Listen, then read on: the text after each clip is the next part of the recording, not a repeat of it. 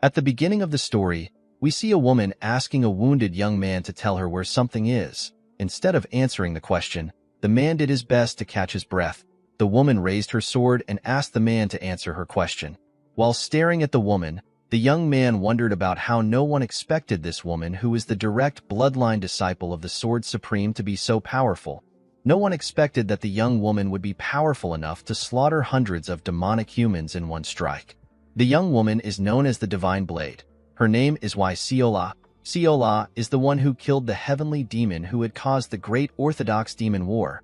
The Divine Blade grabbed the young man and asked him to tell her where the rest of the demonic humans went to. Siola asked the man to help her if he has an inkling of guilt. While looking at the woman with eyes filled with sadness, the man told himself that he definitely knows the location she is searching for. Unfortunately, our protagonist could not speak because his vocal cords have been destroyed. Of course, the real reason he could not speak was because there was a spell on his heart that binds him from saying anything. As tears flowed from her eyes, Siola told the man that this is his last chance. She revealed to him that all her comrades want to kill him right now. She assured him that she will do everything she can to save him if he gives her an answer. While crying heavily, the Divine Blade begged the young man to give her an answer. Our protagonist could not understand why the Divine Blade was so passionate about finding the other demonic humans. He wondered if she is sad because of the hatred she has for the demonic humans she could not capture. The man quickly removed this idea from his head. He realized that Siola was sad because of Jang Xianyun, who is also known as the Meteor Blade. Song Yun is the fiancé of Siola. He was kidnapped by demonic humans. The young man smiled when he gained this realization. He found it funny that the strongest person in the world is anxious about a single man. Siola was annoyed to see our boy smiling. She threw him to the ground out of anger. She told him that she would have killed him the first time they met if she knew that he will be so vile. The Divine Blade told our boy that she regrets a lot of things. Our boy was surprised to hear this. He could not believe that Siola would say such a thing to him.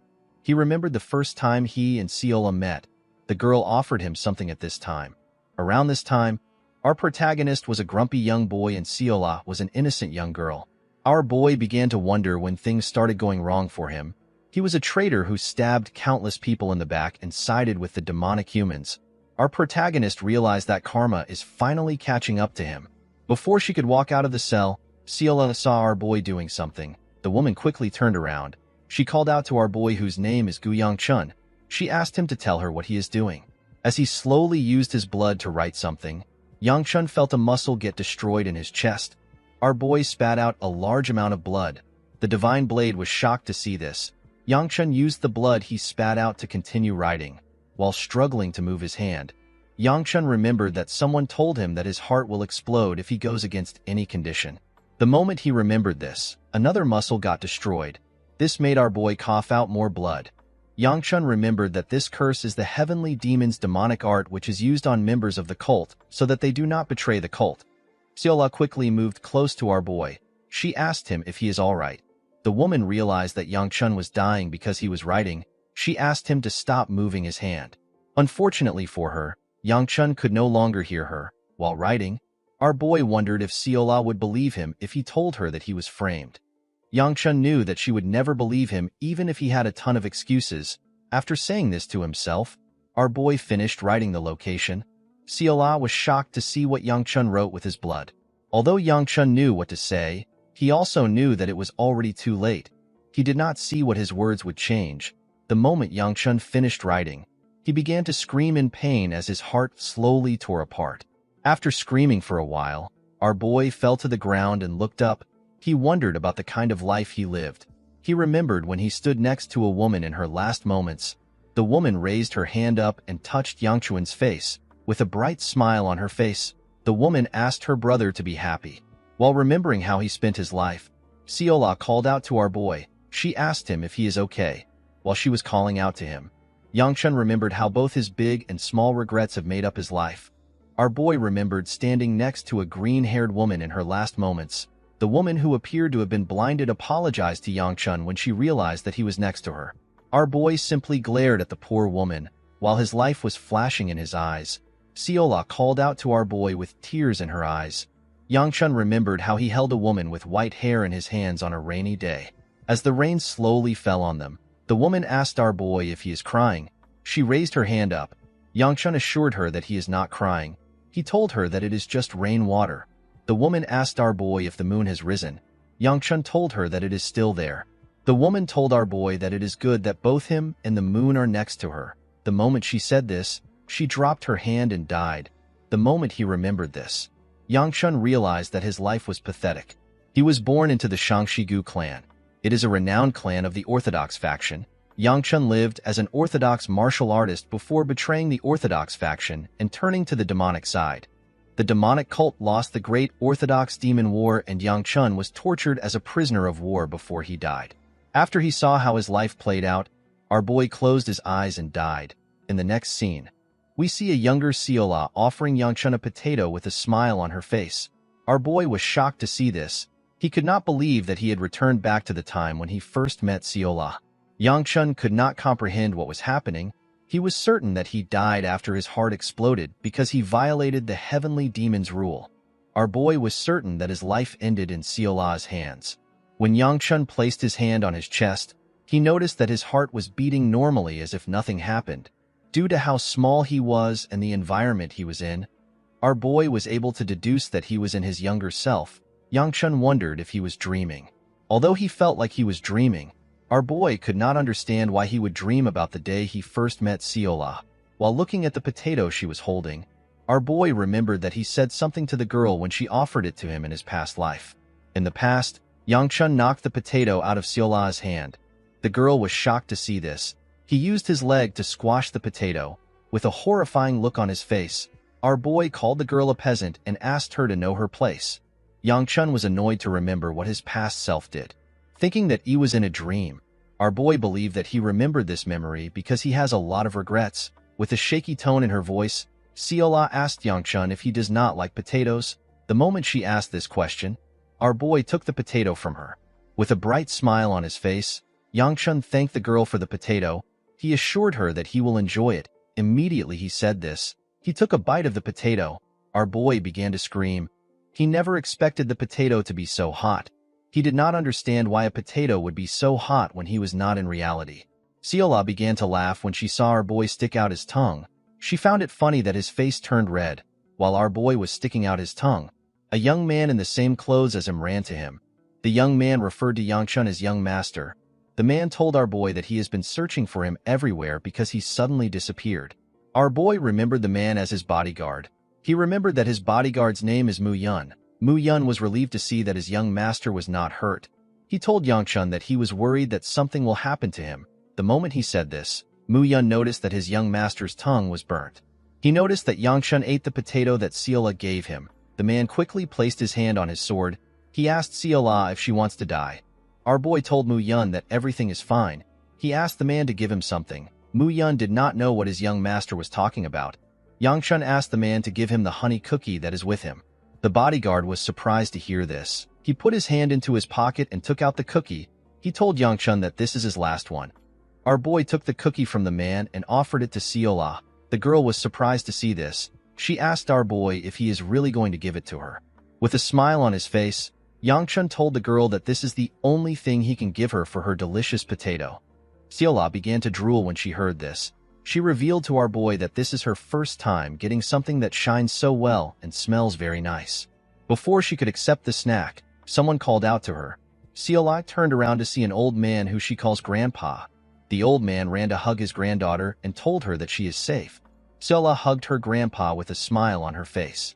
The old man reminded his granddaughter that he told her to never let go of his hand. Seola assured the man that everything turned out okay.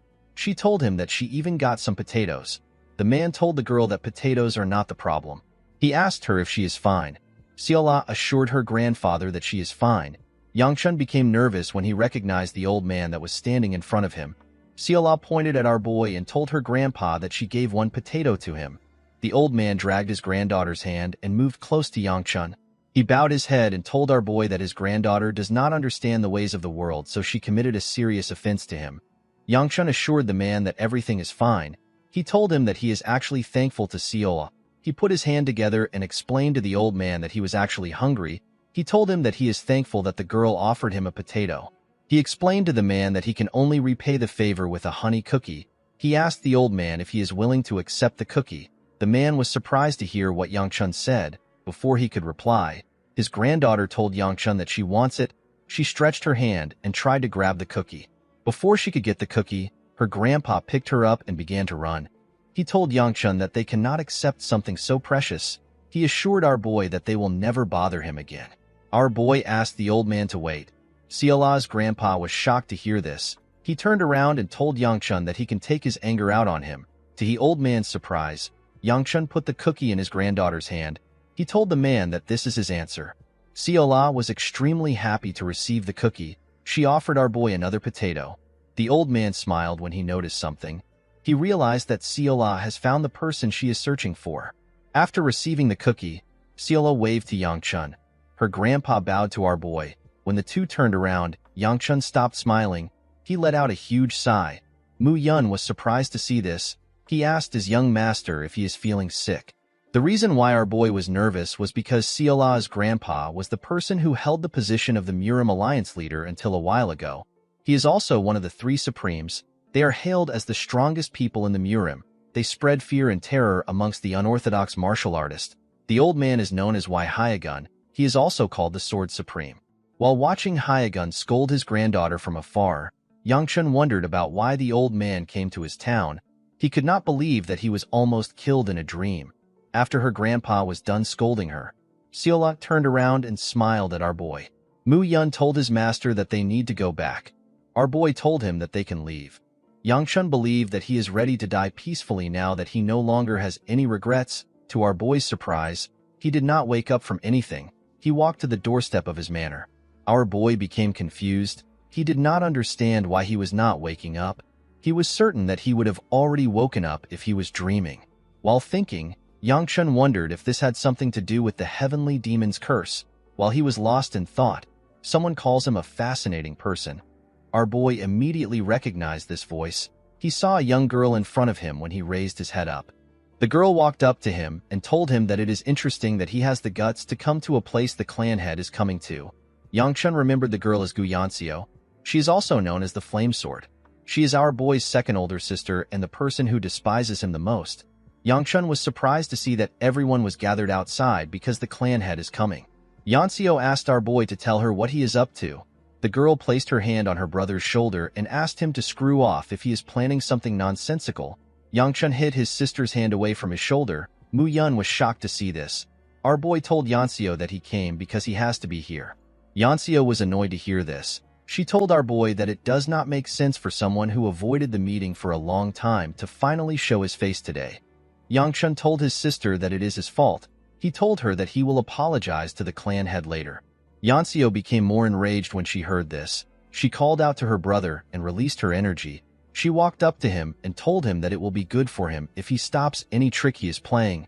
The servants all became nervous when they heard this. With a look of anger on her face, Yanxiu asked her brother to not get her angry. Before she could say more, Yangchun asked his sister to stop talking. He told her that their father has arrived. The moment he said this, a man on a blood-red horse rode into the manor. The man wore a red garment and he had blood-red pupils. He also had a huge scar on his face, with a cold gaze in his eyes. The clan head asked his children to tell him what is causing the commotion. Everyone in the clan bowed their heads when they saw the clan head. The man stared at his son. He seemed to be a bit surprised to see Yangchun. Our boy raised his head when he noticed that his father was staring at him. The man stopped staring at his son and called a minister. He came down from his horse and asked the minister if he has prepared a sword unit. The minister informed the patriarch that the first sword unit has been resting after they returned. He told the clan head that the fourth sword unit is currently waiting. As he walked forward with the servants, the patriarch ordered the minister to inform the fourth sword unit to finish their preparations. He told the man to tell them to meet him once they are done. Yangchun was nervous when he saw his father's gaze. Although he did not know if he was in a dream, our boy still did not like his father's gaze at all. Before he walked away, the patriarch turned around and asked Yangchun to come to his room once they are done with their meal. Yangchun and his sister were shocked to hear this. Our boy did not understand what was happening. In the next scene, we see Yangchun and his sister eating with their father in a huge dining hall. Our boy was surprised to see that his family still had the same awkward atmosphere in the dining hall. The atmosphere was awkward to the point where Yang-chun could not tell if he is eating through his lips or his nose. Our boy began to hope that someone would talk in order to do something about the vibe. The patriarch referred to Yanseo as second child and told her that he heard she made an accomplishment in martial arts. With a bright smile on her face, Yanseo explained to her father that she has gotten a small enlightenment. She revealed to him that she reached 3-star a few days ago. The patriarch commended his child on her achievement. He told her that she has advanced beyond her age. He asked her to continue to devote herself. The girl thanked her father for his praise. Yang-chun found it to be impressive that his sister reached 3-star at such a young age. Of course, our boy was not completely surprised. He knew that such a thing is possible for someone like his sister who has talent and is quite hardworking. Yang-chun told himself that his sister looks good when she smiles. The moment he said this, Yanseo frowned her face when she saw him looking at her. Before our boy could take another bite of his food, his father called out to him. He asked him if he went to the streets today. Yang-chun explained to his father that he had something to do. The moment he heard the answer to his question, the patriarch stood up. He asked his children to enjoy their meals. Yang-chun found this to be odd. He felt like his father was going to say something to him. Our boy believed that his father will tell him what he wants to tell him once he sees him later. The moment he thought of this, a maid moved close to him. She moved close to our boy's ear and told him that his father asked him to rest for today. She revealed to Yang-chun that his father asked him to come to his room tomorrow. Our boy was surprised to hear this. He did not understand why his father suddenly changed his mind. Later in the night, we see Yang-chun next to a window in his room, while staring at the moon. Our boy realized that he has regressed back to the past. Yang-chun clenched his fist out of anger. He realized that he finally had an opportunity to kill the heavenly demon. Our boy quickly removed this idea from his head. He knew that he was hoping for the impossible. He did not know how he was supposed to kill the person that killed the 3 supremes who were said to be above the heavens. When he thought about his life as a demonic human that served the heavenly demon just so he could survive, our boy was annoyed. He lived his life with so many regrets. Although he did not like his regret-filled past life, our boy was still able to learn many things. Yang-chun decided to live a new life now that he has been reborn. He did not see a reason to stress himself since the heavenly demon will later be killed by Seola and the demonic cult will eventually disappear as well. Our boy decided to live a quiet life with his new chance. With a serious look on his face, Yang-chun assured himself that he will not repeat the same mistakes he made in his past life. In order to get a smooth life, our boy realized that he had to increase his strength. He sat in a lotus position and sensed the energy in him. Yang-chun was shocked to see the tiny amount of internal energy he had. After seeing how pathetic his internal energy was, our boy understood how impressive it is for his sister to be at 3-star when she is just a year older than him. Of course, our boy had a way of helping himself. Yang-chun decided to train with the cultivation technique that is only passed down to the blood relatives of the Gu clan. The moment he activated the technique, his internal energy began to spin. The technique is known as the Gu flame wheel art. Once a person reaches 4-star, they will be able to emit the flaming inner energy. When a person reaches 7-star, they will be able to wrap their body in flames. Unfortunately for our boy, he was merely at 1-star. Yang-chun knew that he had to gather internal energy as quickly as he could in order to polish it until he reaches 2-star. In order to live a smooth life, Yang-chun assured himself that he will not borrow the power of demonic humans. He decided to focus on increasing his own power. After circulating his internal energy for a while, our boy began to feel exhausted. He grit his teeth and let go of his energy.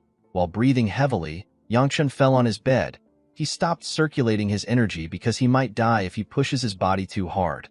Our boy knew that his current body could not easily handle internal energy. He was certain that he will suffer from energy deviation if he continues to push himself. While breathing heavily, Yang-chun began to laugh. Our boy was happy to see that he got some result from his energy circulation. His internal energy had now increased, and he had reached the early stage of 2-star. While looking at his hand, Yang-chun assured himself that he will take things step by step. He wanted to improve in a way that isn't slow but still different from his past life.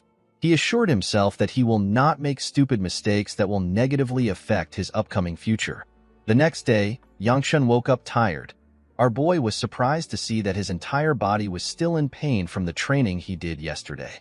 While wearing his clothes, Yang-chun told himself that it is his fault that he did not train until now. Yang-chun decided to go to his father's room later. He decided to use his time to train now. The moment our boy opened his door, he saw something shocking. Yangchun saw Seola at his doorstep. The girl greeted our boy with a smile on her face. In this world, a crack suddenly appeared in the sky. A man on the road was surprised to see the crack. The man's friend asked him to tell him why he is looking up. The man asked his friend if a star has always been in that part of the sky. While looking at the crack, the man saw a huge eye inside it. The man was horrified to see this. Unfortunately for the man, monsters tore through the empty space before he could react. The cracks are known as the gates of the demon realm. Each sect created a group that could fight against these monsters. These groups are known as sword units. Every sect has a sword unit. The Gu family had 5 sword units. Our boy's eldest sister, whose name is Gu Weibai, is the commander of the 5th sword unit. Yangchun spent half of his life under his harsh sister's command. It was during his time with his sister that he formally met Seola. Yangchun was certain that he was supposed to meet Seola half a year later after the potato incident. Our boy could not comprehend why the girl was currently at his doorstep. He decided to go back into his room. He believed that he was seeing things because he slept so late last night. Seola held his clothes before he could go back in. She asked him to wait. She greeted our boy and decided to formally introduce herself. Before she could speak, someone hits her hand. The person turns out to be Hyagun. The old man reminded his granddaughter that she cannot treat Yangchun like that. Our boy was shocked to hear what the Sword Supreme said. Hyagun asked Seola to apologize to our boy. The girl bowed her head and apologized to Yangchun. Our boy did not understand what was happening. Hyagun bowed his head to him and introduced himself as Waimun.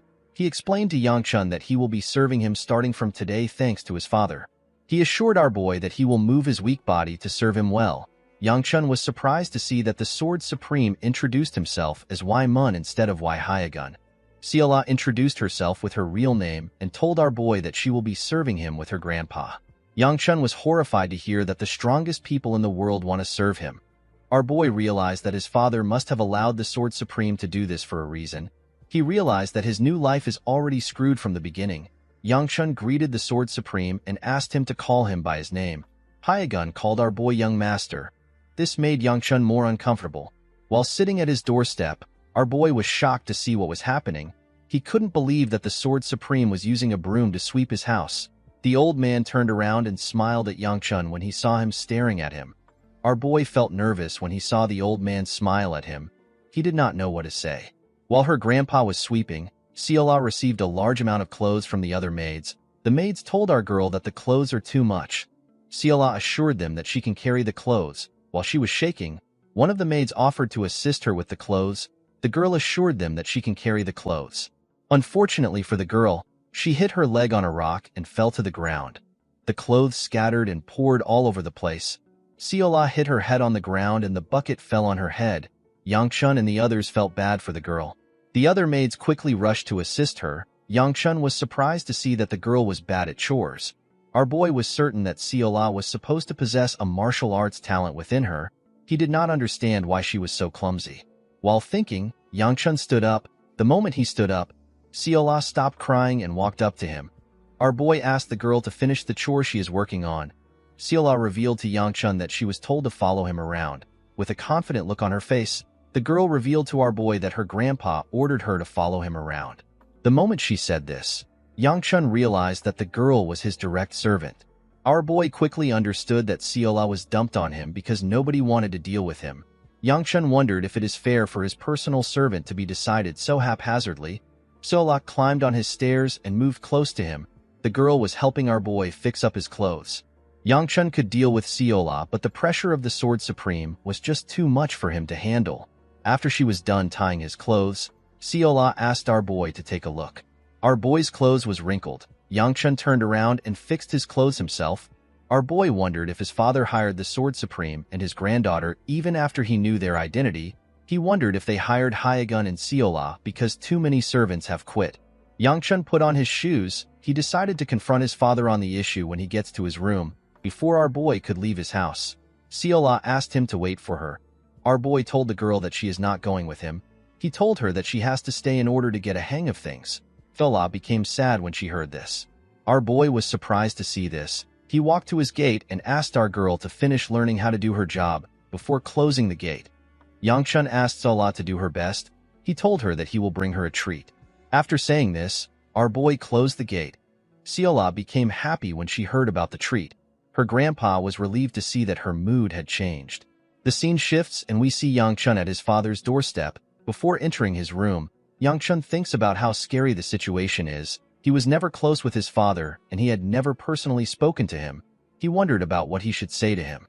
Our boy was certain that his father had something important to tell him since he was the one who called for him. Yang Chun decided to ask his father about Hyegun and Seola after he hears what he has to say. While he was lost in thought, someone appeared behind him. The person asked him if he is not going to go in. Our boy screamed out and said crap when he heard the person's voice. When he turned around, he was shocked to see his father. The patriarch asked him to go in. While sitting in front of his father, Yang Chun began to tremble. He could not believe that he said crap in front of the clan head. The patriarch asked his son if he has seen his new servants. Yang Chun told his father that he has greeted the servants. The clan head asked Yang Chun to tell him what he thinks of his new servants. Our boy thanked his father for assigning new servants to him for his convenience. He wanted to ask his father more questions, but he was cut off. The patriarch asked his son to not ask any more questions. He assured him that he will reveal the details to him in time. Yang Chun accepted his father's order. Upon seeing how his father shut him down, our boy realized that his father hired Hyegun and Seola even when he knew their true identity. He wondered if the patriarch has a deal with the Sword Supreme. The clan head asked his son to not worry about minor problems. He ordered Yang Chun to prepare to head out to the Unified Dragon Assembly tomorrow. Our boy accepted the order. The moment he accepted the order, Yang Chun tried to remember what the Unified Dragon Assembly is. After thinking for some minutes, Yang Chun remembered the kind of place he was being sent to. The scene shifts and we see Yang Chun asking his bodyguard to slit his throat. Mu Yun was shocked to hear this. He asked his young master if he really doesn't want to go to the Unified Dragon Assembly. Our boy told his bodyguard that he really has no interest. The Unified Dragon Assembly is an important event where new members of the Sword Unit are chosen. It is held biannually for the sake of the Sword Unit who work in closing the gates of the Demon Realm. They risk their own lives for the sake of the Gu clan and the residents of Shangxi. It is expected that those of the Gu clan's direct bloodline would be required to attend such an event. Yang Chun ordered Mu Yun to slit his throat. He assured his bodyguard that he will no longer have to go if he is dead. Mu Yun took out a scroll containing the clan head's signature. He told our boy that his father will kill him by himself if he does not go. He revealed to our boy that a man known as Elder Li will be there. Yang Chun was shocked to hear this. Mu Yun revealed to his master that Elder Li promised to beat him up if he does not go to the Unified Dragon Assembly. While the two were talking, some servants were loading up the carriage. Yang Chun could not believe that Elder Li was also going to be there. Among the elders, our boy believes that Elder Li is quite nasty and harsh. The old man always believes that Yang Chun was expected to act with decorum since he is the only son of their family. In other words, the elders saw him as someone who is responsible for the clan's honor and prestige. Although our boy did not like the fact that the man was hard on him, he still respected Elder Li. The elder is a very busy man. Even though he is busy, he would always meet Yang Chun to teach him something when he has the time. Due to the elder's scolding and punishments, our boy always tries to avoid him as much as he could. Even his father never paid this much attention to him. Yang Chun said that it is amazing how he still became a loser despite all the old man's teachings. Our boy asked Mu Yun about the time they are going to leave. Mu Yun explained to his master that they will leave as soon as everyone is ready. While they were talking, we see some maids complimenting Seola. They told her that she is so beautiful. While they were talking, our boy called out to a maid known as Honghua. He asked the maid if she is not yet ready. Honghua apologized to her master. She told him that she is trying to prepare Seola. Yang Chun asked the maid if our girl caused trouble again. Before she could explain herself, Seola stepped out and showed our boy her new clothes. Yang Chun was shocked to see how beautiful the girl was. His face began to slowly turn red. Seola moved close to our boy, with a bright smile on her face. The girl informed Yang Chun that everyone told her that she looks beautiful. Our boy faced the other side and asked the girl to tell him what this has to do with him. Even though he said this, Yang Chun was also thinking about how beautiful Seola was. With a cute look on her face, Seola asked her young master if he also sees her as a beautiful person. Our boy lost control and his face turned completely red. He turned to Mu Yun and told him that they need to start going. The scene shifts and we see Seola stick out her head while the carriage was moving. Our girl was happy to be inside a moving carriage. She never expected it to be so fast. Manhwa asked Seola if this is her first time on a carriage. Our girl told her that it is. She explained to the lady that she always thought that horses are for eating. She never expected a horse to be able to run so fast. While they were talking, Yangchun stuck out his head and asked Mu Yun about the place where the Unified Dragon Assembly is taking place. Mu Yun revealed to his young master that the event is taking place at the Heavenly Exchange. Yangchun remembered that this is the most famous shopping district in Shaanxi. He was surprised to see that Elder Li put in so much effort into the event. Mu Yun advised his young master to take a nap since it is a 4-hour trip. Our boy told his bodyguard that his advice is good. He explained to Mu Yun that he could not sleep because he was training last night. While he was talking, Yangchun hears Seola explain how delicious horse meat is to Manhwa. Our boy was annoyed to see that the girl was so loud. He put something in her mouth and asked her to shut up. When she checked what our boy put in her mouth, Seola was surprised to see a sweet. She sat down and began to lick the sweet. After giving the girl the sweet, Yangchun decided to get some rest. In the next scene, we see Seola wake up our boy to ask him for more sweets. The girl soon realized that Yangchun no longer had any sweets. Manhwa asked our girl if she has told our boy that they have arrived at their destination. The moment he heard this, Yangchun raised his head up. When he stepped out of the carriage, our boy saw a beautiful, vibrant city filled with lanterns. Yangchun realized that the city was filled because the event is a big festival in Shaanxi. While our boy was stretching his body, someone comes to meet him. The man greeted our boy and asked him if he is tired from his journey. The man introduced himself as Chun Ishil. He told our boy that he is the vice merchant head of the Heavenly Exchange. With a smile on his face, Chun told Yangchun that it is his honor to meet the rising star of the Gu clan. Our boy put his hand together and also introduced himself to the man. Chun revealed to Yangchun that the first day of the event went by smoothly because of Elder Li and his sister. Chun offered to guide our boy to his room in order for him to rest. Our boy remembered his sister's face when the man mentioned her. He hoped that he wouldn't come across her during his time here. Unfortunately for him, his worry became a reality. Yangchun saw his sister on his way to his room. The girl glared at her brother when she saw him. Our boy greeted Yanxiu. The girl asked him not to greet her because she does not want to hear his voice. With a smile on her face, Yanxiu asked her brother to not cause trouble at the Unified Dragon Assembly. She told him that there is nothing more hideous than shaming their family's name. Yangchun assured the girl that he will be as quiet as a mouse. He asked her not to worry about him. Yanxiu became angry when she heard this. She told her brother that she is not worried about him. The moment she said this, she noticed that Seola hid behind our boy when their eyes met.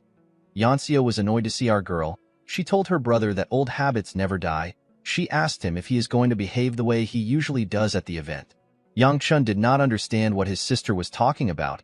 He asked her to explain what she means. With a look of disappointment on her face, Yanxiu told her brother that people don't change. The moment she said this, she went inside her room and slammed the door. Our boy could not understand why his sister was acting weird. He apologized to Chun for causing a small commotion. The man assured Yangchun that it is fine. He told our boy that it is normal for siblings to fight. Our boy told the man that he wants to stop somewhere before he goes into his room. The scene shifts and we are taken to a large arena. Seola was shocked to see how large the arena was. She told our boy that she has never seen such a large building. Yangchun had heard that merchants measure each other's financial power through how much money they put into festivals. Our boy never expected the Heavenly Exchange to spend so much money on one festival. The event that took place today was to celebrate the sword unit and their incredible efforts. The duels will be held to pick new sword unit members tomorrow. Yangchun was happy to see that those of the Gu clan's bloodline do not have to participate in the event. All he has to do is to watch the duels. Our boy assured himself that nothing will happen because all he has to do is watch. The moment he said this, we see a huge man standing behind him. The man was also wearing the same red clothes as Yangchun. The huge man told our boy that he is surprised to see that he did not run away. Yangchun was shocked to hear the man's voice. He quickly turned around. The man stretched out his hand. Yangchun was terrified to see the man's hand coming towards him. He realized that he needed to block the attack. To Yangchun's surprise, the huge man simply pat him on the head. With a smile on his face, the huge man asked our boy to tell him why he is scared. He pat Yangchun's head and asked him to tell him why he did not run away when he saw him. Yangchun reminded the man that he promised to fold him in half if he did not come to Shaanxi. The old man was surprised to hear this. He asked our boy to tell him who said such a thing. Yangchun told him that it was the second elder. The second elder laughed when he heard this. He was surprised to see our boy talking back. Yangchun noticed that the second elder always had a strange fixation on him. He believed that this was because he is the only son of the clan head. Sola was surprised to see the huge man.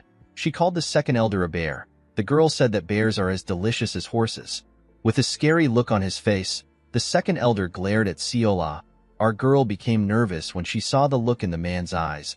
She wanted to continue yapping, but she immediately became quiet when she saw the look in the man's eyes. Siola became terrified. She quickly hid behind Yangchun. Our boy told the second elder that he will scare people away if he continues to look at them with such a terrifying gaze. The huge man laughed and asked Yangchun if Siola is his concubine. Our boy was surprised to hear the question. He asked the man to take a look at Siola's clothes. He told him that our girl is a servant. The second elder was disappointed with Yangchun's answer. He told our boy that he will accept his answer. The second elder reminded our boy that tomorrow is the Unified Dragon Assembly. He asked Yangchun to go to bed immediately. He explained to our boy that he will still need to take part of the event even if he is a spectator. Siola quickly ran to the exit when she heard this. She asked Yangchun to leave with her before the second elder eats them. Our boy accepted the second elder's order. Before he could leave, the second elder called out to him. With a smile on his face, the old man swiped his hand on his neck and told Yangchun that he will do this to him if he tries to run away. Our boy immediately understood the man's threat. After hearing what the man said, Yangchun moved closer to Siola. Our girl asked Yangchun if the bear is going to eat them. Our boy told her that the man will strangle her first. Siola screamed when she heard this. While walking away, the second elder realized something. He noticed that there was something different about Yangchun. The next day, we see a large amount of people gathered for the Unified Dragon Assembly. While looking at the people lined up for the event, Yangchun explained to his bodyguard that he thought the event would start in the morning. He told Mu Yun that the event will definitely start in the afternoon. According to Mu Yun, people from the numerous clans in Shangxi, or anyone who can prove their identity, is allowed to participate. The bodyguard told his master that he never expected so many people to show up. Yangchun reminded the man that it is a big deal to be a member of a sword unit. While our boy was talking, Siola hid behind him. With a shaky tone in her voice, she asked Yangchun if the bear grandpa is going to take off her head. She asked our boy if they cannot ask the second elder to hibernate. Yangchun was annoyed to hear this. He told our girl that she should have stayed in the room if she was so scared. Siola reminded our boy that her grandpa asked her to stick with him. Yangchun knew that he could not ask our girl to disobey the Sword Supreme. Our boy assured Siola that everything is fine. He told her that Mu Yun can defeat the bear grandpa. Siola was happy to hear this. Mu Yun asked his master to tell him who bear grandpa is.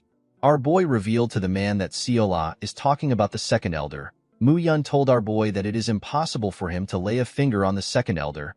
He asked his master to address the second elder more respectfully. Our boy decided to tease Siola. He told her that Mu Yun can't defeat the bear, so they need to give him her head. Siola was shocked to hear this. With a shaky tone in her voice, she told our boy that she is alright if everyone will be happy with her head. Yangchun told Siola that he is simply joking. While drooling heavily, our girl pointed at a food cart. She told our boy that her grandpa said that ghosts who die with a full stomach look prettier. Siola assured Yangchun that ghosts who die eating dumplings look quite beautiful. Yangchun realized that our girl wanted him to get her some dumplings. While our girl was ordering for dumplings, Mu Yun told him that he treats Siola well. With a nervous look on his face, Yangchun asked his bodyguard if he did not see our girl begging him to buy her some dumplings. Truthfully, Yangchun did not know how to treat Siola. This is because he had met her several times in his past life. Our boy told his bodyguard that Siola does not fully understand what it takes to be a servant. With a smile on his face, Mu Yun told his master that he still bought our girl the dumplings despite her being his servant. Yangchun did not know how to explain this. Mu Yun was proud of his young master. He told our boy that he is different from the rumors. The man explained to Yangchun that he made a stupid mistake by believing in rumors. He told our boy that he has many lessons to learn. Yangchun told the man that he is reading too much into mere dumplings. The moment he said this, our boy realized that Mu Yun mentioned something about rumors. He asked his bodyguard to tell him when he started working with him. Mu Yun revealed to Yangchun that he started working 2 weeks ago. Our boy realized that Mu Yun was assigned to him right before he regressed. This is why he is able to hear about some rumors. While Yangchun was thinking, someone shouts at her mistress. Our boy was shocked to hear the loud sound. The person told her mistress that she shouldn't wander around in such a dangerous place. The girl told the woman that she worries excessively. The girl told her bodyguard that nothing can happen in a place where the Unified Dragon Assembly is taking place. This is because there are so many members of the Gu clan in the city. While looking at her from behind, Yangchun recognized the girl's voice. He hoped that it wasn't the person he was thinking about. The bodyguard informed her master that she is worried that she might run into the heir of the Gu clan. Our boy was shocked to hear the bodyguard talk about him. He told himself that the woman is talking about someone else. He told himself that there are several men in the Gu clan. The girl told her bodyguard that this will not happen. She explained to the bodyguard that she cannot meet the heir because there are so many people around. Yangchun was shocked to hear what the girl said. The sentence felt ominous to him. The moment our boy thought of this, the girl in black clothes turned around and saw him. The girl was shocked to see Yangchun. Our boy and Mu Yun also felt nervous when they saw the girl. The girl did not know what to say. The bodyguard moved close to his master and whispered to him. He told Yangchun that the expression of the girl and her guard looks as if they have just seen something horrendous. He asked our boy if he knows the girl. Yangchun could never forget the young lady in front of him. He remembered her hair which falls to her shoulder and her black beady eyes. Our boy remembered the ring on her hand. The ring contains a symbol that appears when examined up close. Yangchun already knew the significance of the ring. It is something that comes from the Hebei Peng clan. Our boy remembered the young lady as his former fiancée. Yangchun's marriage was arranged with the Hebei clan. It is one of the 4 largest clans. The marriage was arranged for a simple reason.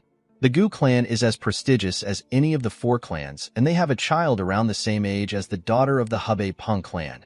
Yangchun was bound to be the heir if nothing happened. The Peng clan believed that an arranged marriage with the Gu clan will be beneficial. The issue of the marriage lies in the trouble which our boy caused when he was younger. There were so many bad rumors about him. He was a person who used to ditch training to cause trouble. The rumors did not sound favorable to the Peng clan. Of course, what really shattered the marriage were the things Yangchun said to the girl. The girl asked our boy to tell her why he is there. Yangchun reminded her that his family is hosting the event. He asked her to tell him why she came. The girl told our boy that she has some business to attend to. She told Yangchun that his family doesn't own the entirety of Shangxi. She told him that she does not need to report her movements to him. Yangchun told her that he does not care. The girl was annoyed to hear this. She reminded our boy that she is still a year older than him. Yangchun apologized to her. He told her that he forgot. While they were talking, our boy saw Ciola walking away. He asked her to follow him if she has bought the dumplings. While holding a large amount of dumplings, Ciola carefully moved behind Yangchun. Our boy asked the girl to have a good stay. He and his bodyguard walked past the girl. Our boy told her that he is quite busy. He told her that he will see her later. The girl was surprised to hear this. She quickly turned around. She wanted to say something to Yangchun, but she decided not to talk. She reminded herself that she is quite busy dealing with her brother. The girl noticed that Ciola was walking next to our boy. She was certain that she had never met our girl before. The girl was surprised to see such a cute servant next to Yangchun. She wondered if our boy had changed. The moment she thought of this, the girl remembered her first encounter with Yangchun. Our boy asked the girl to tell him who she is. He told her that she is just the daughter of a concubine. Of course, the girl became enraged when she heard this. She got on the table and grabbed Yangchun's clothes. With a terrifying look on her face, the girl asked our boy to repeat what he said. With an arrogant look on his face, Yangchun asked the girl if he is wrong. The moment she heard this, the daughter of the clan head punched Yangchun in the face. The girl told her bodyguard that she was prepared to endure everything even if it is for an arranged marriage. She told Yangchun that she was willing to marry him despite all the terrible rumors around him. She told him that she was willing to do anything for her clan. The bodyguard quickly moved close to her mistress. She begged her to calm down. The girl moved her bodyguard out of the way. She moved close to our boy and raised a chair up. She told Yangchun that he is dead. After remembering what our boy said to her, the girl assured herself that nothing has changed about Yangchun. While she was thinking, our boy took some plates of dumplings from Ciola. The girl assured her master that she can carry the plates. Our boy told her that she does not look fine. He told her that he can help her. Mu Yun also offered to help Yangchun. Our boy asked his guard to focus on his duty. He told him that they need to take some dumplings to Hongwa if there is any left. The girl was surprised to see what our boy did. She felt like something was different about our boy. She quickly removed this idea from her head. She told herself that Yangchun must simply be in a good mood today. She assured herself that it is impossible for the crazy bastard to grow up. While looking at our boy, the girl told herself that there might be a small chance that our boy can change. Before Yangchun and his bodyguard could enter the building, They hear someone yell at another person. Our boy and his group quickly turn to the side. Yangchun was annoyed to see that several people are scaring him today. Mu Yun asked his young master if he is alright. Our boy assured his bodyguard that he is fine. Siola asked her master if the dumplings are safe. Our boy asked her to shut up. The person who was yelled at told the man in front of him that his problem won't be resolved by shouting. He asked the man to calm down. The man slammed his hand on the table and explained to the man that he does not have a lot of time. He asked the attendant if he will be responsible if he gets caught. With a serious look on his face, the attendant asked the man to explain what he means by getting caught. The young man became nervous when he heard this. He realized that he messed up. He told the man that he never said such a thing. The attendant asked the man if he is joking with him. Mu Yun asked his master if they should help. Our boy reminded his bodyguard that anyone can participate in the Unified Dragon Assembly as long as they can prove their identity. Mu Yun explained to our boy that he was asking if they should allow the man to keep causing a scene. Yangchun explained to his bodyguard that it is nothing new to see someone squabbling over the Unified Dragon Assembly entry. He assured Mu Yun that the martial artists of the Gu clan that are on standby will take care of the issue. One of the martial artists moved close to the man and placed his hand on his shoulder. He asked the man to stop his act here. The moment the martial artist touched his shoulder, the man held his hand and slammed him to the ground. The attendant was shocked to see this. He asked the man to tell him what he is doing. With a cold gaze in his eyes, the man told the attendant that he has proved his skill. He asked the attendant if he can participate now. The attendant asked the man if he is crazy. He told him that he cannot participate after knocking their martial artist down. The man explained to the attendant that he was simply showing his skills. While watching the man and the attendant argue, Mu Yun asked his master if they should interfere now. The moment the bodyguard said this, Sola explained what she saw in a stupid manner. She told our boy that the man slammed the martial artist like wham. Yangchun walked forward and asked Mu Yun to follow him. The bodyguard was surprised to hear this. He asked our boy if it is right to leave the man there. With a nervous look on his face, Yangchun explained to Mu Yun that he does not want to get caught up in the issue. He asked his bodyguard to head in with him. Mu Yun wanted to argue with his master. Yangchun assured him that the others will take care of it. The moment he said this, the attendant told the man that he cannot just have things the way he wants. He explained to the man that they have their own rules. He told him that he cannot enter if he cannot be properly identified. The man asked the attendant if his skills are not enough. The attendant told the man that he does not have any issues with his skills. The man became annoyed when he heard this. He asked the attendant if he is disrespecting the young clan head of the Peng clan. Our boy and the daughter of the Peng clan turned around when they heard this. They were shocked to hear the young man refer to himself as the young clan head of the Peng clan. In the next scene, we are taken to the past. We see snow falling in a huge manner. Aoi asked her elder brother to tell her what he is doing. With a bright smile on his face, the young man greeted his sister. He told her that he is warming himself up by the fire because everywhere is cold. He explained to her that he decided to roast a sweet potato since he is close to a fire. Aoi told her brother that she has no interest in knowing why he started a fire next to her room. She asked her brother to simply tell her what he plans to use the plaque in his hand for. With a smile on his face, the young man explained to his sister that the sweet potato was taking too long to cook. He told her that he wanted to use the plaque to make the fire stronger. Aoi threw something at her brother's head the moment he said this. The man was shocked to see this. He reminded her that she is hitting her elder brother. Aoi told him that he deserved to be hit. She asked him if he doesn't know what he is currently holding in his hand. The man told his sister that he is holding a firewood. Aoi reminded her brother that the plaque of the Peng clan was given to him by the clan head himself. It was given to the man as a reward for graduating as the top student from the Divine Dragon Academy and for becoming the youngest successor in history. Aoi told her brother that he knows what he can do with the plaque. The man revealed to his sister that he wants to use it to make the fire stronger. Aoi grabbed the potato from her brother and tried to hit him with it. The man quickly covered his head. The girl decided to not do anything. She told her brother that he needs to act more like a successor. The man laughed when he heard the word successor. Aoi was surprised to see the look on her brother's face. She revealed to her brother that she cannot tell what he is thinking sometimes. She reminded her brother that he has all the skills and talent despite being young, and he has been chosen to be the successor. Aoi told her brother that he looks so dissatisfied even after having several accomplishments. With a bright smile on his face, the man told his sister that he is not dissatisfied. He looked up and revealed to his sister that he simply wants to leave the manor. While blowing on a potato, Aoi informed her brother that he can simply leave and come back later. The man was surprised to hear this idea. In the next scene, we see Aoi reading a letter from her brother. The idiot told her that he is going to go out for a bit. Aoi squeezed the paper out of anger. She could not believe her piece of shit brother called 4 months a little time. While she was holding the paper, her bodyguard informed her that the beggar sect has found her brother. The bodyguard revealed to Aoi that her brother is in Shaanxi. The girl was surprised to hear that her brother went so far away. The scene shifts and we are taken back to the present. We see the young master arguing with the attendant. He told the attendant that he has shown him everything that he can. The attendant asked the young master to tell him what this will do for him. With a look of anger on his face, the man begged the attendant to allow him participate in the event. The attendant asked the young master to calm down. He wanted to explain himself more, but the man interrupts him. He told the attendant that he does not have a lot of time. He asked the attendant if he has to show him the Dark Knight blade before he can believe him. Mu Yun told his master that the man just mentioned the Dark Knight blade. Yangchun told his bodyguard that the technique is exclusive to the direct bloodline of the Peng clan. Our boy wondered if he was actually looking at the young clan head of the Peng clan.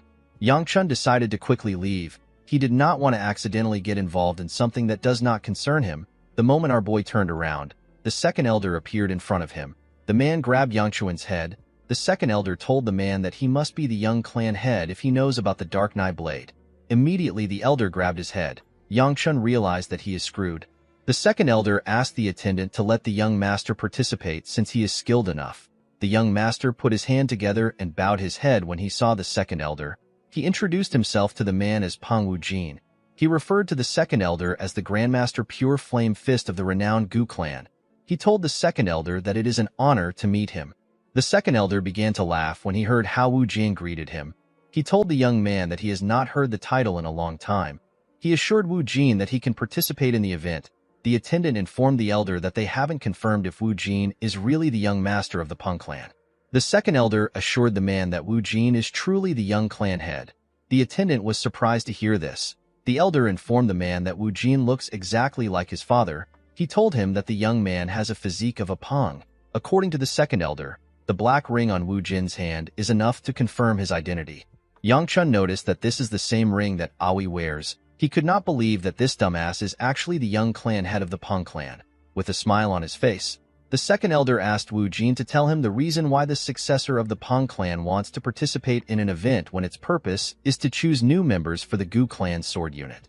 With a confident look on his face, Wu Jin told the man that it is not fun at the Peng clan. The second elder began to laugh when he heard this. He told Wu Jin that his reason is not bad. Our boy wondered if Wu Jin had lost his mind. The second elder asked the man if he got permission from his family. Wu Jin informed the elder that he ran away from home because he did not think that his family would allow him to come. The elder laughed harder when he heard this. He asked our boy if he heard what the man said. Our boy wondered if Wu Jin is stupid. The elder noticed that Wu Jin was well trained. He asked the man for his age. Wu Jin told the elder that he will be 23 this year. The elder was surprised to hear this. He realized that the Peng clan has been raising an overpowered monster. While looking at Yangchun, the man told Wu Jin that he wishes their little idiot was like him. Our boy did not know what to say to the elder. Mu Yun moved close to his master and assured him that the elder is not talking about him. Siola asked our boy to tell her why the old man would call him an idiot. Yangchun asked the two to shut up. He told them that they are hurting him more than the elder. Our boy did not really care about what the elder said. While looking at Wu Jin, our boy realized that the elder was right to call him a monster. Yangchun remembered that Wu Jin will soon receive the title of Blade Emperor. Our boy became certain that Wu Jin is from the Peng clan. He remembered that another person from the Peng clan is also in the area. The moment he thought of this, Aoi called out to her brother. Wu Jin was happy to see his sister. The moment the girl got close to him, she used her leg to kick his face in. The attack sent the idiot flying. With a terrifying aura around her, Aoi called her brother a worthless bastard. She could not believe that he claimed to be the successor when he ran away from home after leaving a note behind. Wu Jin asked his sister to calm down and listen to him. With a horrifying look on her face, Aoi asked the man to tell her what he wants to say. Wu Jin was surprised to see that his sister actually gave him a chance. He begged her to spare him. The moment she heard this, Aoi began to beat the shit out of her brother. She asked her brother to tell her why he would run away from home and try to join another clan's sword unit. She asked him if he has lost his mind. Wu Jin begged his sister to spare him. Yangchun was surprised to see this. He told the elder that it is better they stop Aoi because she might kill her brother. The second elder assured our boy that things are fine. He told him that men from the Peng clan are quite sturdy and can even endure getting hit by a metal rod. Wu Jin called out to the Grandmaster and begged him to save him. Yangchun asked the elder if he is sure about what he said. The second elder asked Aoi to stop beating her brother. He told her that she might kill him. Aoi was annoyed to hear someone talking to her. She wanted to curse the person who intervened, but she quickly kept her mouth closed when she realized that it was the Grandmaster. Aoi turned around and greeted the second elder. She apologized to the man for seeing her and her brother fight over trivial family issues. The elder assured her that it is fine. He told her that he enjoyed meeting someone as funny as Wu Jin. Aoi assured the elder that she will definitely compensate him for the incident. She told the man that she and her brother will be leaving. Wu Jin told his sister that he will stay. Aoi was annoyed to hear this. She asked her brother if he was not beaten enough. With a cold gaze in his eyes, Wu Jin asked his sister if he looks like someone who is joking. The girl became nervous when she saw the look in her brother's eyes. She asked him to tell her his reason. Wu Jin revealed to his sister that their clan is boring. Aoi asked her brother if the Gu clan and other clans are more interesting. The man told his sister that this clans are probably more interesting than their own.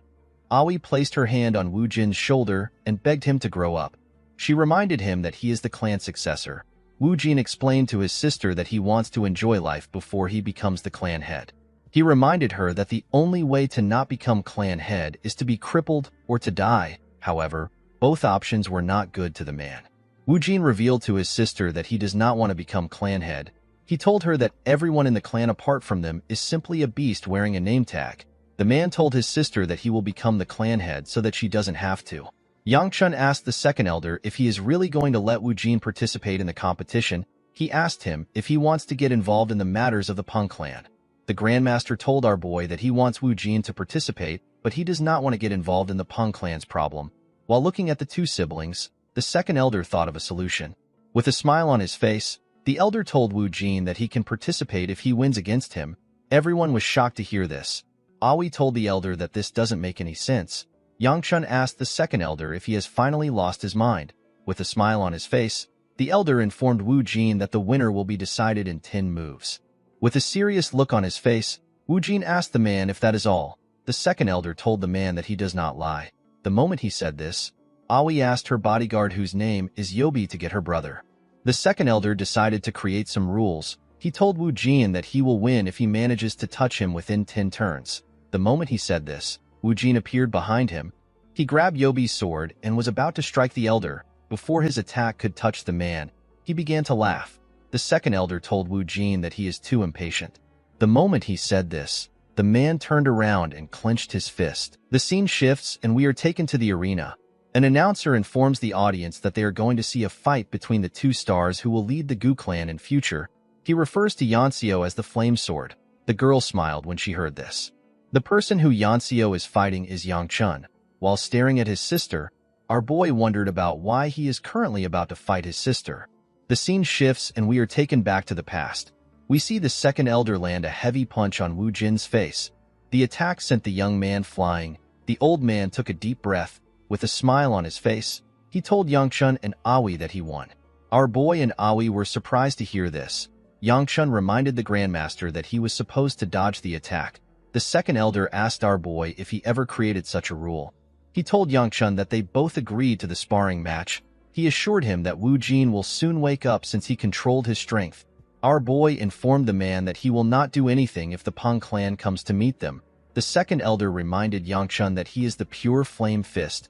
He assured him that he will not die alone. Yangchun told the man that he hopes he dies a lonesome death. Immediately he said this, he called out to Aoi. He informed her that the second elder did everything on his own accord. Aoi informed him that it is fine. She told our boy that she is relieved to see her brother unconscious. She explained to him that she does not know the kind of trouble her brother could have caused. She told our boy that it made sense for the second elder to suggest the spar. The Grandmaster laughed when he heard this. He never had such an intention. He revealed to Aoi that he suggested the spar because he believed that it was funny. Yangchun could not believe that a man like this became an elder in their clan. While our boy was thinking, Seola tapped him. Yangchun told her that they can leave now. To his surprise, Seola was impressed by the elder. She told our boy that the bear grandpa was so cool. She even tried to describe how he fought. Yangchun was surprised to hear this. Our girl's expression were so honest. Yangchun wondered about how such a nice kid saved the world.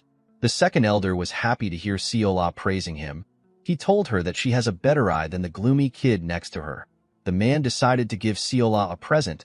He put his hand into his clothes and brought out a red cookie. Seola was shocked to see the cookie. She told the old man that she has always liked him from the start. The second elder asked Yangchun if he is disappointed because only Seola received a gift. He told our boy that he has something to give him. Yangchun told the elder that he does not like sweets. To his surprise, the Grandmaster revealed to him that he is going to participate in an exhibition match after the Unified Dragon Assembly. The scene shifts and we are taken back to the present. Yanxio asked her brother if he is not using a sword. Yangchun was surprised to hear this. He wondered if he used a sword in the past. The Gu Flame Wheel art can be utilized with a variety of weapons, and it is known to be especially effective with the sword or the fist. Eventually, Yangchun realized that using his fist worked best for him. He decided to quit the sword. Our boy wondered if it looks weird for him to suddenly stop using a sword. Yanxio told her brother that she does not really care if he uses a sword. Our boy was happy to hear this. He was happy to see that his sister would overlook this thanks to her nasty personality. With a smile on her face, Yanxio told our boy that she is happy and grateful to have this opportunity. Yangchun was surprised to hear his sister call the situation an opportunity. With a creepy smile on her face, Yanxio told our boy that she finally has a legitimate reason to beat him up in front of everyone.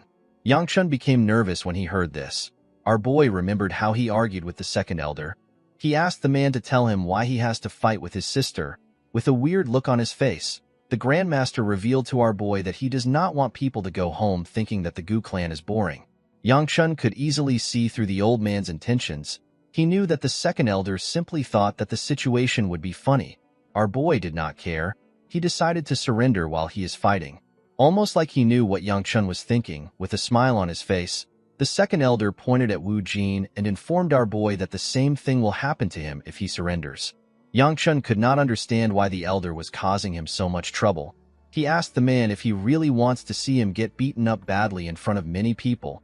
The Grandmaster asked our boy if he is really planning to lose. While staring at his sister, Yangchun reminded himself that he cannot waste his regression. He did not see a reason to waste his energy on a fight that never happened in his past life. While he was thinking, Yanxio called out to him. She referred to him as the boy who will become the next clan head simply because he is a man. She took a stance and told her brother that she despises him to death. Immediately she said this, the announcer asked her to begin. Yanxio rushed to attack her brother. Our boy managed to dodge her attack. The girl swung her sword at his neck. Yangchun managed to dodge it by going low. He quickly moved back. Yanxio moved close to him and attacked his head. Our boy easily dodged this attack too. His sister was surprised to see this. She did not know how a 2-star was dodging the attacks of a 3-star. Yangchun could easily see through his sister's thoughts. Our boy was able to dodge her attacks by moving half a beat earlier than her. Even though he was doing this, Yangchun was still short of breath. He realized that he really lacks training. He quickly put a gap between himself and his sister. He wondered about how he wanted to end the fight. He wondered if he should let himself get hit. Yangchun was not sure if he will make it out in one piece when he receives his sister's strike. While he was thinking, his sister told him that he is still used to dodging. Immediately she said this. Yanxio appeared next to our boy. She grabbed his clothes and took out her sword. She tried to hit him with her wooden sword. Fortunately, Yangchun managed to take off the clothes. Yanxio's sword tore through our boy's clothes. Yangchun informed his sister that it is easier to dodge when she swings with such obvious intent. He asked his sister to stop acting like this. Our boy wondered about the amount of murderous intent his sister must have for her to tear through his clothes. Yanxio revealed to her brother that she forced herself to accept that she could never be the clan head even though she worked herself to death. The girl could not comprehend why someone like her brother who has been wasting his life like a scum gets to become the clan head because he is a man. She asked Yangchun if he can understand her pain. The moment she said this, Yanxio covered her sword with her energy. Our boy was shocked to see this. He was certain that this technique is far beyond 3-star. While her sword was spinning at a crazy speed, Yanxio began to attack her brother more aggressively. Yangchun barely managed to dodge the attacks. The girl clenched her fist out of anger. She told her brother that he always runs away. Immediately she said this. She tried to punch our boy. Yangchun also dodged this attack. Yanxiu quickly turned around and kicked her brother. She told him that he is talentless and he does not work hard. Our boy blocked her kicks with his hand. The girl stepped back when she saw this, with a look of anger on her face. Yanxiu asked her brother to simply disappear if he is going to live a worthless life. The moment she said this, she rushed to attack him. When his sister got close to him, Yangchun could see the tears in her eyes. Before her sword could reach our boy, Yanxiu asked her brother to disappear just like his mother. Immediately she said this, our boy grabbed her hand. Yanxiu was shocked to see this. Her energy left the sword. With a horrifying look on his face, Yangchun asked his sister to repeat what she said. Yanxiu has always known her sister as the coolest person. At only 15, she received the title of Sword Phoenix. At age 20, she graduated at the top of her class at the Divine Dragon Academy, and she was appointed as the 5th sword unit leader of the Gu clan. Everyone in the clan acknowledged her. Unfortunately, she wasn't able to become the clan head of the Gu clan. Instead, the one who will become the clan head is the concubine's child Gu Yangchun. Yanxiu did not hate her brother for this. Although they were half-siblings, Yangchun's mother was kind to her. The girl liked the woman, so she was fine with our boy's existence. One day, the woman suddenly disappeared. Their father ordered everyone to not look for her. Due to this, no one made an effort to search for her. It was at this time that Yangchun's attitude changed. He spoke and acted rudely to everyone. Rumors that he touched his maid surfaced. However, there was still no change to him being the clan head.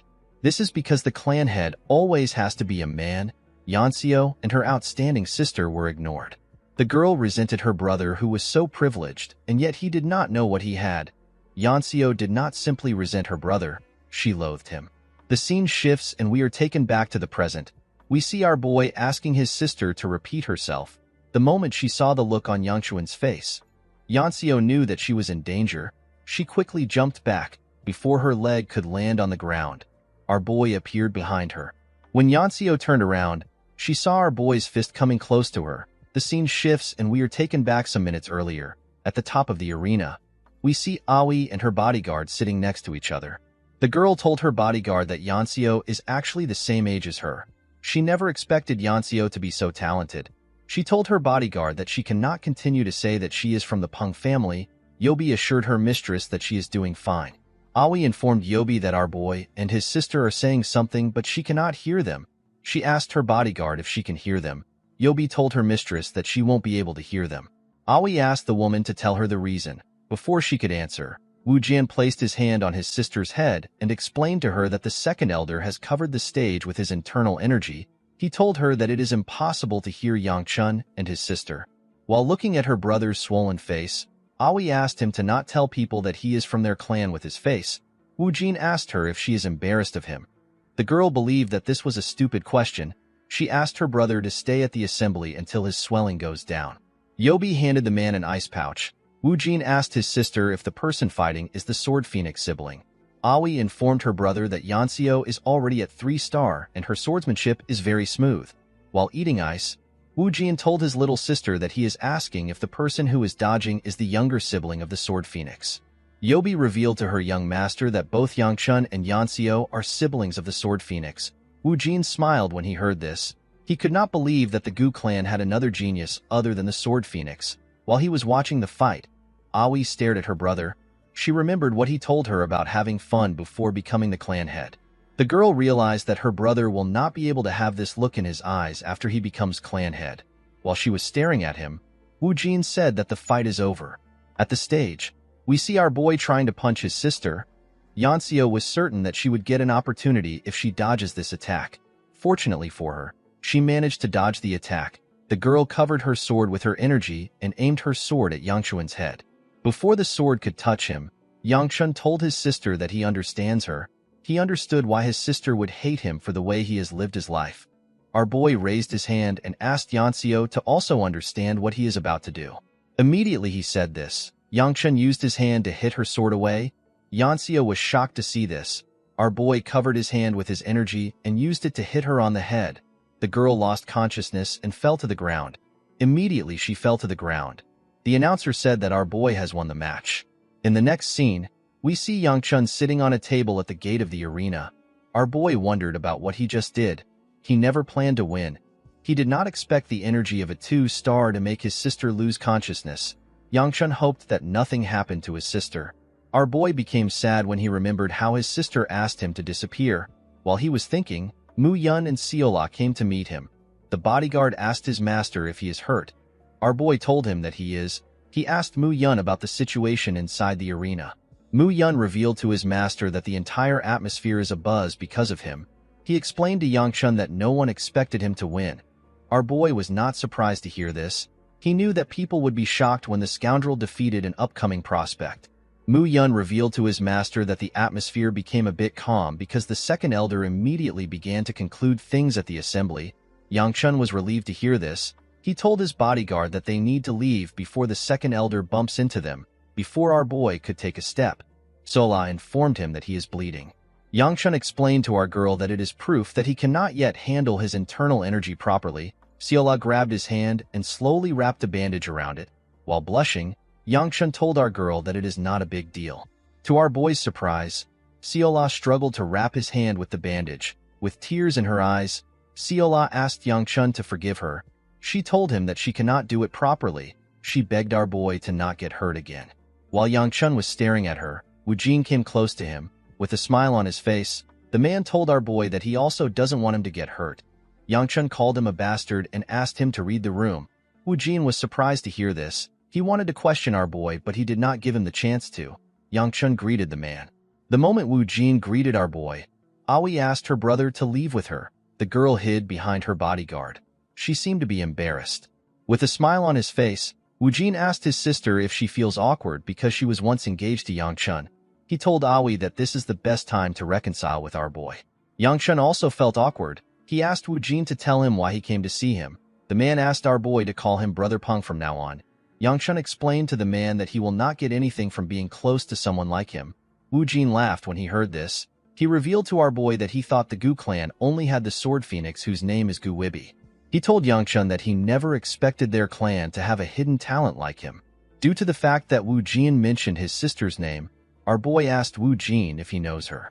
With a smile on his face, Woojin told Yangchun that he is close to his sister. However, he is not certain about what his sister thinks of them.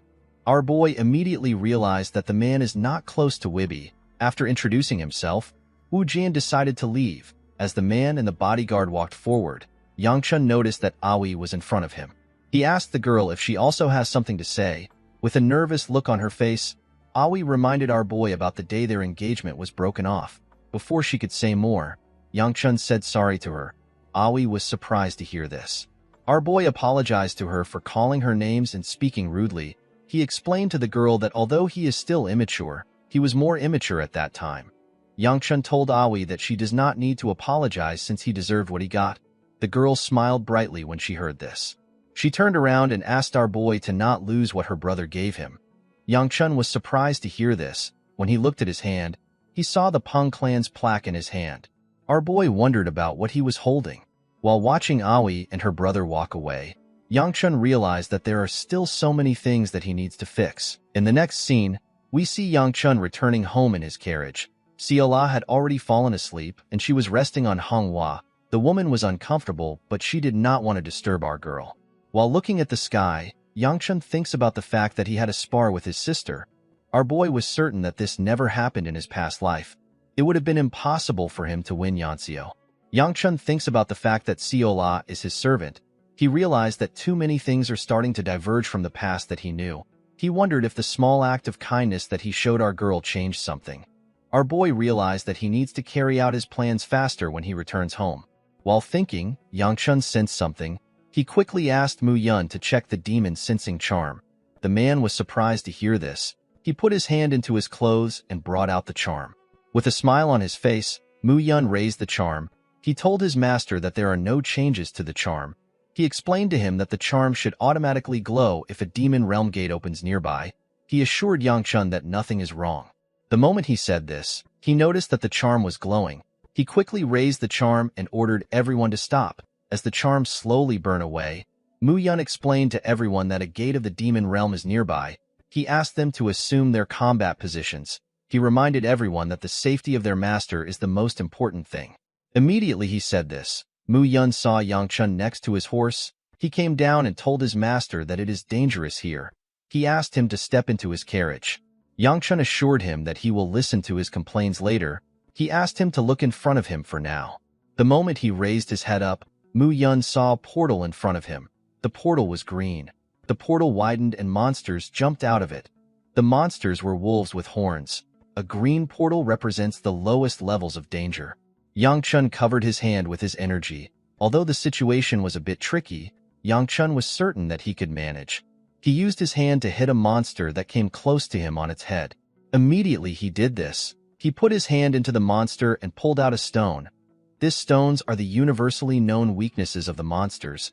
They are like hearts for monsters. Once they are extracted, the monsters will instantly die.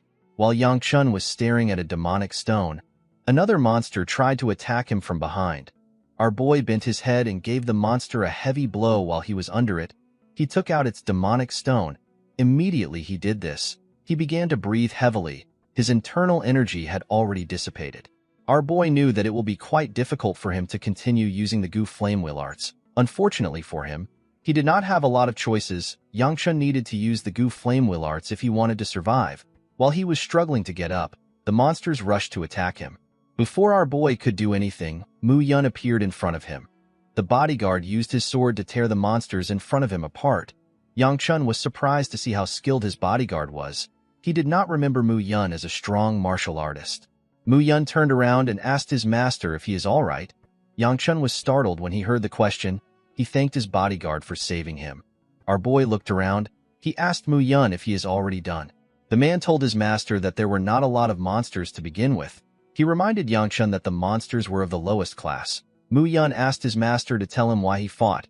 He told him that things would have been bad if he got injured. Our boy asked his guard to not worry about it. The moment he said this, Yang Chun's hand began to glow. Our boy was shocked to see this. While Mu Yun was looking around, he fell to his knees and used his body to cover his hand. He screamed out in pain. Mu Yun and the other warriors were shocked to see this. They quickly moved close to our boy. While he was on his knees, Yang Chun began to curse. He did not understand why he was getting this nasty feeling right now. Our boy was certain that this is the heavenly demon's art that absorbs demonic energy. The technique is known as the demon well absorption arts. Yang Chun could not believe that he was absorbing the energy of the demonic stone in his hand. The scene shifts and we are taken to the past. We see an injured man in white clothing. The man was on his knees. He looked around him and saw his fellow comrades on the floor. His sect was burning in purple flames. The man screamed at the person in front of him. He asked the person to tell him what his sect did to him. He asked the person to tell him why he is punishing them. The person the man was talking to was Yang Chun. Our boy asked the man who he calls the blossom-splitting blade if this are his last words. Before the man could reply, someone head rolled next to him. The blossom-splitting blade was shocked to see who it was. He called out to his sect leader. While he was screaming, a huge shadow covered him. When he looked up, he saw a portal in the sky. A huge dragon came out of this portal. There was someone standing on this dragon. The person said that the blossom wasn't bad. Yang Chun went on his knees and bowed his head when he saw this person. The woman jumped down from the dragon's head. She told our boy that it was nowhere near enough to satisfy her. She said that she was only able to get some shallow joy from it. With a smile on her face, the woman asked Yang Chun to raise his head. The scene shifts and we are taken back to the present.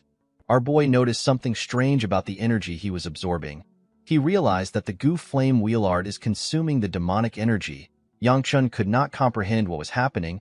He was certain that this never happened in his past life. While he was thinking, Siola and Mu Yun moved close to him. They both called out to him at the same time. Our boy raised his head up. Mu Yun asked him if he is all right. Yang Chun assured him that he is fine. He told him that he was more hurt from sparring than he expected.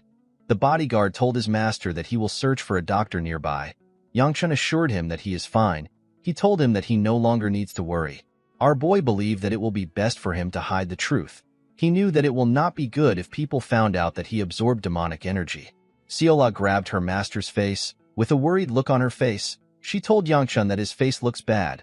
She asked him if he is in a lot of pain. Our boy assured her that he is fine.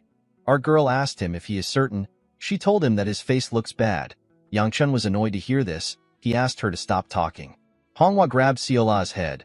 She told her that she is supposed to help their master instead of annoying him. Mu-yun explained to his master that they can visit a nearby apothecary if he is not feeling well.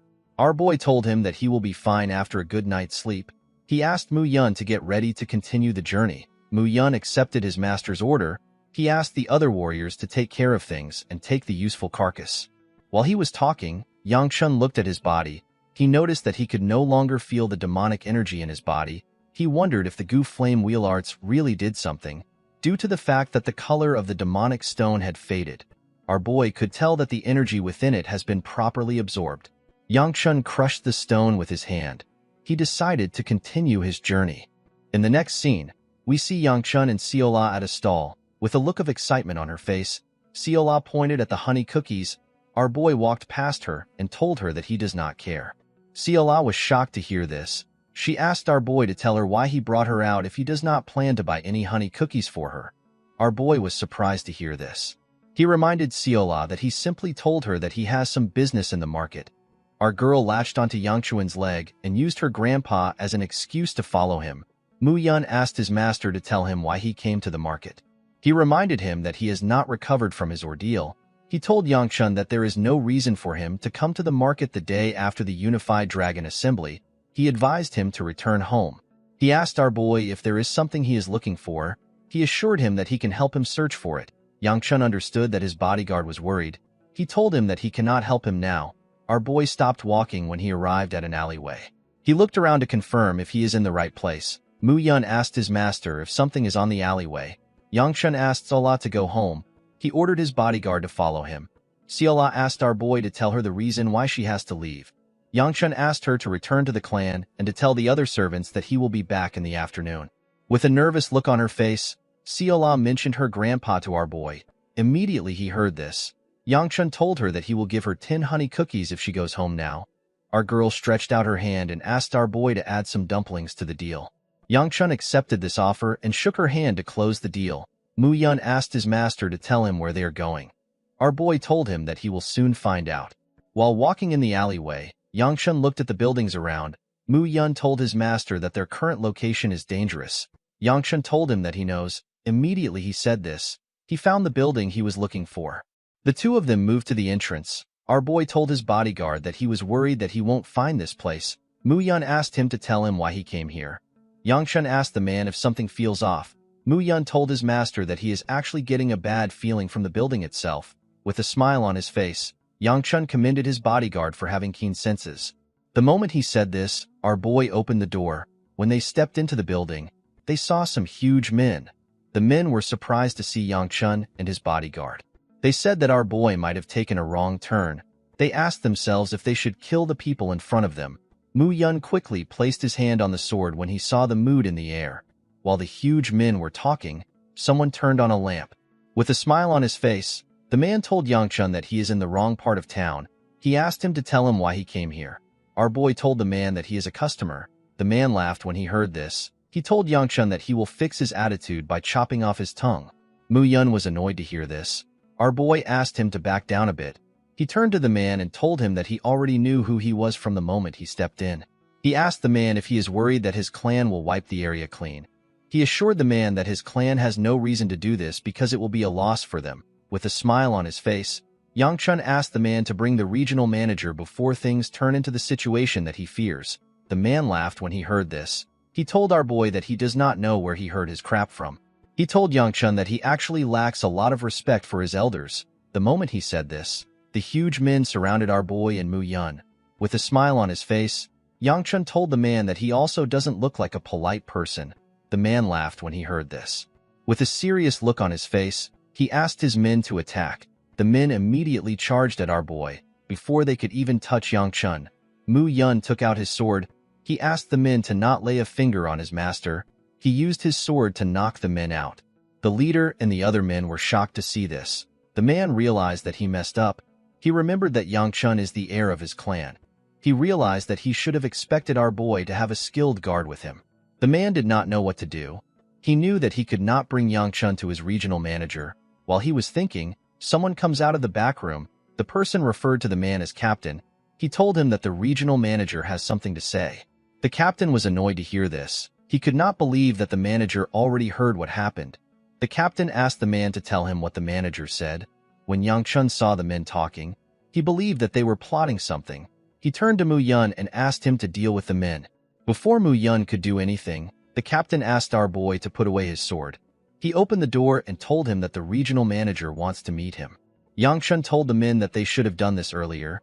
He ordered Mu Yun to put away his sword. He asked him to follow him. Mu Yun quickly moved close to his master. He told him that he doesn't understand what is happening. Our boy assured him that it is not a big deal. He revealed to him that he wanted to go to the beggars' sect, but there were a few problems. The beggars' sect were able to secure a spot amongst the 10 largest sects with the information they possessed. However, since they are still a part of the orthodox sects, they do not take jobs that would cause trouble. Due to the fact that the request Yang Chun wants to make is a bit problematic, he needed to go somewhere else. The place our boy is currently at is just like the beggars' sect, except it is only used by the unorthodox sects. This place belongs to the house sect. In the next scene, we see Yang Chun and Mu Yun arrive at the basement of the building. A young man with blue hair greeted them. He introduced himself as the Shangxi branch manager. He told them that his name is Du Wenshu. Wenshu told our boy that they weren't expecting him to visit. He apologized for their aggressive greeting. Yang Chun told him that he does not need to apologize. He asked Wenshu if he will accept the commission. Wenshu told our boy that he is curious about something. He asked Yang Chun to tell him why he came to a small unorthodox sect instead of the beggars' sect of his prestigious clan. Our boy explained to him that he came to them because this is a commission that the beggars' sect can't handle. He told him that only the house sect can handle it. He asked Wenshu to tell him why he keeps trying to poke around. The manager apologized for his behavior. He explained to our boy that they have to be extra careful because of the clan that he comes from. He begged Yang Chun to be understanding. Our boy asked the manager if he will accept the commission or not. The man revealed to Yang Chun that their sect does not refuse commissions. He told him that everything is fine as long as he can pay for it. Our boy placed a paper on the table. He told Wenshu that he is looking for someone. He explained to him that he is looking for a boy that is just a bit older than 10. Wenshu took a careful look at the paper. He apologized to Yang Chun and told him that he takes back what he said. He told him that he cannot accept this commission. He revealed to our boy that the commissioner before him is not looking for this child. Instead, the commissioner is searching for the whereabouts of the person who is protecting this child. Our boy asked the manager if he is certain. With a smile on his face, Yang Chun told the man that the commission fee is about the house sect leader. Everyone in the room turned their eyes to our boy. They had scary looks on their faces. The men quickly drew out their swords. They rushed to attack Yang Chun. Our boy sat calmly without reacting. Mu Yun took out his sword and blocked their attacks. Yang Chun reminded the manager that he said that he won't act aggressive. With a serious look on his face, Wenshu asked our boy to tell him how he knew. Yang Chun told the manager that he does not want to talk in riddles. He told him that the important thing is that they both have information that they need. Wenshu asked him if he can verify his information. Yang Chun pointed at his paper and told him that he can verify the information himself. He explained to him that it will be smart for him to carefully consider things since he is in a desperate situation. He told Wenshu that he can forget about it if he does not need the information. He revealed to him that he will go to the beggars' sect, and he might even slip something about the house sect leader to them. Wenshu was annoyed to hear this, however. He could not do anything to Yang Chun. He accepted our boy's commission. Yang Chun asked him to tell him the time it will take them. Wenshu told our boy that it will take 3 months. After hearing this, Yang Chun stood up. He moved to the exit and told the manager that they will exchange information once he finds the boy. The moment he said this, our boy noticed something. He noticed that the manager was actually quite worried about the sect leader. He told him that he should check the Sharp Mountain range. He said that this is his advance. Wenshu was surprised to hear this. After our boy said this, he left. A while later, the captain asked the branch leader if he trusts Yang Chun's words, due to the fact that our boy knew the top secret information that the sect leader is missing. The manager told the captain that he has no choice but to believe our boy. Wenshu did not understand what Yang Chun was thinking. He was certain that our boy asked Mu Yun to follow him because he knew that they would come out aggressively. The manager believed that it is impossible for only Yang Chun to know this information. He was certain that the Gu clan head is also involved. While thinking, the manager began to peel off his skin. The captain asked him if it is okay for him to take off the skin. Wenshu told the man that it feels stuffy. He reminded him that no one is watching. After taking off the skin, he took off some clothes tied to his chest. Wenshu turns out to be a woman. The captain turned his head while Wenshu was removing the clothes. The house sect typically doesn't respect or follow the sect leader. This is why the sect leader went into hiding in order to avoid those who were after him. Wanshu felt bad for the sect leader. She wondered about what had happened to her father. After Yangchun stepped out of the building, he let out a sigh. He was relieved to see that he got what he wanted. He was already planning to fight Wanshu if the situation went out of control. He was happy to see that the little information he knew helped him. In his past life, Yangchun found out that the house sect leader was captured by the Dark Knight Palace for more than 5 years. Due to this, the house sect and the Dark Knight Palace went into battle. The Murim Alliance made a surprise attack which caused the Dark Knight Palace to collapse and the battle to come to an end. However, during the battle, the house sect leader dies. This resulted in the extinction of the house sect. Unfortunately, our boy does not know the exact location of the Dark Knight Palace. Yangchun knew that the only reason his information worked is because he had a meeting with the manager. Although he found this annoying, our boy had no choice but to meet the house sect in order to find someone. He wanted to find the boy who reached the position of top management for the demonic cult at a young age. He is a tactician known as the brain of the demonic cult. His name is Heavenly Fong Zhuge Hyuk. Yangchun plans to find and kill this boy. Even Seola struggled because of his tactics. Our boy was certain that Hyuk will help in the advancement of the demonic cult if he does not deal with him now. While he was thinking, Mu Yun told him that he does not know who he is looking for. He explained to him that he will hear from the house sect in summer since it will take them 3 months. He told his master that the people of the house sect are not as informed as the rumors say they are. Our boy realized that he was actually going to get the information he wanted in summer. The moment he thought of this, he realized something. He could not believe that he never thought of this. He remembered that it was around this time that the Jinchuan Yun clan's secret chamber, which is operated by the First Merchant Association, is discovered. The countless treasures within this chamber do not really matter. The important things are the priceless spiritual pills. Yangchun remembered someone who rose to a high stage through the power of spiritual pills. The person would later become a demonic human and will become a huge source of strength for the heavenly demon. Although Hyuk was a big issue, the secret chamber was also important.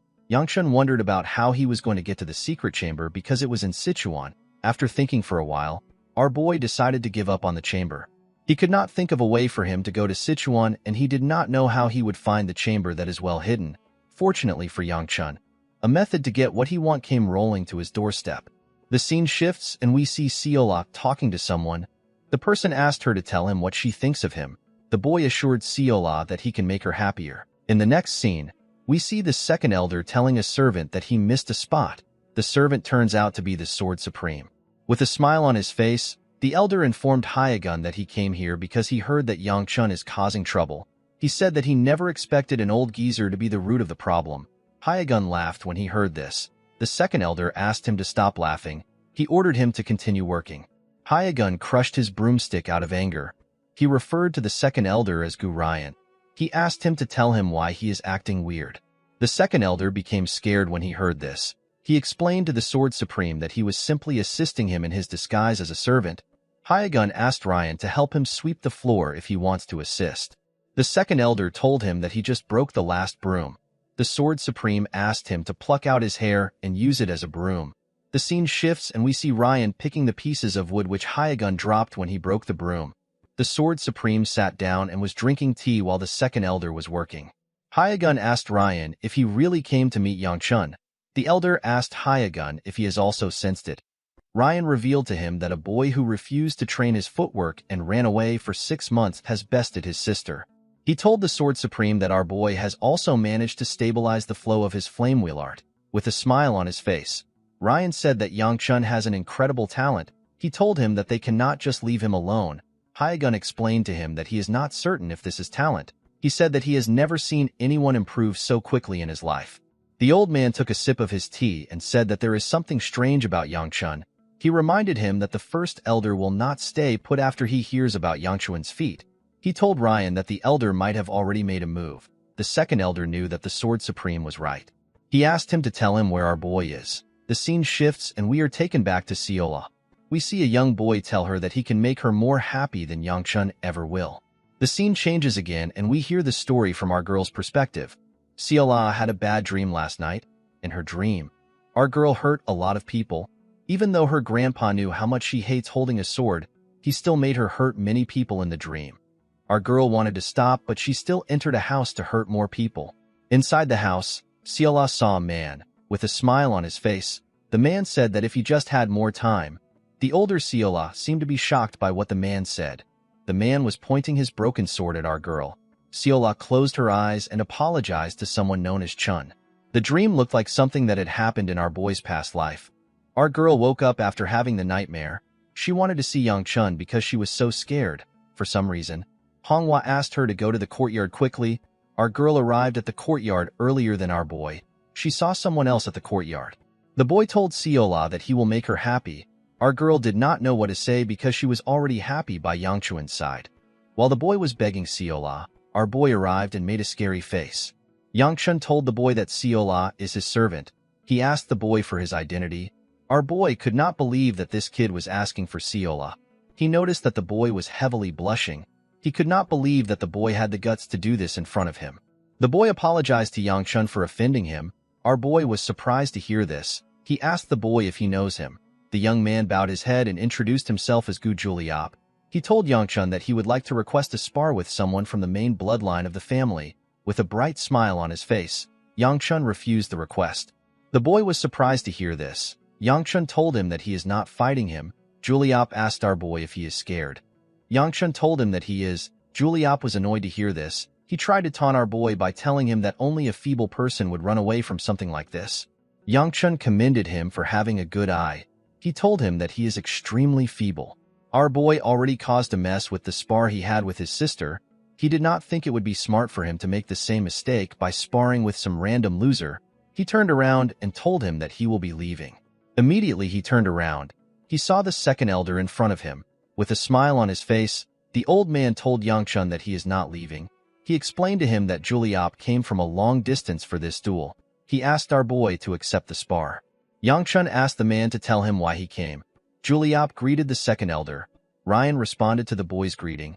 Our boy asked the elder if he knows Juliap. Ryan could not believe that Yangchun had forgotten who the boy was. He revealed to him that Juliap is the first elder's grandson. Upon hearing this, our boy noticed that Juliap had the same face as the first elder. The second elder grabbed Yangchuan's head and asked Juliap if he wants to spar with him. The boy told him that he does. He said that our boy is too scared of the spar. Yangchun told Ryan that Juliap is simply here to hit on girls. The second elder asked the boy if he received the order from the first elder. Yangchun finally understood what was happening. He assumed that Juliap wanted to spar because he had martial arts-related reasons. Our boy realized that it was simply politics. It is a well-known fact that the first elder is an ambitious man. He is waiting for someone as useless as Yangchun to become the head of the clan. However, after seeing the person who he believed is useless defeat Yanseo, his plan got messed up. Our boy realized that the first elder is probably trying to use his grandson to stomp on him again. Yangchun told the second elder that he still has no interest in fighting the boy. Ryan told our boy that Juliap came from a far place. He asked him to have one match with him. Yangchun explained to Ryan that there is no point to the match. He told him that he will lose. With a smile on his face, Ryan told him that he has a hunch that he won't lose. Yangchun grabbed Seola. He told the elder that he can tell that Juliap is stronger than his sister just by taking a single look at him. He said that he does not want to fight a losing battle or get involved in politics. Before our boy could leave, Juliap grabbed our girl's hand and asked her to wait. The boy told her that Yangchun does not deserve her. He asked her to follow him instead of a cowardly freak. Our boy turned around when he heard this. With a horrifying look on his face, Yangchun asked Juliap to remove his hand and follow him. He told him that he will accept his request. The scene shifts and we see Yangchun and Juliap on a stage. Our boy began to regret his irrational decision. The second elder asked our boy to stop worrying. He told him that a fight with a new martial artist will help him improve. Yangchun told Ryan that he needs to do him a favor whether he wins or loses because he wanted things to turn out this way. The second elder told our boy that he has no reason to do him a favor. He explained to him that he will bear the loss alone if he loses. He reminded him that he is the future clan head. Yangchun told the elder that he is mistaken. While stretching, our boy revealed to him that he has no plan of becoming the clan head. Ryan was shocked to hear this. He asked our boy to tell him who will become the clan head other than him. Yangchun had already gave up all hopes of becoming the clan head in his past life. However, most people still think that he wants to be the head. With a smile on his face, our boy told the old man that he is going to roll on the ground and surrender if he does not do him the favor. Ryan realized that Yangchun was not joking. He told our boy that he has a single condition. Our boy asked him to tell him. The second elder assured him that he will give him what he wants if he wins. When Yangchun stepped on the stage, Juliop asked him if he is warmed up. Our boy told him that he is all right. While pointing his sword at Yangchun, Juliop apologized to him for what is about to happen. Our boy did not understand what Juliop was talking about. He asked him to explain himself. With a cocky smile on his face, the arrogant bastard reminded Yangchun that he did too much against him in last year's duel. He told our boy that he never expected him to be bedridden for a month after the duel. Our boy was actually not annoyed. This duel happened a long time ago to him, so he did not even remember the event. Juliop told him that he believed he was weak back then. He told our boy that it was probably a coincidence that he won Yanxio. Unfortunately, the first elder does not think so. Juliop explained to Yangchun that he does not like harassing the weak. He covered his sword with his energy and told our boy that he will really hate it if a weak man becomes the clan head. Yangchun did not respond to the boy. Juliop called out to the second elder and told him that he also has something he wants for winning the duel. The second elder believed that this was fair. He asked the young man to tell him what he wants. Juliop told the second elder that he wants Yol. Yangchun became enraged when he heard this. With a scary smile on his face, our boy referred to the boy as an arrogant bastard. Ryan laughed when he heard this. He accepted Juliop's request. He asked the boys to start the duel. Yangchun released his energy when he heard this. Juliop noticed something when he saw our boy's energy. Yangchun asked the boy to start. Juliop told him that the polite thing to do is to allow the weaker opponent attack first. Our boy asked him to tell him why he is afraid if he is weaker. Juliop was certain that he was better than Yangchun in speed, inner energy, and strength. Although he knew this, Juliop could not still attack our boy. He wondered if it is because of our boy's aura. The boy quickly removed this thought from his head. He was certain that Yangchun was full of flaws from top to bottom. He told himself that our boy is probably doing his best to deal with the inner energy he is exuding. The moment he thought of this, Yangchun stopped releasing his energy. Juliop smiled when he saw this. He believed that our boy ran out of inner energy faster because his energy is lesser. He was certain that Yangchun was now out of inner energy. Our boy took a stance. He reminded Juliop that he said that he can attack first. The boy told him that he can.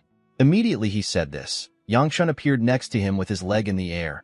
Juliop actually managed to see our boy's movement. He dodged Yangchun's kick, with a smile on his face. The boy told Yangchun that his attack was good, but he was too slow.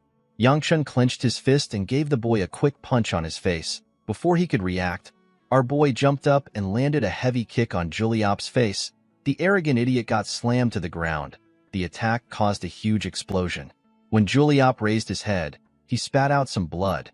Yangchun asked the idiot to get up right now. He told him that he does not want to hear him cry that he won the duel with an ambush. He asked Juliop if he is already done. Juliop stood up and apologized to our boy for underestimating him. He told Yangchun that he was lacking. Our boy asked him if the fight is now over. Juliop took a stance and covered his sword with his energy. He told our boy that he is not yet attacked. Yangchun was annoyed to see that the fight won't end as fast as he wanted. Our boy knew that he did not have a lot of time left. Usually, Yangchun would utilize his inner energy by exuding it the same way Juliop is.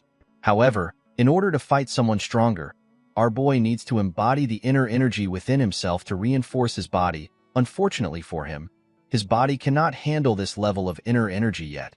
Our boy knew that he might experience energy deviation if he pushes himself too hard.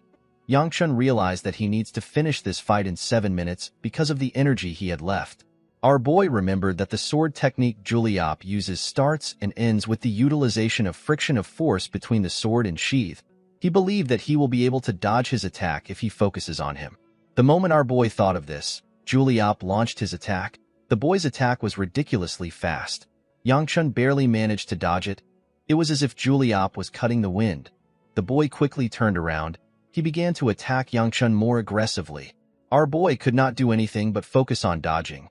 Yangchun noticed that the moves in Juliop's technique are well connected and natural. He could tell that Juliop trained quite hard to get to this stage.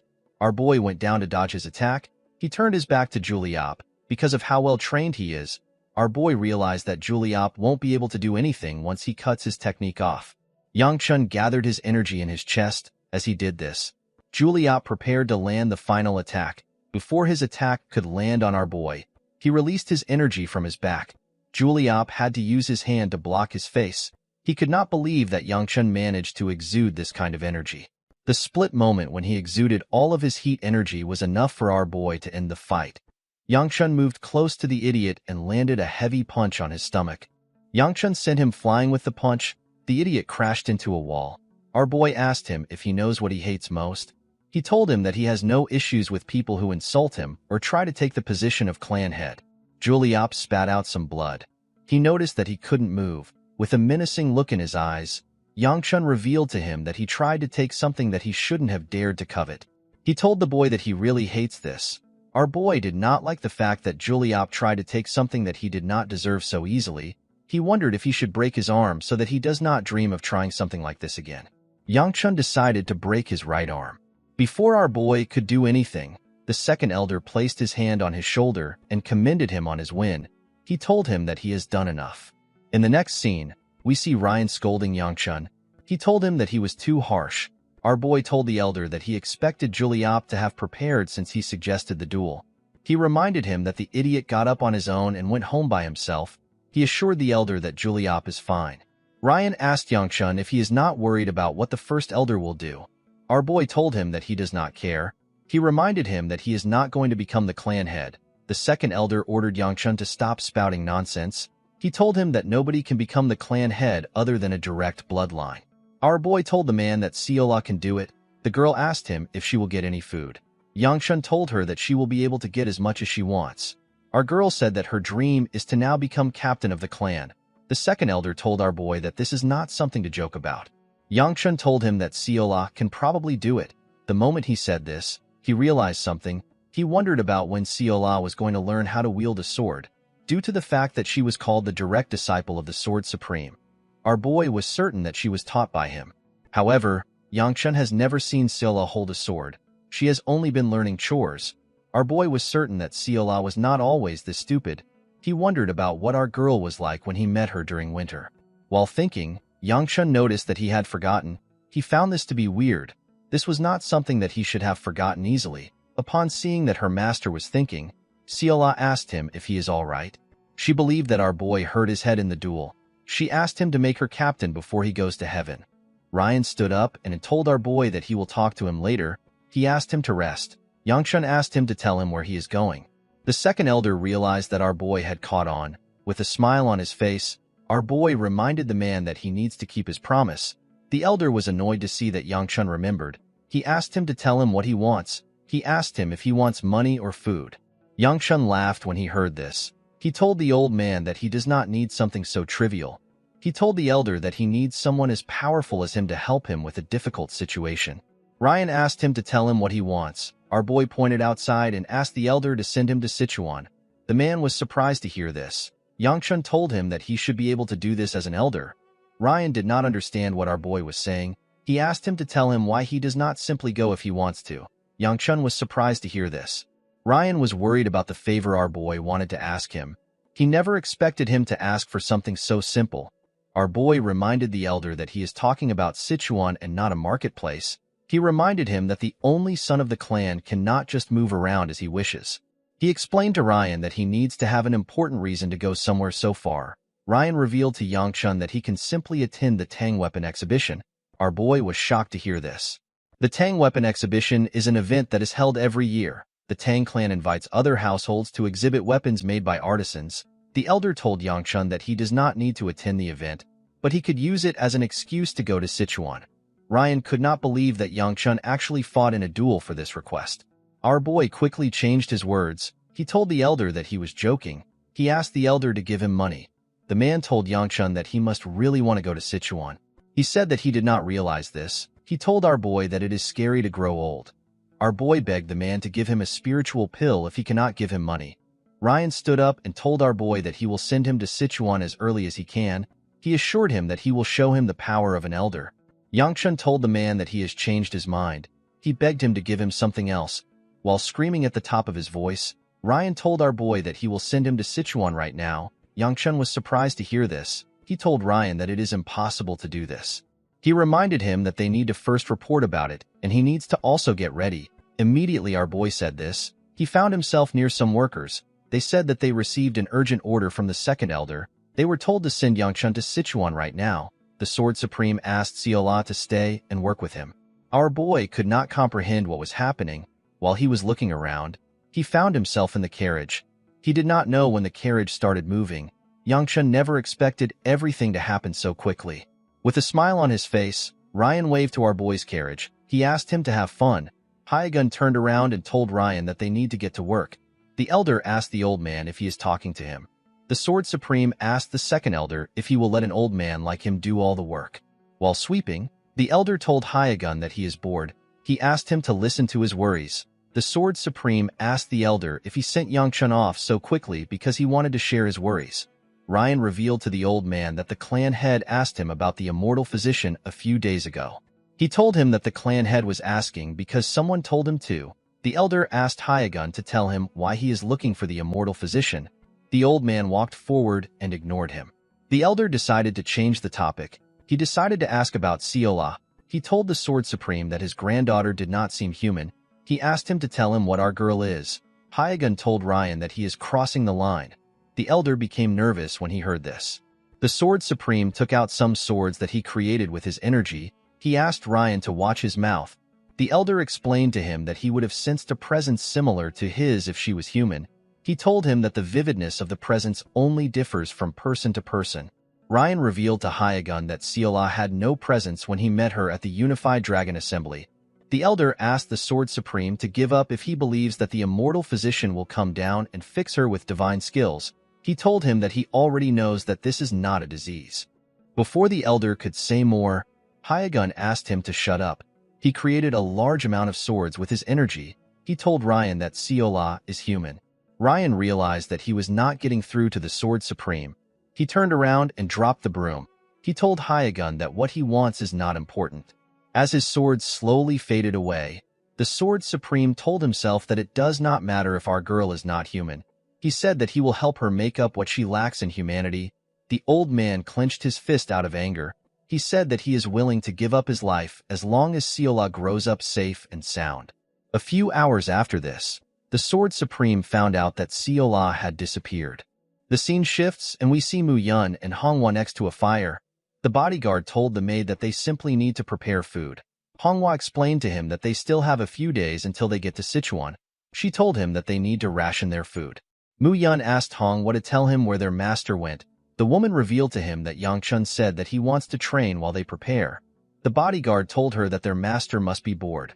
Manhwa smiled and told him that they should have brought Seola. Inside the forest, we see our boy training.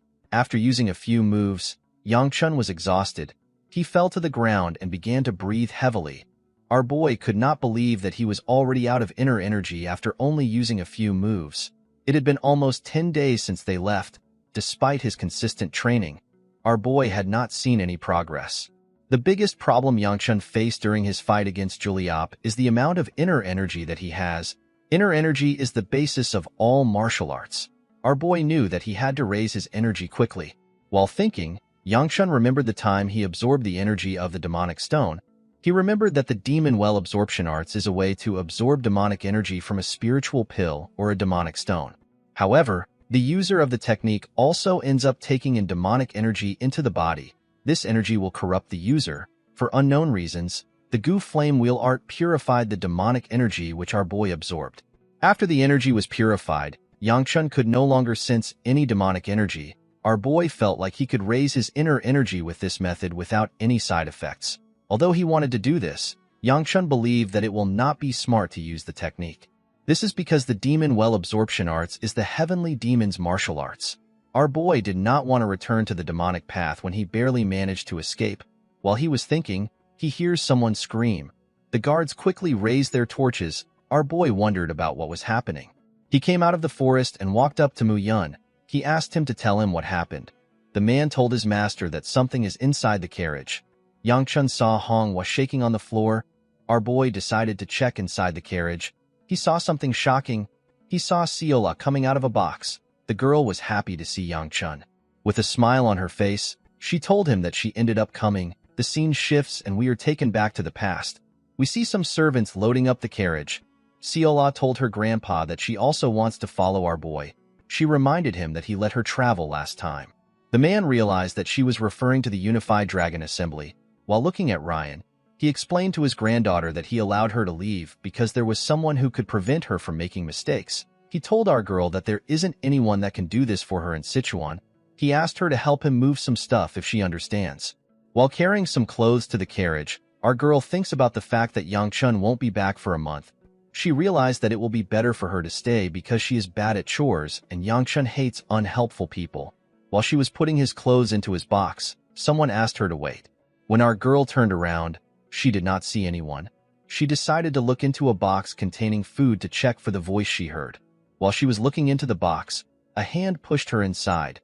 Seola did not understand what was happening. She believed that someone was playing a prank on her. Our girl said that she is scared. Before she could get up, the hand appeared again next to her head. It gently moved and made Seola feel sleepy. Our girl fell into the box and slept off. A mysterious voice apologized to Seola for what it did. It told her that it is leaving everything to her. After the voice said this, the servants told Yangchun that they are ready to move. With a confident smile on her face, Seola told Yangchun and the others that this was what happened. The three of them did not know how to react. They assumed that our girl was bullshitting them. Seola was surprised to see that they were not shocked. With a smile on her face, she told them that is what happened again. They assured her that they heard her the first time. They could not believe that she was saying she was possessed by a ghost. Our boy believed that Seola should have just left when she heard the voice. While they were traveling, Seola saw an owl. She told Yangchun that she has tasted an owl before. She told him that they are really chewy. On the same road, our girl saw a squirrel. Yangchun asked her if she has also eaten a squirrel. She told him that she has. Our boy told her that she won't get any cookies for eating a squirrel. Originally, Yangchun would have had a bodyguard take Seola home, but she has already come too far. Also, he does not have enough food to give her and the bodyguard. Our boy decided that it is best Seola travels with them. Seola picked up a worm. She asked Yangchun to trade the cookie for the worm. Our boy threw the cookie away when he heard this. Seola screamed when she saw this. Yangchun realized that he should have just sent her back home. While he was looking at the sky, our boy sensed the energy of 4 monsters coming towards them. He called out to Mu Yun. The bodyguard took out the charm and told his master that he already knows. He ordered everyone to stop. Yangchun grabbed Seola. He told himself that everything was too peaceful as he got ready to fight. Our boy noticed that there were now 3 monsters coming towards them. Immediately he noticed this. Another monster was killed. The last monster jumped out of the forest and rushed to attack Yangchun's carriage. Our boy clenched his fist and covered it with his energy. Someone in the air asked him and his crew to fall back. The girl used her sword to tear the monster into 2. After finishing off the monster, she told Mu Yun that she was not able to take care of them quickly because she was alone. Seola asked our boy if he knows her. Yangchun told her that he does not recognize her. Our girl called out to the young lady and asked her to look at them. Immediately Yangchun saw her face. He realized that he met the wrong person. Our boy remembered how this girl with white hair stood in a pool of blood. While standing in the pool of blood, the girl with an humongous set of boobs said that no one is there. Presently, the girl asked them if they are heading to Sichuan. She asked Yangchun if she can follow them. The beautiful girl introduced herself as Namgung Baya. Yangchun could not believe that he met her. He wondered about what the crazy bitch was doing in this place. The scene shifts and we see crows eating human flesh. The area was filled with dead bodies. The older Yangchun asked someone if they killed everyone. The person turns out to be the older Baya. The woman asked him to tell her what their cult leader said. Yangchun revealed to her that the cult leader asked him to bring her here and allow her to rampage like a crazy bitch. Baya asked him if he was the one who added the last words. Our boy was surprised to see that she had enough sense to figure this out. Baya asked our boy to leave with her. The woman was about to walk forward. Yangchun stopped her. He told her that she is looking the wrong way. He asked her to turn left. The woman seemed to be confused because she did not know which side was left. Yangchun was annoyed to see this. He walked past her and asked her to follow him.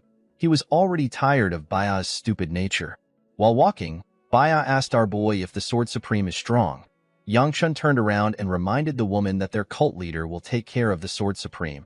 She ignored our boy's words. She asked him to tell her the type of swordsmanship he uses. She asked him if Hyagun's swordsmanship is stronger than hers. She turned to the side after asking her questions. Yangchun called her a crazy bitch. He gathered his demonic energy and fired it at her. When the attack got close to her, it split apart. It destroyed some rocks behind her. With a scary look on her face, Baya asked our boy if he wants to fight. Yangchun did not know what she was talking about. He pointed at her and told her that she is going the wrong way. He asked her to simply shut up and follow him. While they were walking, the woman told him that she has another thing to say. Yangchun turned around and warned her that he will tear her apart if she mentions anything about the three supremes. Baya pointed to her right. She said that it looks like a shortcut. Our boy did not understand what she was saying. He slowly gathered his energy. Before he could stop her, Baya disappeared. Yangchun called her an insane bitch. Our boy arrived at their destination in a day, while it took Baya 4 times as long. In the next scene, we are taken back to the present. The girl realized that Yangchun's group is heading to Sichuan. She asked him if she can accompany them. Yangchun told her that they are not going to Sichuan. Our boy did not want to get involved with this crazy bitch in his current life. Although he was aware of her identity, Yangchun told Baya that they cannot just trust that she is a member of the Namgung clan. Upon hearing this, Baya closed her eyes and released a large amount of her energy. Her energy was quite huge and bright. Mu Yun quickly placed his hand on his sword. Yangchun could not believe that she was actually using the ruler's sword form here.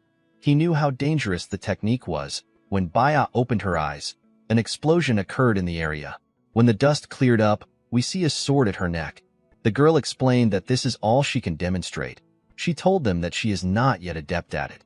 She asked Yangchun if the evidence is sufficient. Our boy said that he is now aware of her identity. With a smile on his face, he told Baya that he does not think they should accompany someone with such a fearsome martial arts. The scene shifts and we see Baya roasting a frog on a stick. The girl was not far away from Yangchun's group. Siola told her master that Baya will probably be sleeping next to the fire. Our boy already knew this. While he was happy that Baya did not say anything when he rejected her, he never expected that she would follow their carriage. Yangchun did not know why she was following them when he said that he was not going to Sichuan. He decided that the best thing to do would be to ignore the girl. He asked Siola to stay away from her. Immediately he said this, he noticed that our girl was no longer sitting next to him. When he raised his head, he saw Siola teaching Baya how to peel a frog's skin. Yangchun walked up to her and pulled her back. He asked her to tell him what she is doing. Siola revealed to her master that she wanted to help Baya because she was about to eat a frog the wrong way. While talking, he noticed that the crazy girl was staring at him. Yangchun asked her to tell him why the daughter of a prestigious clan is traveling to a far land alone. Baya became shy when she heard this. She revealed to our boy that she actually left with her clan members, but she got lost on the way.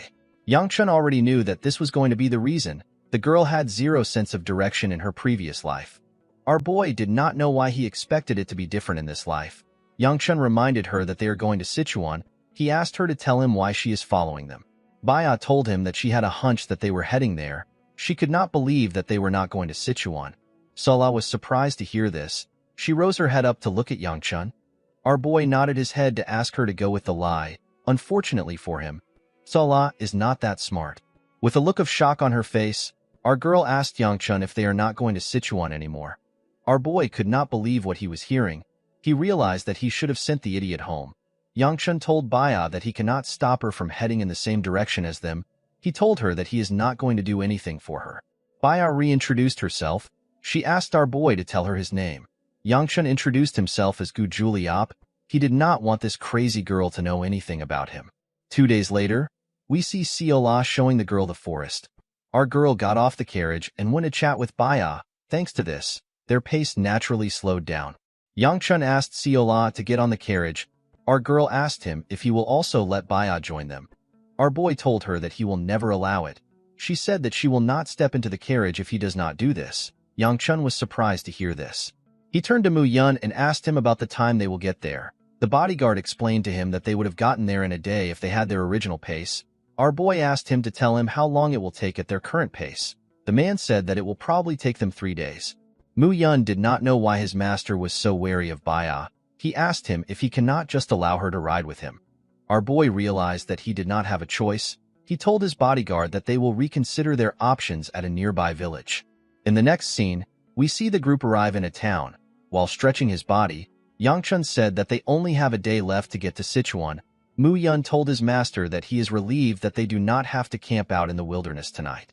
While on Baya's back, Siola told her that they can sleep together tonight. Baya asked her if this is allowed. Yangchun asked Siola to get down from her back. He asked Baya to tell him why she is carrying a maid on her back. Baya revealed to him that Seola said that her legs hurt. Our boy told Seola that she should have got into the carriage if her legs hurt. Our girl reminded him that he said that Baya cannot join them. While they were talking, Mu-yun said that he will look for a place where they can spend the night. Yangchun asked Seola to get down since they have arrived in a town. Baya asked her if she will come down now. Before she could move, Seola saw something in front of her. She told Baya that some people wearing the same clothes as her are coming towards them. A young boy with white hair ran to Baya. He referred to her as sister. He placed his hand on her shoulder and asked her to tell him where she went. He told her that they have been searching for her for a while. Baya revealed to her brother that she got lost. The boy reminded her that he suggested they tie ropes to each other. The girl told her brother that it would have been embarrassing to do this.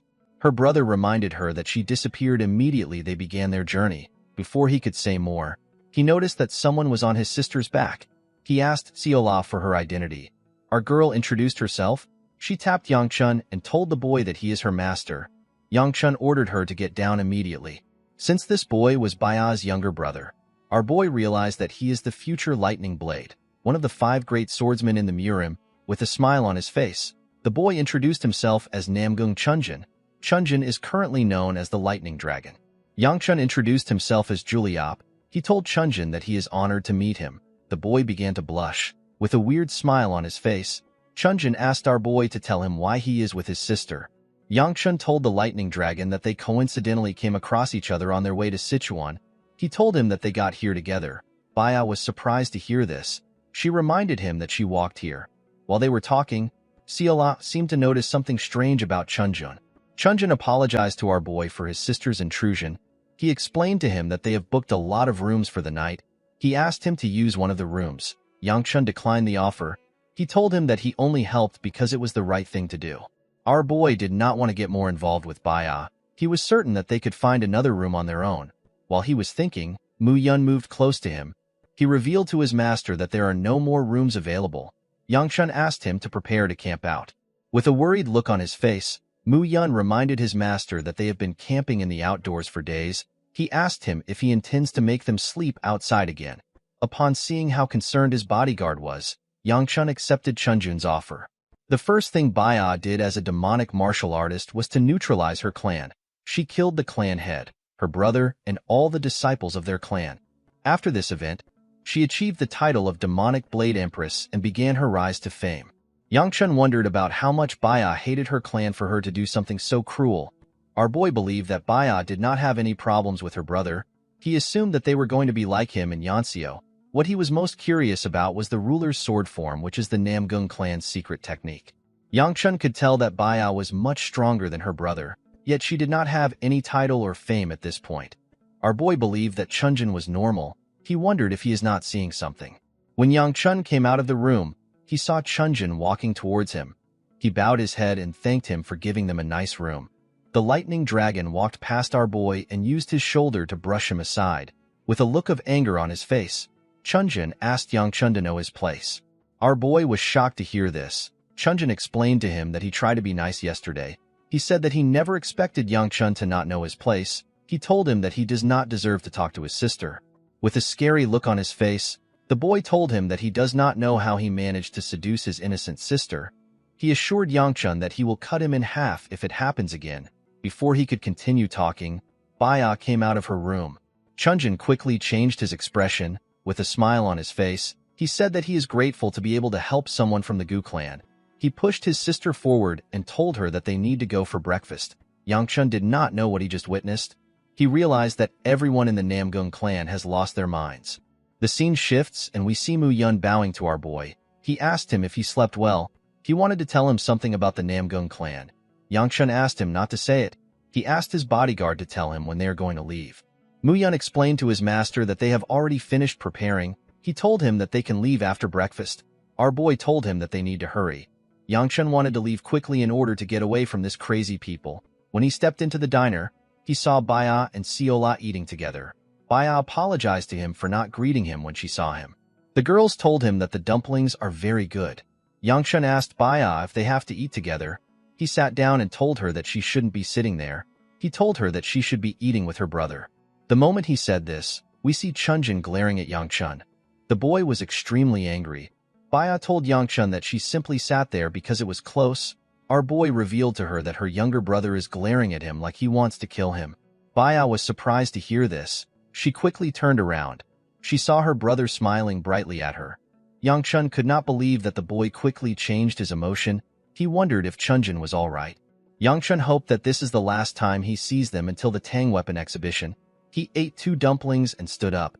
Siola was surprised to see this. She asked him if he is done.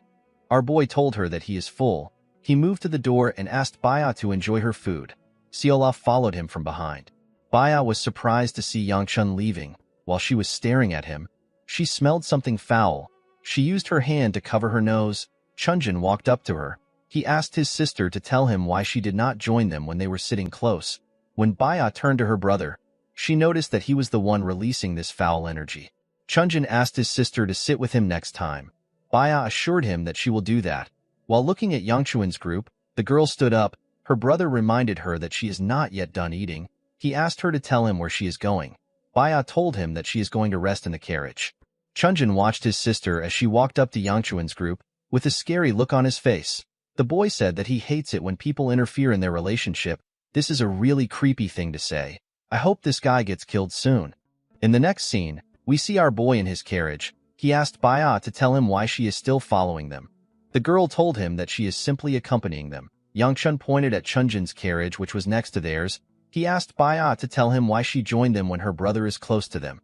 With a smile on her face, Siola said that she was the one who brought her. With a look of anger on his face, Yangchun asked Mu Yun to get them both outside. The man told his master that they will both get down by themselves. He told him that they have arrived at Sichuan. The Sichuan Tang clan is an extremely prestigious Orthodox clan that has had their roots in the Sichuan region for centuries. The Namgung family's sharpness, the Hebei Peng clan's vigor, the Moyong clan's precision. The Tang clan may seem lacking compared to the other clans, but they are known as the best handlers of poison and steel. The Tang weapon exhibition is the result of their confidence. The scene shifts, and we see Yangchun thinking at the top of a building. Our boy was thinking about the fact that he needed to find the hidden treasury within 3 days after the exhibition comes to an end. All he knows is that the treasury is in Sichuan. While he was thinking, Siola was jumping around. She seemed to be quite excited. While looking at the city, Yangchun wondered about how he was going to find the treasure in this large place. Our boy decided to leak the information to the beggar sect if he cannot find the treasury. This was his last resort. He hoped to find the treasury before this happens. While he was thinking, Siola moved close to the edge to see the beautiful city. She screamed when she saw how it looked. Yangchun was shocked to hear her voice. He wondered why she was there. Our girl said that this is the first time she has been somewhere so high. She liked the wind she was feeling. She turned to her master. With a smile on her face, she told Yangchun that fireflies are dancing under the moonlight. Our boy did not seem impressed. Siola told her master that Baya talked about a pretty lake. She grabbed Yangchuan's hand and asked him to follow her there. In the next scene, we see the two at the lake. Our boy said that it is actually massive. Siola could not respond because she was still feeling pain from the hits our boy gave her on her head. Yangchun wondered about how large the clan was. He could not believe that there was an actual forest next to the lake. Siola took 2 flowers and asked her master to look for her. Our boy told her that he is not interested in the game. Our girl explained to him that she is simply trying to cheer him up. Yangchun told her that it is not something she can help with. He asked her to stop worrying about it. Our girl told him that she might be able to help if he shares the issue with her. Yangchun asked her to tell him where someone would hide some valuables in this vast land. Siola said that the people who hid it are wicked. Our boy told her that he is not asking for emotional support. While they were talking, someone asked them for their identities. The person explained to them that outsiders are not allowed to transverse here. Yangchun immediately recognized the girl who was speaking to him. He remembered the woman who single-handedly stopped the swarm of several thousand demonic humans that attacked Sichuan. The girl in front of him is Tang Soyol. She will be known as the Poison Queen. She is actually someone who Yangchun killed in his past life. The scene shifts and we are taken to the past. We see an older Soyol lying in rubbles. Yangchun walked up to her. He asked her if she is all done. The woman's eyes appeared to have been injured. She asked our boy if he is a particular person. Yangchun revealed to her that her kin has already deserted long ago. He asked her to tell him what she thought would change if she guarded this place by herself. Soyol told him that she never expected any change. Our boy did not understand this. He asked her to tell him why she guarded the place then. With a smile on her face, the woman asked him to tell her why he came here. Yangchun grabbed her neck and told her that he came to end her life. Soil did not seem to be worried. She apologized to our boy. Yangchun could not believe that she was apologizing to a demonic human. He asked her if she has lost her mind. The woman said that she has actually lost her sanity. She told him that there are too many things she can now see after losing her eyes. She said that she should have let go earlier. Yangchun could not comprehend what she was saying. He asked her if she is done. She revealed to him that she has a selfish request. She asked Yangchun to do something if there is still time left in the world. After hearing what she said, our boy snapped her neck. When he stood up, he took a look at the blood on his hand. He was repulsed by it.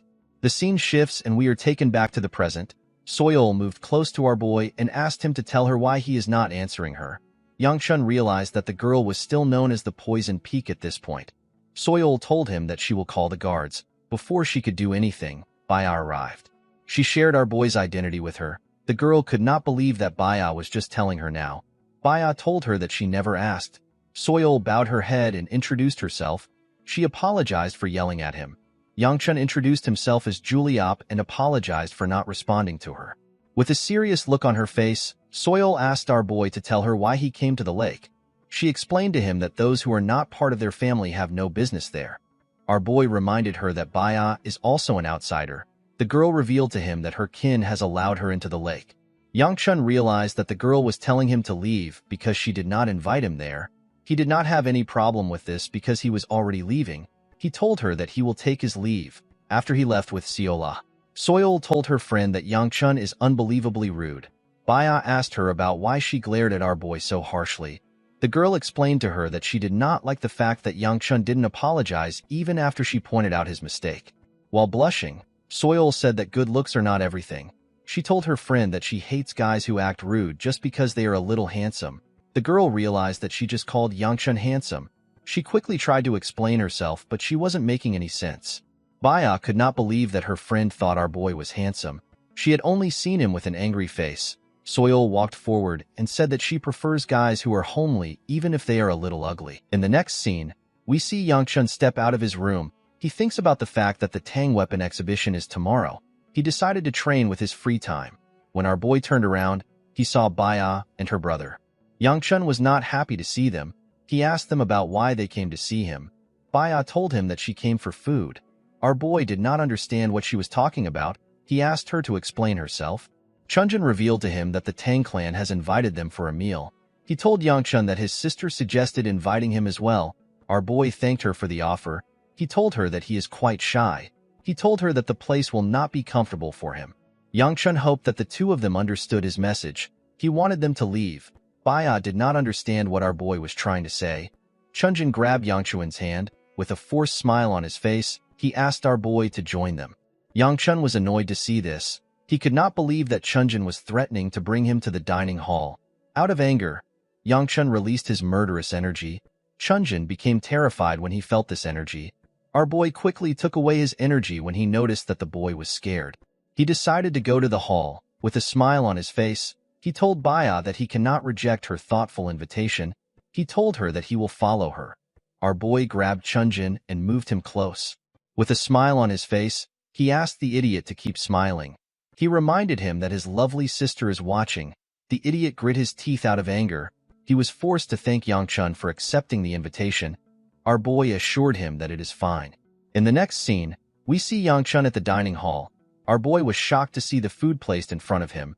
He already knew that Sichuan is known for having spicy food, but he did not expect every dish to be spicy. He did not know what to eat. Tang Jiak, who is the son of the Tang clan head, asked our boy to enjoy. Yangchun decided to eat some dumplings. It looked a little less red than the other dishes. Before he could place the food into his mouth, he noticed that Soil was staring at him. The girl was breathing heavily as she stared at him. Yangchun did not understand what was going on. He remembered that the girl always gave him this weird look whenever he met her in his previous life.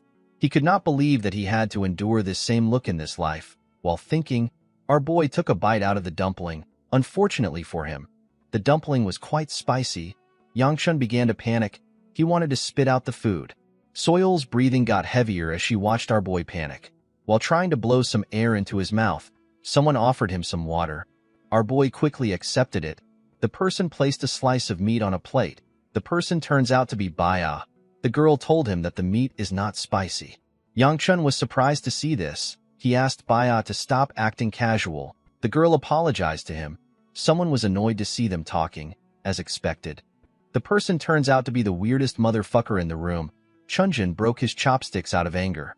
Jiak was surprised to see that his chopsticks broke. He apologized to him for giving him something defective. Chunjin told the boy that he tends to use chopsticks a little forcefully. While he was drinking his water, Yangchun noticed that Soyeol sat next to him. The girl had a flushed look on her face. Our boy did not understand why she was acting weird. He asked her if she has anything to say to him. The girl panicked when she heard this. She told him that she has nothing to say. Yangchun asked her if she is certain. He told her that she can ask him anything. Before Soyeol could finish her sentence, Chunjin asked Jiak if the training ground is downstairs. Jiak reminded him that he showed him last time.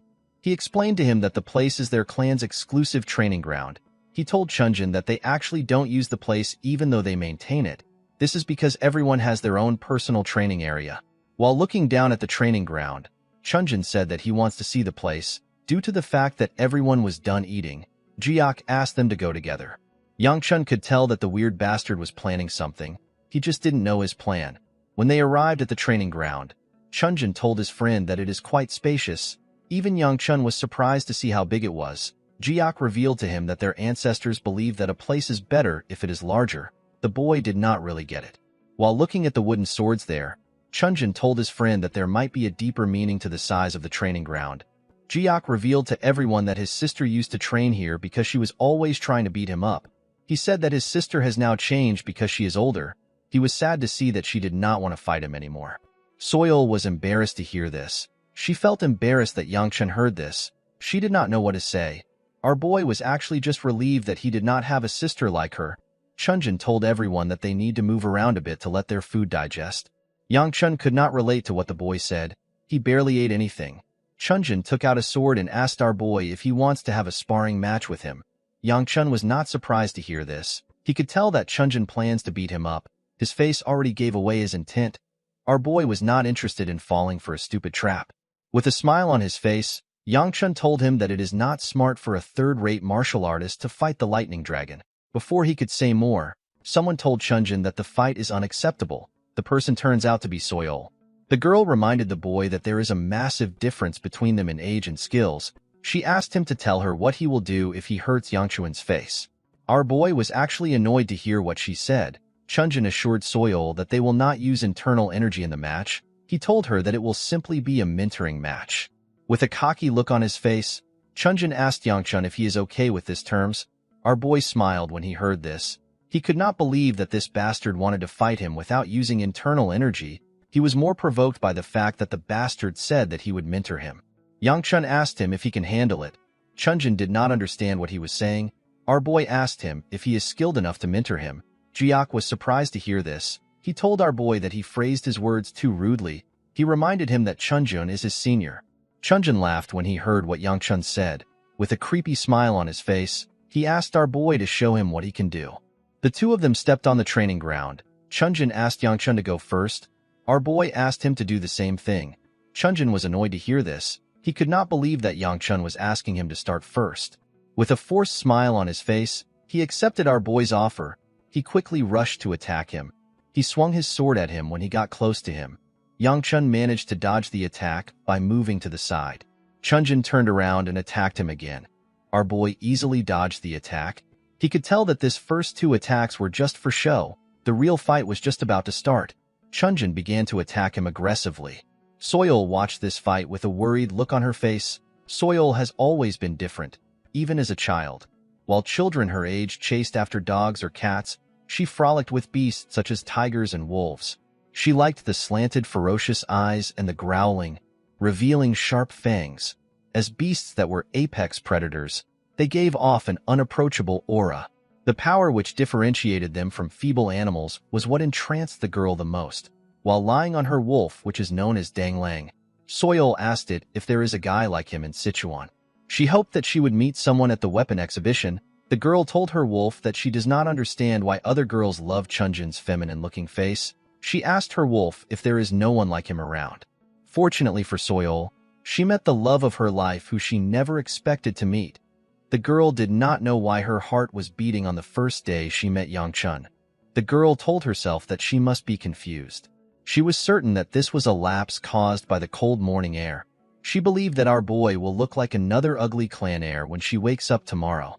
The next day, the girl found herself more attracted to Yangchun. She found his eyes to be cool. She found it amazing that he cannot eat hot food. She even found it cute to watch him drink water. When our boy asked her if she had something to say, she began to panic. She did not know when she got there.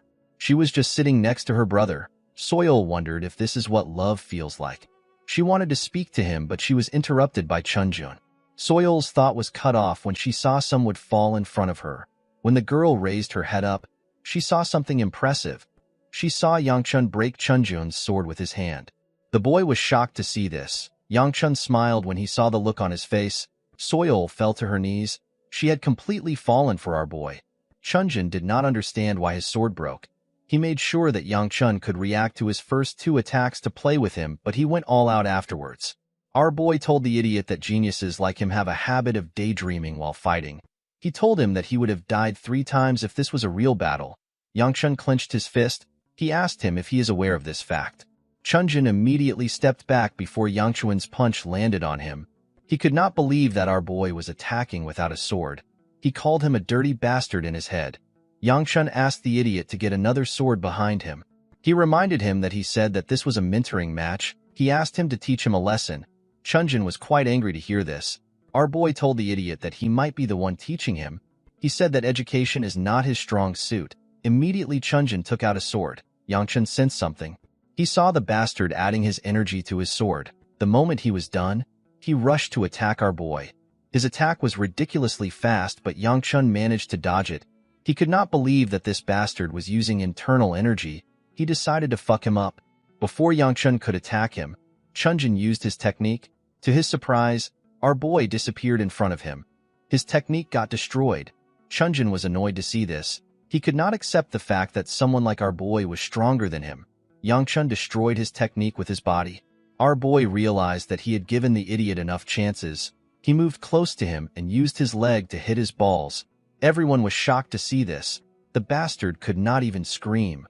When his little man broke apart, Chunjun fell to the ground and began to scream. While he was trembling on the ground, Yangchun moved close to him. With a smile on his face, our boy asked him if his little man has burst. Chunjun called Yangchun a bastard. Our boy believed that the idiot's balls did not burst because he was still talking back. Chunjun called him a coward. He told him that he does not deserve to call himself a martial artist. He explained to him that he will have to lower his head while walking when all the clans hear about what happened. Yangchun asked the boy to tell him the amount of people he has killed. Chunjun was shocked to hear this. He stopped looking at him and said that he does not know what he is talking about. Yangchun told the boy that he must have killed at least 10 people. Our boy raised the idiot's hand up. He began to scream when this happened. Before Yangchun could do anything, Jiak begged him to stop. Our boy reminded him that Chunjun infused his sword with his energy, and he even released a heavy bloodlust which everyone felt. He asked Jiak if he believes that Chunjun made this mistake because he was immature. He reminded the boy that the asshole in front of him is older than him. Jiak told Yangchun that the idiot is from the Namgung clan. He asked him if he knows what will happen if Chunjun is seriously hurt. Yangchun explained to him that he is already holding himself back a lot because the idiot is from the Namgung clan. He asked Jiak to tell him what would happen if their position were reversed. Jiak asked him to tell him what he wants to do. Without saying anything, Yangchun broke the idiot's arm. Chunjun grit his teeth to withstand the pain. Jiak did not know what to say. While hearing Chunjun's screams, our boy walked forward. Before he could get far, Yangchun realized that he has gotten into trouble. He wondered about what the second elder would say if he told him that he beat up a member of the Namgung clan. Our boy quickly realized that the elder might let it go if he gives him a rough explanation. He might even praise him and say that he did a good job. Yangchun was certain that he can explain things since he had witnesses. Before he could walk far, someone grabs him. When he turned around, he saw Baya. The girl asked him to tell her his name. Our boy reminded her that he already introduced himself as Juliop. Baya told him that he is lying. Our boy was surprised to hear this. He did not know how she found out. He asked her if she wants to know his name in order to get revenge for her brother. When Yangchun looked into her eyes, he could tell that she did not care about that. He could not believe that her expression is still the same even after he beat up her brother. Baya moved closer to our boy and asked him to tell her his real name. Yangchun was surprised to see this. He asked her to tell him why she is acting like they are friends. Baya apologized to him. He asked her if she will stop following him after hearing his name. Baya nodded at him. Upon seeing this, Yangchun revealed his true name to her. Baya was surprised to hear his name. She gently smiled as she repeated it to herself. The scene shifts and we see Yangchun walking somewhere. Our boy realized that he cannot attend the Tang weapon exhibition after hurting Chunjun. This was not actually a bad thing. He had now earned himself an extra day to look for the secret chamber. Yangchun decided to start his search after resting a bit. He was tired from the fight. Before he could take another step, our boy wondered about what Mu Yun would say. He realized that his bodyguard can tell him that he will follow him around to make sure that he does not cause any trouble. Yangchun realized that he cannot go into his room. In the next scene, we see Seola looking at the city from a balcony. While she was looking around, Mu Yun barged into the room. He called out to his master. He asked Seola if she has seen their master. He did not know why she was in Yangchuan's room. Our girl told him that she has not seen him. Mu Yun began to panic when he heard this. Seola asked him if something happened. Mu Yun revealed to her that Yangchun has not returned after going for a meal appointment with the other clans this morning. Seola became excited when she heard about food. Mu Yun told her that our boy also beat up a Namgung clan member. The man did not know how he was going to report everything. When he stepped out of the room, our girl turned around. Her eyes began to glow. It looked as if she sensed something. The Yun clan of Jinchuan is a martial arts clan that was the best merchant clan in the Central Plains several centuries ago.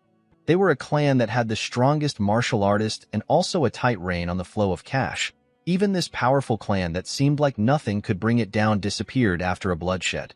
No one knows the reason behind the Yun clan's sudden disappearance, but based on the records left behind, all the secrets of the Yun clan are hidden under a white maple tree.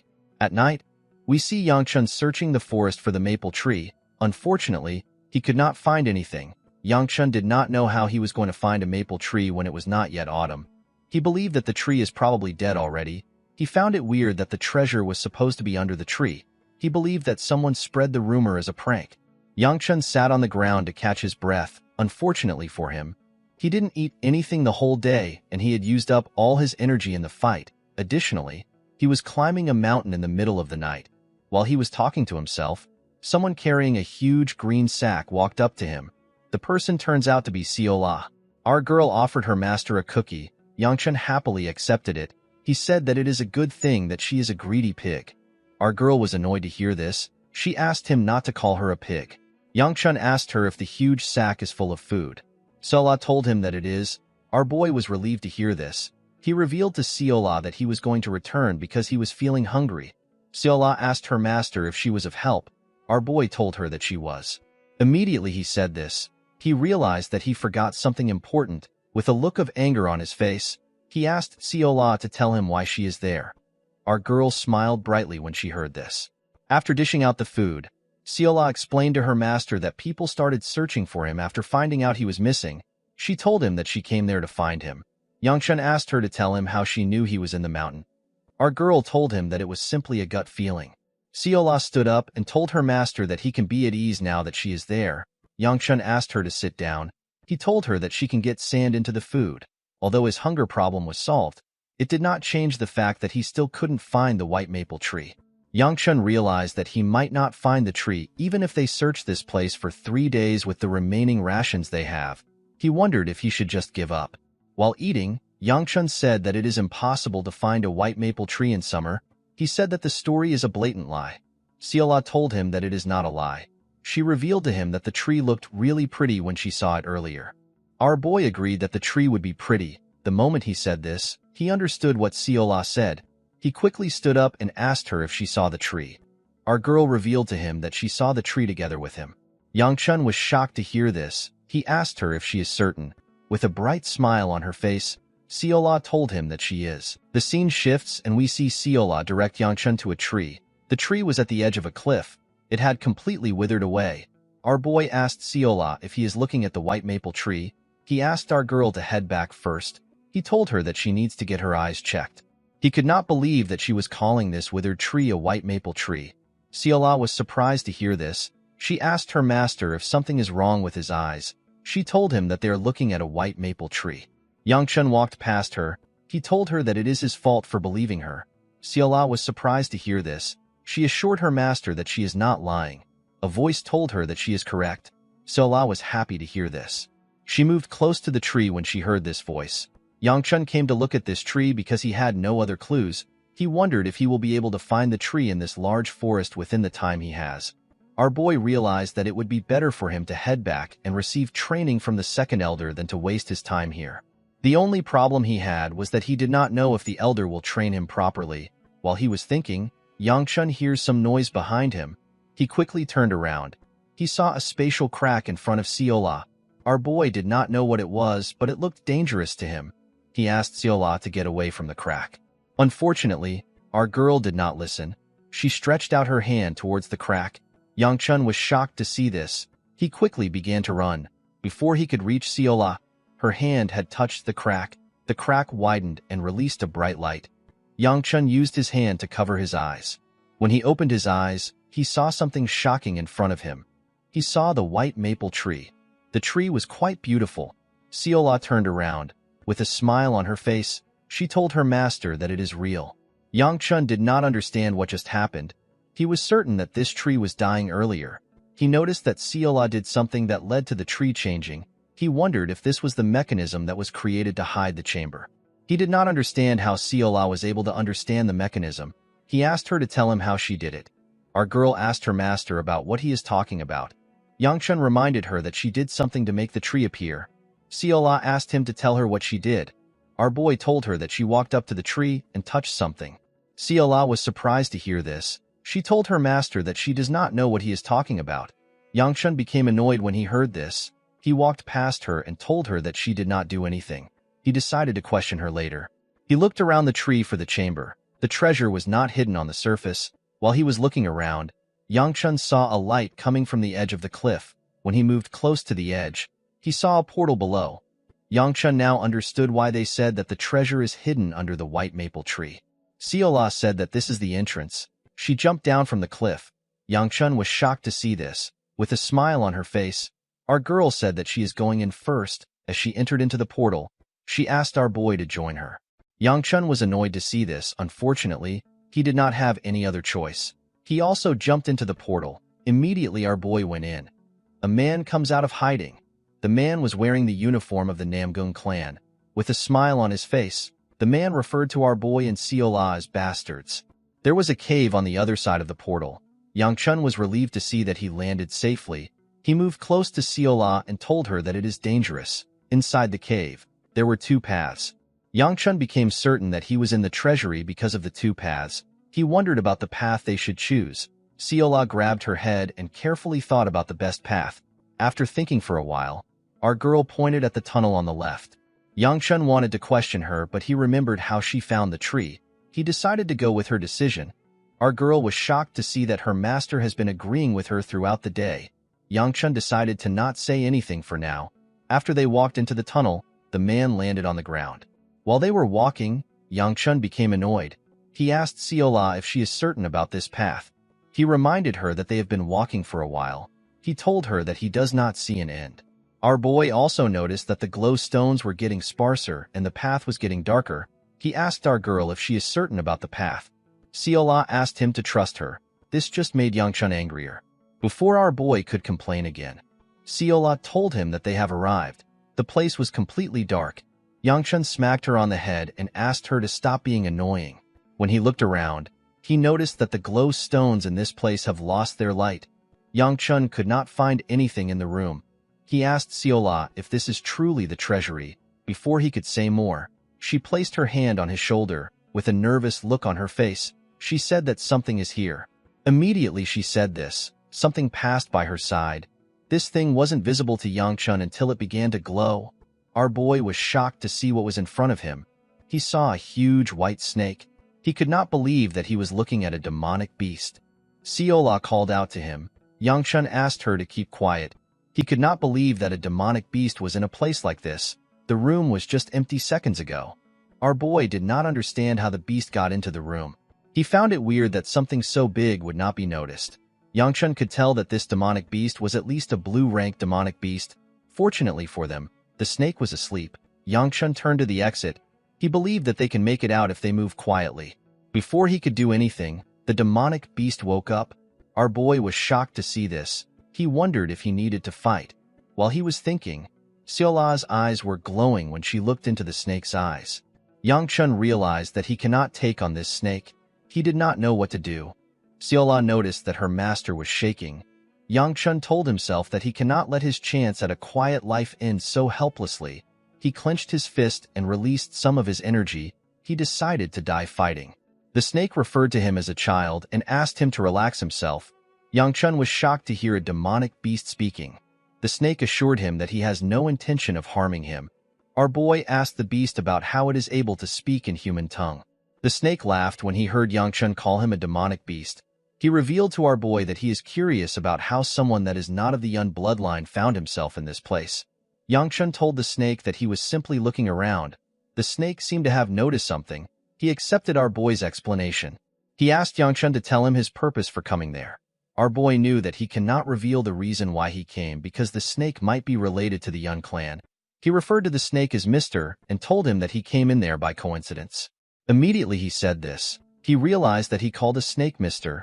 The snake laughed when he heard what our boy said. He revealed to him that there are no items left in this place. The snake told our boy that he has a question for him.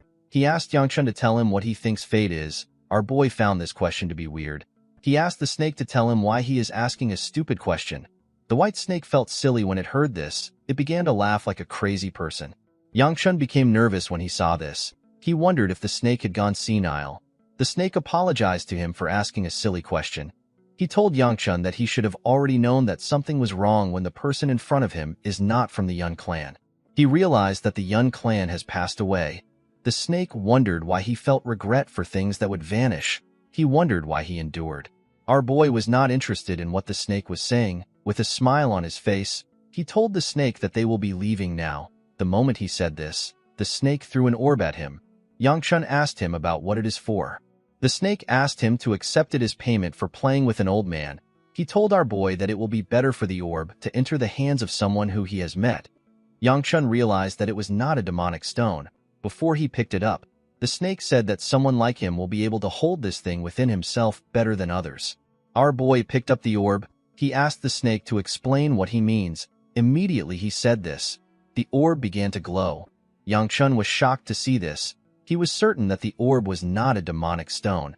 He did not know when he activated the demon well absorption art. Our boy noticed that he feels different from the time he absorbed a demonic stone. He tried to control the energy in his hand. While he was struggling, Seola placed her hand on his back.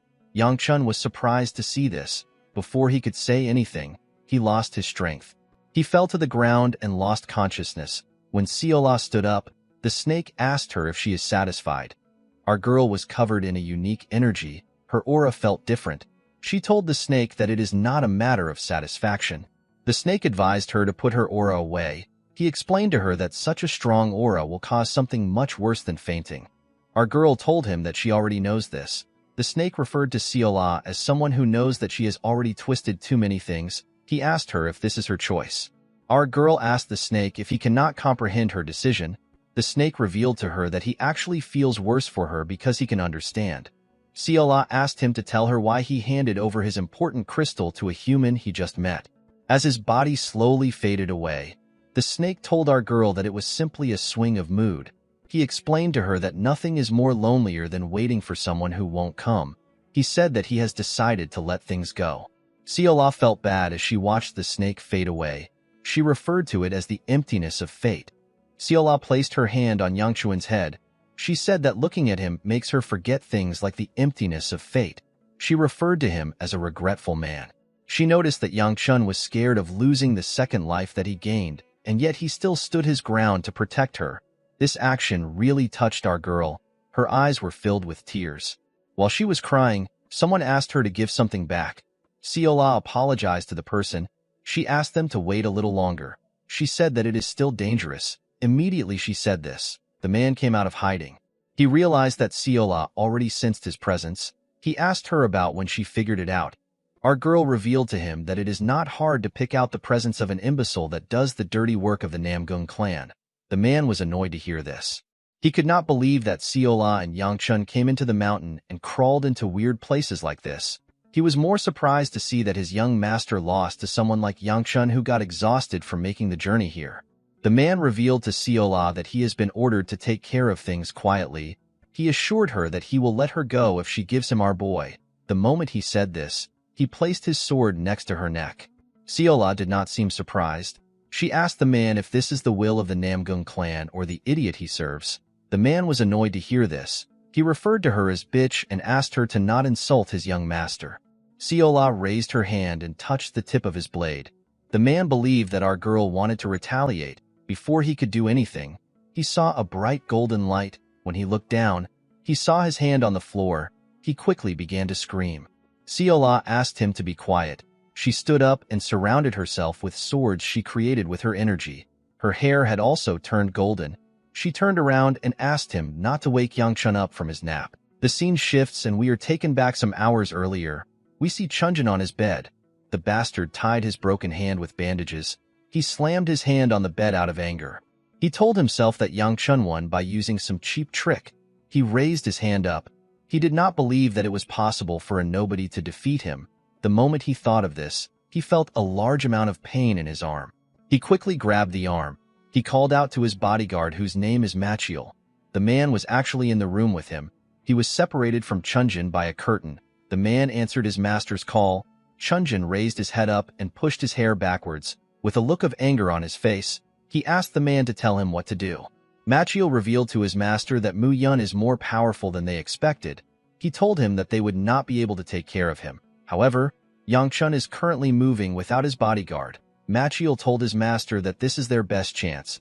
Chunjin smiled when he heard this. He reminded the man that he has always trusted him. He asked him to bring him good news again.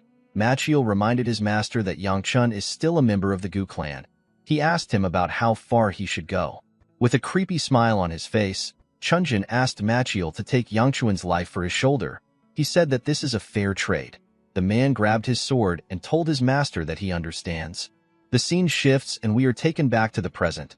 We see Machiel trembling in front of Seola. With a shaky tone in his voice, he asked her about her identity. After thinking about it, Seola told him that he does not need to know who she is. Machiel asked her about why she is working as a maid.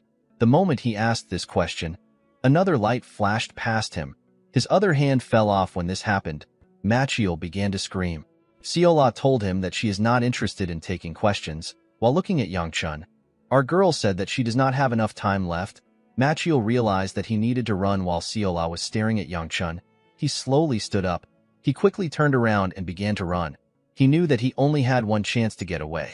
He believed that he needed to return to his clan to survive. The man had never heard of such a monstrous girl. He was certain that he needed to report this to his clan. Before he could get far, Machiel noticed that his face was getting closer to the floor. The man did not understand what was happening. When he looked up, he saw that his head has already been cut off from his body. The man did not know when he was torn apart. The being in Seola's body said that it wanted to leave the first life our girl took to her own jurisdiction. The person did not like the fact that an intruder like her was the one who had the first kill. The person apologized to Seola. Our girl asked the person to return her body to her. The person apologized to her. She reached out to Yangchun and asked Seola if she can stay for some minutes, before the person could touch our boy. Seola reminded her that this is her body. The being told her that she is right. She said that even the present belongs to her. Immediately she said this, the swords began to slowly disappear. The snake, whom had not completely faded away, asked the being if she is leaving. The person said that she needs to rest. She said that she did too much in a child's body. The snake asked the entity if she knows the kind of thing that she is. The entity said that she knows some things. The snake told her that it will be a hard journey. The being said that she is aware. The snake prayed that the being will receive a blessing in her path. After praying, the snake completely faded away. This entity is clearly someone who knew Yangchun from his past life. With a smile on her face, she told our boy that they should meet again if they have the opportunity. After saying this, the being left Seola's body. Her hair returned back to normal. In the next scene, we see Yangchun wake up. Our boy found himself outside. Seola was happy to see her master awake. Yangchun quickly raised his head up. He looked around. He did not know how they returned to the edge of the cliff. He asked Seola about what happened. Yangchun tried to recall what happened. He remembered that they found a white maple tree. The chamber was empty. A massive snake appeared out of nowhere. He touched a strange orb which the snake gave him. The energy of the orb got absorbed by him. He told Seola that these are the things that happened. Our girl became confused. She did not remember anything about an orb or a snake. Yangchun could not believe that she did not remember anything. Our girl assured him that she has no memory of what he is talking about. Our boy begged her to not lie to him. Seola asked him to tell her how he expects her to believe that he found a white maple tree, a giant snake, and a strange orb. Yangchun could not believe that our girl chose to be logical with her reasoning today. He looked around and asked Seola to tell him who brought them there. Our girl revealed to him that she found herself there when she woke up. The moment he heard this, he felt something in his chest. Seola asked him if he is all right. Yangchun fell to the ground. He assured her that he is fine. He told her that his core is simply aching. The moment he said this, our boy realized something. He sat in a lotus position and began to circulate his energy. Our boy was able to confirm his suspicion. He noticed that there has been a change in the amount of energy flowing in his body ever since he absorbed the orb. The energy in his body is almost enough to take him to the 4th star. Due to the energy in his body, Yangchun became certain that his memory is correct. He wondered if the snake moved them and wiped Seola's memory. Our boy believed that this was the most sensible explanation. Seola told her master that they can return if he is in pain. Yangchun assured her that he is fine. He told her that they need to return in order to allow Muyun to stop worrying. He went down and asked Seola to get on his back. Our girl was surprised to hear this. She asked him about why he wants to carry her. Yangchun revealed to her that it will take them 2 hours to return if they walk. He told her that this method is faster. With a nervous look on her face, Seola told him that she ate a lot of food yesterday. Yangchun did not understand why she mentioned this. He asked her to get on. Our girl realized that she had no other choice. When she got on him, she asked him if she is quite heavy. Yangchun told her that she is not light. Our girl asked him to let her down. With his flame wheel arts at 3 stars and the overflowing energy in his body, our boy was feeling different. He jumped down from the cliff. He saw different peaks. While running, Yangchun thinks about the fact that his body, which used to be heavy, was now as light as a feather. As they rushed through the mountains, they saw the sun as it was rising. They smiled when they saw how beautiful it was. The scene shifts and we are taken to the Tang family manor. We see Muyun panicking about the fact that his master has been gone for a whole day. He wondered if our boy was okay. He hoped that he was safe. While he was thinking, someone told him that they have arrived. When the bodyguard turned around, he saw his master with Seola. Yangchun jumped into the building through the balcony. He asked Muyun about what he is doing there. Muyun was shocked to see Yangchun. He asked him about where he went. He could not believe that our boy left without saying a word. Our boy apologized to him. He told him that it is better they focus on the fact that he returned safely. With a shaky tone in his voice, Muyun revealed to his master that he was quite scared that something happened to him. He asked Yangchun about where he went. Seola told the man that their master mentioned a snake. Before she could say more, our boy used his hand to cover her mouth. With a smile on his face, he told Muyun that Seola is spouting nonsense again. He said that they simply went for a walk. The bodyguard asked his master about what happened to him. Yangchun told him that it was simply a stroke of luck. He was surprised to see that his bodyguard noticed the change in his energy. He remembered that Muyun is actually on the edge of becoming a first-rate martial artist. Our boy turned around. He asked Muyun to tell him why he senses 2 more people in his room. The bodyguard did not know how to respond. When Yangchun looked into his room, he saw Soil and Baya eating. Soil became flustered when she saw him. Baya simply continued eating. Our boy asked Soil if she was waiting for him. He reminded Baya that she promised to not bother him again. With a nervous look on her face, Soil said that she was not waiting for him. While chewing her food, Baya told him that she was not actually bothering him. Yangchun did not like the fact that they were there. He asked them to tell him the reason why they came. Baya told him that she came to say goodbye. Soil said the same thing. While they were talking, Seola rushed to their table and began to eat their food. Yangchun was surprised to hear their reason. He asked Baya if her brother is also there. Our boy did not want to get involved with the bastard. Baya told him that he did not come. According to the girl, her brother told her that Yangchun would not be back when she told him that she wanted to visit our boy. Yangchun did not understand why Chunjin would say this. He was not aware of what happened to Machiel. Baya pointed her chopsticks at our boy and asked him about what happened to him. Yangchun was surprised to see that she noticed. He told her that something simply happened. Immediately she heard this, Baya released her energy. She asked Yangchun to have a duel with her.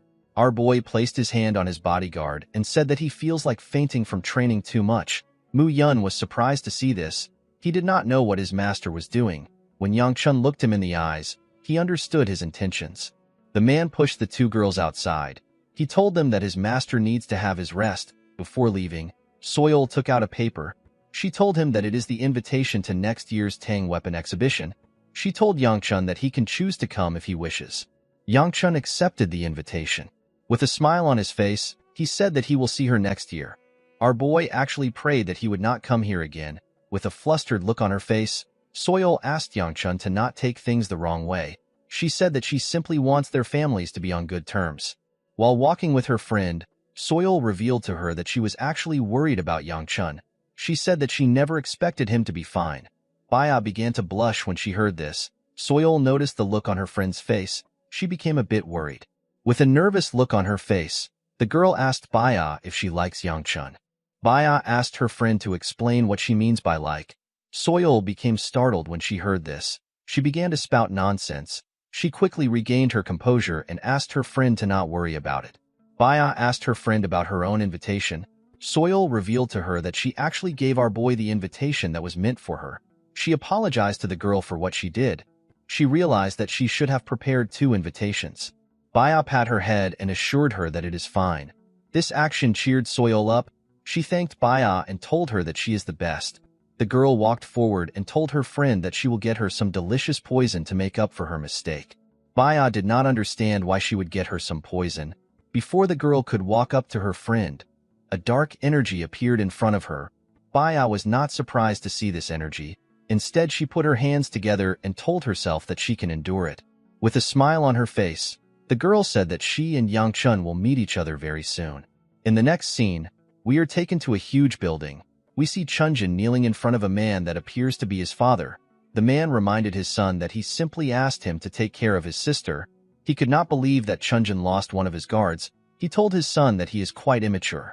Chunjin was annoyed to hear this. He did not understand why Machiel did not return. He wondered if the man failed the mission.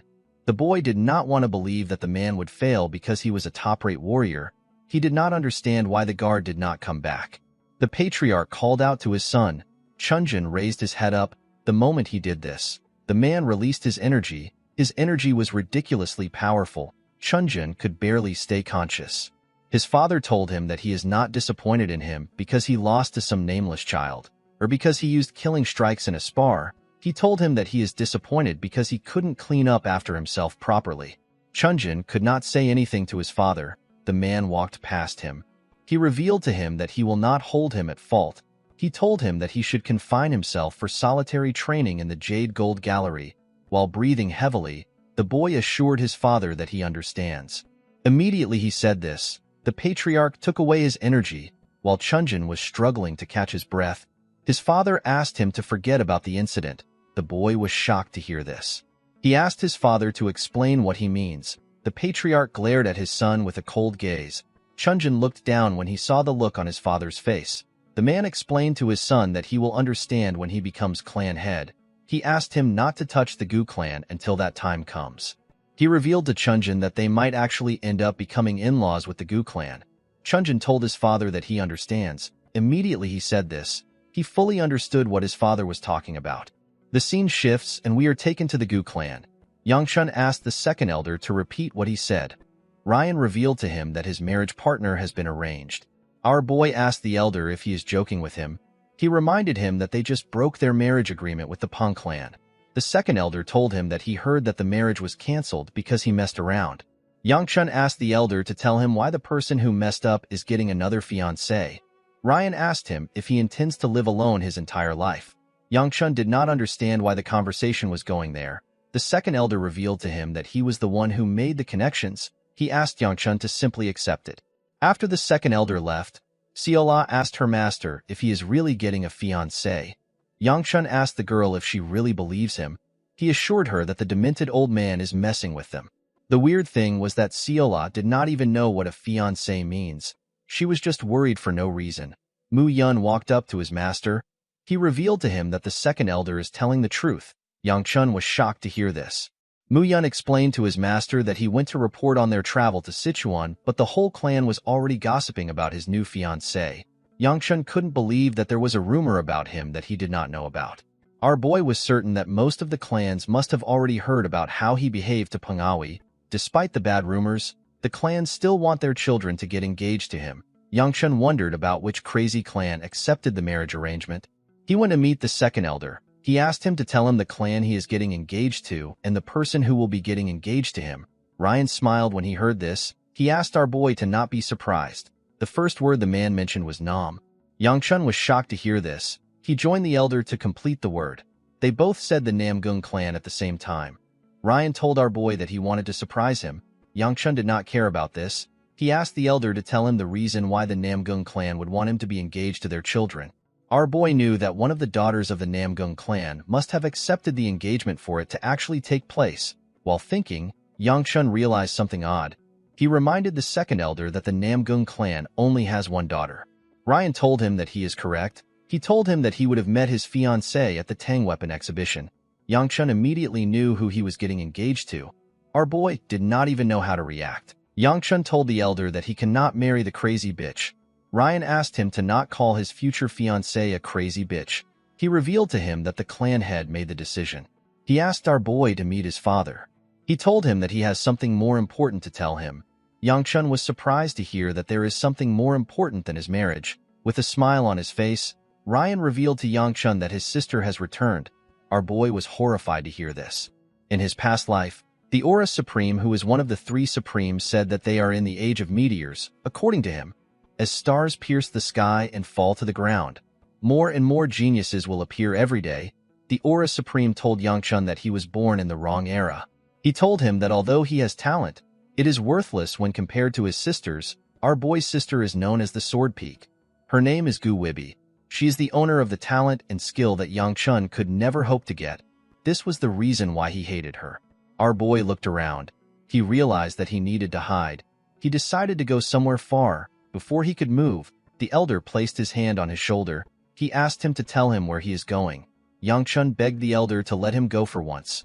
Ryan asked him to stop spouting nonsense. He reminded him that his sister is here. Our boy asked him to let him go. Ryan could not believe that Yang Chun was going to ignore his sister when she is home. Yang Chun explained to him that he cannot face Wibi because he does not know what she will do to him. He revealed to the elder that he will be gone for a few months. He asked him to not search for him. Ryan grabbed his head. He asked him if he caught something in Sichuan. He asked him about why he is acting immature. He told him that he will knock him out. Yang Chun assured the elder that he will be fine if he knocks him out for a month. The moment he said this, our boy hears an explosion at his door. He quickly realized that his sister is coming. The girl burnt the things in her path. Yang Chun quickly ordered Mu Yun to block the door. The man was surprised to hear this. He asked his master to tell him how he is supposed to block it. Yang Chun asked him to use a plank. Mu Yun placed a broom on the handles. He asked his master if it is smart to do this when his sister is coming. The moment he said this, the man heard someone laughing. He turned to the door. Wibi placed her hand on the door and told her brother that he blocked the door even though she came to see him. She used her energy to slowly burn the door. Mu Yun was shocked to see this. He saw her eye in one of the holes she made. Wibi used her energy to blow the door away. Mu Yun was also sent flying. With a smile on her face, she told her brother that he is rude. Yang Chun was shocked to see what she did. Ryan placed his hand on our boy's shoulder before he could do anything. Wibi told her brother that he needs to greet her. Our boy simply said hello. The girl told him that she is happy to see him doing well. She asked him about why his knees are upright. Our boy was surprised to hear this. He quickly went on his knees when she got close to him. She patted his head and called him a good boy. Ryan laughed when he saw this. Wibi bowed her head and greeted him. The elder said that he is always happy to see friendly siblings. Yang Chun wondered if he was blind. Ryan told Wibi that he heard that she is doing a great job as the leader of the sword squad. She smiled and told him that he is praising her too much. She said that things are good because the squad members are hardworking. Yang Chun did not care about what they were saying. He simply wanted to get up. This is the reason why he did not want to meet Wibi. The girl asked her little brother if he knows what he did wrong. Yangchun told her that he blocked the door and he tried to run away.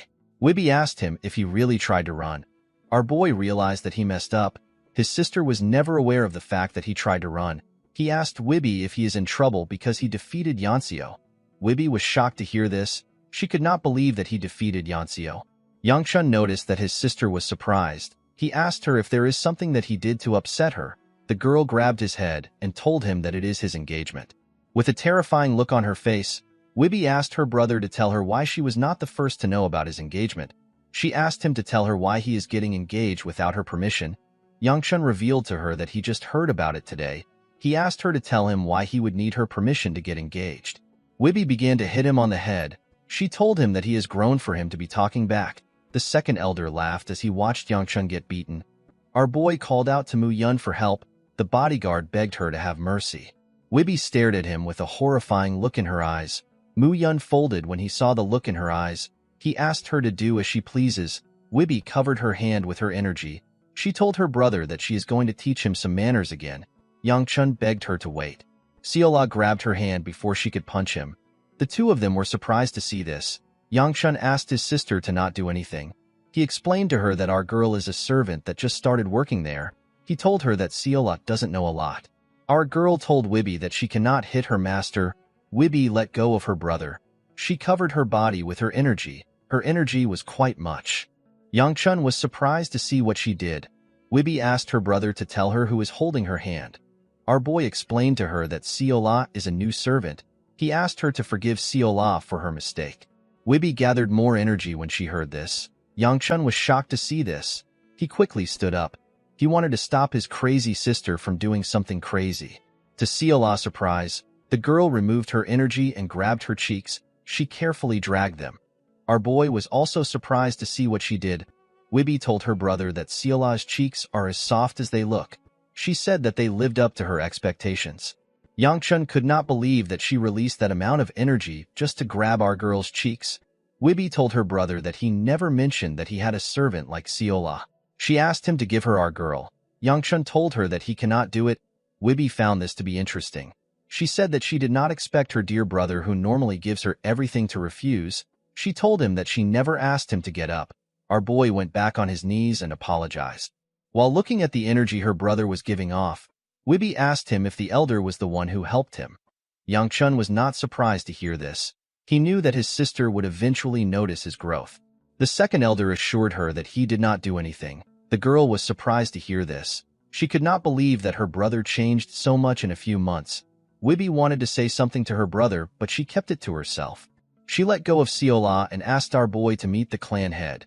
Yangchun was surprised to hear this. He asked her if she is done. Wibby explained to him that she is not in the mood to teach him a lesson. Yangchun was relieved to hear this. He moved close to Mu Yun and told her that he will be leaving. Wibby asked him to wait. She threw something at him. When he opened his hand, our boy saw an orb. He took a careful look at it. He wondered if he was looking at a demonic stone. He noticed that he could not sense any energy from it. He asked his sister to tell him what it is. Wibby told him that it is a souvenir. She explained to him that she bought it from a peddler that said it is a good luck charm. She asked him to keep the charm by his side. Yangchun believed that his sister gave him some junk. Wibby moved close to her brother and placed her hand on his shoulder. With a creepy smile on her face, she explained to him that she will show him more love if he loses the charm. Our boy began to tremble when he heard this.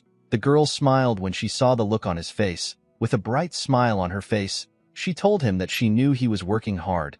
Immediately he heard this. Yangchun remembered what she said to him in his past life. Wibby asked him to stay happy. Our boy could not look his sister in the eye when he remembered this. After her brother left, Wibby asked the elder if he truly didn't do anything. Ryan assured her that he is innocent. The girl remembered that her brother was only at the proficiency of 1 star last winter. Compared to Yanxio, he was not able to release heat, and he could not move properly. Wibby did not understand how he got stronger. She noticed that his energy art has stabilized and his chi has more than doubled. She found it weird when she heard that Yanxio was undergoing solitary training after losing to Yangchun. Ryan explained to her that he is also surprised. He told her that he also had no idea that our boy possessed so much potential. Wibby asked him if he knows what happened to him. The elder found this question to be weird. He asked her to tell him why she did not ask Yangchun by herself. Wibby told him that she could tell that her brother won't explain it to her. Ryan told her that he might answer his sister. Wibby explained to him that she already knew her brother's response from his eyes. She decided to change the topic. She asked the elder if he noticed something about Seola. With a weird smile on his face, Ryan asked her about what she is talking about. Wibby told him that she asked the question because she noticed something off. She revealed to him that she inspected Seola because she was curious. She told him that our girl was only chubby. Ryan became more nervous when he heard this. He told her that she is too sensitive. He assured her that Seola is just a servant. Wibby decided to accept the elder's words. She placed her hand on her head and said that she might be overreacting because she has fought demonic beasts for months. Ryan smiled when he heard this. He could not believe that she actually sensed something off about our girl. He realized that both she and Yang-chun have fearsome potentials. He pat the girl on her head. He told her that he is grateful to her. When those connected by blood turned their backs and the whole clan was set against Yang-chun, only Wibby stayed with him. With a smile on his face, Ryan told the girl that he is grateful to her for taking care of our boy. He said that he has no worries with her around. Wibby told him that someone has to take care of her stupid brother. The elder advised the girl to be a little more kind to her brother. He believed that she overreacted by getting angry over an engagement. He told Wibby that someone might think she was actually angry at him for getting engaged. The girl released her energy when she heard this. She asked the elder to tell her the whore who dares to touch her brother. Ryan realized that this girl was not normal at all. The scene shifts and we are taken to the clan head's building. He told Yang-chun that he heard about him breaking Chunjin's arm. With a nervous look on his face, our boy told his father that he simply tapped the boy's arm. The clan head asked him to tell him why he broke Chunjin's arm. Yang-chun did not want his father to ask this question. He let out a sigh out of frustration. He explained to him that Chunjin suggested a spar and he used moves with intent to harm. He told his father that he had to retaliate. The clan head was surprised to hear that the lightning dragon had the intent to harm his son. He asked our boy if there were any witnesses. Yang-chun assured him that people were watching. The clan head told his son that he has gained prowess in his skills. He told him that he is happy to see his improvement. He advised our boy to keep working hard. After saying this, he took a sip of his tea.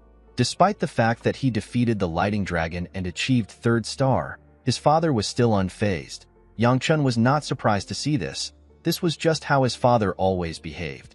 Due to the fact that he met the Namgung clan, the clan head asked him if he has met Baya. Our boy was startled when he heard this question. He was already waiting for his father to bring it up. Yang-chun told his father that he wants to know how the engagement was arranged. The clan head revealed to him that the decision was made by the elders. He told his son that the proposition is not bad for him. With a scary tone in his voice, the clan head explained to Yang-chun that the issue with the Peng clan was inevitable. He asked him to not disrupt this engagement. Our boy understood that his father was telling him that there are no second chances. He knew that the issue with the Peng clan was his fault, so he could not defend himself. The clan head took out a paper. He told his son that it will soon be midsummer. Yang-chun did not know what his father was planning. The clan head revealed to him that the Hua festival will take place at Mount Hua. The moment he heard this, Yang-chun remembered what he and the heavenly demon did to the sect in his past life. He asked his father to tell him what the festival has to do with him. The clan head gave him the paper he was holding. After reading it, Yang-chun asked his father about why he gave him. The clan head asked him to bring someone back. Our boy was surprised to hear this. His father explained to him that he will make preparations so that he can leave in 10 days. Yang-chun reminded him that he just got back from Sichuan today. The clan head told him that he can decline the quest if he wants. Before our boy could decline, his father explained to him that he will open their treasury and give him a great sage pill if he accepts the quest. Outside the clan head's house, we see Mu Yun and Seola sitting together. Our girl asked the man to tell her when their master will be back. Mu Yun told her that Yang-chun may come in the next 2 hours. The two of them ate honey cookies while they were talking. Seola told him that she is tired from the trip. Mu Yun revealed to her that he is also tired. He reminded her that they are our boy's personal guard and maid. He told her that they need to assist Yang-chun wherever he goes. Seola asked him if it is wrong for them to be hiding and snacking. Mu Yun explained to her that it is fine as long as they don't get caught. Immediately he said this, our boy appeared. He asked him to stop sitting. Mu Yun was terrified to see his master. While they were walking, the man tried to explain himself to Yang-chun. Before he could say anything, our boy revealed to him that they are going to the Mount Hua in 10 days. He asked him to get ready. Mu Yun was surprised to hear this. Seola could not believe that they had to go on a trip again. She told her master that she is tired. Yangchun revealed to her that the order came from the clan head. He asked her to confront his father if she has any issues. Mu Yun asked him for the reason for their trip. Yangchun revealed to him that his father wants him to bring Yanseo back. When he arrived at his gate, our boy carefully looked around. He was relieved to see that his sister and the second elder had left. As he stepped into his room, Yangchun contemplates about the things that are happening. The Namgungs were in Sichuan and his older sister is back home. He assumed that he was going to get a break, but now he has to go to Manhwa. The stress was too much for him. He decided to skip dinner and sleep in. At night, we see Yangchun sleeping. Someone was standing next to him. The person was holding a bottle of wine and a dumpling. The person raised the dumpling up and said, "Dumplings." Our boy slowly opened his eyes when he heard this voice. Before he could do anything, the person grabs his head and tries to shove the dumpling in his mouth. Yangchun began to struggle. The person turns out to be his sister. Wibby told her little brother that he cannot skip dinner when he is still growing. While shoving the dumpling into his mouth, Wibby asked our boy to chew it. Yangchun managed to break free from her hold. He moved back and asked her about why she is in his room. Wibby asked her brother if she is not allowed in his room. Our boy told her that she is not. He reminded her that this is his room. With a smile on her face, she told him that this means that it is also her room. Yangchun asked her if she is drunk. Wibby showed him the bottle of wine and told him that she is about to be drunk. She explained to her brother that she was worried because he did not show up at dinner. She told him that she brought the dumpling for him. She asked him to stop treating her so coldly. She said that she already feels bad that he is marrying some Namgung skank. Yangchun was shocked to hear this. He asked her to tell him why she brought it up. Wibby was annoyed to hear this. She asked her brother if he likes Baya so much that he would choke when she mentions her. She asked him if he likes Baya more than her. Our boy asked her to save her nonsense for when she is drunk. The girl took a sip of her wine and said that she put in so much efforts into raising him. Yangchun asked her if she can get drunk outside. Wibby asked her brother to tell her what he is talking about. With a smile on her face, she asked him to sleep with her today. Yangchun turned around and told her that she can sleep inside. He told her that he will sleep outside. Wibby told him that he is so cold. Our boy reminded her that they are past the age where they can sleep together. Wibby told him that he is still a brat to her. She drank a large amount of wine in one go and said that it is a really good wine. Yangchun asked her to leave when she is done drinking. While looking at the moon, she called out to her little brother. She asked him if he wants to have a go at it. Yangchun asked his sister to come again. He told her that he misheard her. The girl repeated herself. Our boy realized that he was hearing the right thing. He realized that his sister was really drunk for her to be spouting such nonsense. He asked her to head back to her room. Wibby asked him if he is certain. Yangchun asked her to tell him what she is talking about. The girl pointed at him. She placed her hand on his chest. She told him that she is talking about his energy. Wibby explained to her brother that she does not know the method he uses when he is training. She revealed to him that the large amount of energy he put inside himself is not being absorbed. She told him that this energy can end up hurting him. Upon hearing this, Yangchun realized that the energy from the orb has not been fully absorbed. He understood that a body that has not fully matured cannot take in all that energy. Wibby explained to him that he needs to let this energy out immediately. Yangchun quickly understood that his sister was asking him if he wanted to have a spar to help him. Wibby came down from his bed and told him that this was not why she asked for the spar. With a smile on her face, she revealed to him that she simply wants to beat him up. Our boy was shocked to hear this. He did not know why his sisters were not normal. In the next scene, we see Wibby stretching her body while holding a wooden sword. She said that it has been a while since she fought with her brother. She noticed that her brother wasn't holding a weapon. She asked him if he isn't going to use a sword. Yangchun told her that he doesn't use it anymore. Wibby was surprised to hear this. Her brother had been using a sword until recently. She wondered if he got bored of the weapon. She believed that he was full of himself. She raised her sword and asked him if he isn't going to attack. Yangchun took a stance. He reminded his sister that the spar is to help him release his energy. With a smile on her face, Wibby told him that she will make sure he doesn't die. She asked him to not chicken out. Immediately she said this, Yangchun appeared next to her. The girl quickly sensed his presence. Our boy landed a punch on her stomach. The attack moved her back a bit. Before she could regain her balance, our boy appeared next to her. He covered his fist with a large amount of energy and used it to hit her. The attack sent her flying. Due to the dust that covered the training ground, our boy could not see her. He called out to her to check if she is all right. The moment she heard his voice, Wibby began to laugh. A large amount of fire burst out on the training ground. The flame was ridiculously large. Wibby stepped out of the large flame with her body covered in fire. With a creepy smile on her face, she told her brother that he is not bad. Yangchun could not believe that his sister was still in the 5th star. He was certain that this power exceeds that of a 5th star. He was more shocked to see that she was fine after he hit her with his all-out attack. Our boy became scared. He told his sister that they should end the spar here. Wibby asked her brother to stop spouting nonsense. She took a step forward and spread her flames on the stage. Yangchun had to use his hands to block her energy. While he was struggling, his sister appeared next to him. She told him that the fun is just about to start.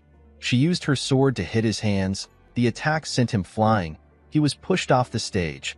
Our boy did not know what would have happened if he didn't block the attack.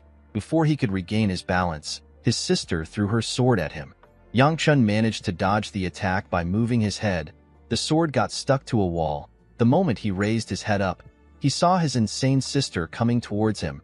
The girl laughed like a mad person. Our boy was terrified to see her coming.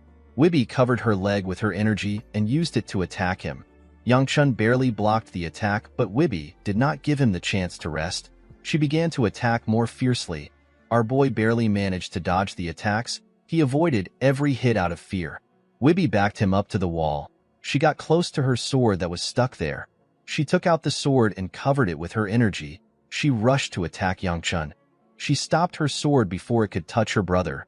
Yangchun became nervous when he saw this. She grabbed his hair and tightened her grip on her sword. She asked him to keep his mouth closed if he does not want to lose his jaw. Our boy was terrified to hear this. The scene shifts and we see someone reading a letter saying a person is going to meet their fiancé. The clan head of the Namgung clan was the one reading the letter, with a nervous look on his face. A man tells the clan head that their young miss left the note and ran away from the manor. The clan head was annoyed to hear this. He put the note away and ordered the man to bring her back immediately. In the next scene, we see a farmer harvesting his crops. He threw away the first yam he took out of the ground. He said that the yam cannot be sold. While looking at his crops, the man wondered about when the season will end. Immediately he said this, he noticed that a shadow covered him. When he looked up, he saw a girl. The farmer was shocked to see the girl. The girl landed in front of him. When he got a clear look at her face, he believed that she was an angel. The girl turns out to be Baya. The crazy girl called out to the man. He was surprised to see that she could talk. She asked him for the direction which Shangxi is in. The man raised his hand and pointed at a direction. He told her that Shangxi is east from there. The moment she heard this, Baya thanked the man and began to run. Oddly enough, she ran in another direction. The farmer noticed that Baya left something on the ground. The girl left a silver ingot for him. The farmer could not believe his eyes. The silver ingot was enough to feed his family for months. He thanked the angel for gracing him with such kindness.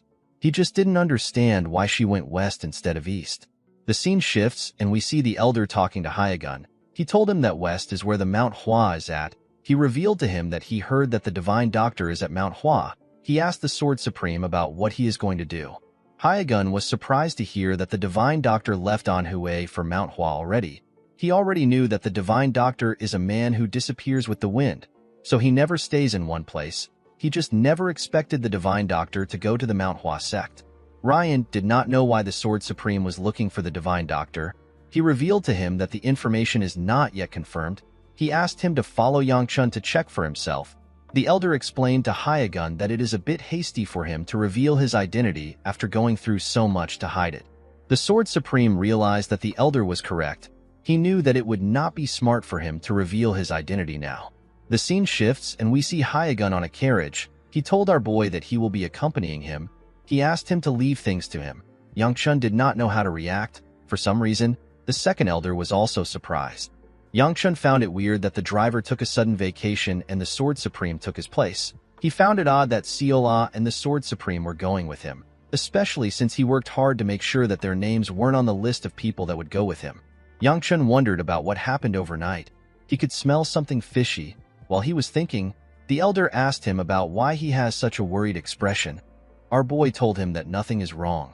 Ryan told Yangchun that he should be worried about himself. He asked him to try not to beat up other kids. Our boy told the elder that he would not do something like that. Immediately he said this, he remembered how he beat up his own sister. Juliop and Chunjun. He assured the second elder that he will do his best. The elder took out something from his clothes and told Yangchun that he is giving him the item because he trusts him. Our boy asked him about what it is. The moment he said this, he perceived a nice fragrance. The smell came from the pouch. It was quite good.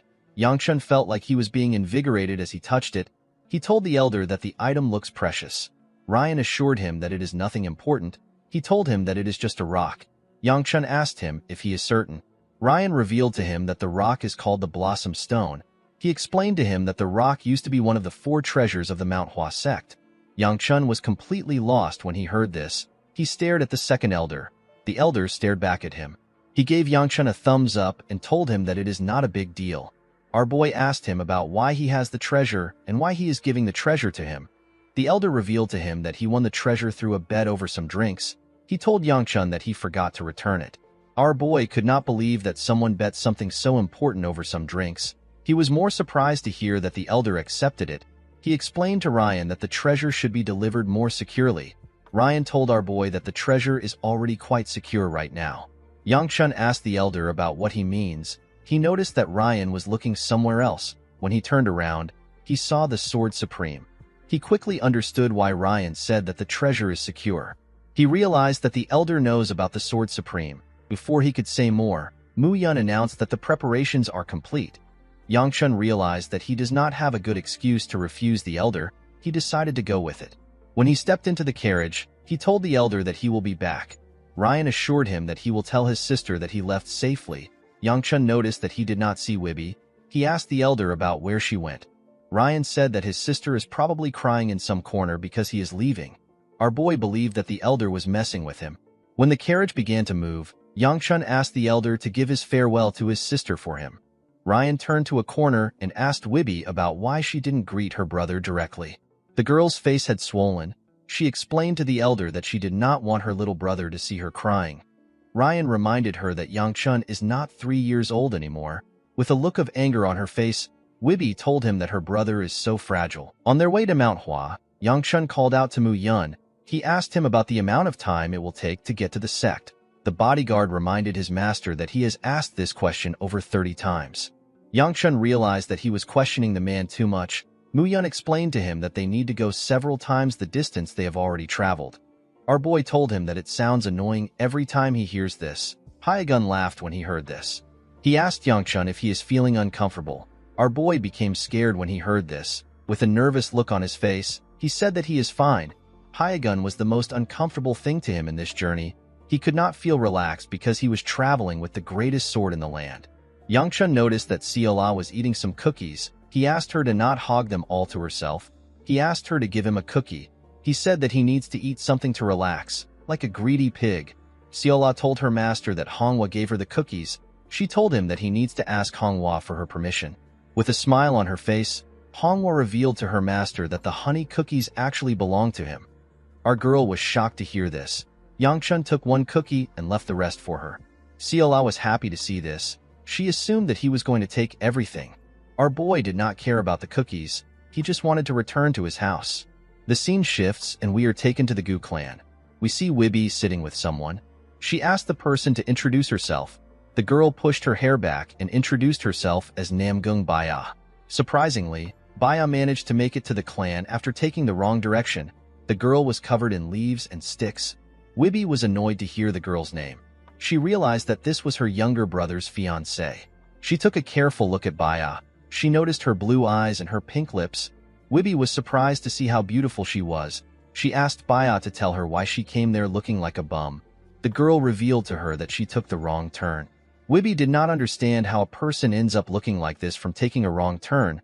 She asked Baya to tell her why she went through so much stress to come there. The girl said that she came to meet her fiancé. Wibby was surprised to hear this. She told her that the engagement is not yet official. Baya did not know what to say. With a smile on her face, Wibby told the girl that her little brother is not in the clan right now. Baya was surprised to hear Wibby call Yangchun her little brother. With a confident smile on her face, Wibby introduced herself as Yangchun's elder sister. Baya quickly cleaned her hair and corrected her posture. Wibby was happy to see this. She believed that this was the right attitude a person is supposed to portray in front of their in-laws. Baya asked the girl about where her brother went. Wibby revealed to her that Yangchun went to the Manhwa sect. She told her that their fates don't cross paths because the place is too far. With a gentle smile on her face, Baya said Manhwa. With a bright smile on her face, Wibby advised Baya to go back home. Immediately she said this, Baya jumped into the nearby forest. Wibby wondered if she was going home. She called her a bitch for leaving without a proper farewell. At night, we see Seola and Honghwa sleeping together. Our girl used her hand to hit the poor lady's face. Mu-yun was also asleep. Hyegun and Yangchun were the only ones awake. While staring at the fire, the Sword Supreme sensed something inside the forest. He turned to the side. Inside the forest, we see Yangchun let out some energy from his mouth. Due to the fact that his energy was mixed with his breath, our boy was able to tell that he will soon attain 4th star. While he was thinking, he got a bad headache. This was a problem he was facing. When he circulates over a certain amount of energy in his body, it flows against the direction he intends for it to flow in. Our boy needed to break this limit of the 3rd star. He could barely expel his energy, and yet his sister had no issue shooting it out explosively. Yangchun hated the difference in their talent. He found the importance of talent to be disgusting. He decided to stop creating excuses and train more. He began to circulate his energy again. While he was trying to circulate his energy, he caught a scent of something. Yangchun took out the blossom stone out of anger. He was annoyed to see that he couldn't throw it away. He wondered why the second elder wanted him to deliver it. He noticed that the scent is now stronger than the first time he received it. He couldn't concentrate because of the scent of the plum blossom. Yangchun decided to end his training for tonight. Before he could take a step, he saw petals in the air. The petals were quite beautiful. Yangchun did not understand why he was seeing plum blossoms in the middle of winter. He reached out his hand to catch one of the petals. Before he could get one, a spirit appeared behind him and said that he is not a child of the Manhwa. Our boy was shocked to hear this. He quickly turned around. To his surprise, there was no one around him. He was certain that he heard a voice. The spirit asked him to tell him how a child who is not from Manhwa is eating all the energy. Yangchun quickly turned around. He was certain that he was hearing an old man's voice. He did not still see anyone around him. The spirit asked him to tell him the bloodline he came from for him to be greedily eating such a large amount of energy. It told Yangchun that he will get sick. Our boy did not understand what the spirit was talking about. He asked it about what he is eating. The moment he said this, Yangchun noticed that the stone was releasing some energy. He quickly realized that he was absorbing the energy. He fainted before he could do anything. In the next scene, we see Seola and Mu-yun calling out to their master. Yangchun slowly opened his eyes. He was surprised to see himself on the ground. He quickly raised his head up. Seola rushed to hug him. He asked Mu-yun about what happened. The man revealed to him that Hyegun found him unconscious in the woods and brought him back. Yangchun thanked him for saving him. Hyegun told him that he was just doing his job as a servant. After saying this, his expression changed. Yangchun noticed the change in his expression. He pushed our girl away. Mu-yun moved close to him and asked him if something happened to him last night. Yangchun remembered that he was training and the stone emitted a light. He took the pouch out of his clothes. Although nothing seemed to have changed on the outside, the stone seemed to have lost its scent. Our boy realized that he absorbed the energy of the blossom stone with the demon well absorption art and got knocked out. He already assumed that the treasure of the Manhwa would contain something, but he never expected to absorb its energy. Yangchun immediately understood something. He placed his hand on his chest to check his energy. He noticed that the rings on his energy core had increased. Our boy was happy to see that he had reached the 4th star. On the road, Mu-yun and the Sword Supreme kept staring at Yangchun in a discreet manner. Yangchun turned away from them. He understood why they were staring at him. He knew that it was weird that he reached the 4th star overnight. He hoped that they would stop staring at him. While he was thinking, Seola sniffed his clothes. Our boy moved his hand away. He asked her about what she is doing.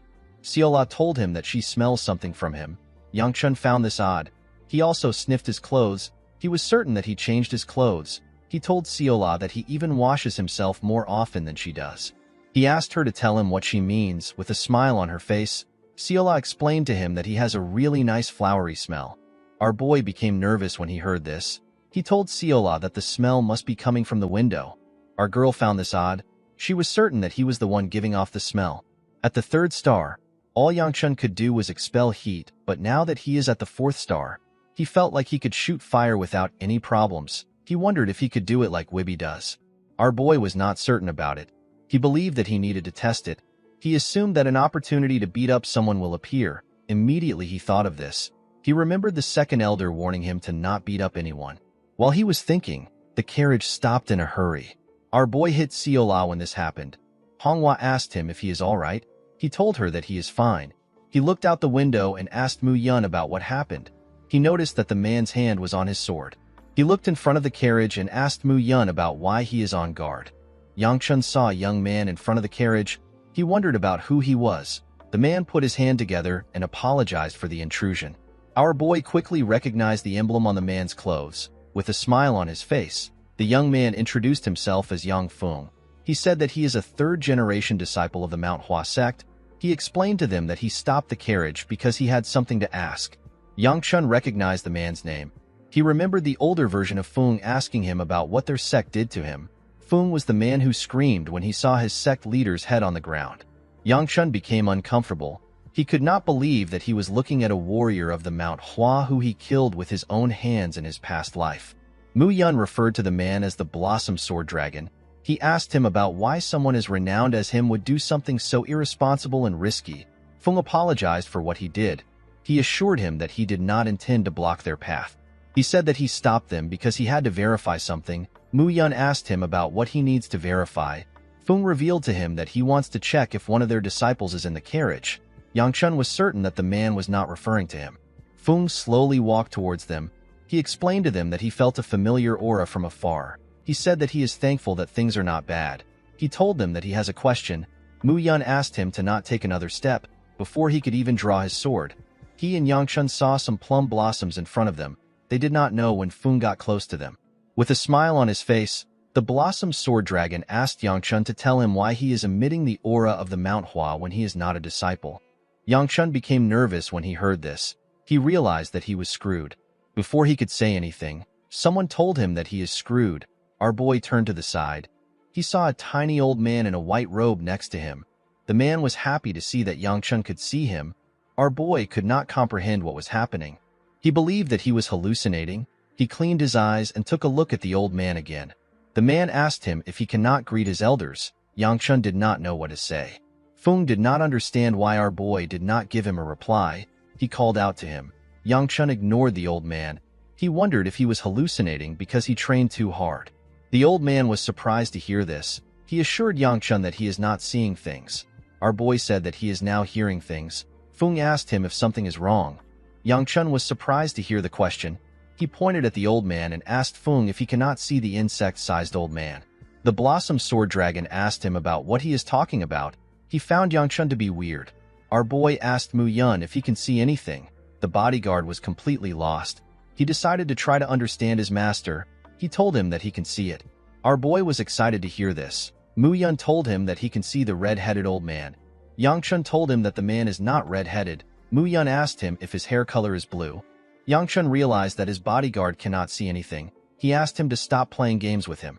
Our boy could not accept the fact that he was the only one who could see the old man. He asked them to look closely. The old man called him a fool and asked him to shut up.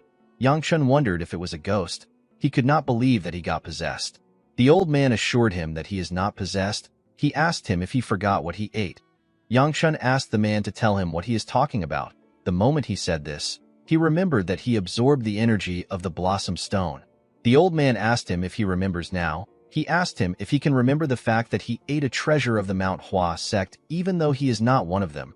The old man explained to Yang-chun that he helped him out by preventing him from entering a stage of chi blockage after he ate so much energy. He was annoyed to see that our boy called him an insect-sized old man and a ghost. Yang-chun asked the old man for his identity. The old man was surprised to hear this. He asked him if he does not recognize him. He told our boy that he does not know anything about the world. Yang-chun told him that he must not be famous if he cannot recognize him. Mu-yun and Feng were shocked to see our boy talking to himself. The old man cleared his throat and told Yang-chun that he is only going to introduce himself once. He asked him to listen carefully. The old man introduced himself as the Great Manhwa sect's 8th leader. He said that his name is Shin Cheol. He is also known as the Manhwa Immortal Sword. The greatest war that occurred before the appearance of the heavenly demon is the Great Blood Demon War. 5 expert martial artists fended off this bloodbath. Even after a century, their names are still mentioned in the history of the Zhongyuan Murim. The person most revered by the Manhwa sect is the tiny bug-like man in front of Yangchun. Our boy could not believe what was happening. Sheol asked him if he is going to continue comparing him to a bug. Our boy was surprised to hear this. He was certain that he called the man a bug in his mind. Sheol told him that he can hear his thoughts. He asked Yangchun to mind his manners now that he knows who he is. Our boy did not want to accept that Sheol is telling the truth. Mu Yun and Feng were still completely lost. Yangchun took out the pouch and asked him about why he was inside the stone. Sheol revealed to him that he does not know why he was inside the stone. Our boy said that he is useless in his mind. Sheol reminded him that he can hear his thoughts. He told Yangchun that he believed he would know more than him. Our boy told him that he does not know anything. Sheol asked him to tell him how someone like him who is not from the Manhwa sect was able to absorb the energy of the Blossom Stone. Yangchun did not know what to say. Sheol could tell that our boy knew something. Yangchun avoided looking the man in the eye. He did not know what to tell him. Sheol decided to stop prying. He understood that young people like our boy always have things they want to hide. Our boy thanked the man for not asking more questions. Sheol told him that it is fine. He revealed to him that something is coming. He asked Yangchun to focus on this thing instead. Yangchun did not know what the man was talking about. Immediately Sheol said this. We see some people jump out of the woods. The young men that landed in front of them were wearing the clothes of the Manhwa sect. Yangchun was surprised to see them. Feng asked him to not mind them. He said that they are not a threat. The moment he said this, Mu Yun hit his knee and got him down. He moved his sword close to Feng's neck. He asked Yangchun to watch out. While looking at the men who pointed their swords at them, Mu Yun told his master that this might be an ambush. Yangchun told his bodyguard that things are not yet so serious. Mu Yun explained to him that he could sense some hostile energy from the moment they appeared. Feng begged Mu Yun to give him a chance to explain. He told Yangchun that he does not know why his sect members are so angered. He assured him that he will be able to resolve things if he talks to them. Mu Yun asked him if they are really from his sect. Feng asked him to look at the emblem on their clothes. He assured him that they are warriors of the Manhwa sect. He turned to Yangchun and asked him if he will give him the chance to speak with them. Our boy asked his bodyguard to let him go. Mu Yun obeyed his order. With a smile on his face, Feng assured them that he will sort things out. He turned around and waved at the men. He moved close to them and spoke to them. For some reason, the man with a headband punched him in his face. Our boy and Mu Yun became worried when they saw this. The warriors moved close to Yangchun. They put their hands together and bowed their heads. The man with the headband apologized to him because Feng unintentionally put him in a position where he felt threatened. Our boy assured the man that it is fine. He apologized to him that his bodyguard took out his sword before they could understand the situation. Yangchun asked them about why they came so far out. He asked them if something happened. The leader told him that they cannot reveal the information to him because he is an outsider. Feng revealed to our boy that members of their sect have recently been going missing. The leader was surprised to hear this. He reminded him that he was not supposed to give out this information. Yangchun was surprised to hear what Feng said. He knew that the Blossom Sword Squad of Manhwa is not so weak that they would go missing. He found this to be weird. The leader grabbed Feng's ear and explained to our boy that Feng ran ahead of them while they were searching the forest. He told them that he sensed the energy of a member. Yangchun turned to Sheol. He explained to him that Feng is referring to the energy coming from his body. He asked Sheol to tell him what to do. The immortal sword assured him that it is fine. He explained to him that he has blocked the energy coming from his body. Feng asked the leader if he cannot feel the energy of their sect coming from Yangchun. The man told him that he can sense it. Our boy was surprised to hear this. He asked Sheol if he is certain about what he did. He told him that they can still sense the energy. Sheol asked him to show them the Blossom Stone. Our boy placed his hand into his shirt. The men were surprised to see this. He took the stone out of his shirt and showed it to them. The men were shocked to see it. They could not believe that they were looking at the treasure their sect leader lost in a bet over drinks. Yangchun could not believe that the sect leader really lost their sect's treasure in a bet. Sheol laughed when he heard what they said. He said that the future of his sect is grim. Feng believed that they sensed the energy of Manhwa from our boy because he had their treasure on him. The leader asked Yangchun to tell him why he has the treasure. Our boy jumped out of the carriage through the window. He apologized to them for not introducing himself sooner. He bowed his head and told them his name.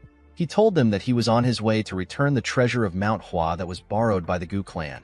The warriors were shocked to hear this. They seemed to recognize the Gu clan. Yangchun and Mu Yun did not understand why they were whispering about their clan. The leader was surprised to see that our boy came from a prestigious clan. He apologized again for showing hostility towards him. Yangchun assured him that it is fine. He asked him if there is something wrong with being from the Gu clan. Feng realized something. He turned to Yangchun and mentioned his sister. Before he could complete his sentence, his teammates covered his mouth and hit him. They pushed him down and began to beat him up. The leader told our boy that he does not need to worry about Feng. Yangchun told him that he does not look fine. The man asked him to not worry about it. Our boy asked the man if his sister caused problems for them. With a weird smile on his face, the man said that she did not. Yangchun could tell that he was lying. He apologized to the man for the trouble she caused him. He revealed to him that he will take her back home as soon as they arrive in the sect. The man was shocked to hear that he was taking Yanxiu back home. The members of his squad seemed to be happy to hear this news. Yangchun asked them if there is a problem. The members of the squad cleared a path for our boy. The leader placed his hand on his shoulder and asked him to follow them. Yangchun and Mu Yun were surprised to hear this. They wondered about the amount of trouble Yanxiu was causing this man. The scene shifts and we are taken to the Manhwa sect. We see Yanxiu knock on someone's door. The person asked her to come in. The girl went in and called out to her master. Her master was an old woman in white. The woman commended her for visiting her every day, even though she is scared of walking alone at night. Yanxiu ran to hug her master. She asked her if her body is all right. The woman told her that she feels better today because she can see the beautiful moon outside. With a smile on her face, Yanxiu told her that she is relieved to hear this. Her master reminded her that her visits will soon come to an end. Yanxiu assured her that she will stay by her side until the end. The woman reminded her that she is returning to Shangxi soon. Yanxiu did not say anything to the woman. With a smile on her face, her master asked her if she dislikes going back to her family so much. With a sad look on her face, Yanxiu said that the people in Shangxi are not her family. Her master was surprised to hear this. She decided not to pry too much. She said that it is not a sick woman's place to speak about someone else's family matters. Yanxiu asked her master to not say such things. She reminded her that she was known as the Blossom Sage before she got sick. The woman said that these are simply words of the past. She wondered about the amount of time she has left. In the next scene, we see someone tear through some demonic beasts. The person tore them apart. The person turns out to be Baya. The energy that surrounded the crazy girl was dark and eerie. Baya closed her eyes and tuned out everything. She was in pitch darkness. When she opened her eyes, she sensed a unique energy. The girl turned around and ran in the direction of the energy. The scene shifts, and we see the warriors of Mount Hua moving with Yangchuan's group. Honghua advised Xiola to prepare a lot of food because the warriors are also going to join them. The leader ordered them to split into groups. He assigned the first group to guard duty and ordered the second group to prepare the camp for the night. Inside the woods, we see Yangchun talking to Chiol. He asked the old man to tell him what to do to make him leave his body. Chiol told him that he would not be attached to him if he knew a way. He told him that he would have gone with the children of the Mount Hua sect. Our boy called Chiol an old man and told him that he has a question. Chiol asked him to not call him an old man. He told Yangchun his name and reminded him that he is the immortal sword of Mount Hua. Our boy glared at him. Chiol asked him to not give him a distrusting look. Yangchun told him that he will believe him for now. Before he could ask his question, Chiol stopped him. He asked him not to worry. He assured him that he has no interest in his festering body. Our boy reminded the man that his own body has already decomposed. Chiol told him that he speaks a lot for someone who carries such a nasty thing inside. Yangchun was surprised to hear this. He asked him about what he is carrying. The immortal sword was surprised to hear that our boy does not know what is inside his own body. Yangchun could not believe that there is something inside him. Chiol told our boy that he wants him to answer his question before he can tell him anything. He asked Yangchun to tell him what happened to the bloody demon. Our boy was shocked to hear this. He told himself that Chiol cannot be the immortal sword of Mount Hua. Chiol was surprised to hear this. Yangchun revealed to him that the bloody demon was slain by the immortal sword. He asked Chiol to tell him why he would claim to be the immortal sword when he does not know the fate of the bloody demon. Chiol said that he has also asked himself the same question. He revealed to Yangchun that he cannot remember the final fight he had with the bloody demon for some strange reason. Our boy noticed that the immortal sword was being serious. He decided to not pry further. He asked him to tell him what he is carrying in his body. He asked him if he knows something. Chiol was annoyed to hear this. He asked Yangchun to tell him why he should answer him when he doesn't even believe in his identity. Our boy was surprised to see that such an old man was quite moody. The immortal sword cleared his throat and told our boy that he also doesn't know what it is. Yangchun was shocked to hear this. Chiol explained to him that he actually finds it strange that he cannot sense anything. He told him that he has a very violent thing inside him. He revealed to him that he is keeping the thing docile for now. He asked him not to worry. Yangchun could not believe what he was hearing. He asked Chiol if it is quite serious. The immortal sword clenched his fist and asked our boy if he wants to test it. Yangchun told him that he does not want to do anything. Chiol opened his fist. Immediately he did this. A large amount of dark energy covered our boy's shadow. When our boy turned to the side, he saw the energy close to him. It was about to swallow him. Chiol took the dark energy away before it could swallow him. He asked Yangchun if his demonstration is enough. Our boy had already tried to use his fist to defend himself. Yangchun could not respond to Chiol immediately. He was trying to catch his breath. He turned to the immortal sword and asked him about what it is. Chiol showed him his fist and told him that he is keeping the thing docile. Yangchun wondered why such a thing was inside him. Chiol said that he also doesn't know. He told our boy that they have to end things here now even though he has a lot of questions. Yangchun was surprised to hear this. He told the man that he just gave him so many new questions. Chiol asked our boy to look up. When Yangchun looked up, he did not see anything. He turned to the old man and asked him if something is wrong. The moment he said this, we see a bright pink light in the sky. Before our boy could ask more questions, the pink energy moved past him at a terrifying speed. Yangchun was shocked to see the energy so close to him. He quickly turned to the side. He saw someone covered in dust. With a look of anger on his face, he asked the person that moved past him to tell him what he is doing. The person turns out to be Feng. The Blossom Sword Dragon revealed to Yangchun that there is a saying that has been passed down in Manhwa since ancient times. Our boy did not understand what the man was talking about. With a bright smile on his face, Feng told our boy that they need to fight in order to become friends. Chiol said that the spirit of the Manhwa is still intact. Yangchun did not understand what Feng was saying. He asked him if this is how warriors of Manhwa ask others for a spar. Feng apologized to him for his sudden attack. He explained to him that he was excited because he has never seen a fellow martial artist in training. Yangchun was surprised to hear this. He asked him if his sect doesn't have a lot of martial artists in training. The Blossom Sword Dragon did not know how to respond to our boy. Chiol wanted to tell Yangchun something about Feng. Our boy told him that he already knows.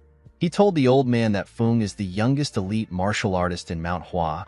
To the untalented people, he is like a towering wall. Even if he tried to get along with people his age, he will just make their feelings of inferiority worse. Chiol was surprised to see that Yangchun understood Feng. He believed that our boy must have also experienced something like this. Yangchun told Feng that he will spar with him. The man was so happy to hear this. He thanked our boy for the opportunity. Immediately he thanked him. We see some lightning energy next to him. Feng told our boy that he wants to start right away. Before he could say more, a large amount of lightning was fired at him. The attack was sent through a tree. It sent Feng flying. He was thrown into the lake next to them. Yangchun was shocked to see this. He turned around and looked at the large hole in the tree. He saw our favorite crazy girl with white hair. Baya was surprised to see him. With a bright smile on her face, the girl said that she has found him. The scene shifts and we are taken to the past. We see an older Yangchun kneeling under the rain. He had an injured person in his arms. The person turns out to be the older Baya. The woman reached out to Yangchun's face. She asked him if he is crying. Our boy asked her to stop spouting nonsense. He told her that it is the rain. With a sad smile on her face, Baya said that this is unfortunate. Yangchun asked her about why she did something. He told her that she could have just ran away by herself. It turns out that Baya blocked an attack for Yangchun. She left herself open and received a second attack in her stomach. The attacks destroyed her hand and severely injured her stomach. Our boy asked her about why she did something like this. Baya stared at him. She said that she just felt like doing it. She asked him if the moon has come out. Yangchun told her that it is up. With a smile on her face, Baya said that both things are there. She said that this is good enough for her. The moment she said this, she died. Yangchun could only look at her. While he was looking at her body, someone walked up to him from behind. The person was a swordsman. With a smile on his face, the man said that he never knew that demonic humans had something called friendship. He asked our boy if it is actually love. Yangchun stood up when he heard this. The man asked him not to be sad. He told him that he will soon join Baya. Our boy referred to the man as Meteor Sword. He promised to do one thing for him. Yang released a large amount of purple energy. He promised the man that he will not die an easy death. The scene shifts and we are taken back to the present. With a look of shock on his face, Yang asked Baya about why she came there. Baya wanted to respond, but she saw someone strange next to our boy. The leader of the group asked Yang if he knows Baya. He raised his sword and asked him if he has permission to cut her down. Yang was surprised to hear this. When he looked behind him, he saw the rest of the group holding their swords. He did not know what to tell the leader. It is already a big problem that this dumb girl hurt a warrior of Manhwa. Our boy did not think that it would be smart for him to cover for her by saying that he is acquainted with her. He did not want to say that he was engaged to her since it is not official. While he was thinking of what to say, Baya revealed to the men that Yang is her fiancé. The men were shocked to hear this. Even Cheol was shocked to hear it. Our boy realized that he could not deny it. He decided to accept what she said. Everyone, including Cheol, turned to him. They did not understand why a beautiful lady would be engaged to a guy like this. Yang knew what they were thinking. He hoped that they would not be mad at him for not telling them. He asked Baya about why she is there.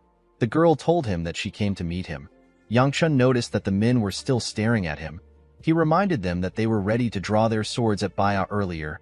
He asked them about why they are looking at him. He turned to the girl and asked her about why she attacked if she wanted to meet him. Cheol asked him to take a look at the girl. He explained to him that Baya's body is barely moving and she has exhausted her inner energy without sleeping to run to him. The man asked Yang if he believes that Baya will be able to tell the difference between a human and a demonic beast. Our boy told him that exhausting oneself to the point where you can't distinguish between a human and a demonic beast is not something to be praised for. Cheol told him that Baya did this because she cares so much about him. Yang told her that the Mount Hua will not let things go easily because of the state she put its members in. The moment he said this, we see Feng next to him. The man was kneeling next to our boy. Yang was surprised to see him by his side. Feng seemed to be smitten by Baya's beautiful face. Our boy was able to tell that the idiot had fallen for her. He called him a dumb fucker in his head. With a fake smile on his face, he asked the man if he is alright. Feng tapped his chest and asked our boy to fight him now. Yang never expected it. He told him that his body must be fine. At night, we see everyone gathered next to the lake. Yang and Feng were standing in front of them to duel. Even though our boy was standing in front of him, Feng was looking somewhere else. He was staring at Baya. The girl sat with Seola and the rest of Yang group. She was eating some cookies. Yang was annoyed to see how infatuated the young man was. Cheol asked him if he is jealous. Our boy asked him to stop spouting nonsense. He explained to him that he accepted the duel out of the goodness of his heart. He said that he simply hates how Feng is using it for his own dirty purposes. Cheol asked him to also use the duel for himself. Yang asked the man to tell him what he can gain from winning this fight. Cheol called him an idiot. He asked him if he is not curious about how strong he has become. While resting on Baya, Seola asked her about why she is here. She asked her if she came to see her. The Sword Supreme asked his granddaughter to stop clinging to Baya. The girl said that it is fine. She said that our girl is always like this. Hyegun was surprised to hear that his granddaughter is always so disrespectful. Mu Yun put his hand together and prayed that his master won't get hurt. Honghua assured him that things will be fine. One of the Mount Hua members asked his leader about who he thinks will win the fight. The man believed that the answer was obvious. He said that Feng is a real monster. He reminded them that they have all seen his talent. He told them that Feng can be playful from time to time, but he is different when he gets serious. The man closed his eyes and concentrated on his energy. His sword released a pink energy when he opened his eyes. It was releasing plum blossoms. The Sword Supreme seemed to be impressed. Feng took a stance and said that he will be attacking. The moment he said this, his energy became darker and thicker. When some of the plum blossom moved close to Yang they were burnt. Everyone was surprised to see what was in front of them. The Mount Hua men did not know what they were looking at. Even the Sword Supreme was impressed with what he was looking at. Yang flame energy covered his body. Our boy noticed that he could not expel as much fire as his sister. Feng was shocked to see the flames our boy was exuding. Yang asked him to stop making such an expression. With a terrifying look on his face, he asked him if he is scared. Feng tightened his grip on his sword. With a smile on his face, he told our boy that he is fine. He said that he will begin. The moment he said this, he charged at Yang. He rushed to attack him at a crazy speed. He released a pink energy from his body as he ran.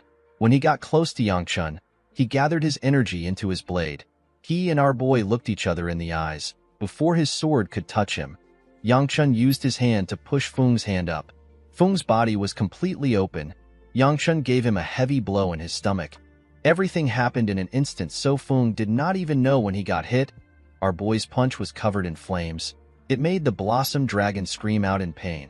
Baya and Mu Yun were shocked to see what just happened. The leader's mouth opened when he saw how Yang Chun destroyed the Blossom Dragon. Even the Sword Supreme was shocked to see what our boy did. Feng knelt in front of our boy. He could not move his body. With a smile on his face, he said that he lost. Everyone was quite shocked to hear this. Baya stood up. She placed her hand on her sword and asked Yang Chun to fight her too. Our boy wondered if she had lost her mind. He told her that he just finished fighting. Baya glared at him when she heard this. Yang Chun did not understand why she was glaring at him.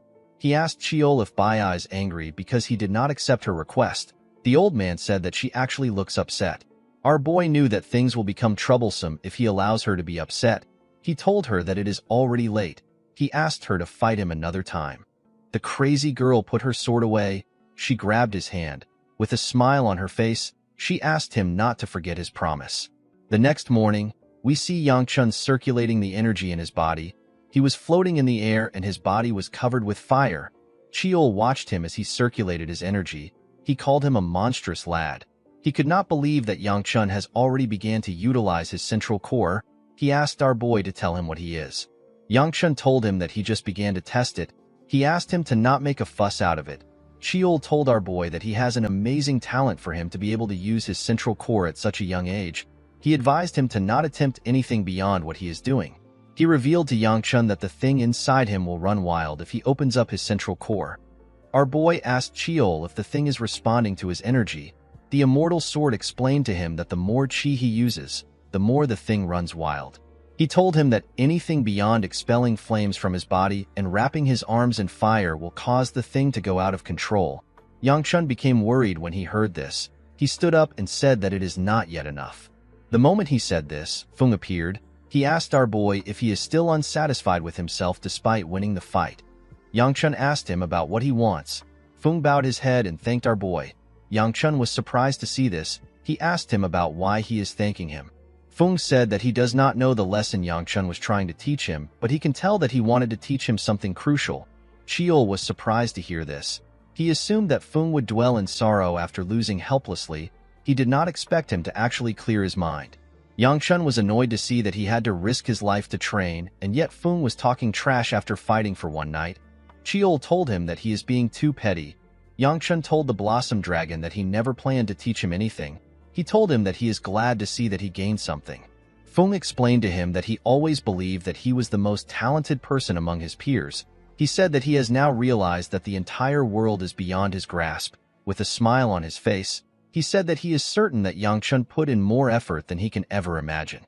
For some reason, our boy was annoyed to see that Feng was acknowledging his efforts. He told the immortal sword that he really hates him. Chiol asked him to shut up and listen. Yang Chun said that he cannot shut his thoughts up. Feng put his hand together and bowed his head. He thanked our boy again. Yang Chun remembered the older Feng and what he did to him. He told himself that he really hates Feng's guts. Chiol did not know why he disliked the nice boy. In another side of the forest, we see Seola talking to her grandpa. She asked him if he saw what their master did. She said that Yang Chun simply went blam blam and the flower guy lost. The members of the Mount Hua passed by her side when she said this. They were sad to be reminded that their prodigy lost. Hyagun asked his granddaughter to keep her voice down. Seola told him that they are actually in big trouble. Hyagun asked her to tell him what happened. Our girl revealed to him that their master is getting engaged. The Sword Supreme told her that this is a joyous occasion. While screaming at the top of her voice, Seola said that it is not. Hyagun was shocked to see this. He did not understand why she was overreacting. Seola revealed to him that she does not understand what it means to get engaged. She said that only she is allowed to do stuff with their master. She asked her grandpa to tell Yang Chun to ask for her permission. Hyagun realized that his granddaughter did not know what it means to get engaged. He decided to explain things to her. Seola seemed to be shocked to find out what it meant. The scene shifts and we see the group eating. A few things became uncomfortable for Yang Chun after the fight he had with Feng. The biggest thing that made our boy uncomfortable was Seola. While they were eating, everyone noticed that our girl was quiet and was staring at her bowl. The Sword Supreme asked his granddaughter if she is feeling unwell. Seola shook her head to tell him that she is fine. Yangchun asked her to tell him why she is picking her food if she is not feeling sick. He told her that he will take away her treats if they are going to make her skip meals. While our boy was talking, Baya put her chopsticks into the large pot in their middle. She wanted to take out some food. Before she could grab the meat in front of her, someone took it out. The person turns out to be Seola. Baya did not understand why she took it. She decided to take another meat. Our girl grabbed the meat she wanted to take again. Baya did not know why Seola was behaving rude. Yangchun was annoyed to see what she did. Before he could say anything, Hyagun yelled at Seola. He asked her to tell him where she learnt such poor manners. Everyone was surprised to hear him raise his voice. Seola became sad when she heard her grandpa yell. She stood up and told him that he is stupid. She ran away from them. Hyagun was surprised to see this. Yangchun did not understand why she was behaving in such a weird manner. He asked Baya if she did something to our girl. The girl shook her head. Yangchun noticed that Seola has been upset over something ever since the day he fought Feng. In the next scene, we see Yangchun wake up. He commended Mu Yun for standing guard all night. Our boy was exhausted. They had to set up camp for several days. He felt like he had spent more days sleeping outside than in his own house. He moved close to a river and used the water to wash his face. There was a huge hunky man next to Yangchun. The person turned out to be Feng, with a smile on his face. The boy asked Yangchun if he would like to train with him. Our boy was annoyed to see his body. He wondered if it is illegal to wear shirts in the morning in their sect. Chiol explained to him that the body of a martial artist changes to reflect their mental state and their method of gathering qi. The more they become as sturdy as a tree, the more beautifully the blossoms will bloom. Our boy told him that he already knows this. Chiol advised him to also do some physical training. Yangchun thanked Feng for his offer. He told him that he has something more important to take care of today. He told him that they can train another time. Feng was surprised to hear about something important. He asked Yangchun if there is something special about today. Our boy asked him if he has forgotten what day it is. The scene shifts and we see Yangchun staring at a very long staircase. Chiol was happy to see the stairs. He believed that it always gives off a sense of steadfastness and elegance. Our boy did not agree with the man. In the next scene, we are taken to an inn. Yangchun asked Feng if members of his sect always climb those stairs. With a bright smile on his face, the boy said that it is part of their daily lives. Yangchun wondered about the kind of idiot that would build a sect on top of a mountain. Chiol revealed to him that he also had the same thought before. He said that it is nice that members of his sect are so understanding. The scene shifts and we are taken to the past. The leader of the group asked our boy to spend the night there. He told them that they can climb the mountain tomorrow. He said that they will prepare a place for him to stay. Yangchun reminded the man that he is in possession of their sect's treasure. He told him that it will be better for him to go up immediately. The man asked him if he will be able to actually climb the mountain. Yangchun took another look at the stairs. He told the leader that he cannot refuse his considerate offer.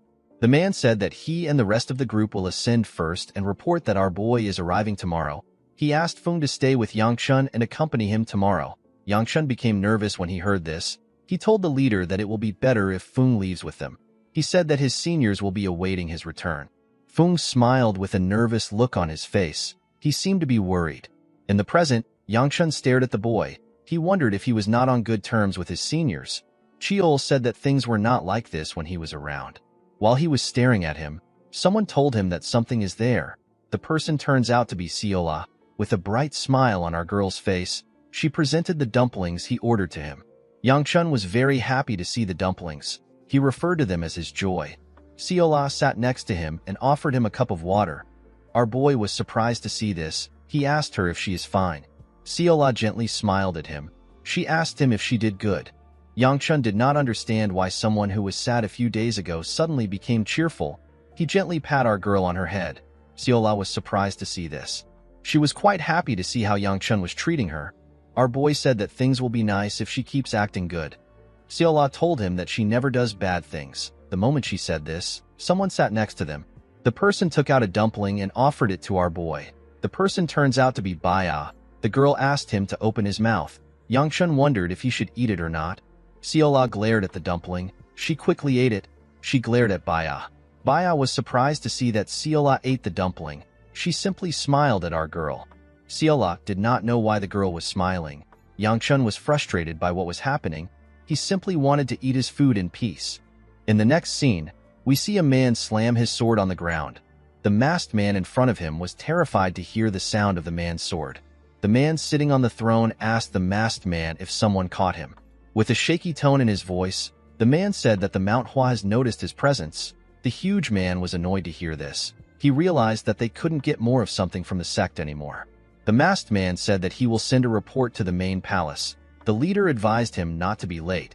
He said that he has seen men lose their arms over tardiness.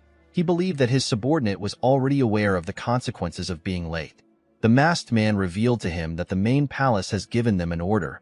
He said that the divine physician has appeared in Shangxi. The man stopped hitting his sword on the ground when he heard this. The masked man began to tremble when he saw this. He revealed to the leader that the physician was actually staying in Anhui, but now he is in Shangxi.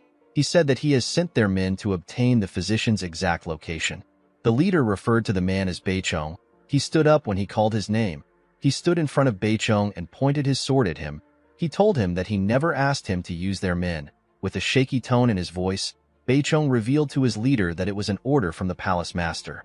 The leader moved his sword close to the man's head. He asked him if they are going to kill the physician or capture him. Beichong told him that they had been ordered to imprison the physician in their underground prison. The leader placed his sword on his shoulder. He said that it is no fun to imprison the physician. He asked his subordinate if he is allowed to kill anyone who stands in their way. Beichong told him that he is free to do as he wishes. He said that their only order is to capture the divine physician. The man began to smile like a crazy person. He said that things are going to be fun. The scene shifts and we see someone place their hand on the ground. The person turns out to be Yangchun. Our boy climbed the Mount Hua mountain. He was breathing heavily when he arrived at the top. He wondered about who built the sect in this place. Chiol reminded him that he climbed this mountain throughout his life. Yangchun told him that he should have moved the sect somewhere else when he was alive. With a smile on his face, Fung asked our boy if he cannot feel the great lesson that their elders want them to experience. He said that their elders are trying to tell them that nothing can be achieved without hard work. Yangchun asked Chiol if he actually intended on teaching this lesson. The old man said that he has never thought about this. He said that he always wanted to kill the person who put the sect there. Xiola also arrived at the top. When she saw our boy panting, she reminded him that she told him that she can carry him. Yangchun said that he wanted to keep his last bit of dignity. He asked her about why she doesn't look tired. Our girl said that she is simply not tired. The moment she said this, someone stretched out a hand to our boy. When Yangchun raised his head, he saw Baya. Our boy grabbed her hand and asked her if she is not tired. The girl said that she is not very tired. Thola was annoyed to see Yangchun hold Baya's hand. Baya bent her head after raising our boy up. Chiol did not expect her to go for it in such a bold manner. Yangchun asked her about why she is bowing her head. Chiol could not believe that our boy was so oblivious. He called him an idiot. Baya blushed when she heard this. Xiola glared at her. Our boy asked Chiol if Baya wants him to pat her head. The old man asked him to do it now that he knows. Our boy raised his hand. Before he could do anything, Xiola pat the girl on her head. She told Yangchun that she did it for him. Baya also pat her on the head. She turned to our boy. With a gentle smile on her face, she told him that he can do it next time. Yangchun did not know how to respond to this. He quickly turned around and asked about where the others are. Mu Yun and the Sword Supreme were already at the top, but there was still someone far behind. Hongwa was still far behind everyone. The girl was barely holding on. While breathing heavily, she asked Yangchun to leave her. Our boy asked someone to get the girl. The moment he said this, he heard a loud sound. When he turned around, he saw the gates of the sect open. Someone stepped out of the gates and said that he has been waiting for them. Fung bowed his head when he saw the person. An old man in the Mount Hua attire was the one who stepped out. The man was with the leader of Fung's squad. Chiol immediately knew that he was looking at the current sect leader of Mount Hua. Our boy was surprised to hear this. He did not expect the old man to be the sect leader. The sect leader placed his hand on Yangchuan's shoulders. He told him that he has been waiting for him for a while. He said that the elders of the sect will finally stop yelling at him. He revealed to our boy that the elders were quite angry when he lost their sacred stone over a bet while he was drunk. The man shook Yangchun as he spoke. Our boy struggled to introduce himself. He wanted to tell the sect leader the reason why he came. The man smiled and stopped him. He referred to the second elder as an animal and told our boy that the second elder sent a letter before he arrived. He said that he already knows that he came to take his sister back and return the Blossom Stone. Yangchun was relieved to see that the second elder's letter will speed things up for him. He told the sect leader that he is correct. The sect leader told him that Ryan did not say everything in his letter. Yangchun asked the man about what he is talking about. The sect leader told our boy that he is referring to the energy in his body. Yangchun was shocked to hear this. The old man turned to the Sword Supreme and stared at him. Hyagun became nervous. He had to look away. The sect leader tapped our boy's shoulders. He asked him if he is tired after climbing the mountain. He asked the leader, whose name is Shin Hyun, to prepare a place and a meal for their guests. Hyun accepted the sect leader's orders. The old man told Yangchun that they can talk inside. Our boy turned to Cheol. He asked him about what he should do. With a smile on his face, Cheol asked him if he believes that he will be fine after absorbing the treasure of Manhwa. He told Yangchun that the worst thing that can happen to him is death. Our boy did not know why Cheol was smiling about something like this. In the next scene, we are taken to a room. We see the sect leader holding the Blossom Stone. He apologized to Yangchun for bringing him into the room without letting him rest. He said that he cannot let someone who absorbed the energy of the Mount Hua walk around freely. Yangchun told him that he understands. He told the sect leader that he was merely holding onto their treasure when it suddenly got absorbed into him. After hearing what he said, Yangchun felt stupid. He told Cheol that he told the sect leader the truth, but he left him out of it. He said that what he did is for the best. Cheol told him that he is not lying since he woke up with the energy already absorbed by him. The sect leader said that he finds Yangchun's story hard to believe. He could not believe that someone was holding two energies of such different auras in his body. The sect leader reminded our boy that he is there to take his sister. He asked him to follow him. Yangchun asked him about where they are going. With an evil smile on his face, the old man placed his hand on Yangchun's shoulder. He asked him if he believes that he will be left untouched after absorbing the treasure of the Mount Hua. Our boy became nervous. He told the old man that he will follow him.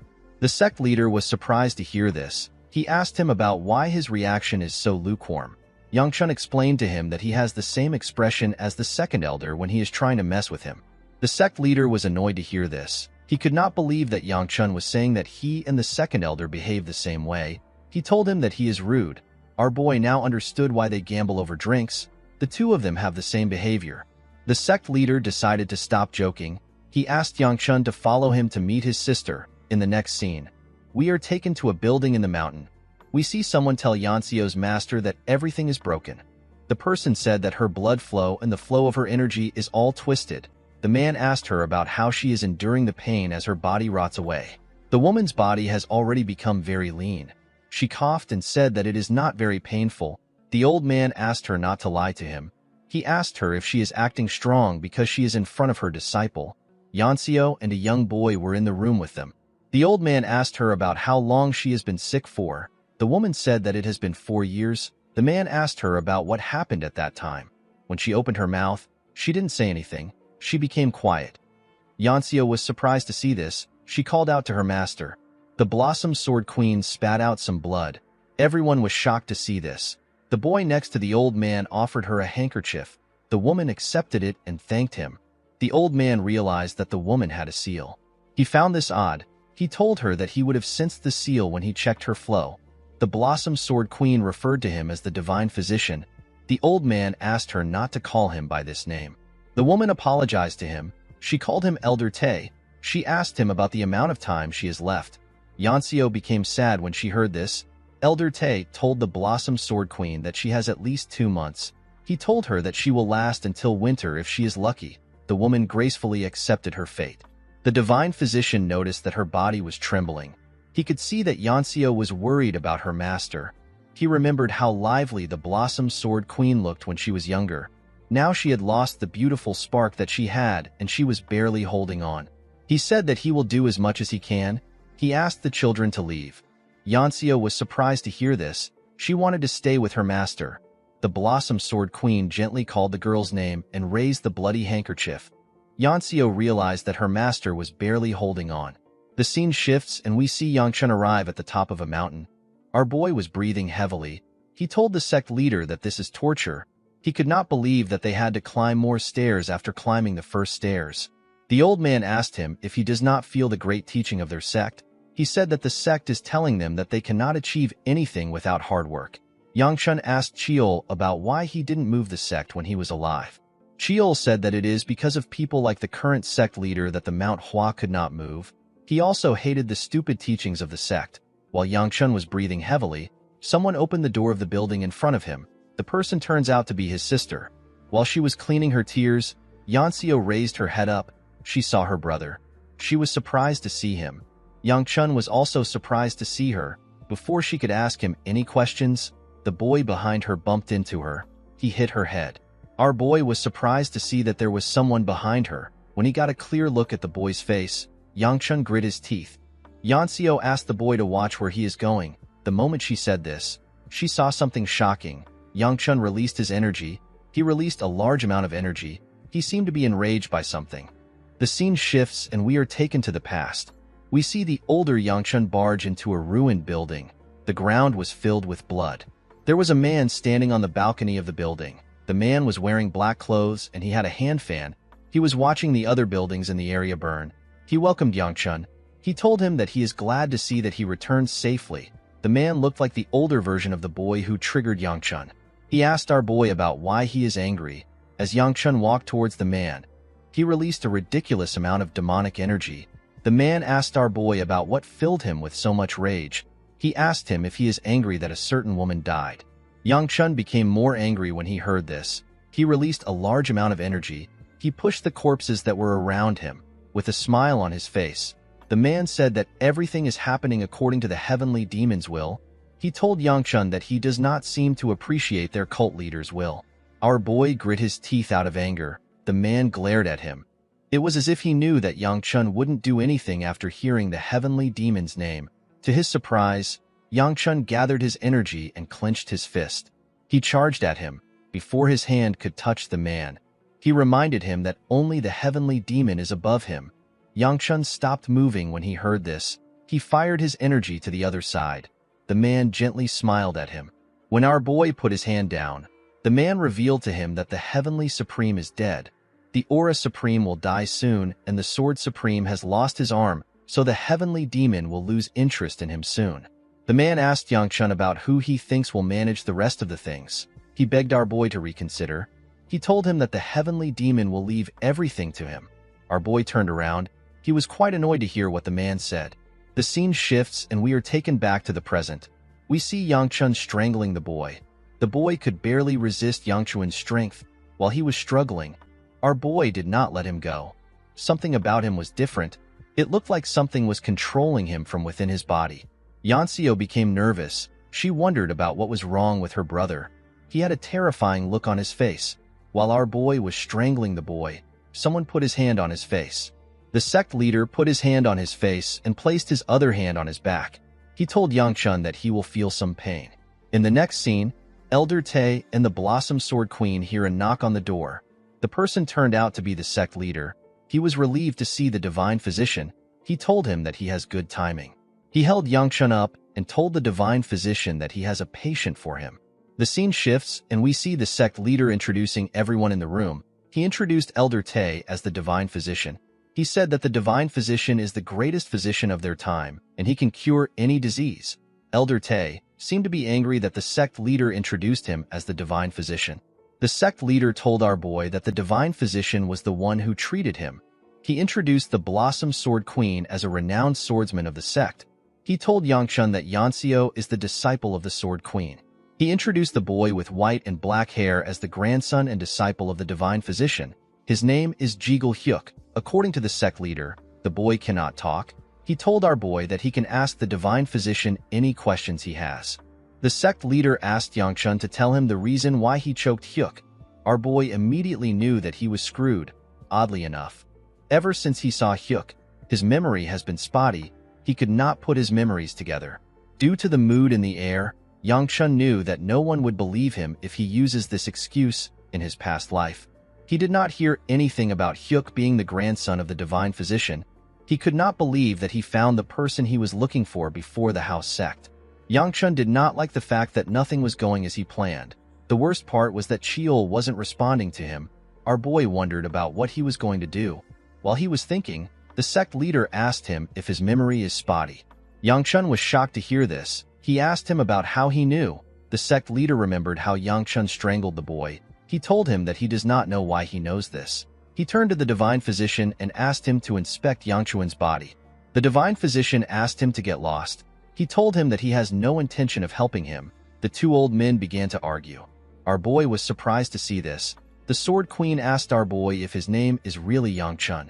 Our boy did not expect this question. He asked her if she knows him. The Sword Queen told him that she does. She revealed to him that she was a close friend of his mother whose name is Chunhee. Yangchun was surprised to meet a friend of his mother. With a smile on her face, the Sword Queen told our boy that she is happy that she was able to meet him. Yanxio glared at her brother from behind her master. The Sword Queen told Yangchun that he really looks like his mother. Our boy asked her if she is being serious. She told him that it is his aura that is unique. The two old men were still fighting. The sect leader reminded the divine physician that he is the sect leader of the Manhwa. He asked him to do it for him. The divine physician told him that he does not care about his status. The Sword Queen told our boy that she can sense that he has a quiet but warm heart. Yangchun thanked her for her compliment. The moment he did this, the divine physician stood up. He said that he is leaving. Before he could reach the door, the sect leader mentioned something called the leaf of the dragon herb. The divine physician stopped moving. The sect leader told him that he will give him a single leaf of the dragon herb if he takes a look at Yangchun. Elder Tay let out a sigh. He turned around and told the sect leader that this is the last time he will do something for him. The old man was happy to hear that he accepted his request. The scene shifts, and we see the divine physician holding Yangchun's hand. Our boy seemed to be a bit nervous. The divine physician sensed the dark energy in Yangchun's body. He quickly let go of his hand. The sect leader asked the divine physician if Yangchun is all right. He asked him if our boy has any issues with his body. The divine physician said that Yangchun has more than a few issues. He revealed to the sect leader that our boy is a walking corpse. Yangchun was shocked to hear this. He asked Elder Tay to explain what he means. The divine physician explained to him that there are different energies circulating in his body. He asked Yangchun to tell him how he is able to walk around with the state of his body. Upon hearing this, our boy realized that he has absorbed a lot of things into his body. He did not think that this energies would be such a big problem. He thought that he was handling things well. He assumed that his problem might have been caused by the horrifying energy in his body. Chiol appeared and told him that he is wrong. Yangchun became angry when he saw him. He asked him about where he went to. Chiol explained to him that he lost his connection to him when he lost control of his body. He told him that it was caused by the dark energy. He revealed to Yangchun that he has actually had his suspicions about the energy. He said that the divine physician has helped him confirm his suspicions. Our boy asked him to tell him what he knows. Chiol revealed to him that the dark energy is what is keeping him alive. The energy is suppressing the other energies in Yangchun's body. It is stopping them from running wild. The only downside is that the energy can also run wild. Yangchun did not know how to react to this. He turned to the divine physician and asked him about what he should do with the energies in his body. Elder Tay laughed when he heard this. He told our boy that he can either remove all the energies, or he can continue living his life while praying that his body doesn't explode. He told Yangchun that it won't be weird if his body blows up right now. He said that he cannot do anything about it. The divine physician decided to be more blunt. He revealed to our boy that his body is so unstable that he could die during a bath or while eating. Yangchun simply accepted the man's explanation. Compared to him, the sect leader was quite worried.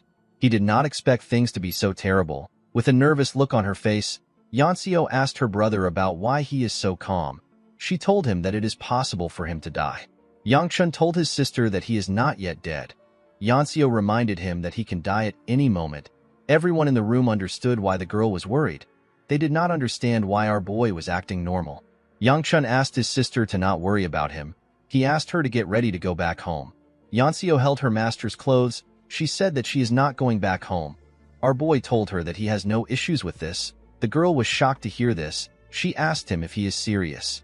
Yangchun asked his sister to tell him what she thinks their father will say if he couldn't bring her back because she didn't want to follow him. He told her that their father wouldn't care. The girl grit her teeth out of anger when she heard this. The sect leader noticed how annoyed the girl was. He stood up and asked our boy to head back to his lodgings to rest. He believed that Yangchun was tired since it was his first day at the sect. Our boy accepted his order. The sect leader told the divine physician that he is also leaving. Elder Tay told him that he is going to leave the sect if he ever does something like this again.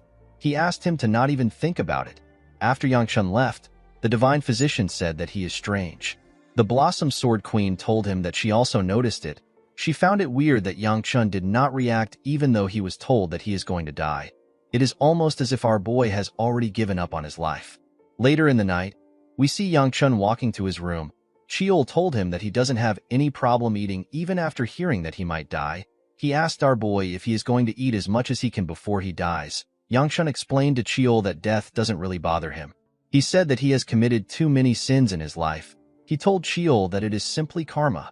Cheol did not understand why a boy was spouting such nonsense. He told him that he has barely lived.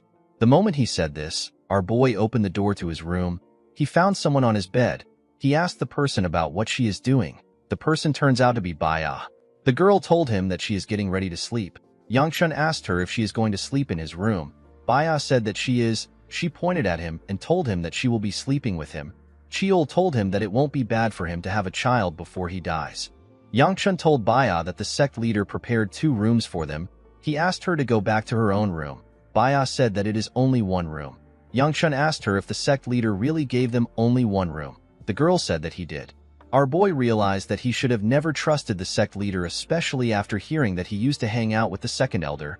He told Baya that he will sleep with Mu Yun. He wished her good night. Before he could leave, Baya grabbed his hand. Yangchun quickly turned around.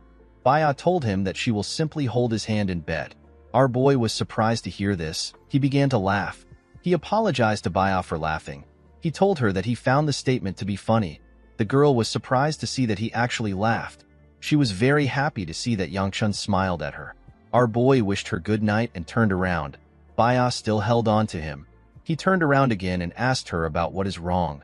Baya moved his hand close to her face. She gently touched it. With a smile on her face, she asked Yangchun to sleep with her. The scene shifts and we are taken to a different building. We see the sect leader and Hyagun at the same table.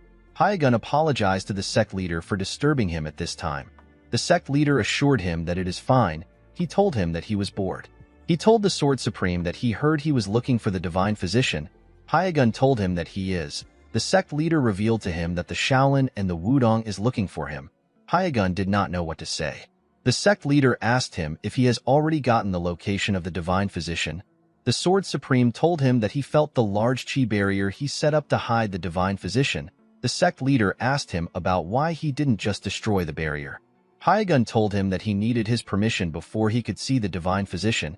He asked the sect leader if he can be allowed to see the Divine Physician. The sect leader explained to him that the Divine Physician is currently treating someone else. He told Hyagun that what he is hoping for might not happen even if he went inside. He told him that things might change if he does a favor for him. The next day, we see Yangchun wake up tired. He looked as if he didn't sleep at all. He actually didn't even get a wink of sleep. Cheol told him that he is actually surprised that nothing happened between the two of them. Yangchun asked him not to spout nonsense at sunrise. He told him that he is tired. Cheol told him that he still slept with her in the end. Our boy reminded the man that Baya activated her inner energy. She seemed ready to throw a fit if our boy declined her offer. Yangchun told Cheol that he had no choice. Cheol told our boy that it is good that his servant didn't see this sight. Yangchun told him that something like this wouldn't matter to Seola. The moment he said this, he realized that Seola causes more trouble whenever he is with Baya. He knew that it will be bad if Seola sees them in their current positions. He decided to go out. Unfortunately for Yangchun, our girl was already inside the room. He turned around when he sensed someone's presence. He saw Seola. The girl had a terrifying look on her face. While he was looking at her, Baya woke up. The girl found it weird that Seola was in the room. Yangchun could only stare at her like an idiot. Baya asked our girl if she slept well.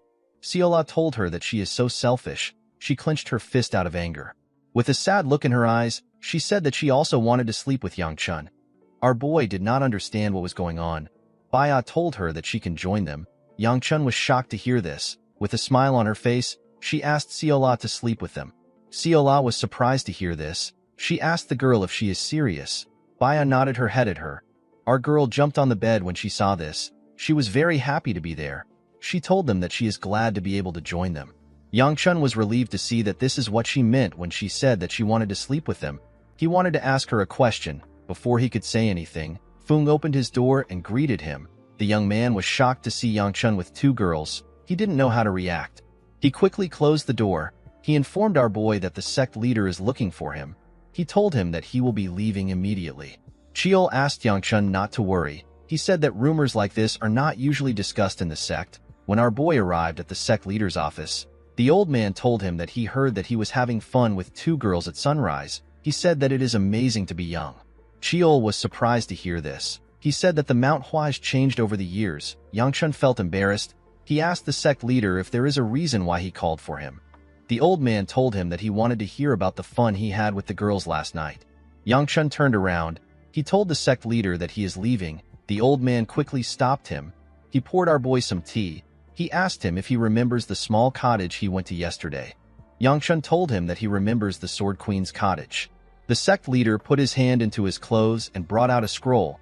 He asked Yangchun to deliver the scroll to the divine physician. Our boy was surprised to hear this. He accepted the scroll. He told the sect leader that it is not hard to deliver the scroll. He asked him to tell him why he chose him to deliver a scroll. The sect leader revealed to him that most of the sect members do not know about the Sword Queen's illness. He asked Yangchun if he understands. Our boy asked him if he doesn't want to spread word that the symbol of Manhwa is ill. The sect leader told him that he saw right through his intentions. He explained to our boy that the divine physician will throw another fit about leaving if he runs into him. He told him that he cannot ask the other disciples of the sect because the secret needs to be kept. He told Yangchun that he knows a certain someone who is indebted to him, someone who he can ask to deliver this scroll. Yangchun quickly realized that the sect leader was talking about him. The sect leader asked him to be on his way. In the next scene, we see Yanxio step out of the cottage. The girl had a sad look on her face as she walked down the stairs. She went into the town to buy something. She walked into a pharmacy and walked out after getting what she wanted. She looked into her bag to confirm if she bought everything she was asked to buy. She returned to the sect and climbed the stairs leading to the cottage. While walking on the stairs, she hears a sound come from the forest. When she looked into the forest, she saw a deer family. This made the girl remember something that happened when she was younger. She remembered seeing a woman on her knees. The woman was begging someone. She saw a younger version of her father staring at the woman. A younger version of Yangchun was also in the room. He seemed to be terrified. Yanxio was watching everything from the door. When she remembered what happened in the past, she told herself that she is never going back home. After saying this, she passed through something. Someone who was watching her from a tree asked his colleague if he knows where Yanxio went to. His colleague said that Yanxio might have found out that they were following her. The man did not agree with this. He believed that it was impossible for a second-rate martial artist like Yanxio to sense their presence. The man stepped out of the forest. He went to the stairs. Before he could move up, he was blocked by a barrier. The man was annoyed to see the barrier. He immediately knew that it was set up by the sect leader. He did not expect him to set up such an immense chi barrier. Due to the fact that there was a large barrier blocking them, the man became certain that the divine physician is at the cottage. He told his subordinates that they need to return to the base. He said that the regional leader will take care of the rest. The scene shifts, and we are taken to Yanxio. We see the girl still walking on the stairs. While walking, she raises her head up. She saw something odd above her. She saw her brother on the stairs. Yangchun seemed to be resting. Yanxio was not happy to see her brother. While breathing heavily, Yangchun turned around when he sensed her presence. He asked her to stop staring at him. Yanxio asked him about why he is going to her master's place. Our boy told her that he is not there by his own choice. He revealed to her that he was sent on an errand to deliver something. Yanxio walked past him. She asked him to hurry up. While trying to catch his breath, Yangchun told her that he would love to walk faster. The moment she heard this, Yanxio remembered what the divine doctor said. She recalled that he said that Yangchun's body is so unstable that he could die during a bath or while he is eating. As he watched his sister move up, Yangchun wondered about how she was not struggling at all. It looked as if the distance did not bother her. Immediately he thought of this. Yanxio moved close to him and stretched out her hand. She asked him to hand over the package. She told him that she will deliver whatever he wants to deliver. Yangchun found this to be odd. He asked his sister if she is worried about him. The girl became flustered when she heard this. She told him that she simply wants to help him because he is too slow. Our boy walked past her. He asked her to stop being mean. He said that he will walk faster. With a worried look on her face, Yanxio watched her brother move up. She silently asked him about his condition. Our boy didn't hear her. He asked her if the grandson of the divine physician has done anything weird. Yanxio said that he hasn't. Upon hearing her answer, Yangchun turned around and continued walking. Sheol came out of his body and took a look at Yanxio. The old man could tell that Yanxio was worried about her brother. He told our boy that the girl is not a bad child. He asked him to tell him why they are always fighting. Yangchun said that he doesn't know the reason why they fight. Chiol found this odd. He asked our boy if it does not bother him. Yangchun said that it actually bothers him, but he cannot do anything since his body is the bigger problem right now. Chiol reminded our boy that Yanseo is his family. Yangchun was surprised to hear this. He asked Chiol if he has been talking about his sister. The old man could not believe what he was hearing. He asked our boy to tell him who he was thinking of. Yangchun revealed to him that he thought he was talking about Hyuk. He said that he does not care about his sister at all. Chiol asked him if they are really siblings. In the next scene, we see Elder Tae reading the letter written by the sect leader. After he was done reading, he rolled the scroll together. He referred to the sect leader as a bastard and asked Yangchun if the sect leader asked a dying child like him to deliver such a shitty message. Our boy wondered about what the sect leader did to the divine physician. He believed that the sect leader must have really offended the divine physician. Elder Tae asked Yangchun if the stress is too much. Our boy told him that he cannot ignore the request of the sect leader. The divine physician asked him about how he is feeling. Yangchun told him that he is not having any problems at the moment. The divine physician put the scroll into his clothes. He asked our boy if he is not afraid of death. Yangchun did not reply. He simply looked down. Yanseo was also eager to hear his answer. The divine physician quickly realized that he was not going to get an answer. He decided to give up. He told Yangchun that he is allowed to leave. Our boy stood up when he heard this.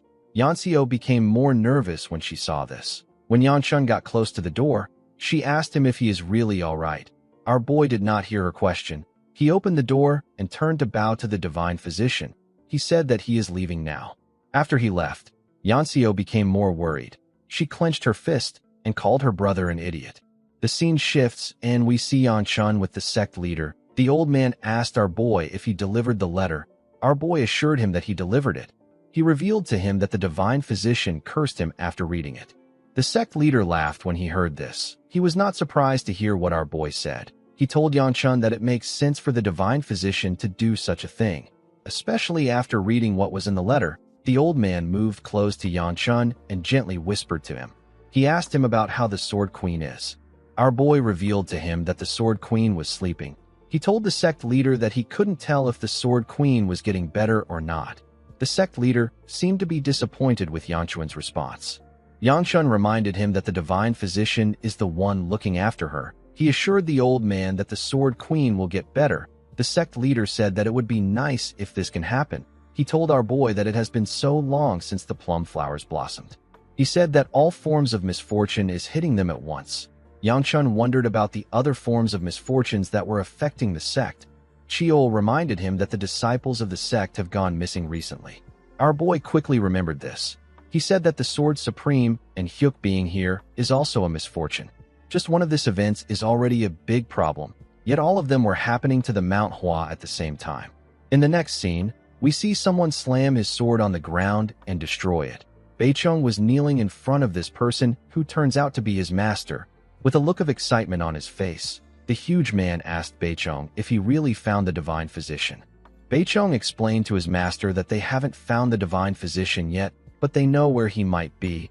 The man was annoyed to hear that they haven't actually found the divine physician.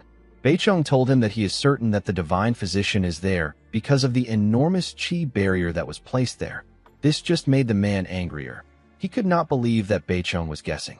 He moved to the ground and asked Beichong to tell him what he is certain of. He slammed his sword on the ground. With a horrifying look on his face, he asked his subordinate to tell him what gave him the audacity to return to him when all he has is useless information.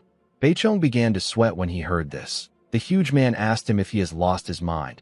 Beichong said that he has. He quickly apologized to his master and said that it is all his fault. The man said that he knows. The moment he said this, he swung his sword and cut off Beichong's arm. Beichong screamed out in pain. While he was screaming, his master asked him if it is difficult to find a dying old man. Beichong used his hand to hold his shoulder. While shaking in pain, he apologized to his master. With a smile on his face, the man told Beichong that he was kind enough not to kill him. He told him that he is the smartest person in this branch. Beichong gathered his strength and thanked the man for his mercy. The man returned to his chair and let out a sigh. He believed that Beichong was not going to come back with useful information even if he goes out again. He remembered Beichong mentioning a chi barrier. He decided to take the risk. He recalled that he had to prepare some things. He told his subordinate that they will go to the Manhwa in 3 days to see if the divine physician is there. He said that they will bring the old man here if he is there. He told Beichong that everyone will die if they fail. The man was horrified to hear this. The leader asked his subordinate if the plan is perfect. Although he did not like it, Beichong was still scared for his life. He told the man that it is a perfect plan. The scene shifts, and we are taken to the Mount Hua. We see Yang Chun yawning as he walked to his room. Chiol told him that it is rare for someone to have something happening every day in their life. Yang Chun told him that he doesn't feel like he has done anything today. He said that he simply woke up, delivered a letter, and spoke to the sect leader, and the day is already over. Chiol advised him to return home. Yang Chun believed that this was a good advice. His sister already said that she is not coming home, and he has delivered what he wanted to deliver. He had no reason to stay in the sect. He decided to return as soon as he is ready. The moment he thought of this, someone called out to him. Our boy turned around to see the person who called him. The person turns out to be Siola. Our girl seemed to be quite happy to see him. She ran to hug him. Yang Chun easily avoided her. He asked her about what she is doing. He reminded her that this isn't the way to her room. Siola asked him if he doesn't remember. Our boy asked her about what she is talking about. With a bright smile on her face, she reminded Yang Chun that she is going to be sleeping with him tonight. Our boy told her that he does not remember making such arrangements. Siola asked him not to worry about it. She said that she remembers. Chiol also said that he remembers. Yang Chun asked her if her grandpa knows that she is like this. Siola said that it is all right. She revealed to him that Hyagun has gone somewhere. Our boy was surprised to hear this. He asked her about where Hyagun went. Siola told him that she doesn't know. She said that he simply left. Yang Chun asked her if she knows when he is going to return. Siola said that she doesn't. Our boy realized that he has to wait for the Sword Supreme to return before he can leave. Chiol asked our boy if it is normal for a servant to just disappear in this era. Yang Chun asked him not to worry about it. Chiol said that the world has changed. When our boy opened the door to his room, he found someone there. He saw Baya waiting for him inside. Our boy was not happy to see her. Siola quickly rushed to the bed. She called out to Yang Chun. She and Baya asked him to join them on the bed. They told him that they need to sleep. Our boy did not seem interested in going through this nonsense today. He turned around and began to walk. Baya quickly charged at him. She managed to bring him into the room. Unfortunately for Yang Chun, he had to give up. He was in the middle of the girls. While he was struggling to sleep, Siola hit his face with her hand. Our boy really hated his situation. Hi guys, before I continue with the story, I just wanted to let you know that the girl in the Mount Hua sect is actually known as Gu Ryonghua. She is Yang Chun's biological sister and his younger sibling. I sincerely apologize for the mistake on my side. Alright, let's get on with the story. Yang Chun woke up the next day in an uncomfortable position. The two girls were resting on his shoulders. He did not know what to do. He quickly called out to Chiol. The old man appeared above him. Yang Chun begged him to save him. He told Chiol that he cannot move his arms. Chiol was annoyed to see the position our boy was in. He called him a fortunate bastard. He advised him to simply get up. Yang Chun revealed to him that Siola is holding on to him too tightly. He said that he can't move. Chiol called him a very fortunate bastard. Yang Chun asked him if he can't do something. He said that it will be bad for him if someone catches him in this position. The moment he said this, Ryonghua opened the door to his room. The girl was shocked to see what was in front of her. She did not expect to meet her brother in such an awkward position. She became angry. She slammed the door and told her brother that she will wait outside. Yang Chun wondered if it is a tradition to not knock before entering in the Mount Hua sect. Chiol told him that people are not knocking because it is his room. Our boy decided to wake the girls. He carefully shook his right arm to wake Siola. When our girl opened her eyes, Yang Chun asked her to get up. He told her that there are bugs on her clothes. Siola quickly jumped out of bed. Since his right arm was free, he decided to use it to wake Baya. He moved his hand close to her head and flicked her on the head. The girl quickly woke up. She asked him about why he hit her. Siola asked him about where the bug is. Yang Chun became more frustrated when he heard their voices. He did not know that waking up could be so annoying. After getting dressed, our boy went outside to meet his sister. He asked Ryonghua about the reason she came to see him. The girl revealed to him that her master wants to see him. Yang Chun was surprised to hear this. Ryongwa told him that her master must have been disappointed that she didn't get the chance to talk to him well last time he was at her place. She turned around and told her brother that she would have come later if she knew that she was going to witness a scene like that. Our boy asked her if she came to his room just to tell him this. Ryongwa revealed to him that she is there for the Hua festival. Yangchun asked her if she is also attending the event. The girl reminded him that she is actually a Mount Hua disciple. She told him that it is natural for her to attend. She told her brother that she has relayed her master's message. She asked him to continue hanging out with his ugly girls. Our boy was surprised to hear that she called Baya and Siola ugly. With a smile on her face, Ryongwa told her brother that no pretty girl would spend time with him. The moment she said this, she saw something shocking. Our boy wondered about why she looked stunned. He quickly turned around. It turns out Ryongwa saw Baya and Siola's face as they stepped out of the room. She did not expect the girls to be so beautiful. Yangchun asked the girls about what they are doing. Baya and Siola asked our boy about who Ryongwa is. Yangchun told them that they don't need to know. Ryongwa grit her teeth out of anger. She turned around and left. Our boy was surprised to see this. He did not understand why she was angry. Baya stared at the girl as she left.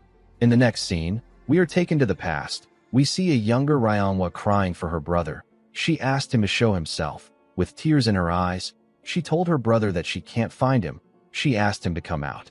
The moment she said this, she noticed that the trees were moving. She quickly took a look at the trees. When she moved close to them, her brother jumped out in a terrifying manner in order to scare her. The girl was shocked to see him. She immediately began to cry. Yangchun had to beg her to stop crying. After she calmed down, our boy sat with her. He apologized to her for making her cry. He noticed that the girl was still feeling down. He asked her to tell him what he can do to earn her forgiveness. Ryongwa asked her older brother to scold Yanseo for him. She said that Yanseo is always saying that their mother is also her mother. She told Yangchun that the girl is always mean to her. Our boy was surprised to hear this. He asked her if she is certain. Ryongwa said that she is. Yangchun pat her on her head. He told her that Yanseo should be allowed to say such things since she is also part of their family. Ryongwa smiled when she heard this. The scene shifts, and we are taken back to the present. We see Ryongwa take out her sword from the ground. The girl seemed to have been training for a while. She was breathing heavily. She told herself that she should not be tired. She stood up and continued swinging her sword. After training for a while, her body gave out and she fell to the ground. Ryongwa grit her teeth out of anger. She threw her sword at a tree. She said that something is pissing her off. The moment she said this, someone picked up her sword from the ground. The person told her that she should never let go of her sword no matter how tired she is. Ryongwa was surprised to see the person in front of her. The person turned out to be Baya. Our gentle sword princess stretched out her hand to give the sword to the girl. Ryongwa remembered Baya as the girl that was with her bastard of a brother. She reached out her hand and was about to say thank you. Suddenly her mood changed. She grabbed the sword and told Baya that she doesn't need her help. She stood up and asked Baya about why she came there. The girl said that she noticed that she and Yangchun are close. Ryongwa was surprised to hear this. She could not believe that Baya followed her here simply because she thought that she was close to our boy. Baya asked her if she is not allowed to follow her for this reason. Ryongwa told her that she can do whatever she wants. With a bright smile on her face, Baya said that this is good. Ryongwa was blinded by Baya's bright smile. She believed that Baya was weird. She assumed that the girl was not special because she was hanging around her brother. While she was staring at Baya, she told her that she needs to relax a bit. Ryongwa was surprised to hear this. Baya explained to her that she is using too much force to hold her sword. She advised her to practice how to relax a bit more. Ryongwa seemed to be annoyed by Baya's advice. She turned around and told the girl that she looks like someone who has never even held a sword in her life. She asked Baya to stop trying to teach her when she does not know anything. Baya asked the girl if she wants to try fighting her. The two of them put some space between themselves. Ryongwa asked the girl about what she is doing.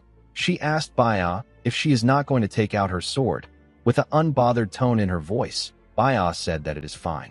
This sentence pissed off Ryongwa. She asked the girl to do as she pleases. She asked her to not regret it later on. The moment she said this, she charged at Baya. She swung her sword at her with a large amount of energy. Baya easily blocked her attack.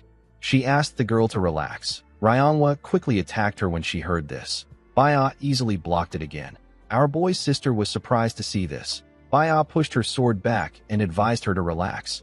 She decided to show Ryongwa what she means. She raised her sword sheath up and pointed it at her. The moment she did this, a small amount of lightning got wrapped around the sheath. Ryongwa was shocked to see it. Baya fired the energy at her. Without a lot of efforts, Baya subdued Ryongwa and managed to take away her sword. Ryongwa could not believe what she just witnessed. She referred to Yanchun as bastard and asked Baya to tell her the kind of relationship that she has with him. Before Baya could respond, Ryongwa stood up. She asked her about why someone as strong as her is hanging out with someone like Yanchun. She told the girl that she does not know her, but our boy does not deserve her. She told Baya that she is too good to be hanging around a lazy and ugly bastard who doesn't even work hard for anything. Baya became angry when she heard this. She covered her sword in lightning. She told Ryongwa that Yanchun is not ugly. The girl was surprised to hear this. Baya raised her sword. She told the girl that she is going to scold her for speaking so rudely. The moment she said this, she swung her sword. Ryongwa was shocked to see Baya's sword coming towards her. Fortunately, Yanchun arrived in time to block the attack with his arm. Ryongwa was shocked to see her brother. With a serious look on his face, our boy asked Baya about what she is doing. The girl took away her sword. She revealed to Yanchun that his sister said that he is ugly. Our boy asked her if this is important. Baya became angrier when she heard this. She asked Yanchun to tell her who Ryongwa is. Our boy asked her about what she means. Baya asked him to tell her who Ryongwa is for him to take her side. Ryongwa was annoyed to hear Baya's question. Before Yanchun could respond, she asked him to tell her why he took her side. She told him that she does not need his help. Our boy was annoyed to hear this. He could not believe that she was saying this after he saved her. Ryongwa thanked Baya for the training and left. Yanchun watched her as she walked away. He did not understand why his sister was so rude when she took etiquette lessons. Baya asked him for her identity again. She told him that Ryongwa was the one who was wrong. She asked him to tell her why she is the one getting scolded. Yanchun asked her to not overthink things. He revealed to her that Ryongwa is his younger sister. Baya asked him if she is his biological sister. Our boy told her that she is. He wanted to say something else, but Baya interrupted him by tapping him on his shoulder. When Yanchun looked at her, he noticed that she was shaking. Baya told him that she is done for. She could not believe that she attacked her sister-in-law. This was a huge mess up for her. After the incident with Ryongwa, Baya wandered around the sect in a daze. She kept saying that everything is over. The disciples of the sect thought that she had lost her mind. When Yanchun returned to his room, Seola welcomed him back with a smile. Our boy asked her about why she is alone. He asked her about where Baya is. Our girl said that she doesn't know. She said that she has not seen her throughout the day. Yanchun found this odd. What he found more shocking was that the Sword Supreme's absence was getting longer and longer. He asked Seola if she knows when her grandpa is coming back. Our girl said that she doesn't. Yanchun decided to do something else other than waiting for Hyagun. In the next scene, we are taken to the market. We see a man thank Yanchun for coming to his stall on a hot day. He asked him to take a look at his wares. He said that all the leather and bones of the demonic beast came straight from the Alliance. He asked our boy to pick out what he likes. Yanchun asked the man if he has any demonic stones. The man was surprised to hear this. Our boy told him that he wants demonic stones that were gotten yesterday. The man nervously scratched his head. He didn't know what to say. The scene shifts and we see Yanchun and Mu Yun leaving another store. Our boy told his bodyguard that this store also doesn't have any demonic stones. Mu Yun told him that they probably won't see anyone selling demonic stones around there. A demonic stone is the most important part of a demonic beast. It acts as its heart. However, the moment it drops, it is nothing more than a worthless rock. But with the demon well absorption art, the demonic stone is useful to Yanchun. Thanks to what Sheol and the divine physician said, our boy was able to deduce that he is still alive thanks to the demon well absorption art and something within him. Yanchun wanted to try absorbing a demonic stone to see what will happen. He wondered if he needed to hunt the nearby demonic beasts to get what he wants. Mu Yun told him that this will be difficult to do. He explained to him that the number of demonic beasts nearby has significantly decreased. Yanchun was surprised to hear this. He wondered about what was happening. He told Mu Yun that his information helped him. The bodyguard revealed to him that he collected the information from martial artists of the sect when he was alone. Our boy knew that it won't be good for him to reveal information on things related to the health of the Sword Queen and the divine physician to Mu Yun. This is why he didn't take the bodyguard with him. While he was thinking, his stomach began to growl. Yangshun told Mu Yun that he is hungry. He said that they need to head back. Mu Yun agreed with him. Yangshun wondered about what Manhwa will cook today. When Yangshun went to the dining room, he was served a burnt fish. Siola was the one who served him this delicacy. She told him that she was the one that made it. She asked him to eat it. Our boy did not even know if it was still a fish. With a bright smile on her face, Siola asked him to eat again. Yangshun asked her if he is really looking at a fish. With tears in her eyes, Siola begged him to eat it. After they left the dining room, Mu Yun informed him that Manhwa will make a new dish soon. He asked him to rest for a while. Yangshun asked the man to rest first. He told him that he has something to take care of. He said that he has to finish it first. Mu Yun told him that he can go with him if he needs to go somewhere. Our boy declined his offer. He said that it is better for him to go alone. In the next scene, we see someone training in the forest. It turns out that Baya was training Ryongwa. She told the girl that her legs are too far apart. She asked her to loosen up. Ryongwa accepted her order. While they were training, they heard a sound come from the woods. When they turned around, they saw Yangshun. Our boy was also surprised to see them. He asked his sister to tell him what she is doing. Ryongwa asked him if he can't see. She told him that she is receiving training from Baya. Our boy reminded her that they were fighting yesterday. The girl pointed her sword at him and told him that she wasn't mad at Baya. She told him that she was mad at him. Yangshun could not believe that she was blaming him. Ryongwa said that it was actually her fault, but Baya apologized first. She told her brother that she begged Baya to teach her. Yangshun glared at Baya. The girl quickly looked away. Our boy let out a sigh and turned around. He told Baya that the sun will soon set. He asked her to head down with him. He told her that dinner is getting cold. Baya turned to Ryongwa and told her that she is also going down with them.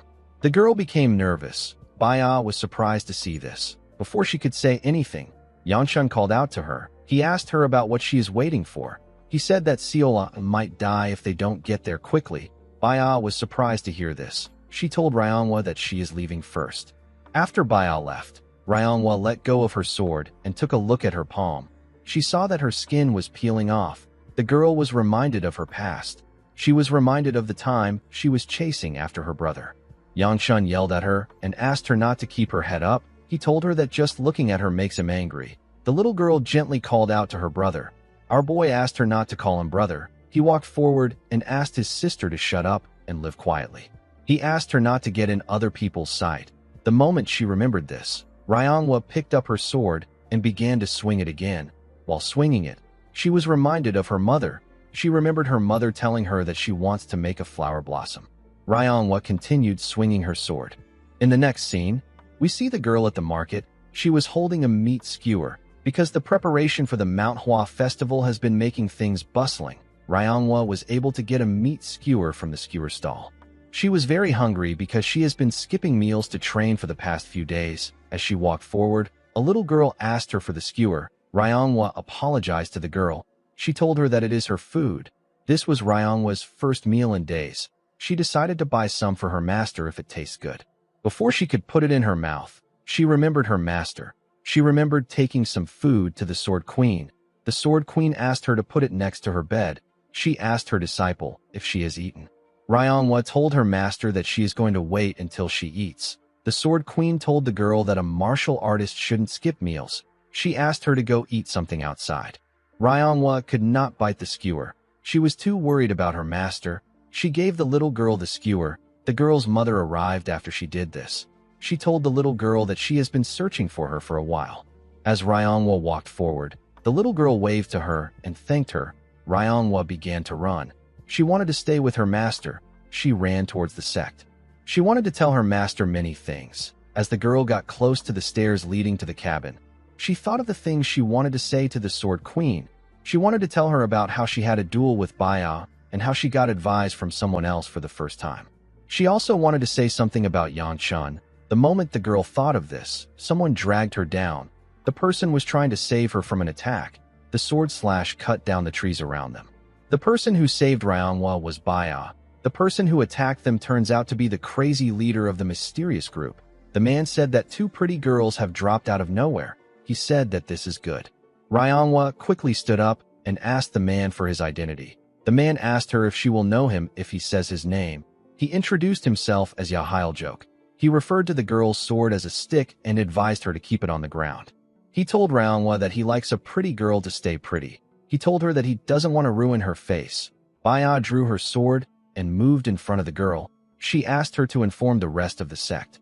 She advised her to get a grip. She told Ryongwa that she won't be of any help in this situation. With a creepy smile on Hyljok's face, he asked Ryongwa if she is really going to do it.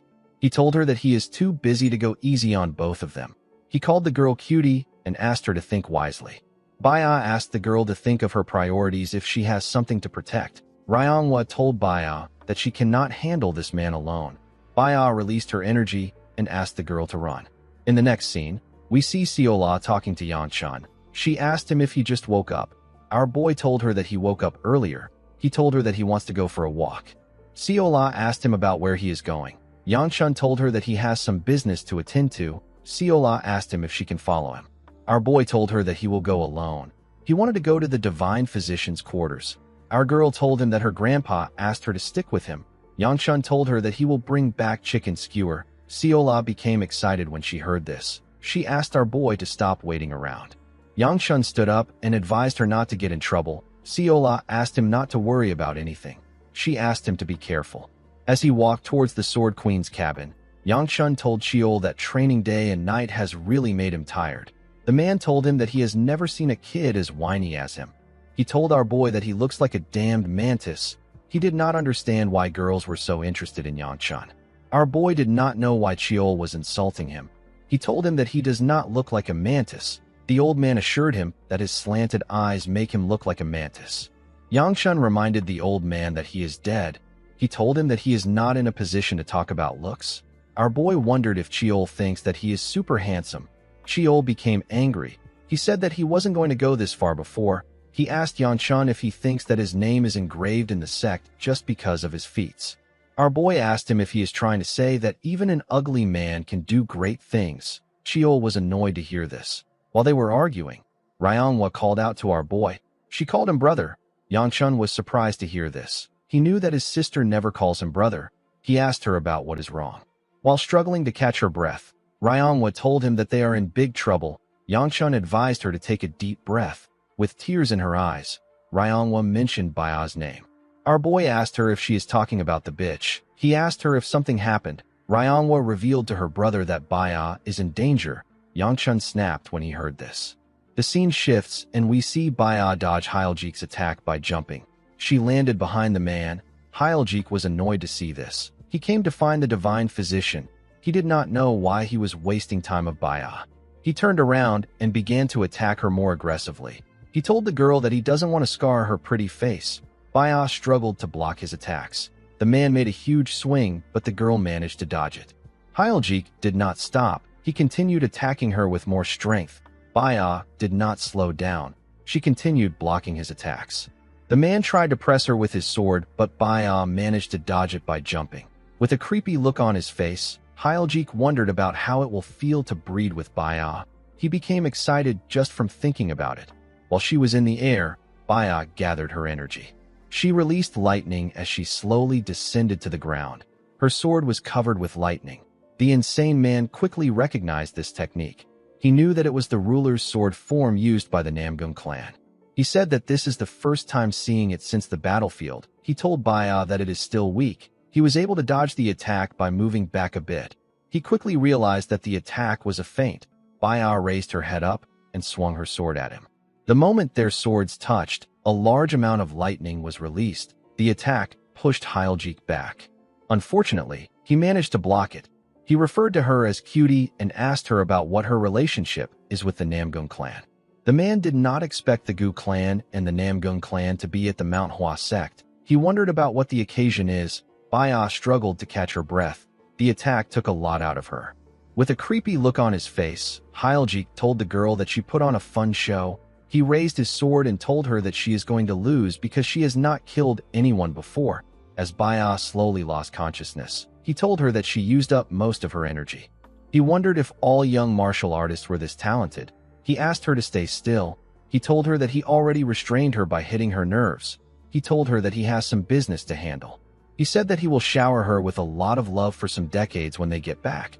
After saying this, the man stood up. He said that he can sense Taoist energy. As her eyes slowly closed, Baya realized that she will be treated like a toy if she is taken by this man. Hyljik found the barrier. He could not believe that it was real. He could not believe that the sect leader did not allow anyone to guard the place.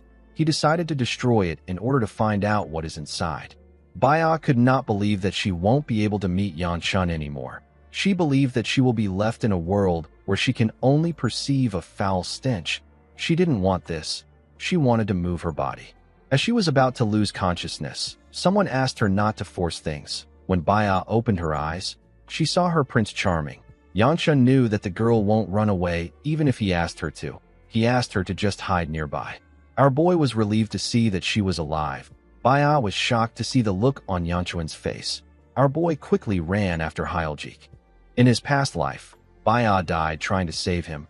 Our boy believed that she should have cared more for herself than anything else. He wondered why she sacrificed herself to save him. A thought crossed Yanchun's mind. He believed that in a life filled with so much regrets like the one he is living, there would be no one waiting for him on the other side. Yanchun waited for retribution for his unforgivable life of sin. Whether it was fate or a stroke of luck, our boy gained a second chance at life. Due to this, hope appeared in front of him. This was something he didn't believe that he deserved. He was given hope that he might be able to fix everything. When he saw Baya on the ground, Yanchun wondered if he was really given hope. He realized that this life might not be an opportunity. It could be a punishment where he is forced to repeat the same hell over and over again. Yanchun remembered the heavenly demon. He wondered if his life is heading towards a destined failure. As he ran towards the insane man, our boy grit his teeth out of anger and released his energy. He didn't want to accept this kind of destiny. He said that he won't let it happen. The scene shifts, and we see Hyljik hitting his sword on the barrier. It was finally cracking after he had hit it several times. He wondered why the barrier didn't crack since. While he was thinking, he turned around. He saw something shocking. He saw Yanchun coming towards him. Our boy was covered in flames. He landed a heavy punch on the man's stomach. He released a large amount of fire. The attack caused a huge explosion. Hyljik grit his teeth to withstand the attack. He got pushed back. He immediately knew that Yanchun was from the Gu clan.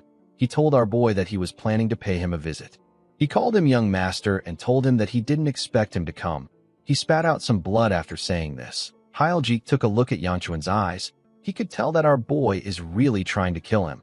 He was certain that Yanchun is the son of the flame demon. He believed that our boy was still a rookie for now. Our boy charged at him and attacked him with heavy hits. Hyljik had to take the attacks head on. He grabbed his sword and swung it at Yanchun. Our boy dodged the sword by jumping. Hyljik was surprised to see this. He told Yanchun that he is incredible. He continued attacking our boy while he was in the air, but he was able to dodge the attacks. Hyljik told him that he is having fun playing with him. The moment he said this, he gave our boy a kick that pushed him back. He asked Yanchun if he is scared. He told him that he has a long way to go before he catches up to his father. Our boy charged at him again. He made his attacks faster and gave him a kick. Hyljik managed to block the kick with his sword, but he was pushed back a bit. The man was happy to see what was happening. He said that this is a real fight. He charged at Yanchun and swung his sword at him. Our boy was able to dodge his attack by jumping. Chiol called out to our boy. He asked him to calm down. He asked him not to lose his temper. He told him that a bloodlust this ferocious only creates more openings. Yanchun jumped and charged at Hyljik. He wanted to punch him. While he was in the air, something snapped in his body. Our boy spat out some blood. He quickly realized that it was his energy core. He lost control of his body. He slowly descended in a defenseless manner. Hyljik held his sword tightly. He was prepared to end our boy. Before Yanchun could reach the man, something asked him to devour.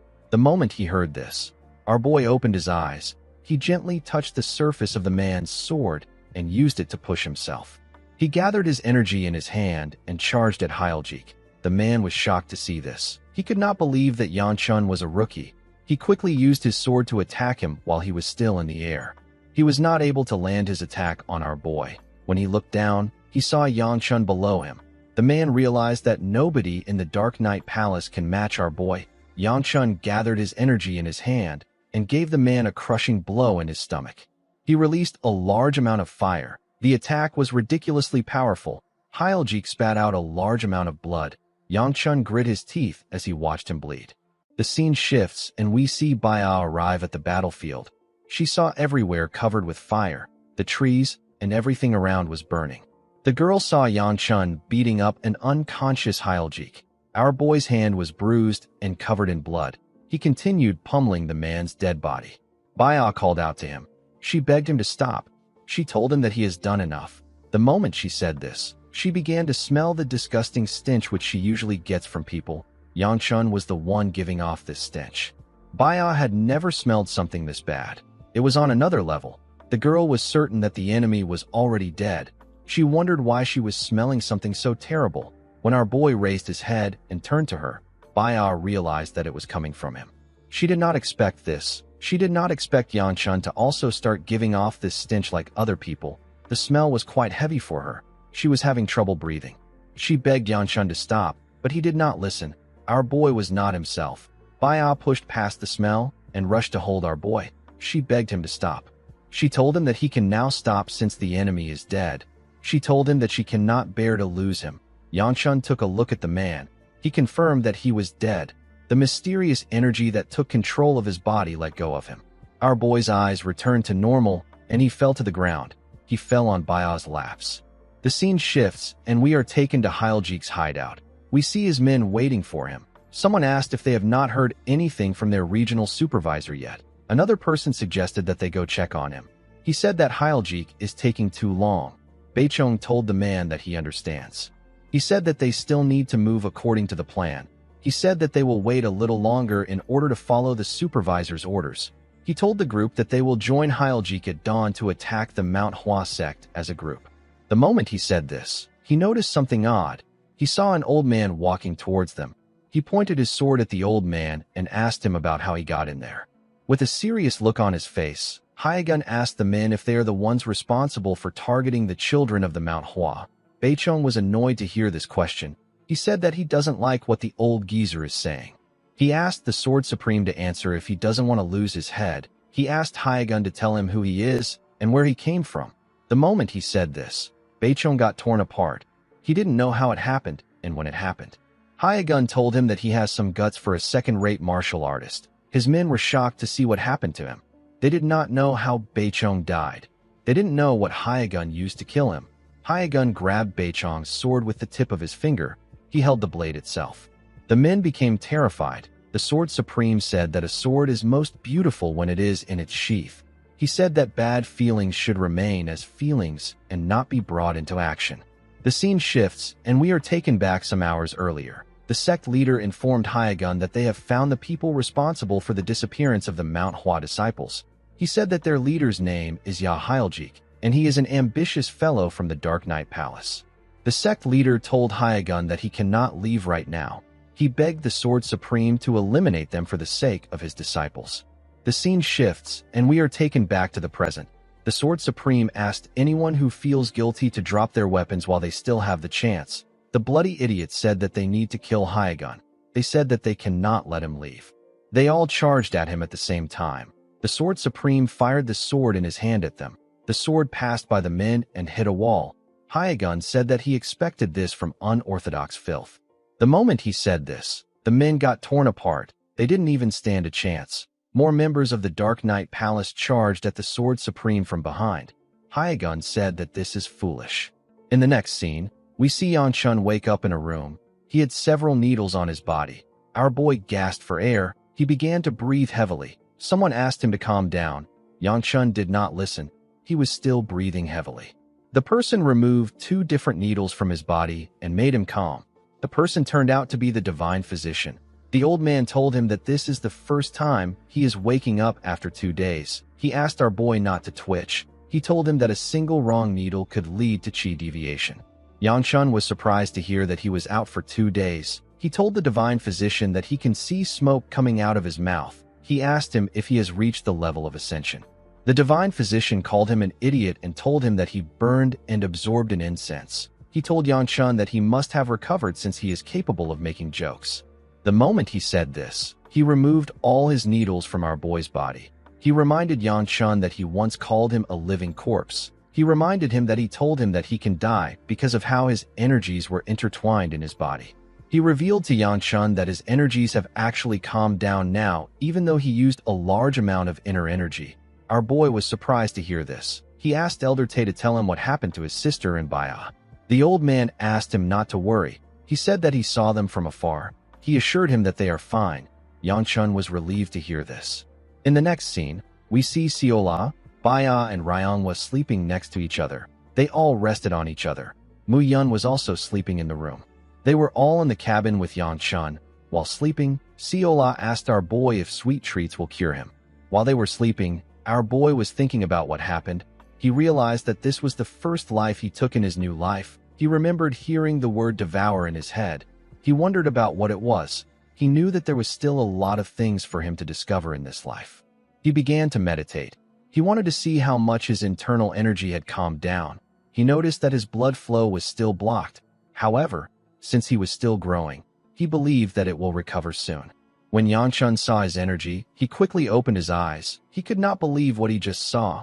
He recognized this energy. He did not know how it got into his body. Yan Chun could not believe that he has demonic energy in his body. He could not accept this. The scene shifts, and we are taken to another place. We see a man holding a cup containing tea.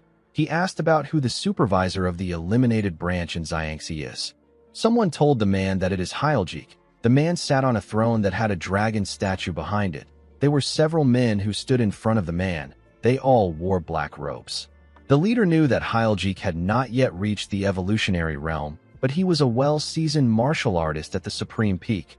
He knew that someone like Hyljik wouldn't lose so easily. He asked about who killed him. Someone informed him that the Manhwa is hiding the person. He said that rumors say that it is a rookie. The man asked his subordinate to look into it quickly. He asked them to send Rakasha to the divine physician immediately. The subordinate accepted his orders. When the leader opened his eyes, we see that he has the same eye color as Yan Chun when he lost his mind. The leader did not like the fact that there was a disturbance in his plans. He was almost close to completing his plans. He was close to creating his own heaven.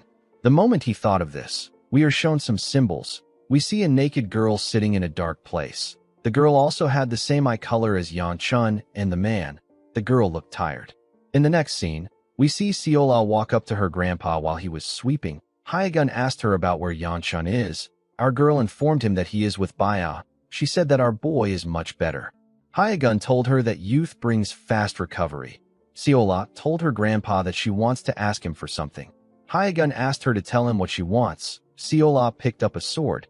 She told the Sword Supreme that she wants to learn martial arts. In the next scene, we see a woman's leg in the water at night. She was having a drink next to a spring. The woman looked at the beautiful houses and mountains that surrounded her. The older Yan Chun was sitting next to a table inside the room. The heavenly demon said that the wine tastes amazing today. She said that it must be because of the moonlight. She referred to Yan Chun as unit commander and told him that it will be nice if he could join her. Our boy turned to her when he heard this. He didn't say anything. He simply stared at her. He turned to the drink on the table. The heavenly demon glared at him. She kicked her leg in the water and made some of it splash on Yan Chun's face. She told him that he has a strange look in his eyes. Yan Chun cleaned the water on his face with his hand and apologized to her for causing her discomfort. The heavenly demon asked our boy not to apologize. She told him that it doesn't really bother her. She picked up the bottle of wine next to her and poured it into her cup. With a smile on her face, she told Yan Chun that he sometimes reminisces about someone while observing her. Yan Chun said that this is not true. The heavenly demon told him that she knows that he is reminiscing about the girl he holds dearly in his heart. She told our boy that his lies don't work on her. Yan Chun didn't seem to be moved by her words. He apologized to her. The heavenly demon smiled and told our boy that someone will be bitter if she finds out about this. She told our boy that it will be sad if the demonic blade empress who died for him was to find out about this. Yan Chun turned to her and told her that he will do his best to suppress his thoughts. The heavenly demon told our boy that she wants to know about the wench who managed to cloud his heart. With a creepy smile on her face, she asked Yan Chun if his mind will be intact after she murders the woman with her own hands. Our boy did not say anything. He simply looked down. The heavenly demon took a sip of her drink and played in the water with her legs. The scene shifts, and we are taken back to the present. We see Yanchun climbing the stairs of the Manhwa sect, while breathing heavily. Our boy called the disciples of the Manhwa sect crazy bastards. He did not know why they liked their stairs so much. After struggling to get to the top, our boy went straight to the sect leader's office. The old man asked Yanchun if the divine physician has allowed him to move around. Our boy told him that he is fine.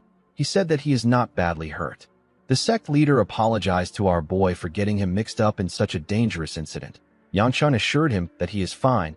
He asked the man if it isn't already time for the Manhwa ceremony. He told him that he is aware of how important it is to their sect. The sect leader informed him that it was supposed to have begun already. He said that they decided to delay it. Our boy asked him for the reason why they did this. The old man told him that the issue will be resolved soon. Yanchun was surprised to hear this. He could not believe that one of the Manhwa's most important festivals was delayed. He wondered if this was related to the disappearance of the sect's disciples. The sect leader stood up and told Yanchun that he doesn't know the best way to apologize to him. He asked our boy to rest well. He told him that he will visit soon. Yanchun asked him not to do this since he is busy. He told him that he will come to see him when he gets the chance to. Our boy was actually hoping to return home since he had already delivered the plum blossom stone. The sect leader recalled that someone wanted to meet our boy. He asked him to go outside. Yanchun wondered about who wanted to see him. He wondered if it was Baya, Siola, or Fum. He didn't feel like spending an afternoon with a guy. Yanchun stepped outside to see the beautiful plum blossom trees and the shining sun. He raised his hand and stretched it out in the air. He liked the air that was at the top of the mountain. He noticed that no one was waiting for him outside. The moment he thought of this, he sensed someone watching him from a door.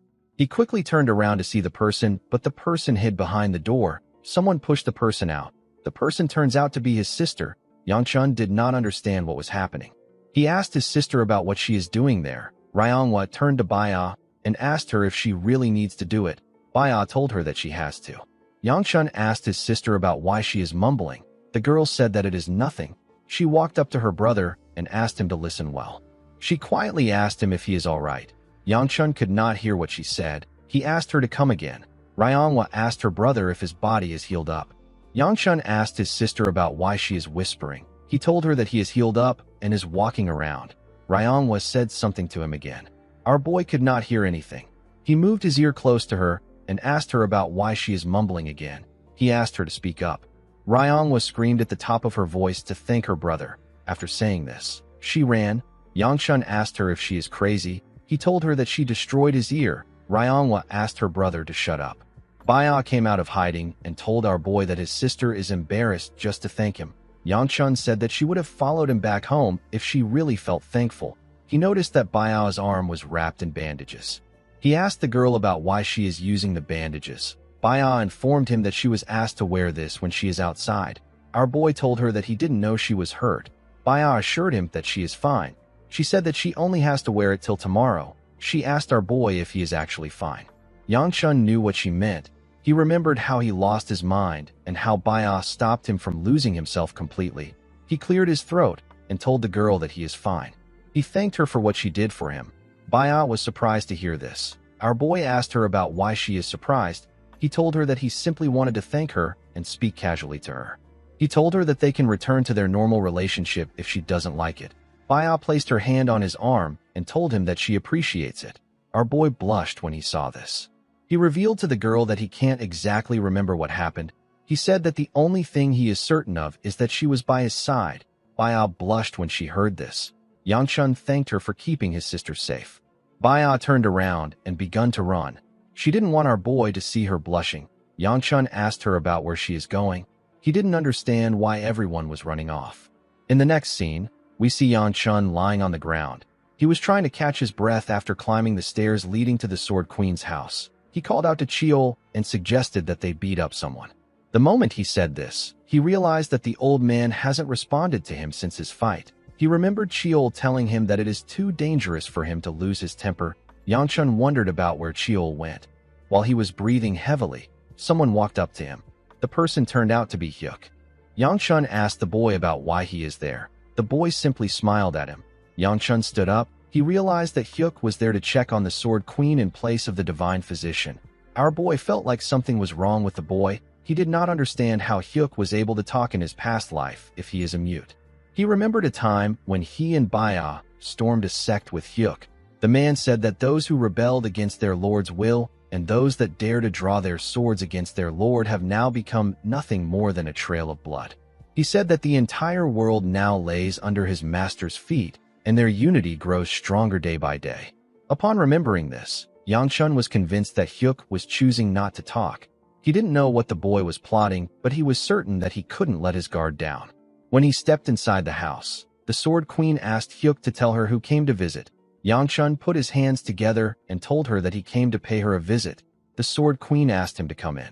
Our boy walked past Hyuk and used his shoulder to hit the boy.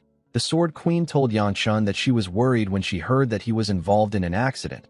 She was relieved to see that he was fine. The Sword Queen apologized to Yangchun for greeting him while laying down. Our boy asked her not to worry about it. The moment he said this, Yangchun sensed something odd.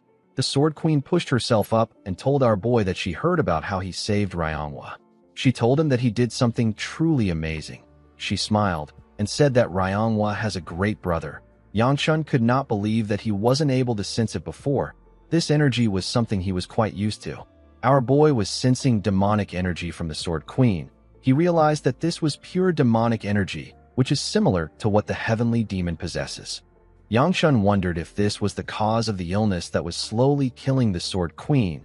He did not understand why she would have demonic energy. He wondered if she has already met the heavenly demon. Our boy knew that demonic energy isn't something that can be blocked just by enduring it. He could not believe that the Sword Queen was able to endure something that rampages within a person to this extent. The Sword Queen coughed and told our boy that it would have been nice if she met him a bit earlier. She said that she wanted to have a nice meal with him. Yangchun asked her not to worry about it. The Sword Queen touched his hand and told him that he is still her friend's son.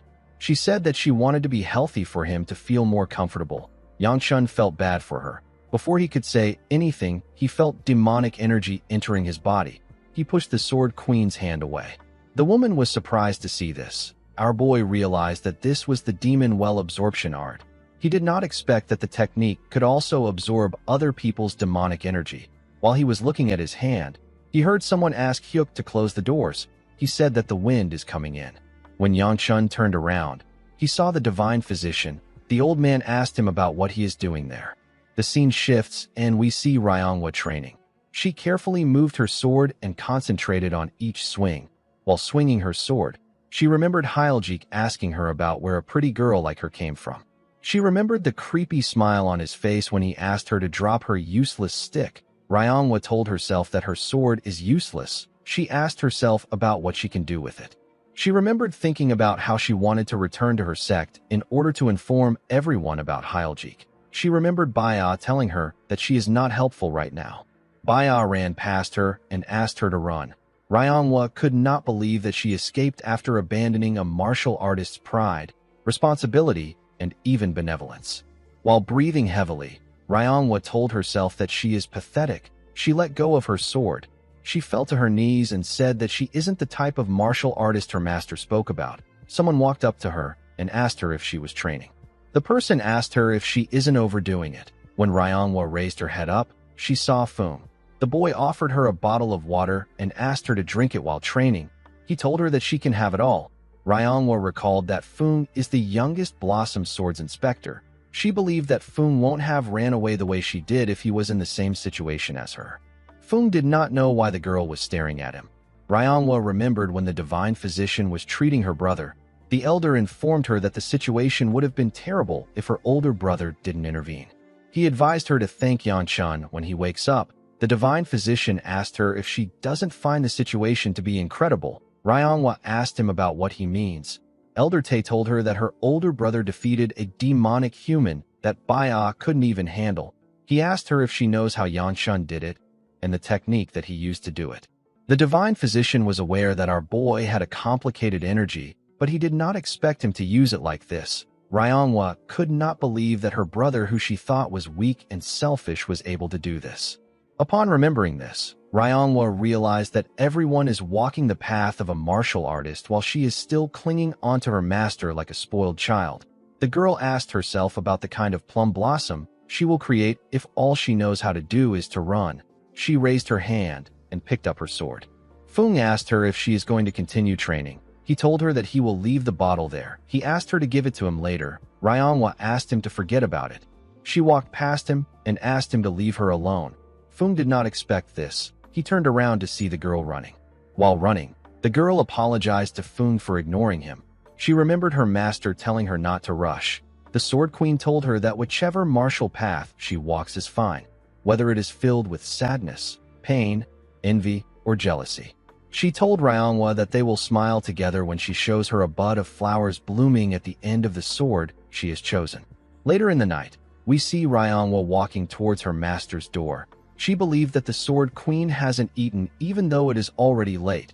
Before she could open the door, Ryongwa heard the divine physician ask Yanchun not to make him laugh. Our boy assured him that he is serious. Ryongwa quickly recognized her brother's voice. She remembered how she screamed at him. She wondered why she did something so stupid. She did not know what to do. The divine physician asked Yanchun to tell him what he knows about medicine for him to talk. Yanchun told him that this is not about medicine. The divine physician asked him to tell him how they cure an illness if they don't use medicine. He asked Yanchun if he understands what he is saying. Our boy told him that he does. He said that he can cure the Sword Queen with his technique. Ryongwa was shocked to hear this. She barged inside and asked her brother if he is serious. Yanchun was surprised to see her. The girl asked him if he can really cure her master.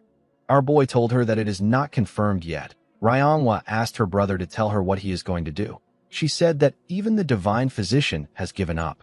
Yanchun revealed to his sister that he will try to treat the Sword Queen's illness if the divine physician gives him the permission.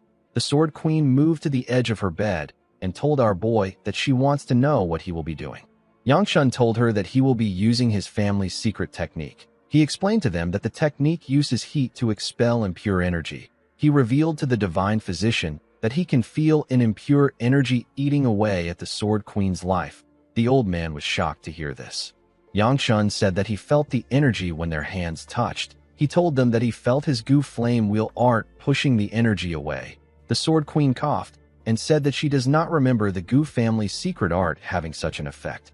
The Sword Queen was correct. This attribute had nothing to do with the Gu flame wheel art. It was actually something that could only be done with the demon well absorption art. However, our boy could not say this. He had to tell her that it is an attribute of the Gu flame wheel art in order to gain her trust. Yanchun knew that he had to do this because the Sword Queen will soon be unable to handle the demonic energy and she will die.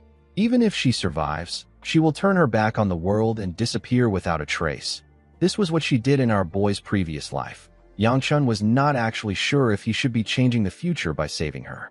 While he was thinking, his sister grabbed his clothes. She asked him if he can really save her master. With tears in her eyes, Ryongwa begged her brother to save her master. Yanchun was not fooled by the tears in her eyes.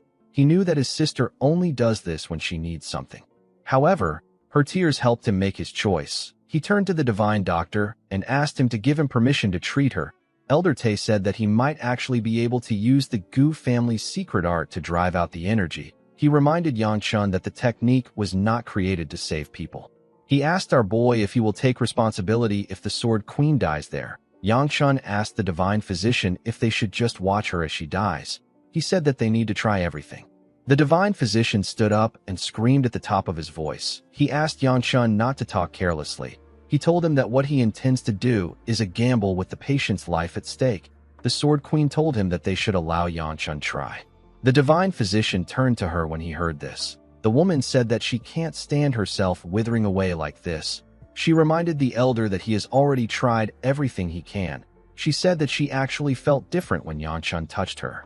She coughed and said that this is enough for her to try walking down this path. She turned to Yanchun and told him that it is not his fault if things go wrong. She explained to him that she doesn't have a lot of time left and she wants to try believing in him. Seeing that the Sword Queen was ready to try our boy's method, the divine physician decided to support her. He told Yanchun that he is going to interfere immediately if anything happens. The Sword Queen sat in a lotus position and Yanchun sat behind her. Our boy recalled that he took thousands of lives with his hands in his past life. He found it ironic that he was going to use this hands to save someone's lives. He realized that this new feeling of pressure is the responsibility that the divine physician was talking about. Yang Chun knew that he still had to do his best, because if he doesn't do anything, he won't be able to protect anyone. Manhwa and the divine physician focused their attention on our boy. He placed his hand on the Sword Queen's back. The moment he did this, he felt a large amount of demonic energy. His Gu Flame Will Art got activated. Yang Chun's consciousness got dragged into another world. He saw several veins filled with demonic energy. Our boy was shocked to see it. He could not believe that the Sword Queen had such an insane amount of demonic energy. He could not believe that she was able to survive until now. While he was looking at the demonic energy, he saw the Sword Queen's consciousness manifest in the world. A mysterious entity appeared above her. It touched her head and arm. It looked like it was holding her down. Yang Chun carefully walked up to her. He realized that the situation was quite bad. He knew that everything will be over if he loses focus for a moment. Our boy asked himself if he will be able to handle absorbing this amount of demonic energy. He looked at the entities that the demonic energy created and told himself that enduring this is his karma. He placed his hands on the ground and began to absorb the demonic energy. He called the entities parasitic bastards. As he absorbed the demonic energy into his body, he activated the Gu Flame Wheel Art and used it to burn the energy. The demonic energy was quite much, but Yang Chun didn't back down. He used his fire to burn the veins of demonic energy. He burned the entities created by the demonic energy too. The monsters screamed as they slowly left the Sword Queen. The moment this happened, the Sword Queen opened her eyes. She unsheathed the sword in her hand. Yang Chun was sent back to the real world. His body was still covered in his energy. His body quickly returned to normal. Yang Chun heard his sister call out to him as he slowly fell to the ground. Before closing his eyes, he saw a blurry image of a woman sitting in front of him. When Yang Chun closed his eyes, a mysterious entity told him that it was a bit different this time. The being said that it was tasty.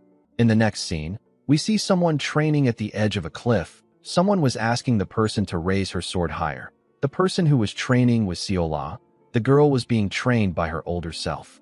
The older Siola told her younger self that she has improved a lot. Our girl told her older self that it is all thanks to her. After her grandfather got angry about her talking about martial arts, Siola became upset. While she was crying, someone asked her to calm herself. Siola was surprised to hear the person's voice. She quickly looked around and asked if anyone is next to her. The older Siola stretched out her hand and told our girl that she will teach her how to use a sword. With a smile on her face, Siola told her older self that she was scared to learn from her because she once took over her body. She told the woman that she now likes her more than her grandfather. The moment she said this, someone called out to her. The person turns out to be Hyagun. The Sword Supreme reminded the girl that he asked her not to lay her hands on a sword. Siola became nervous when she saw her grandfather. She quickly put the wooden sword behind her and tried to find an excuse for Hyagun. The Sword Supreme was not interested in hearing what she had to say. The scene shifts and we see Yang Chun open his eyes. Our boy was drooling. He had 2 needles on his head. He looked like an insect with an antennae. Yang Chun found himself in a room. Our boy quickly raised his head up. He called out to the Sword Queen and the Divine Physician. Before he could call out to anyone else, our boy felt a large amount of pain in his body. He grit his teeth when he felt this pain. He knew that only one thing could cause this revolting pain. Seeing that the demonic energy in his body is running wild, our boy became certain that he absorbed the Sword Queen's demonic energy. Yang Chun stood up from the bed with the needles on his head. He wondered if the Sword Queen is doing better. He walked out of the room to check on the woman. The moment our boy got outside, he saw something odd. He saw his little sister staring at a plum blossom tree. Before Yang Chun could call out to her, he saw the amazing thing his sister was looking at. Yang Chun could not believe his eyes. He saw a woman swinging her sword in the air. The woman released plum blossoms from her sword as she swung it in the air. Manhwa was extremely happy to see what her master was doing. She could not believe that her master was moving like this. The Sword Queen landed on a tree branch. She used the branch to push herself up to the sky at a crazy speed. Yang Chun watched the Sword Queen as she flew. He wondered if this was skeletal overhaul.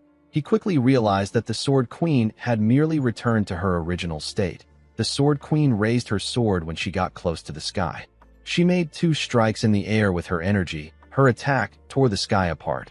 It left two huge strikes that cut across each other in the sky. When the Sword Queen returned to the ground, she saw that Yan Shun had woken up. She told him that there is something she wanted to say to him. Before her master could say anything, Ryongwa ran to her and gave her a hug. She hugged her master tightly. The Sword Queen pat her head and thanked Yan Shun for saving her. She told him that she wouldn't have survived without his help. Our boy didn't know what to say. He wasn't very good with these kinds of situations. Before he could say anything, someone took out the needles on his head and told him that he did well. The person turned out to be the divine physician. The elder told Yan Shun that he actually took out the energy that was clouding her system. The divine physician was intrigued. With a scary look on his face, he asked Yan Shun to allow him test his cultivation method. Our boy was scared to see the look on his face. He didn't want the elder to know his secret. The divine physician ran after Yan Shun. He asked him to let him test his cultivation method. Our boy begged the old man to stay away from him. The Sword Queen smiled when she saw the elder chasing Yan Shun. She seemed to be happy to be able to experience this moment. In the next scene, we see Yan Shun eating noodles with Siola and Baya. With a scary look on her face, Baya asked our boy to tell her where he was last night. Yan Shun choked on his food when he heard this. While he was choking, Baya asked him about where he slept last night. Yan Shun drank some water to push his food down. He did not understand why he felt like he got caught cheating. Our boy realized that he is actually going to be getting married to her. He told Baya that he was simply training all night. He said that he fell asleep on the spot because he was tired. Baya did not believe him. She asked him if he is telling the truth. Yan Shun asked her if he has a reason to lie. Our boy wondered why he was being interrogated in the first place. Baya placed her chopsticks on the table and told Yan Shun that he should have informed her that he wasn't going to come back last night. She told him that she was worried because he never returned. She stood up and asked him to let her know ahead of time in the future. Yan Shun asked her about where she is going mid-meal. The girl said that she is going to train. Our boy watched her as she left the room. He did not expect things to be so intense. He noticed that Siola was quiet. He asked her about why she is quiet. Our girl began to cry. Her mouth was filled with food. Yan Shun found this gross. He asked her about what she is doing. She said that it is her grandpa. While struggling to speak, small particles of food flew out of her mouth and got on Yan Shun. Our boy was annoyed to see this. He used his hand to cover his face. With tears in her eyes, Siola said that her grandpa told her that she can't do something. She said that he is so scary. Yan Shun closed her mouth out of anger and asked her to stop spouting nonsense. He asked her to swallow her food first. Siola did as he asked. Yan Shun could not believe that he had to deal with this when his hands are full. He was bothered by the fact that he had demonic energy churning inside him. He also hasn't seen Sheol in a while. Yan Shun wondered if the voice he heard had something to do with the old man's disappearance. The voice told him that the demonic energy he absorbed was delicious. Our boy recalled that Sheol once mentioned something about this. The old man said that he was subduing something within him. Yan Shun wondered if Sheol has been devoured by that thing. While he was thinking, Manhwa knocked on the door and informed him that he has a guest. Our boy asked her to tell him who it is. Manhwa simply opened the door. The person turned out to be Ryongwa. The girl apologized to her brother for disturbing him while he is eating. Yan Shun asked his sister to tell him why she keeps coming to see him when there is a large amount of stairs between them. Ryongwa asked him to shut up. She told him that she simply felt like seeing him. She revealed to Yan Shun that her master's internal energy is returning to normal. With a flushed face, Ryongwa thanked her brother for healing her master. She told him that she keeps getting indebted to him. Yan Shun ate a dumpling and asked his sister if she came all the way there to say this. He asked her if she has nothing better to do. Ryongwa was annoyed to hear this. She asked her master if she can see how mean her brother is. Yan Shun was surprised to hear her call out to the Sword Queen. The Sword Queen asked Ryongwa to stop complaining. Siola was surprised to see the pretty woman. The Sword Queen told her disciple that a debt of life can't just be repaid with words. She told Yan Shun that he seemed surprised to see her. With a nervous look on his face, Yan Shun told her that he is happy to see her healthy and energetic. The Sword Queen said that she didn't expect to return to her original state so quickly. Yan Shun asked her if she has completely recovered. The Sword Queen asked him if she looks completely healed. Yan Shun told her that she looks much better than when he saw her earlier at her quarters. The Sword Queen drew a chair and revealed to Yan Shun that she came to see him because she feels inclined to pay him back for what he did. With a smile on her face, she asked our boy to tell her if there is something he wants. She told him that she is willing to give up her life for him, since he was the one that saved it. Yangchun asked her about how she can put her life on the line when she just got it back. With a bright smile on her face, the Sword Queen told Yangchun that she would have died if it wasn't for him. She promised to grant any of his wishes. Yangchun asked the Sword Queen if she isn't worried about what he might request for. The Sword Queen grabbed his hand and told him that she is certain that what he will ask of her won't be something evil that would harm others. Yangchun glared at her hand. With a scary look on his face, our boy wondered about how the Sword Queen came to this conclusion by simply observing him.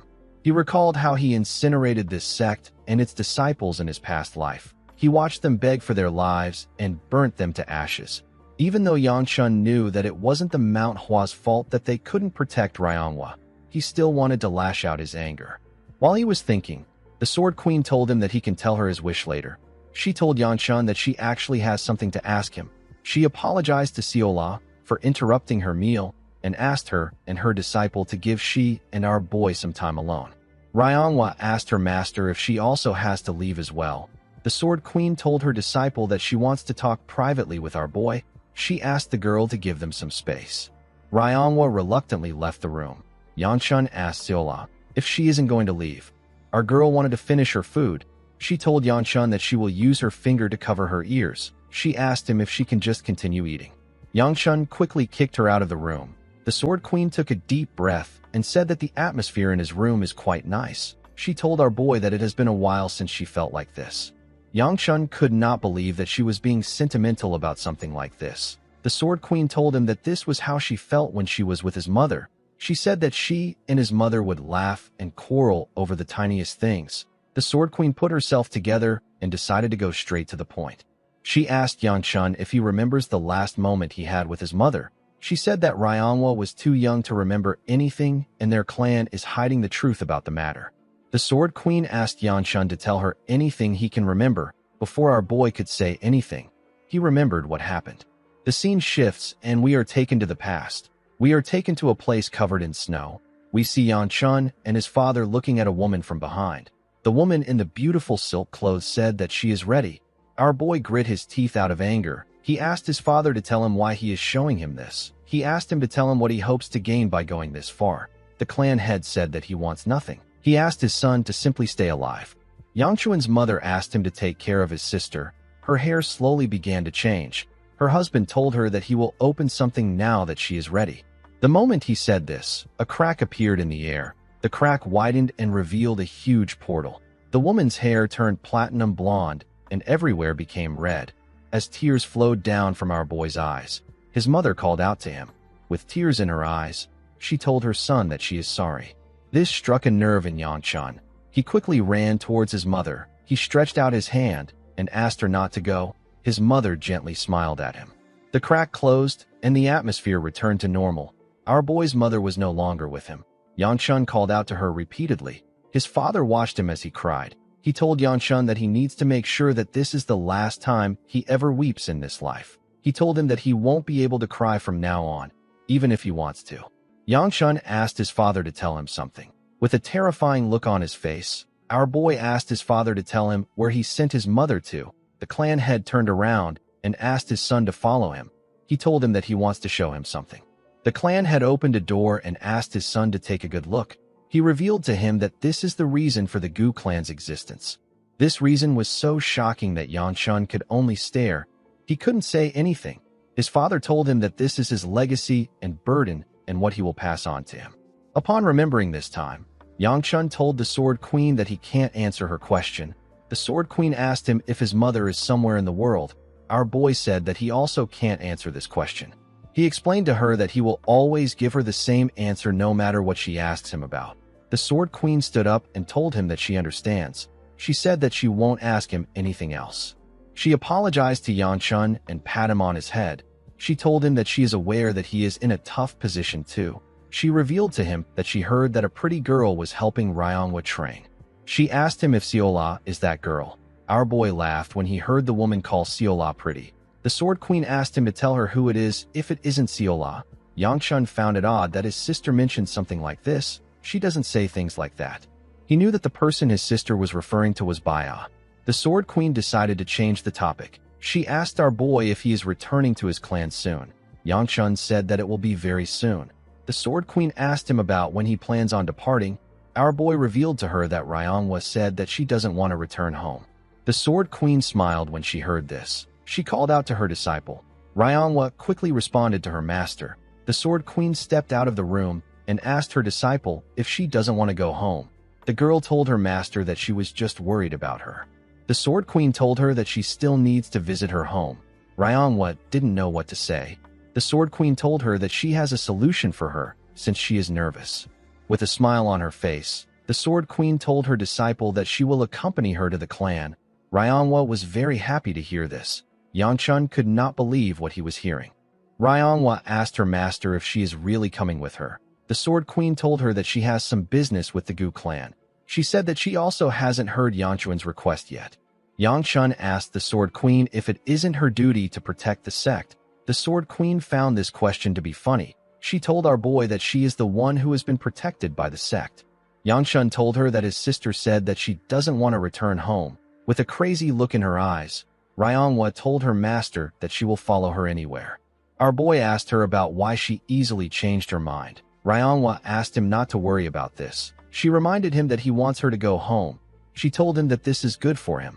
While they were talking, Siola called out to Baya, who just returned from training. Immediately the Sword Queen saw her. She knew that Baya was the one her disciple was referring to. She asked the girl if she is the one who saved Ryongwa. The Sword Queen grabbed her hand and told her that she is really grateful.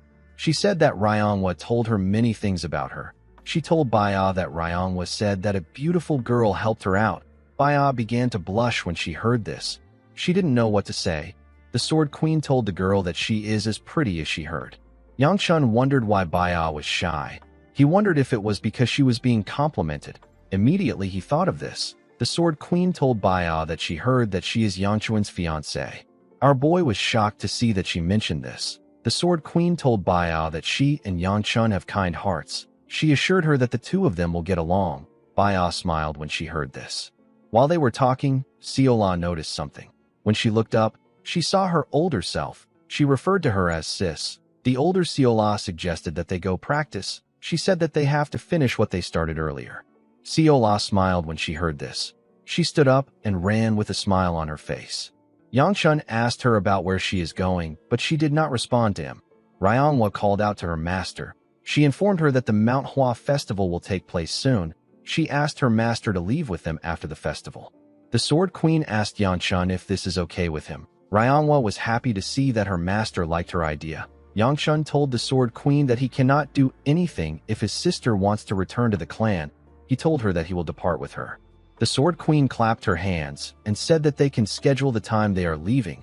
Immediately she said this. She noticed something about her disciple. She moved close to her to check something. Ryongwa asked her master if something is wrong. The Sword Queen told her disciple that she just realized something after seeing her in the sun. She told the girl that she has gotten a little fat. Ryongwa was embarrassed when she heard this. Yangchun laughed out loud when he heard what she said. The Sword Queen told her disciple that she must have been too busy taking care of her. She apologized to the girl. She told her that it will be good for her to spar with Yangchun.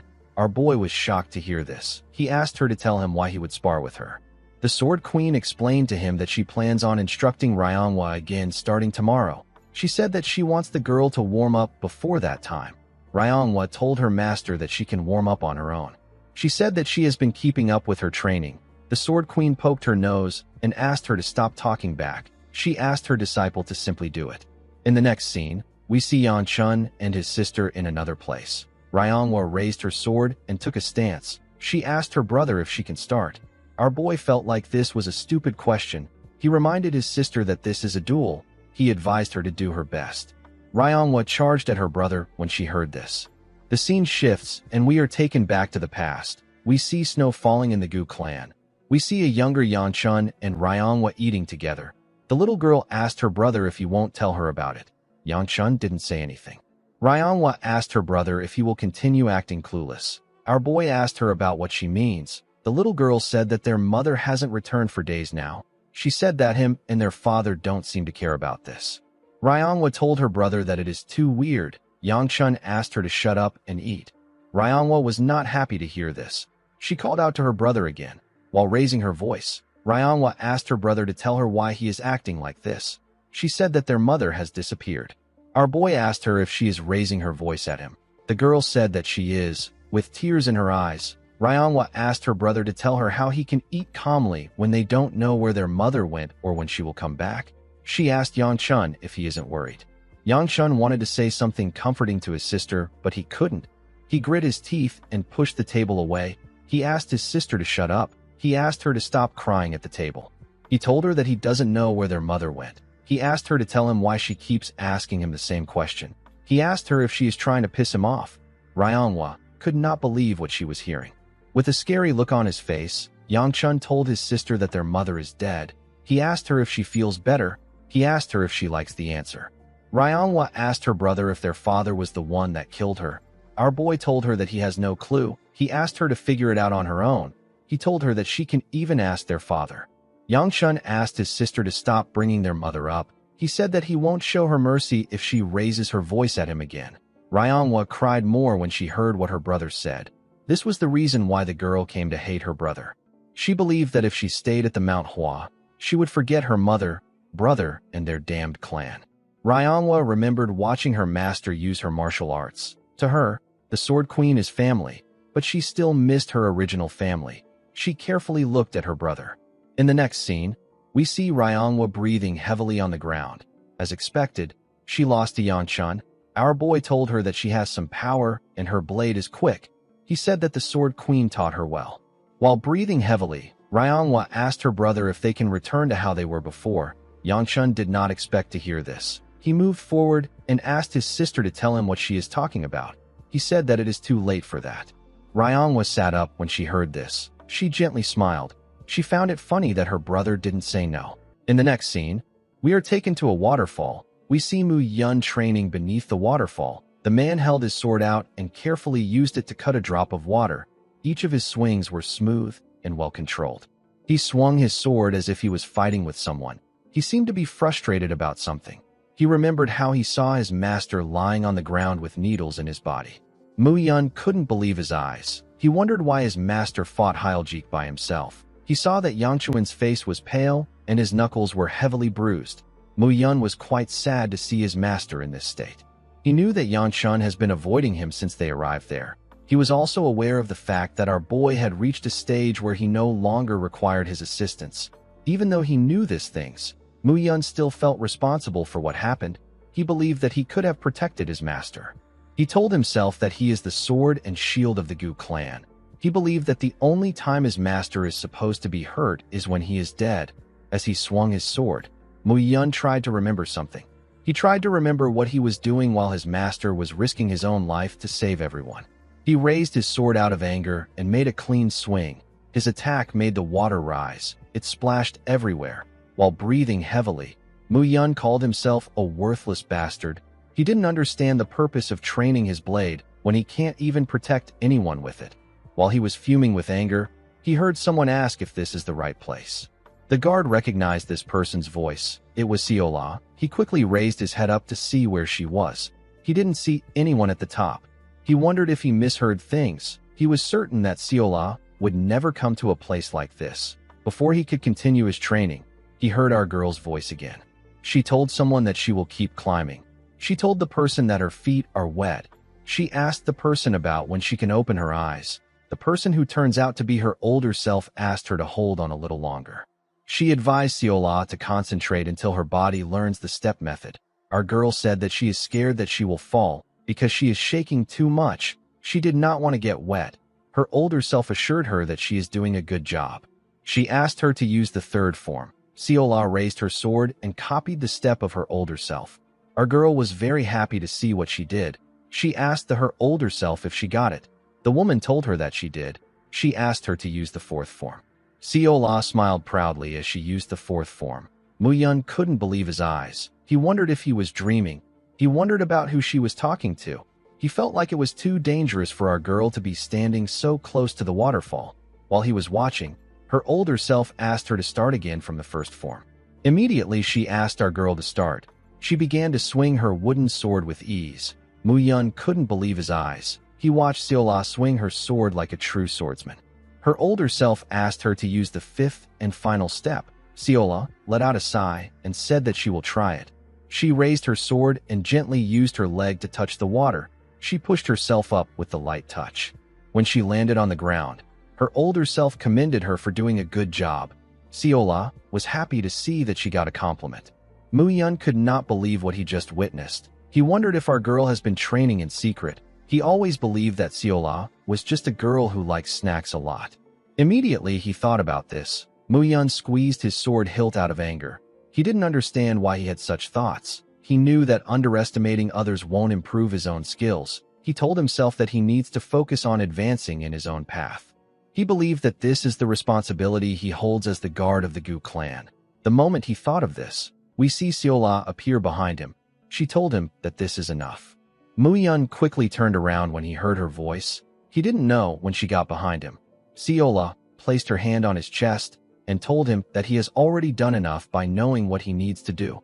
Mu-yeon didn't understand what she was talking about. Before he could question her, our girl released a bright golden energy from her finger.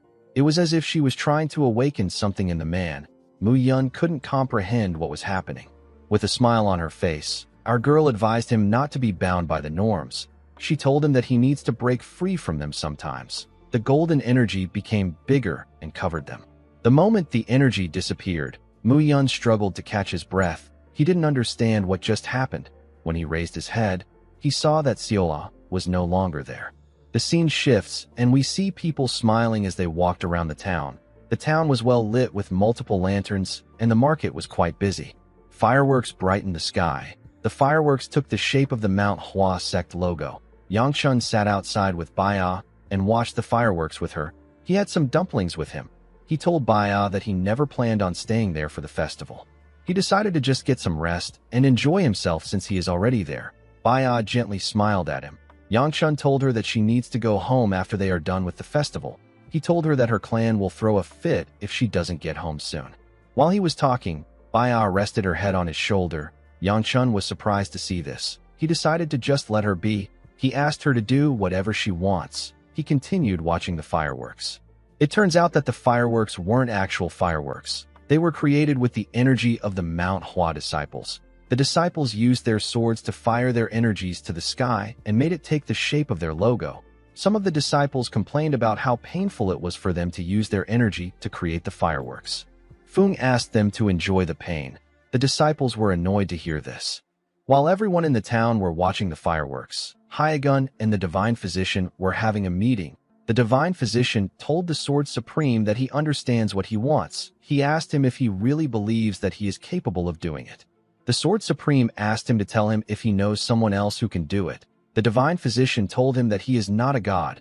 Hyegun asked him if it is really impossible. The Divine Physician didn't respond to him. Hyegun stared at him.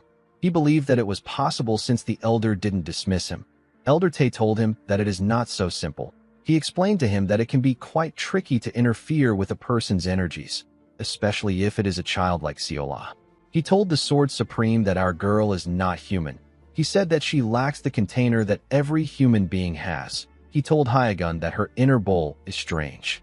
Her bowl is so vast and tall that it almost seems as if there is nothing there. The Divine Physician said that he understands why her presence has been meager until now. He said that Seola doesn't have a bowl. He told Hyegun that it should be called something else. The Sword Supreme seemed to completely understand the man's words. He remembered how he asked our girl not to learn sword arts. He broke her wooden sword and told her that the world is not so dangerous that a servant girl like her needs to draw a sword. With a serious look on his face, Hyegun asked our girl to stick to her duties. He clenched his fist and begged the Divine Doctor to help him. He begged him to make Seola a normal child. The Divine Physician told him that it isn't a simple thing. He explained to him that this is no longer a medical issue. Hyegun told him that he came to him because it isn't a simple issue. The Divine Physician explained to him that he requires resources and sufficient time to uproot an entire clan. The Sword Supreme assured him that he is prepared to do whatever it takes. He told him that he can even get things that he needs for his personal troubles. The Elder asked him about what he means. The Sword Supreme asked him if he doesn't need certain things for his grandson as well. The Divine Physician was shocked to hear this. He asked him if he can really provide a white-ranked demonic stone. He slammed his hand on the table and asked Hyegun if he heard about it from the Manhwa sect leader. Hyegun told the man that they both have the same feelings when it comes to their grandchildren. He begged him to help him for the sake of the young ones. The divine physician let out a sigh. He told the Sword Supreme that he has a question for him. He asked Hyegun to tell him the reason why he doesn't allow his granddaughter to wield a sword. He didn't understand Hyegun's reasoning and his actions. He believed that it would be good to know how to defend oneself in dangerous times like this. Hyegun asked him if he will accept his request after he provides an answer. The divine physician told him that he will search for a way if he can tell him why he wants to shut down Seola's talent. He told him that he also needs to get him a white-rank demonic stone. The Sword Supreme said that Seola's container is not a talent. It is actually a curse. The divine physician was shocked to hear this. Hyegun explained to him that Seola might be able to quickly master the sword, but it will come at the cost of her life. The divine physician couldn't believe what he was hearing. Seola doesn't have any issues performing ordinary tasks like regular people. However, when she performs martial arts, something that requires her to combine her instinct and logic, her life force burns away. Each time she uses her power, it eats away at her own life. The divine physician told Hyegun that this trait is similar to that of those of the demonic cult. The Sword Supreme couldn't say anything. The divine physician now understood why he stopped Seola from learning martial arts. He asked Hyegun if he has ever been to the Taryung clan where the current alliance leader resides. The Sword Supreme said that he has not been there. The divine physician asked him to go there. He revealed to him that the sealing demonic stone is there. He said that the only thing they can do is to seal Seola's energy core with its power. He informed Hyegun that Seola will never be able to use martial arts if it succeeds. He asked him if he is sure about this. He explained to Hyegun that what he is trying to do is to tear off the bird's wings so that it will never fall from the sky. However, every child becomes an adult at some point. The divine physician explained to the Sword Supreme that Seola might one day look back at her broken wings and curse him until the day she draws her last breath. Hyegun said that this is a cheap price to pay if he can save her life. The scene shifts and we see Yanchun and Baya walking in the town. Our boy was eating some candy off a stick. Baya pointed at something and ran into the market to get it. Yanchun tried to stop her, but she ran too fast. Before he could run after her, a man asked him to take a look at his goods. He showed our boy some pretty butterfly ornaments. In the next scene, we see Seola step into their lodge. She was eating a cookie. Before she could get far, Yangchun called out to her from behind. Seola was startled when she heard his voice. She quickly turned around to see our boy. Yangchun asked her about where she has been all day. He told her that he wanted to go sightseeing with everyone. With a nervous look on her face, Seola apologized to him. The moment she did this, she saw something shocking. Our boy was offering her the golden butterfly ornament. Seola asked him about what it is. Yangchun told her that it is nothing expensive. He explained to her that he got it for her because she has been doing well recently. He told her that his arm is in pain. He asked her to take it from him. Seola was shocked to hear this. She asked her master if he is really giving it to her. Yangchun moved his hand close to his clothes. He asked her if she doesn't want it. Seola quickly told him that she does. Our boy smiled when he heard this. He helped her put the butterfly on her head. She asked him if it suits her. Yangchun told her that she can take it off if she doesn't like it. He reminded her that it is not expensive.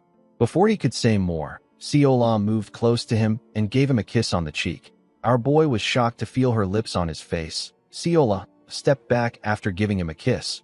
With a bright smile on her face, she thanked Yangchun for the butterfly. In the next scene, we see the group step out of the house. Baya yawned and said that she is so tired. Seola seemed to be quite energetic. She said that they need to see the fight.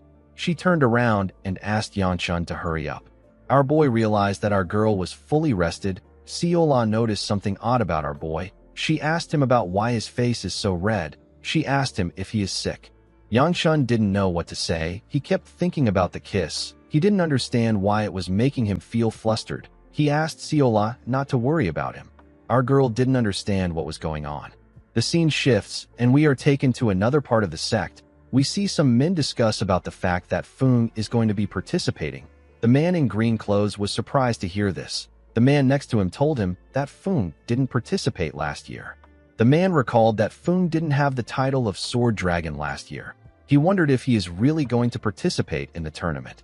He asked his friend if he knows the person that won last year's tournament. Someone moved close to them and told them that it was Yang Sung. The man realized that the person was right. He asked the person about who he is. Fung introduced himself as a third-generation disciple of Manhwa. The men were shocked to see the genius sword dragon. Yang Chun noticed Fung when he was talking to the men. He didn't know what the boy was doing there. He believed that he was supposed to be busy with preparations. While he was talking to the men, Fung noticed Yang Chun. He referred to him as the Gu clan's heir.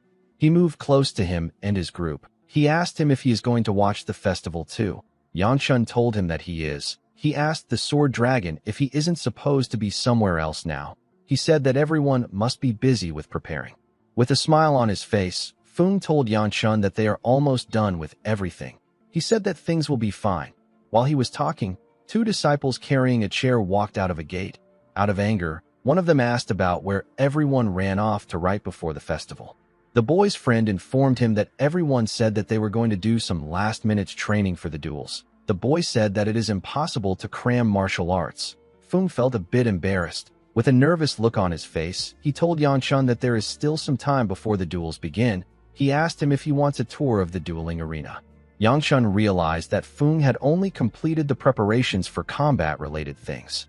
Our boy decided to follow him to the arena. The area was quite big and well-maintained. Siola was surprised to see how big it was. Yang Chun didn't know why she was surprised when she saw something of similar size at the Unified Dragon Assembly. Fung asked our boy if he isn't going to participate. Yang Chun asked him if he is crazy. Fung laughed and told him that he was joking. He revealed to him that only Mount Hua disciples can take part in the duels. Upon hearing this, Yang Chun wondered if his sister will also be participating. He hoped that she doesn't get destroyed. The moment he thought of this, Fung revealed to him that he will be fighting his sister. Our boy was shocked to hear this. Bia said that duels are fun. Yang Chun did not share the same thoughts as her. He believed that this is a terrible situation. He knew that his sister doesn't stand a chance against Fung. The sword dragon asked our boy to give him some honest feedback after watching their duel. Yang Chun didn't care about giving him feedbacks. While he was thinking, someone asked everyone to move to the outskirts of the dueling area. He said that the festival will begin soon. Bia informed our boy that they need to move. Yang Chun moved when he realized that she was talking to him. He was quite worried about his sister. He wondered about why someone would put her against Fung. He believed that the person is intentionally trying to screw over his sister. Our boy found the situation to be strange. He couldn't believe that he was worried about his sister. He told himself that he simply doesn't want to watch her get destroyed. While he was thinking, someone announced that the sect leader is making his entrance. Everyone turned to the empty stage. The sect leader said that he is honored to see everyone join them for their small festival every year. The moment he said this, plum blossoms appeared in the air. One of the plum blossoms landed on Siola. A large amount of the plum blossom gathered on the stage. The sect leader and some disciples came out of this plum blossoms. The sect leader told everyone that he is grateful to them. Immediately he said this. The plum blossoms scattered around them. The sect leader said that he wants to show them how hard the children of the Mount Hua have trained. While he was talking, Siola put the plum blossom in her mouth. She began to play with it. Yang Chun could not believe his eyes. The people thanked the sect leader for protecting the Mount Hua, and they thanked the disciples for protecting them. Immediately they did this. The plum blossoms began to explode. The one in Siola's mouth also exploded. Yang Chun was shocked to see this. The Mount Hua disciples used their energy to create birds that flew around the audience. The sect leader announced that the tournament will begin now. The people began to cheer when they heard this. In the next scene, we see two disciples dueling with swords. One of the men among the audience said that everyone is so fired up this year. While the duel was taking place, we see two disciples standing in front of Ryanhwa. This was their first time seeing Ryanhwa holding a real sword. One of them informed her that the sword used in duels is much lighter. He asked her if she is ready. Ryanhwa seemed to be taken aback. She told the boys that she is ready. She thanked them for their help. The boys were happy to see that Ryanhwa thanked them from the bottom of her heart. One of them asked her if she is interested in learning his ultimate secret technique. While they were talking, someone called out to Ryanhwa. With a terrifying look on their faces, the boys turned around and said that they want to know which damned brat called their fellow disciple by her name. They asked the person if he wants to die. The person turned out to be Yang Chun. Our boy was annoyed to see that they were threatening him. He told them that he is her brother. After knocking them out, Yangchun moved close to his sister and told her that he heard about her duel. He asked her to cancel it if the Sword Queen was the one who asked her to do it. He assured her that he is not trying to dismiss her skills. The boys that he knocked out stood up and asked him not to decide for her. Yangchun reminded them that she is about to fight the Sword Dragon. He said that the outcome is obvious. Ryangwa revealed to him that she is the one who asked for the duel. She thanked her brother for looking out for her. She said that she cannot just keep running away when she is indebted to her master, her fellow disciples, Baya, and him.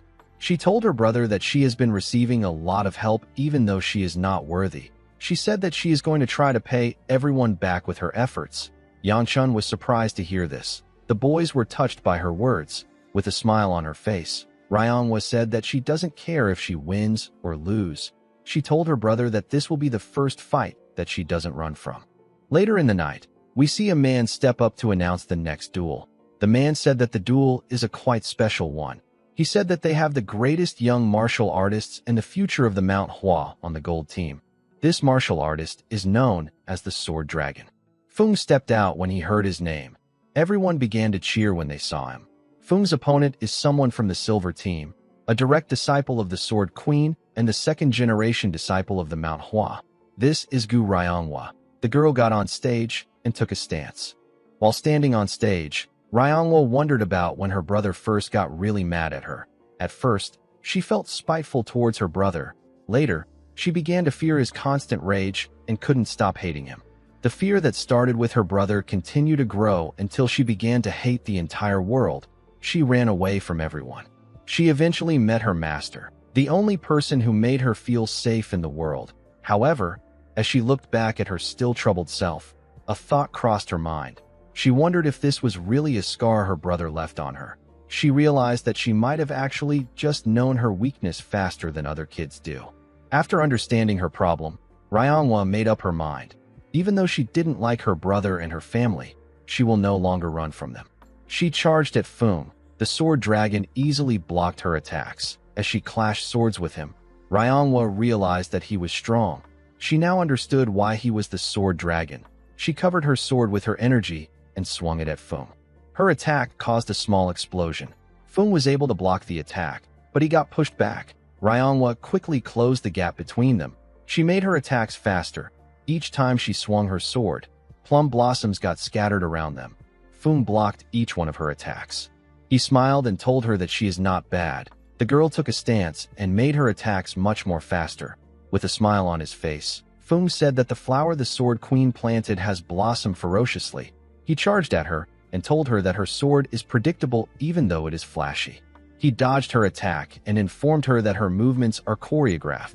The moment he said this, he got close to her waist. Ryangwa was shocked to see him close to her. Feng told her that she died at this point. Instead of ending the fight, he pushed her with his shoulder and asked her not to waver. He covered his sword with his energy and told Ryangwa that he is aware that she still has things to show him. He said that he wants to witness what lies beyond her full potential.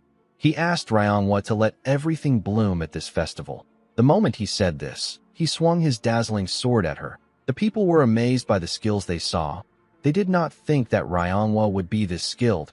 As Yangchun watched his sister, he realized that she has grown. He understood that she has been released from her chains. He was happy to see this. He was happy to see that he saw a meaningful thing today. He realized that his sister was right to not think about winning. He turned around after seeing what he wanted to see. Baya asked him about where he is going. Yangchun told her that he just realized that he has something to do. He asked her to tell his sister that she did a good job. In the next scene, we see Yangchun running somewhere. Now that everyone's attention is on the festival, our boy decided to check something. He went to Hyljik's hideout. The Mount Hua found the place. Our boy wanted to see something himself before the Murim Alliance arrives there. He looked around to make sure they weren't there yet. He was relieved to see that they weren't there. Yangchun told himself that he will make it back before the finals. He decided to take a quick look at the cave. He created a fire with his energy and went inside. He was surprised to see sword marks everywhere. He wondered if the Mount Hua fought the remaining stragglers. He heard that the sect only cleared out the bodies inside the cave. Yangchun wondered about what the Dark Knight Palace was trying to do in a place like this. While looking around, he sensed something. He saw a jar which demonic energy was leaking out from. He realized that he was in the right place. He opened a curtain and arrived at the final room.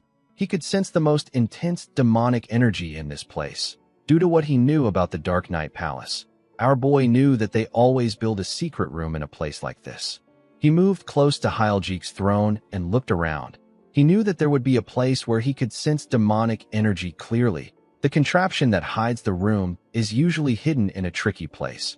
While looking around, Yangchun noticed something odd about the armrest. When he pressed it, the throne moved back and revealed a stairs that led somewhere else. Yangchun couldn't believe his eyes. He wondered if these people were stupid. He didn't really care because this was good for him. He went down the stairs. When he arrived at the bottom of the stairs, he found a pool filled with blood. Our boy became angry. He saw the bodies of the missing Manhwa disciples. He couldn't believe that this bastards made a lake of blood. He wondered why the Dark Knight Palace did something this horrible.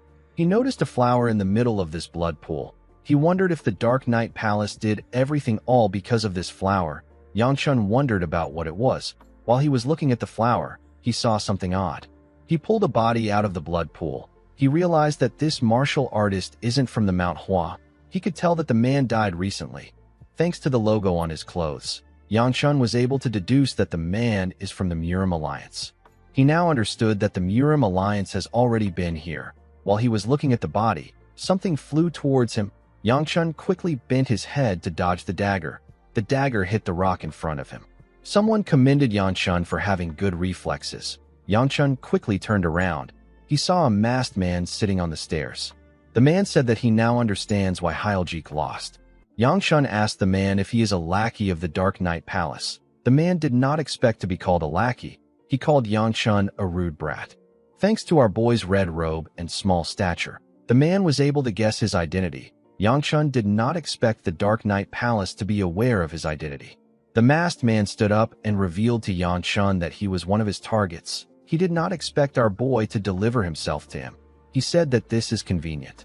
Yangchun quickly took a stance. The man told him that he wants to make him an offer. He revealed to him that the palace wants him alive. He asked him to comply and follow him willingly.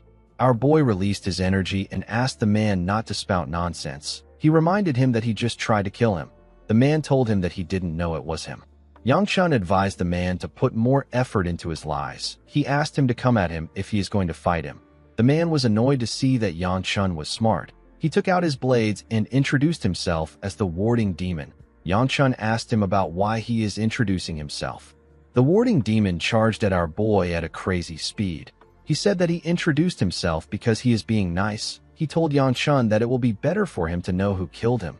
The moment he said this, our boy saw his blade in front of his eyes.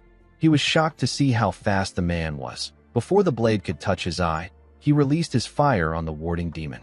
Unfortunately for him, the man was able to dodge his attack. He appeared behind him in an instant. Yangchun quickly turned around. He recalled that the exit was quite far from him. He wanted to run away. He didn't think that he could defeat this man. The Warding Demon appeared above him and closed the gap between them. He swung his blades at Yangchun at a crazy speed. Our boy had to quickly bend his head to dodge the attack. The Warding Demon told him that his blades are smaller than Hyljik's own. He asked our boy about why he is running. Yangchun grit his teeth out of anger. He knew that he could take this man if he had more internal energy. He quickly jumped to dodge the Warding Demon's blades. The man raised his head up. He said that he can't believe that Hyljik lost to a wuss like him. He said that Hyljik deserves to die. Immediately he said this. He swung his blades at our boy. Yangchun used his arms to block the attack, but he got pushed back. He fell into the pool of blood. Before he could lose consciousness, someone told him that he woke up to see that he has already gotten himself into another mess again. Yangchun was shocked to hear this voice. It was the voice of Chiol. Our boy used his hand to pick up a sword from one of the corpses of the Mount Hua disciples. Chiol said that he hopes the heavens takes note of how hard he worked even after his death. He asked Yangchun to get up. He said that they need to try again. While Yangchun was talking to Chiol, the Warding Demon looked around for him. He asked our boy to come out. He said that he needs to finish this in order to go home.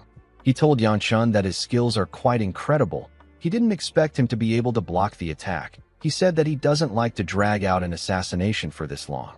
The moment he said this, the Warding Demon noticed some bubbles forming in the blood pool. He believed that Yangchun was there. He said that he will end things in a single strike. Before he could swing his sword, a powerful attack was fired at him. The warding demon was able to block the attack with his blade. The impact of the attack blew away the blood around him. The warding demon was shocked to see this. Yangchun landed on the ground and struck a pose with his sword behind him. The blood that got blown away poured back down. With a different tone in his voice, our boy reminded the man that he told him that he needs to know who he is dying to. The warding demon was shocked to see Yangchun holding a sword. He couldn't believe that our boy was able to use a sword. He didn't understand why he wasn't given this information. He was told that Yangchun uses his fist. He asked our boy about how he was able to use the attack he just used. With a serious look on his face, our boy told the man that he is Shin Chiol. The moment he said this, he swung his sword at the warding demon. The attack tore his mask apart and revealed his face. The warding demon wasn't even able to react to the attack. Chiol turned around and called the man a child. It turns out that Chiol has taken over Yangchun's body. The warding demon was enraged by Chiol's attack. He charged at him out of anger. Chiol easily blocked his attacks. The warding demon called him a bastard. He told him that he will tear his limbs apart and feed him to the animals. Chiol wasn't even moved by his words. The warding demon jumped and gathered his energy in the air. He began to spin really fast. His body and his blades were moving at a crazy speed. Chiol quickly took a stance. He said that a head full of anger clouds the heart, and this is reflected in one's blade. He pushed his leg forward and changed his stance. He asked Yangchun to take a good look. He said that a true master can shake the heavens without using as much chi as him. He raised the sword and blocked the man's attack with a technique known as Plum Blossom First Sword. The moment their blades touched, Chiol's sword released a massive plum blossom energy. The warding demon was shocked to see this. Yangchun couldn't believe his eyes. He watched the plum blossoms fall around him. Chiol's body materialized behind Yangchun. He was holding our boy's hand to guide the movement of his sword. The old man told Yangchun that the fist is not so different from the sword. He said that he thought he would have figured this out because he is quite talented. He didn't expect him to be stuck on it for so long. He told Yangchun that he is slow for someone who has traveled back through time. Our boy was shocked to hear this. He asked him to repeat what he just said. While holding Yangchun's hand, Chiol revealed to him that he was swallowed by the beast within him. He told our boy that he was able to see many things thanks to this. He even saw things that Yangchun couldn't tell him about. Our boy did not know what to say. Chiol told him that he has many questions to ask him, but now is not the time. He told him that he needs to focus and feel it now. Immediately he said this. He used our boy's hand to send the man flying. Yangchun told Chiol that he is not a swordsman. The warding demon was able to stop himself before he hit anything. He became more angry. He asked our boy to tell him why he didn't do this from the start. He raised his blades and took a stance. He told Yangchun that the fight is more fun now.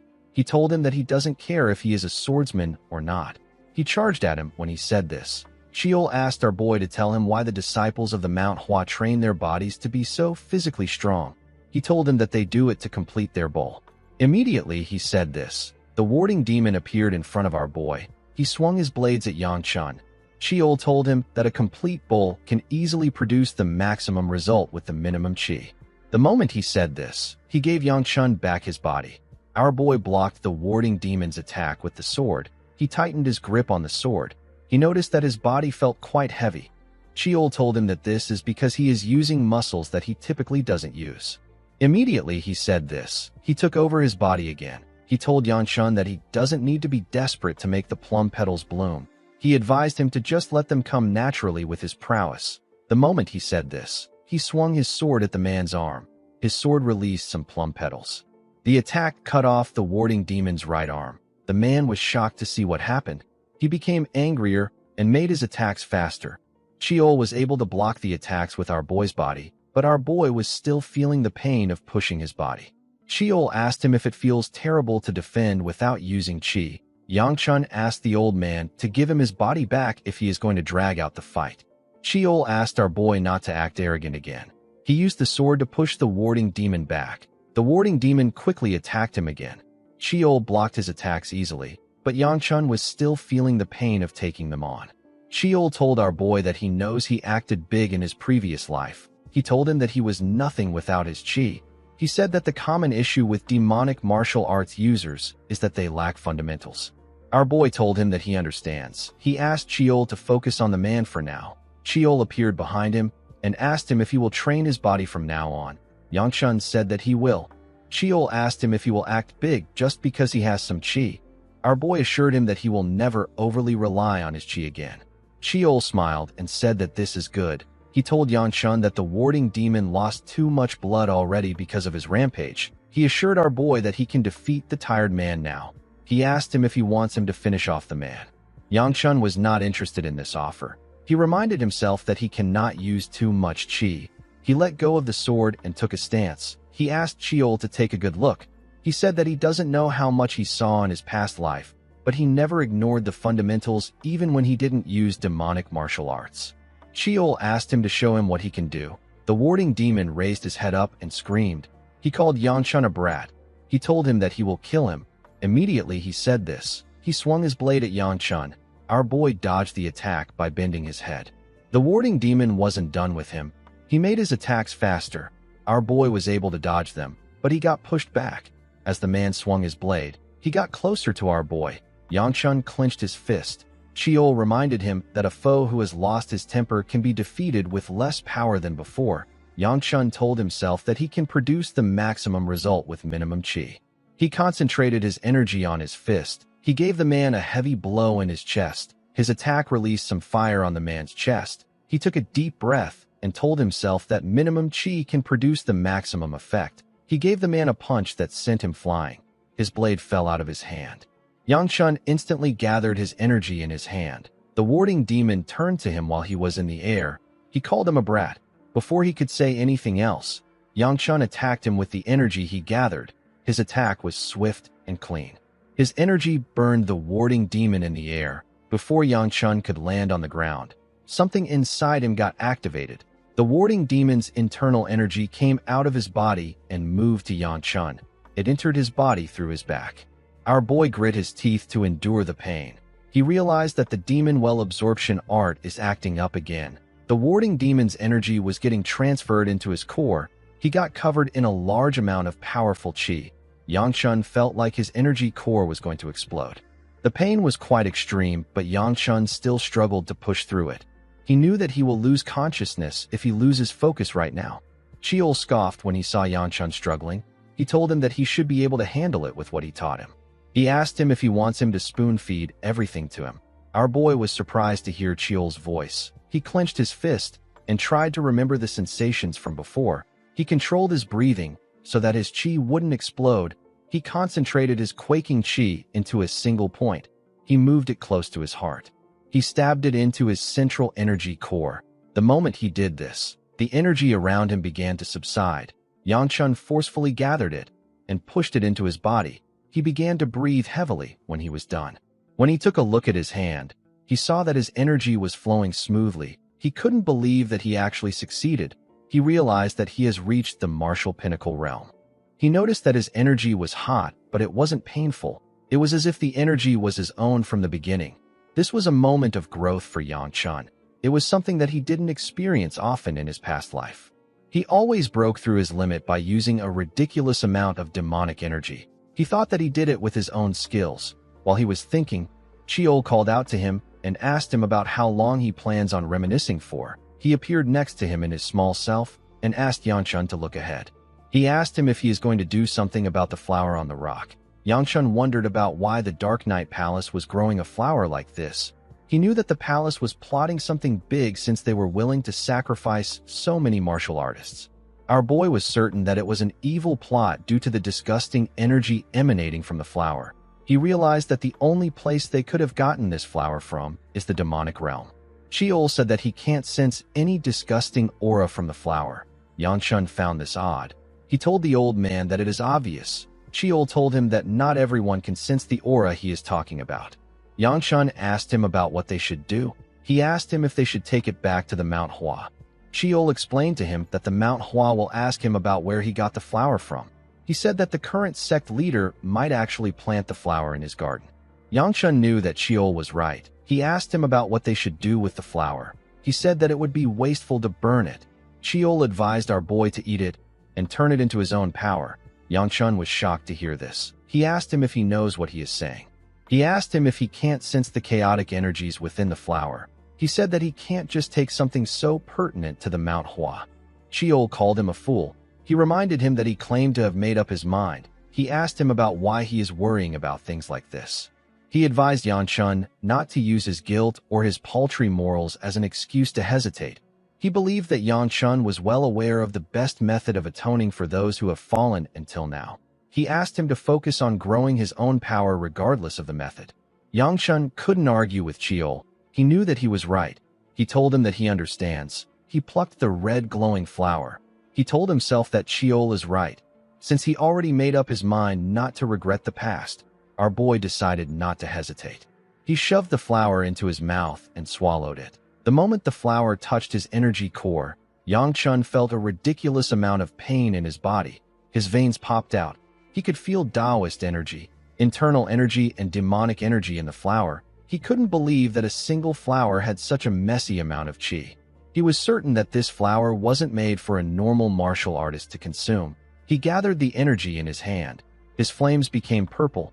Our boy noticed that his fire was burning with the hue of Taoist energy. He could feel the resistance of the flower weakening. The fire in his hand began to slowly fade away. When it was completely gone, Yang Chun placed his hand on his chest. He noticed something shocking. Chiol also noticed the same thing. Yang Chun's core now had 5 wheels spinning around it. His Gu Flame Will art has reached the 5th star. Our boy was happy to see this. A while later, we see Yang Chun running inside the forest. Although he was happy about his progress, he didn't want to be late. He knew that the ceremony would be over already. He jumped on the trees and used them to get out of the area. He saw that the sun was already rising. Before going inside, Yang Chun washed off the blood on his body and burned his dirty clothes. Our boy knew that the missing martial artist will eventually be discovered by the Murim Alliance or the Mount Hua sect. Since his job was done, our boy decided to rest. He wanted to sleep for now in order to prepare to leave tomorrow. When Yang Chun opened his room door, he saw Baiao wake up from his bed. Our boy had forgotten about her. Chiol asked him if he made any progress with the girls while he was out. Yang Chun was annoyed to hear this. He asked Chiol to explain the kind of progress he means. Immediately he said this. Baiao told our boy that she can smell blood. She asked him about why he is so late. She reminded him that he said that he would be back soon. Yang Chun told her that he had some business to take care of. He smelled his clothes to see if the smell of blood was still there. He was certain that he burned off the smell with heat. Baiao revealed to him that Ryangwa lost her match. Our boy was not surprised to hear this. He believed that this was natural since she was fighting the sword dragon. Baiao said that Ryangwa seemed content. It was as if she had fun even though she lost. She said that she has never seen Ryangwa so happy. Yang Chun didn't really care. He was focused on his body. Baiao moved close to him and gave him a hug. Our boy did not expect this. He reminded her that she just said that he smells of blood. He asked her if she isn't going to ask about where he was. Baiao gently sniffed Yang Chun. She told him that she won't ask for now. She asked him to just stay like this for a while. Yang Chun accepted her request. Chiol was annoyed to see this. He called Yang Chun a horny brat who flirts every time he gets the chance. Our boy didn't know what to say. The scene shifts, and we are taken back to the cave. We see 2 officials of the Murim Alliance step into the underground secret room. They saw the bodies of their missing members in the blood pool. One of them asked about what the kidnappers were trying to accomplish there. His senior advised him not to try to understand them. He told him that he can't comprehend what the unorthodox sects do. Immediately he said this. The man saw something shocking. He ordered his junior to head back and report the situation on his own. He said that he will add more details later. The junior was surprised to hear this. He accepted the order and wished the man good luck. He ran out of the cave in an instant. After his junior left, the man turned to the corpse in front of him. He recognized the scar on the face of the dead man. He knew that this is the warding demon. He recalled that the warding demon received orders to retrieve the essence of the Mount Hua. He wondered about how the warding demon ended up as a crisp in a place like this. He quickly turned to the essence. He saw that it was gone. He wondered about who took the flower. The moment he thought of this, the spy noticed the residue heat and the burn marks on the warding demon's body. He realized that the warding demon was taken out by the same person that took out Hyljik. He placed his hand on the warding demon's body to feel his energy. he noticed that the man's heavenly chi is completely gone. He couldn't understand how this happened. The situation was quite bad. The man said that he needs to return and immediately report to the Dark Knight Palace Master. In the next scene, we see Yanchun training in the mountains. He took a stance and covered his fist with his energy. He thrust his fist forward and released an enormous amount of fire. His flames burnt the things in front of him and cleared the things around him. The land was filled with fire. Sheol asked Yanchun if he is so happy to have reached the pinnacle realm and achieved 5th star. Our boy told him that he is simply intrigued. Sheol asked him if they can have a proper conversation now. Yanchun became nervous when he heard this. Sheol told him that he has a lot of questions for him, but he will limit it to just one for now. He asked our boy to tell him who the heavenly demon is. Yanchun asked him if he seriously wants to know about her. The old man said that he does. He explained to our boy that he had many hidden memories. Among these memories, the ones connected to the heavenly demon could not be accessed. Sheol asked our boy to tell him where the heavenly demon is from. The scene shifts, and we are taken to the past. We see a huge rift open in the air.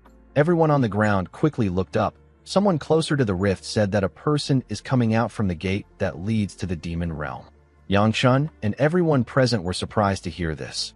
Our boy could not believe his eyes. He saw a young woman in black clothes slowly descend to the ground. The moment her legs touched the ground, the martial artists drew their swords. Their leader asked the woman to tell him who she is. The woman raised her hand and covered it with her dark energy. She introduced herself as the heavenly demon. Immediately she said this. She fired her energy at the martial artists. Her attack heavily damaged the place. Sheol found it odd that the heavenly demon came out from a gate in the middle of a tournament. With a worried look on his face, Yanchun called out to the old man. He asked him if he did not see what he did to the Manhwa in his past life. He asked him about why he asked about the heavenly demon instead of the massacre that took place in the Manhwa. With a scary look in his eyes, Sheol asked our boy if he would like him to start showing his anger. He assured him that he hasn't forgotten about what he did. He explained to Yanchun that he is simply overlooking it because he understands how he felt, and he understood his rage towards the Manhwa for being unable to protect his sister. He advised Yanchun to focus on the future for now. He reminded him that he already knows what he must do. Yanchun completely understood Sheol's words. He told him that he knows what he must do. He gathered his energy into his palm and clenched his fist. He said that he needs to stop the heavenly demon. In the next scene, we see Yanchun walking somewhere. While walking, he saw a woman. The woman turned out to be the Sword Queen. The woman turned around and asked our boy if he is on his way back from training. She informed him that his servants told her that they are done with the preparations. She suggested that they head down to their carriages together. Yanchun bowed his head and accepted her request. Near the carriages, we see some disciples crying as they spoke to Manhwa. They asked her to eat well and not forget about them. The disciples told her that they won't forget the smile she had at the Manhwa festival. Manhwa grit her teeth out of anger. She told the men that she cannot forget their scary faces. Yanchun wondered about what these people were doing there. The moment he thought of this, he remembered something. He asked the Sword Queen if he can use the favor that she owes him. The Sword Queen asked him if he has thought of something. Our boy told her that he wants her to take his side for a short while. The scene shifts, and we see the sect leader, Fung, and his senior disciple. The old man told Yanchun that he hopes he returns home safely, even though many things have happened. Our boy called out to the sect leader and bowed his head. The man asked him if something is wrong. Yanchun revealed to him that he has something he wants to get before he leaves. He asked the sect leader if he can make him an honorary disciple of the Manhwa. The old man did not expect to hear this. He asked our boy if it is because of the energy inside him. Yanchun told him that he is correct. He explained to him that he needs an excuse for having this kind of energy. The sect leader gently stroked his beard. He told our boy that it won't be difficult for him to grant him this title. He told him that he is worried because he cannot teach him how to use it. The Sword Queen placed her hand on Yanchun's shoulder and told her sect leader that it will be fine. She said that she and the sect owe Yanchun many things. The old man couldn't argue with this fact. He told our boy that he can call himself an honorary disciple of the Manhwa.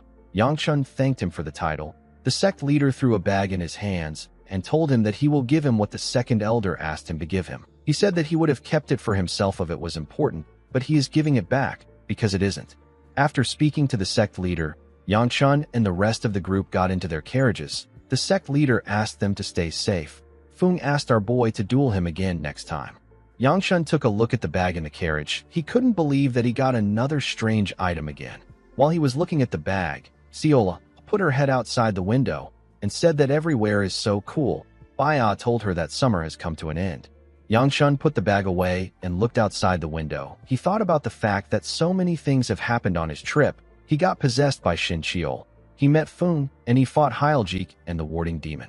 He didn't think that he would be the one to cure the Sword Queen. However, the most shocking thing that happened to him was meeting Jaegal Hyuk. He took a look at the boy and his grandpa. He wondered about what happened to the boy. He couldn't still believe that Hyuk was mute. He seemed completely different from how he knew him in his past life. The divine physician and his grandson joined Yangshun on his journey back home because he had something to do in the Gu clan. Our boy wondered if it is all right for him to bring them to his clan.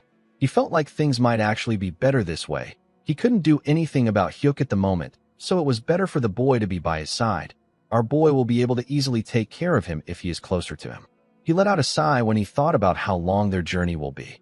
The group arrived in Shangxi in autumn. When they arrived at the gate of the clan, they saw the clan head waiting for them outside. Ryongwa came down from the carriage and moved close to her father. She nervously looked her father in his eyes. She walked past him and didn't say anything.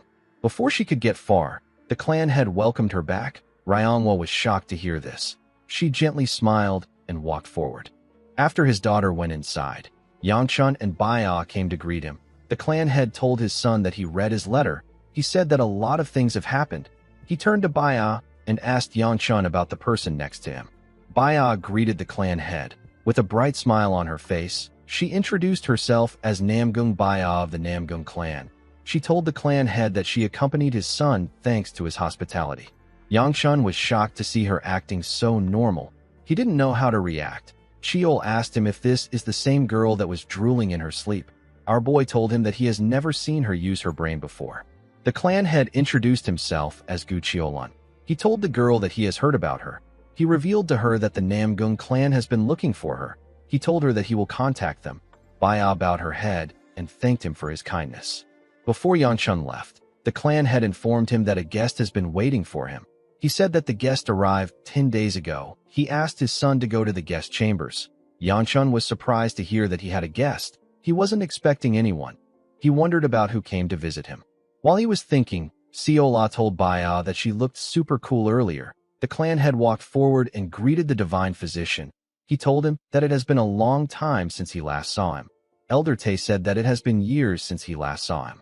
Cheolun turned to the Sword Queen and greeted her. He told her that it has been a while. The woman glared at him. In the next scene, we see Yangshun entering his room. He decided to change in his room before meeting the guest. The moment he stepped inside his room, he saw Soil on his mat. The girl's face was flushed, and she was drooling on the mat. She said that our boy's chambers are well lit and warm. She felt like he was lying next to her. She hoped that he would be back soon. The moment she said this, she opened her eyes and saw Yangshun staring at her. The girl got up and screamed. She was quite embarrassed. Our boy didn't know how to react to this situation.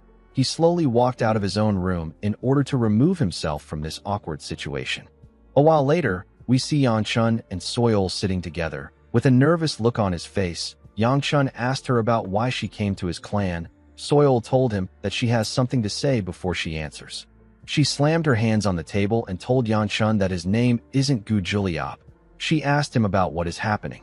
Our boy realized that the girl had learnt the truth. When Soil first arrived at the clan, she said that she came to see Juliop. She sat down in a room with a bright smile on her face. She believed that she was going to see Yangshun. Juliop stepped into the room and greeted her with a bright smile on his face. He introduced himself to her and told her that he heard that she wanted to see him. Soil was shocked to see the boy. She didn't understand what was going on. She asked the boy to tell her who he is. Juliop was shocked to hear this. He believed that she already knew him. Soil couldn't believe that our boy had a completely different name. She asked him about why he didn't tell her his name. Yangshun told her that he had his reasons. He apologized to her. He realized that he should have made up a fake name. He asked the girl about why she came to Shangxi. Soil realized that she had not yet told him her reason for coming. She told him that she obviously came there because she wanted to see him. Immediately she said this, the girl realized that she messed up. She shook her head and told Yang that she has something different to tell him. Yang nervously asked her to tell him what she wants to say. Soil put her hand into her clothes and took out a document. She explained to Yang that the time for the Dragon and Phoenix Assembly is getting closer. She gently blushed and asked him if he would like to accompany her there. Our boy was surprised to get an invitation to the Dragon and Phoenix Assembly. The Dragon and Phoenix Assembly is a martial arts tournament of the Orthodox sects where the Murim Alliance calls out promising young martial artists and disciples of each sects. Nowadays, the event has become a place of vanity where they hand out cool titles. Yang remembered hearing that the recent assembly is full of monsters. It was in this assembly that Tang Soil obtained the title of Poison Peak. The girl hoped that Yang would accept her invitation. In his past life, Yang was too embarrassed to join the event. He avoided going to the event until he became the proper heir of his clan. He told Soil that he is not certain if he will participate. He told her that he cannot give her an answer right now. The girl was sad to hear this. Yang asked her if she has any other thing she wants to tell him. Soil told him that there is nothing else. Our boy could not believe that she came all the way from Sichuan to tell him this. He didn't understand why she would do this. Sheol appeared and asked him if he really doesn't understand. The old man hated the fact that Yang was so clueless. He revealed to him that Soil came to see him because she likes him. Yang was shocked to hear this. Sheol said that he doesn't understand why so many girls are falling for a boy that looks like a mantis. Yang couldn't believe what he was hearing. He wondered about why she liked him. In this life and his previous life, he never really got involved with the girl. Yang recalled the times he encountered the girl. He realized that she always blushed around him. He now knew that Soil had an unrequited love for him. Yang decided to confront her about it. He called out to the girl. The girl quickly answered him. He told her that he is curious about something. Sheol asked him about what he is doing. He quickly realized that our boy wanted to get an answer from her. He asked him to stop. He called him a clueless idiot and begged him to stop. Yang asked the girl if she likes him. Immediately, he asked the question. Baya opened the door and stepped into the room. The two of them quickly turned to her. Baya apologized to them. She asked them if they're still talking. Yang told her that they are. He asked her to leave. Soil apologized to him and asked him if he could give them some time together. Our boy was surprised to hear this. He asked her about what she means. Sheol called him an idiot. He asked him if he can't feel the mood in the air. He told him that he will only be able to survive by shutting his mouth and leaving. Soil seemed to be quite hostile to her friend. Yang decided to leave when he understood the situation. He smiled and told Baya that he is done talking to Soil. He stood up and told Soil that he will let her know about the offer. Soil thanked him for this. Yang quickly ran out. The mood was too intense for him. Baya moved closer to her friend. Soil told her that she wanted to talk to her. When Baya sat down, Soil revealed to her that she heard about her engagement to Yang. She asked her friend if she had a part in deciding this. Baya told her that she didn't. She said that she feels like it is actually a good thing. Soil glared at her friend. She clenched her fist and told Baya that she will ask her a question that she has asked before. She asked the girl if she loves Yang. Baya told her that she is not sure. She said that she doesn't know what love is, but she wants our boy to stay by her side.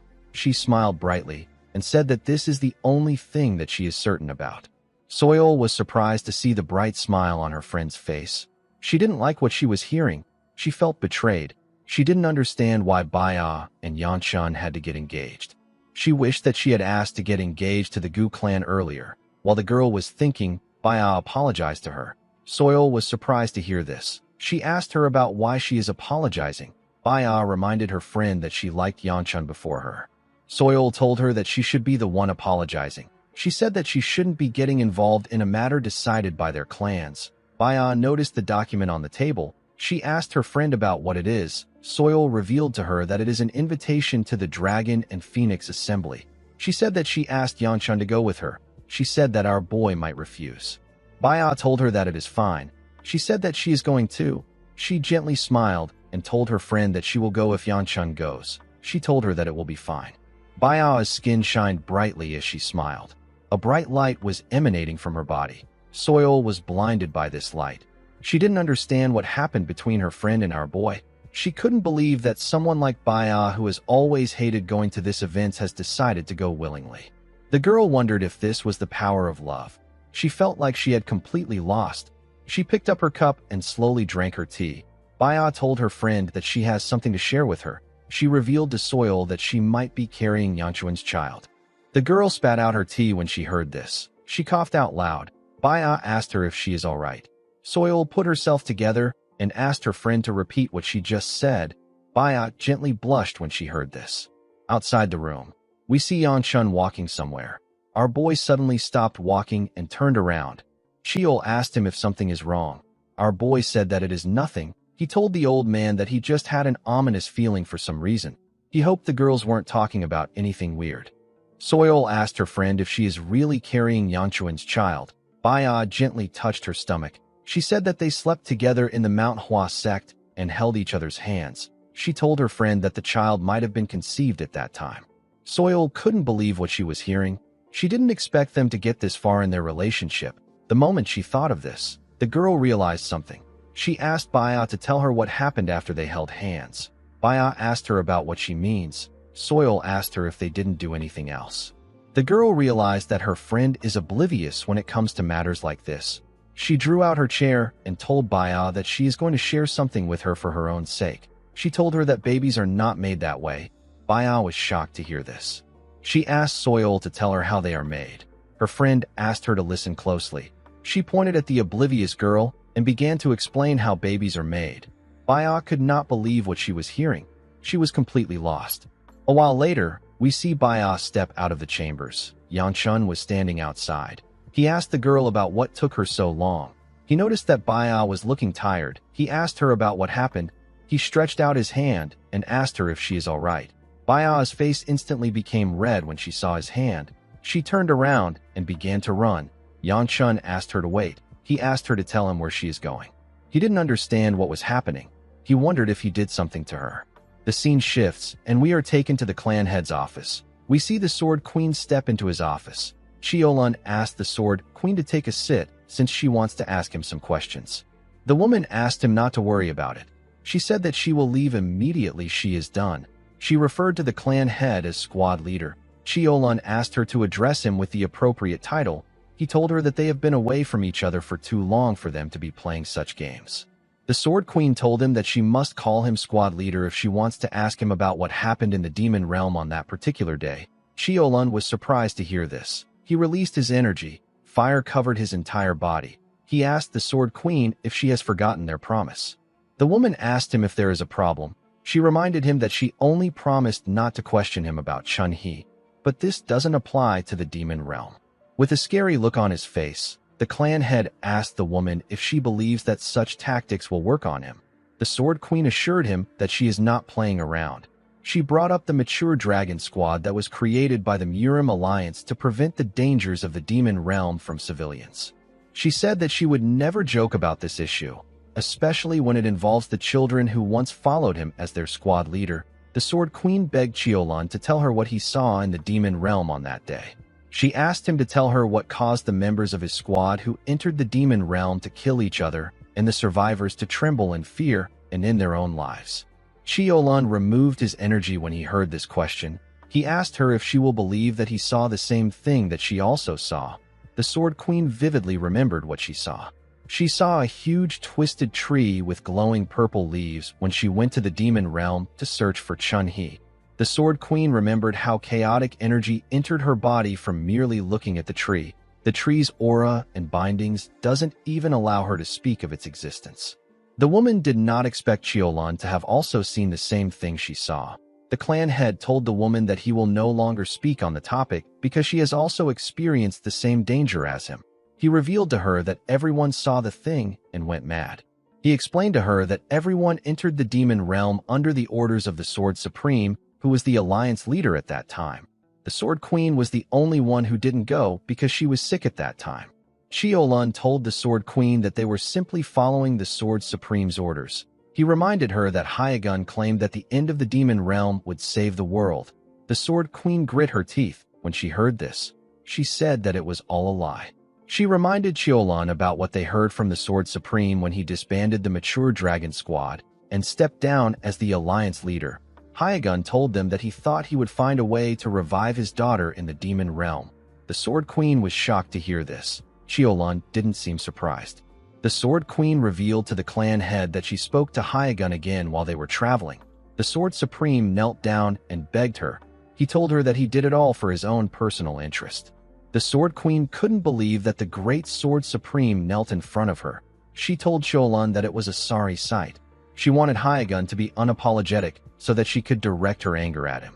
The woman told the clan head that their squad members did not lose their lives for the greater good, but for the Sword Supreme's greed and lies. Chiolan assured her that he is aware that Hyagun's actions cannot be understood or forgiven.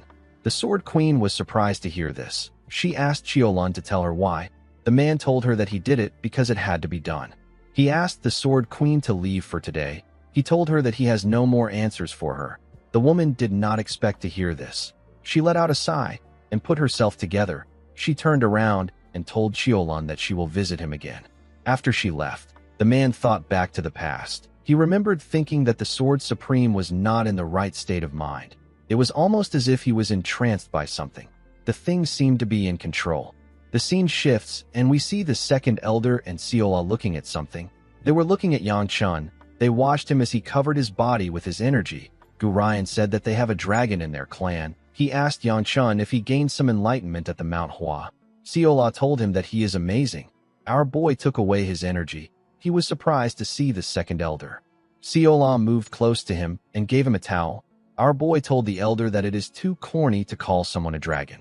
Ryan asked him if people his age don't like things like this. The moment he said this, Yang Chun remembered something. He took out the bag that the sect leader gave him and told the elder that the Plum Blossom Sage said that it belongs to him. He asked him about what it is. The elder asked him to take a look inside.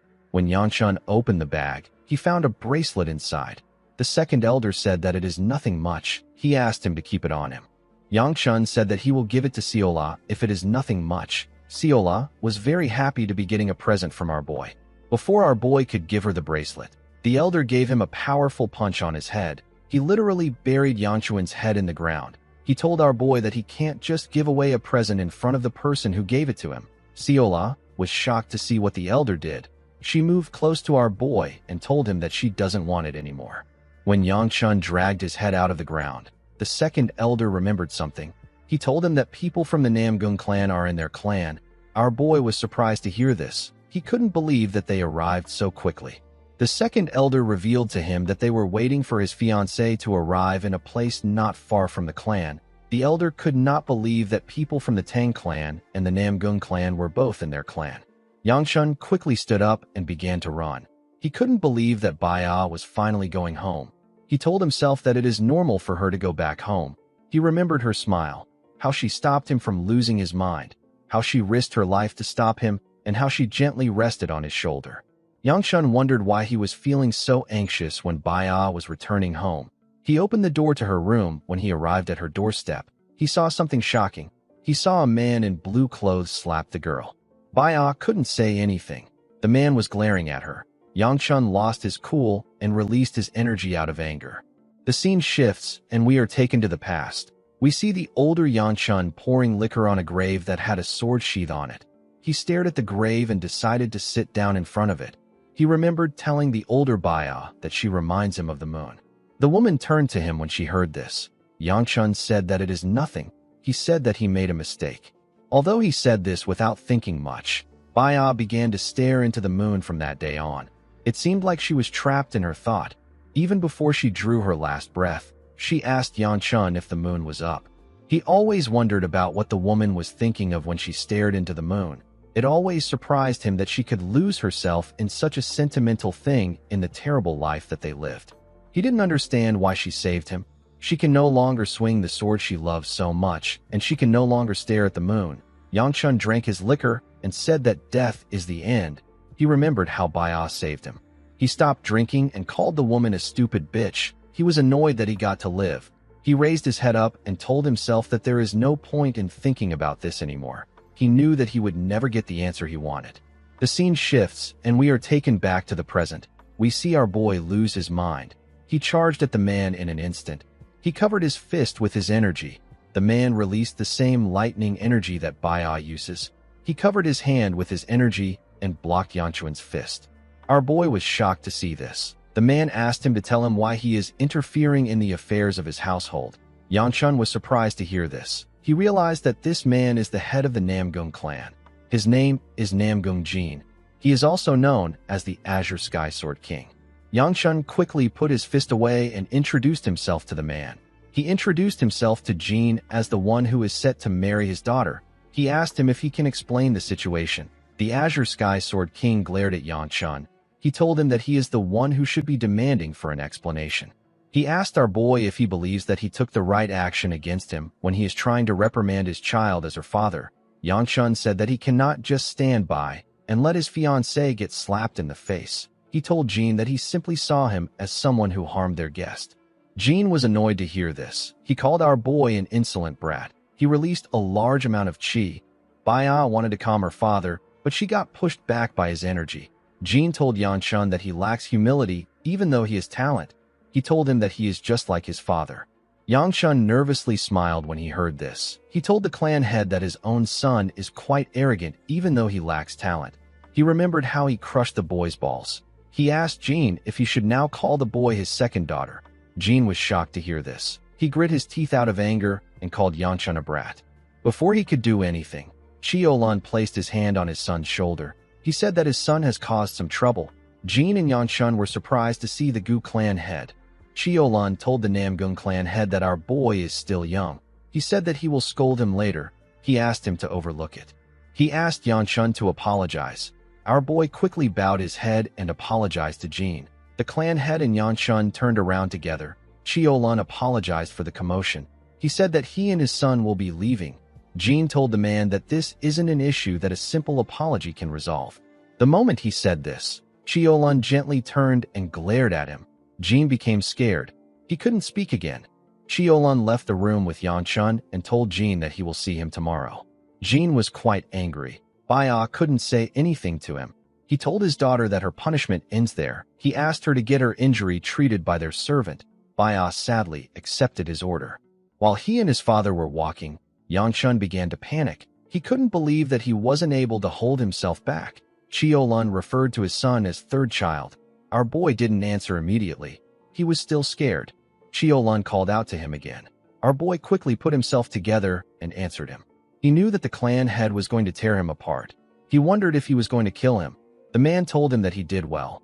Yanchun was shocked to hear this. He asked his father about what he means. Chiolan told him that he did a good job. He said that it is not immoral to protect someone he cares about. Yanchun couldn't believe what he was hearing. He wondered if something was wrong with his father. The clan head never compliments him on anything except his martial arts. Yanchun could not believe that his father spoke about protecting someone he loves. Our boy remembered something that happened when he was younger. He remembered nervously offering a flower to someone. His younger sister was by his side. Yanchun offered the flower to his father.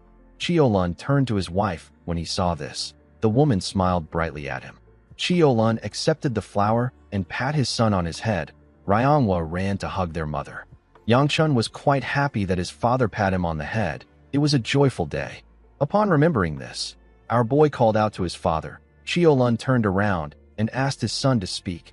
Yanchun reminded him about the great sage pill he promised to give him if he brought back Manhwa. The clan head said that he was just about to bring it up. Yanchun said that he doesn't want the pill anymore. He told his father that he wants to see the thing that is underground. Chiolan was shocked to hear this. He reminded Yanchun that he hasn't gone near that place since a particular day. Yanchun told his father that he must learn about it eventually as a member of the clan. He said that it would be bad if he continues to push the issue. Chiolan gently stroked his beard. He realized that his son was right. He told him that they will go there tomorrow once their marriage talks are over. Yanchun was shocked to hear this. His father revealed to him that they are meeting the Namgung clan head to schedule the wedding. He asked our boy not to be late to the meeting place tomorrow. Yanchun couldn't believe that he had to go through all this when he just returned. The scene shifts and we see Yanchun in his room. He was talking to Chiol. He asked the man about why he just stood by and watched the situation. Chiol asked our boy if he has ever listened to him. Yanchun told him that he looked quite entertained. Chiol agreed that he was enjoying himself. He said that everything was entertaining from his perspective. He asked Yanchun about why he didn't refuse the tournament invitation that Soil brought to him. Our boy said that he has no real reason to reject it. He told the man that Hunan isn't even far. Yangchun actually wanted to meet someone there. Cheol asked him if the Shaolin is still in Hunan. Our boy told him that they are always there. Cheol asked him if he could stop there on his way to the event. He said that there is something he wants to look into. Yangchun asked him if he is serious. Cheol said that he is. Our boy agreed to stop there. The next day, we see Yangchun standing in front of the meeting place. He did not expect to arrive before everyone else. While he was looking around, Baya greeted him. Yangchun turned to her and asked her about what took her so long. He told her that they need to be punctual in times like this. The moment he said this, he stopped talking. He was surprised to see how beautiful Baya was. The beautiful girl had packed her hair up in a lovely way and applied makeup to her face. Yangchun couldn't believe his eyes. Later in the day, we see the two families sitting together with snacks on their tables. Cheolun asked Jin if he slept well. He told him that an incident like that can keep him up. Yangchun did not know why his father was bringing the incident up. The Namgung clan head thanked Cheolun for his concern. He asked him not to worry about it since it is none of his business. Cheolun said that he has to worry. He told Jin that the emotional unrest is related to him. Jin was annoyed to hear this. He tightened his grip around his cup out of anger. He told Cheolun that he is still the same as before. Cheolun told him that he has to always stay the same. Yangchun was shocked to hear this. He didn't understand why his father was taunting the Namgung clan head. Cheolun said that it is time for them to talk about the scheduling of the marriage. Our boy did not like this unfriendly atmosphere. He was surprised to see that the marriage scheduling was going well. Although the two men were ready to fight each other at any moment, they were still the type of people who knew how to separate personal matters from important ones. Yangchun and Baya simply sat there. Our boy noticed that the girl was eating. He wondered about how she was able to stomach the food in this atmosphere. While he was looking at her, they locked eyes with each other. Baya quickly turned away and blushed. Yangchun didn't understand why she was getting embarrassed. He thought that things were going well between them. While the two men were talking, Cheolun told the Namgung clan head that it will be good if Baya comes to their clan when Yangchun turns 20 and officially becomes the clan heir. Jin was surprised to hear this. He told the man that 20 is too far. Before he could say more, Cheolun glared at him. He asked him if he has an issue with what he said. Jin became nervous. He quickly became calm. Yangchun noticed this. He realized that the Namgung clan head can't talk back to his father. Their talk was less of a conversation and more of an announcement. Jin asked Cheolun about when they can hold the actual wedding. Cheolun said that he was thinking that next spring will be all right. Jin told him that he will discuss with his elders and send a letter to him later. Cheolun told him that he hopes to get a good reply. The Namgung clan had clenched his fist out of anger. Later in the night, we see Jin in his room. His sword was on his bed. The man was quite angry. He did not like Cheolun at all. He remembered something that happened when he was younger. He recalled that Cheolun stared at him with derogatory eyes when he lost to him in the past. Jin never forgot the day he lost to Cheolun. He remembered the flames that engulfed the sky, the heat that was so hot that he couldn't even breathe properly. It wasn't a power that a martial artist of their age could unleash. From that day on, Jin spent his youth training to defeat Cheolun. He believed that he could surpass the Gu clan head if he gave it his all. One day, someone told him that he was lacking on the inside. Jin was surprised to hear this. He asked the man about what he just said. The man repeated himself and advised Jin to first fill himself up. This man was the Heavenly Supreme. He is one of the three Supremes like Hyagun. The Heavenly Supreme wasn't asking Jin to gather more chi. The man didn't understand what he was talking about. He still doesn't know what it meant. It has been decades since he has been trying to answer this question. In that time, Jin has been unable to escape Cheolun's shadow. Jin was annoyed by the fact that Yangchun attacked him. He believed that our boy was looking down on him the same way his father does.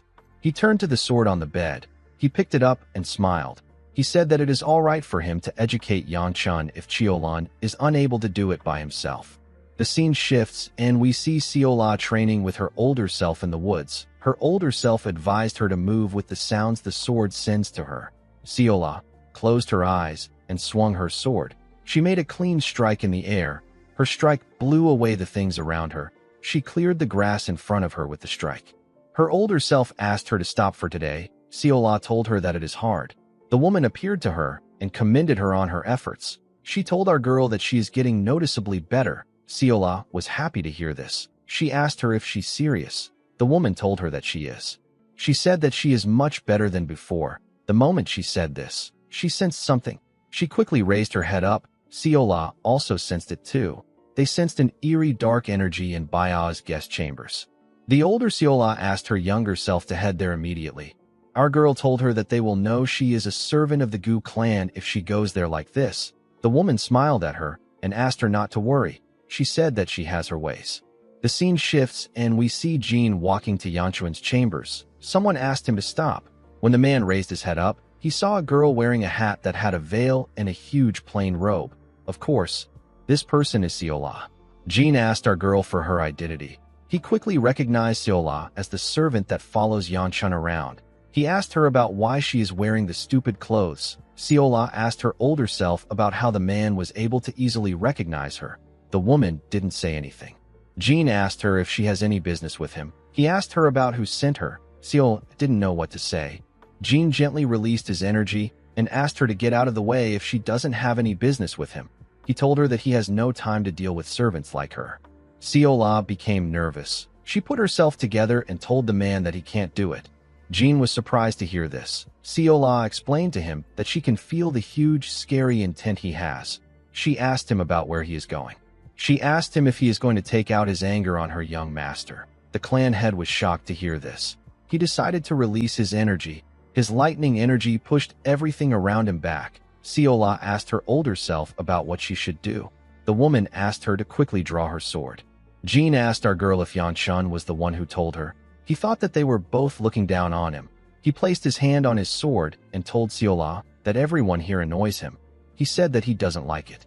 Immediately he said this. Jin drew his sword and fired his energy at her with a single swing. Seola's older self asked her to move the way she learned.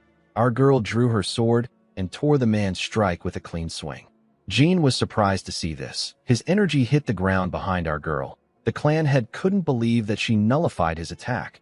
With a serious look on his face, he asked Seola to tell him who she is. Seola took a stance and became serious. In the next scene, we are taken to an underground prison. We see someone walk to an old man's cell. He asked him if he called for him. The old man raised his head to see the man's face. He asked him if he has taken a liking to the family he is in since he is comfortably walking around in this state. The man placed his hand on his face and changed it into a different one. He changed it again to show the old man his real one. He said that he spent so much time in hiding that he got used to the new face. He asked the old man about why he called for him. The old man took out a letter and told the face changer that he needs to visit the Dark Knight Palace. The young man was surprised to hear this. He asked the old man to tell him why he has to go there. The old man threw the letter to him. He revealed to him that they have received a request from the first elder.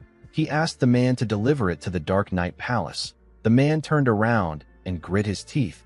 The old man told him that he will leave it to him. The moment he said this, the young man disappeared. The old man smiled after the face changer left. He could not believe that the first elder reached out to them just to get more power.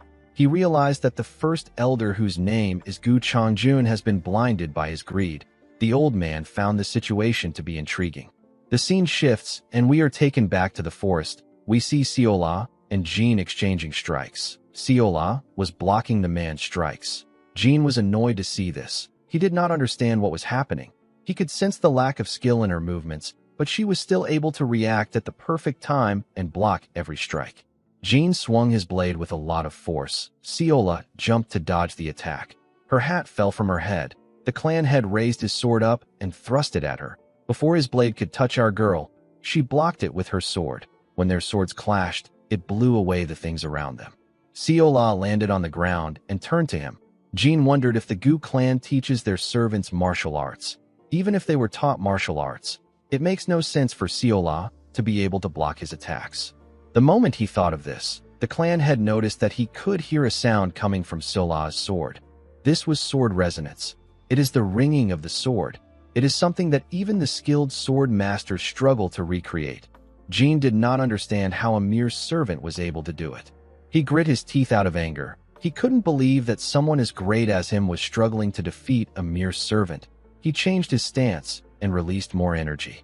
The older Seola appeared and took a look at Jin's energy. The clan had asked our girl if she believes that she can block this attack with the same moves. He pushed his leg forward and charged at Seola at a crazy speed. He appeared behind her in an instant. It was like he moved with the lightning. He swung his blade at Seola. His strike destroyed everything in front of him with lightning. It caused a huge explosion in the forest. When the dust cleared up, Jin noticed that he couldn't see our girl. He wondered about where she was at. Seola appeared in front of him with a golden yellow hair.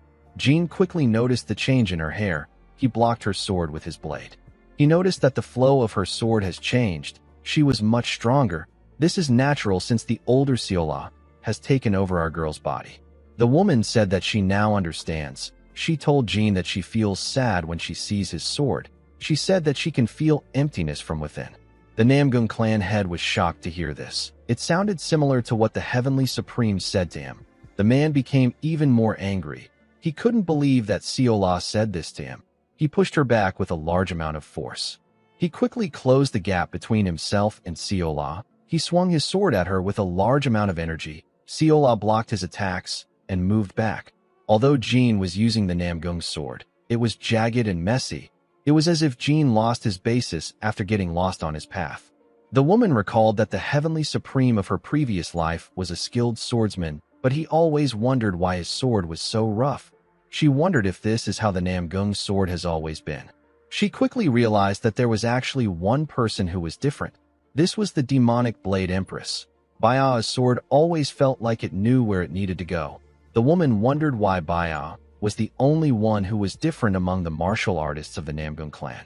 The moment she thought of this, Jin swung his sword at her. She blocked it and pushed him back. The clan head couldn't comprehend what was happening.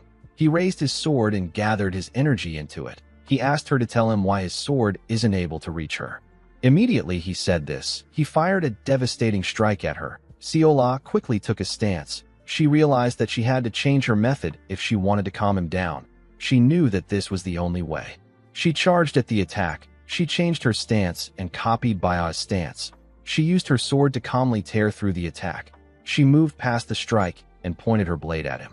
Jin was frozen in shock. He couldn't believe that Seola's blade was pointed at his head. He fell to his knees when he understood the situation. He knew that Seola just used the sword of the Namgung clan. He asked her about how she was able to do it. Seola did not expect to hear this question. She couldn't believe that the clan head was asking her about how she used it when she is just a mere servant. She realized that Jin's curiosity as a martial artist is much greater than his ill intent. The clan head asked the woman about how she was able to learn his clan's sword. He begged her to teach him too. He said that he needs to advance to a higher level.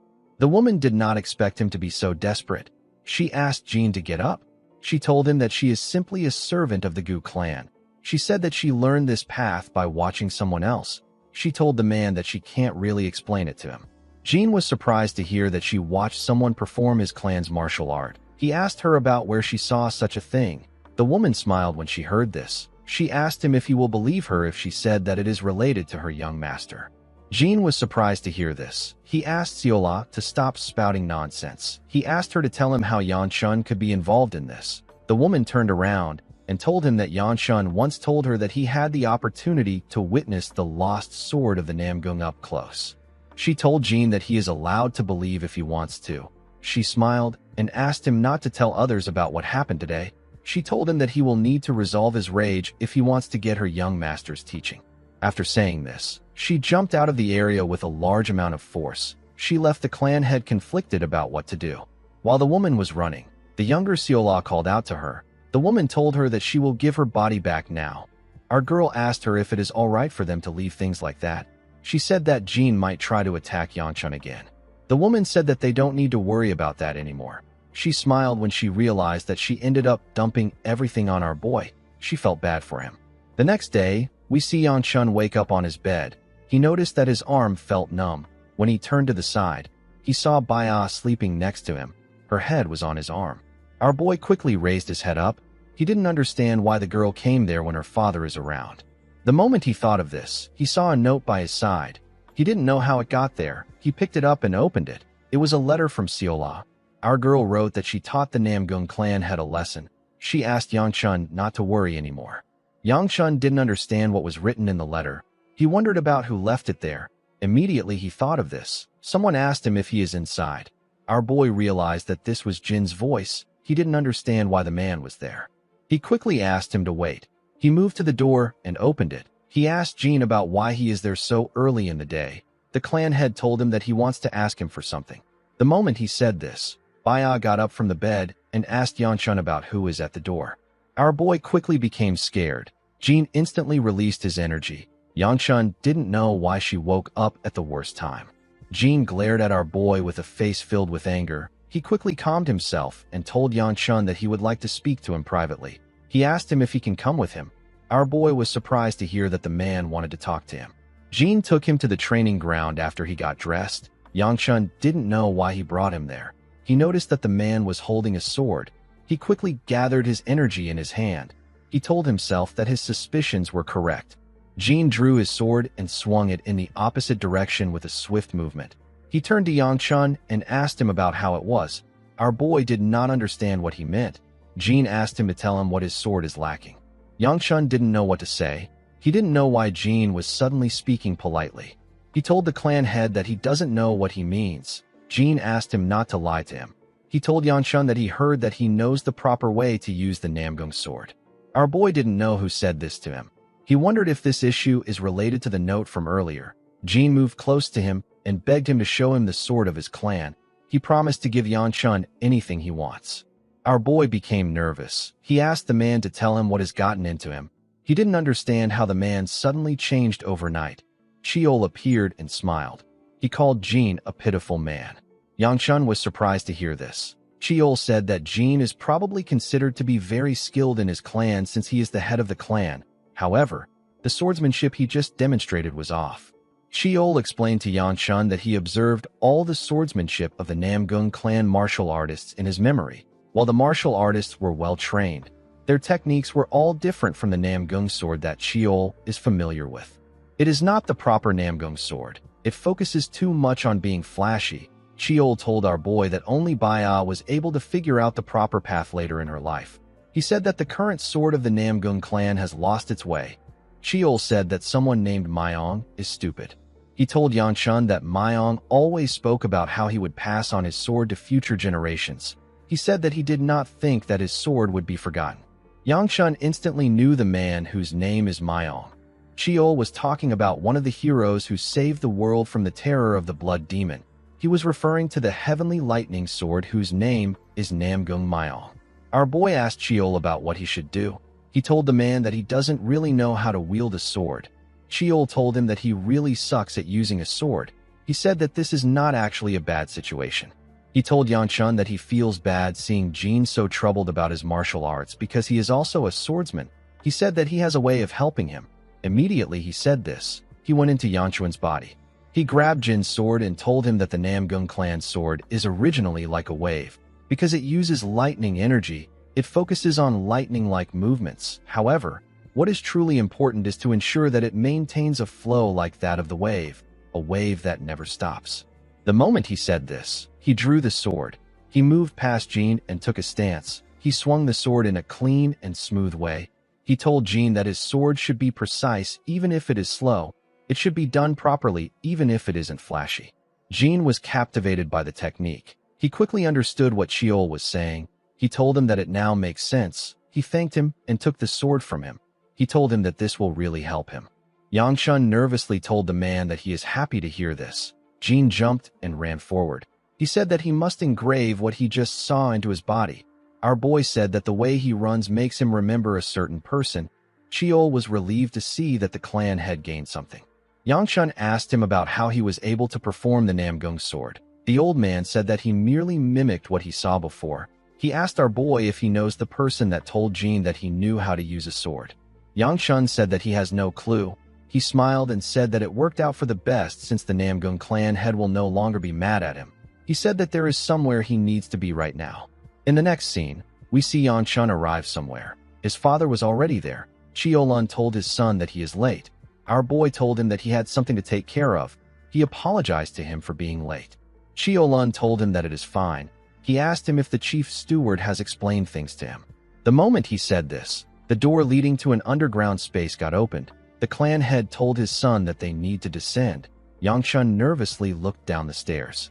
While they were walking down the stairs, Cheolun stopped moving. He told his son that they have now come to the underground space, just like he asked. Yang Chun seemed shocked to see what was there. Cheolun wondered about where he should begin his story. In the next scene, we see some demons with glowing red eyes yell that someone has come. The monsters were behind bars. They were all excited to see who it was. One of the monsters told another monster known as Dakibi that there is a small human accompanying the man. The Dakibi asked Yang Chun to let it outside. It screamed that it was going to kill everyone. Cheol became nervous. He asked Yang Chun about what was happening. Our boy reminded his father that he told him that this is the reason that the Gu clan exists. It is the karma of the patriarch which Yang Chun would eventually inherit. Yang Chun asked his father to explain what he meant. Cheolun walked past the cells and revealed to his son that these monsters are beings from the other world. He explained to him that they came from the demonic realm. The gates to the demonic realm are shut in order to stop these beings from crossing over. The ones that manage to cross over are locked up in this underground prison. This is the duty and karma of the Gu clan. Cheolun asked his son if he knows why they must take on this karma. He revealed to Yang Chun that the person who opened the gates of the demon realm was the founding patriarch of the Gu clan. His actions plunged Zhongyuan into great chaos. The Gu clan is still being punished for its founder's actions. Cheol couldn't believe what he was hearing. He never knew that the Gu clan was the cause of all the monsters that had appeared in Zhongyuan. He asked Yang Chun to tell him how he is so calm after hearing this. Our boy revealed to him that he already found out about this in his past life. Cheol was shocked to hear this. Yang Chun asked him if he didn't see it in his memory. The old man reminded him that there are a lot of hidden parts in his memory. He asked Yang Chun to tell him why he is here if he already knows this. Our boy clenched his fist and called out to the clan head. He reminded him that he said that they are being punished. He asked Cheolun if there is someone above them who is punishing them. Cheolun turned to Yang Chun when he heard this. Yang Chun learnt so many things as the heir of his clan in his past life. However, he never found out about the person punishing them. Cheolun called out his son's full name and told him that he can't answer this question right now. He told him that he will tell him about it once he becomes the young clan head. Yang Chun nervously agreed to his father's offer. The otherworld beings laughed at Yang Chun for getting rejected. Our boy already knew that his father would give him this answer. He didn't completely hate it because his father didn't deny that there was someone punishing them. This was enough for him. Cheolun walked past his son and told him that they have been there long enough. He told his son that they are leaving. Yang Chun called out to the clan head and told him that he would like to look around on his own. A while later, we see Yang Chun breathing heavily as he walked deeper into the prison. Cheol told him that he doesn't look well.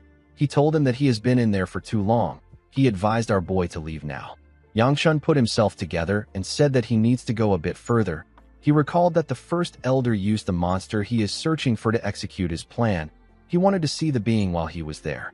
He walked up to a cell and spoke an unknown language. Cheol asked him about what he just said. The being was in shackles and he was naked. He grabbed the bars of the cell when he heard what our boy said. The being transformed into Yang Chun and smiled at him. He asked Yang Chun to tell him why he said his name. He asked him to tell him how he knows his name. Cheol didn't understand what was happening. The Dakibi noticed that Yang Chun wasn't shocked. He told him that he was trying to scare him. He transformed into the clan head and asked our boy if he is scared now. Yang Chun simply glared at him. The Dakibi was surprised to see that our boy was not fazed. Yang Chun noticed that there was no trace of the Dakibi leaving the prison. The Dakibi called him a boring bastard and asked him about why he came there. Our boy told him that he came to see how he is doing. He told him that he is done now. He turned around after saying this. The Dakibi told him that he is not doing well since he is trapped in there. He told Yang Chun that he can help him get out. Our boy turned to him and glared at him with a scary look on his face. He advised him to give up if he is trying to pull anything right now. He told him that he will burn him to ashes if he catches him. After saying this, Yang Chun walked away. After our boy left, the Dakibi began to release some steam from his body. He transformed into his true form. He turned out to be the old man who sent a letter to the leader of the Dark Knight Palace. He smiled and stroked his beard. He now understood why the first elder found Yang Chun annoying. After Yang Chun left the prison, we see him struggling to catch his breath. Cheol told him that he still can't believe what he just saw. He said that he never thought that there would be a secret like that underneath the Gu clan. Yang Chun slowly pushed himself up and said that he didn't expect to stay there for so long. Immediately he said this, Seola called out to him. She asked him about where he was. She told him that she has been looking for him. She placed her hand on his face and told him that he doesn't look so well. With a worried look on her face, she asked him if something happened. She asked him if someone bullied him. Yangchun moved her hand away and told her that nothing happened. He asked her about why she was looking for him. Seola informed him that the young lady and the pretty lady wanted to ask him to have dinner with them. Yangchun was shocked to hear about a pretty lady. He knew that the young lady is his younger sister. He quickly realized that the pretty lady Seola was referring to was the Sword Queen. He grabbed our girl and asked her if she called the Sword Queen pretty lady to her face. Seola smiled and told him that the Sword Queen said that the name is nice, and she even asked her to keep calling her this. Yangchun told her that it is good if she doesn't mind. He realized that he hasn't eaten a single meal today. He decided to join them. He walked forward and asked Seola about where Baya is. Our girl informed him that Baya is talking to the lady of the Tang clan. Immediately she said this. She pointed at Soil and told her master that she is in front of them. When Yangchun turned, he saw Soil and Baya stepping out of a room. Soil asked him about why he is there. Yangchun reminded her that this is his room. He wondered why the two girls were there. He asked them about what they were doing inside. Baya turned away from him and told him that they did nothing inside. Yangchun revealed to the girl that the Sword Queen wants them to have a meal together. He asked them if they want to join them. Soil was extremely happy to hear this. She asked our boy if this is okay. She couldn't believe that she was going to have dinner with Yangchun. The moment she thought of this, she realized something. She asked Yangchun about who they will be having dinner with. Our boy told her that they will have dinner with the Sword Queen. He asked her if she doesn't know that the Sword Queen was staying here. Soil screamed and asked him to tell her how she was supposed to know this. The girl wondered about what she should do. She didn't expect to meet the Sword Queen. While she was talking, the Sword Queen arrived and waved at them. She noticed that she had never seen Soil before. She gently smiled and said that they have a cute new guest.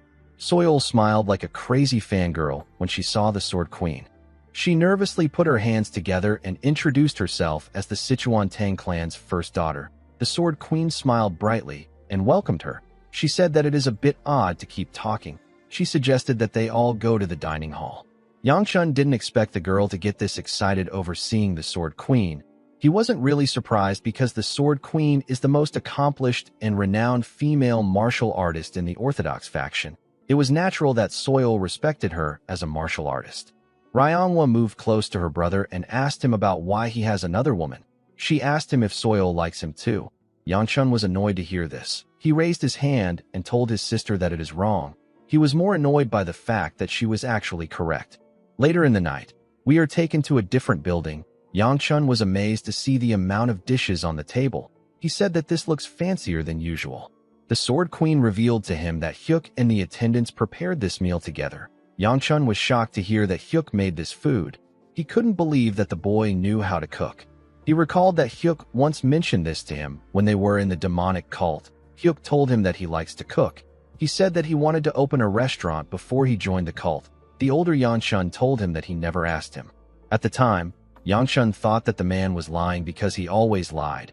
He hoped that the food wasn't poisoned. He picked a dumpling with his chopsticks and carefully bit it. To his surprise, the food tasted good. He told himself that it is just all right. He quickly ate another dumpling. While he was eating, someone moved close to the Sword Queen to tell her something. The person turned out to be Soil. The girl nervously offered the Sword Queen a drink. She asked her to have it while she eats. The Sword Queen asked her about what it is.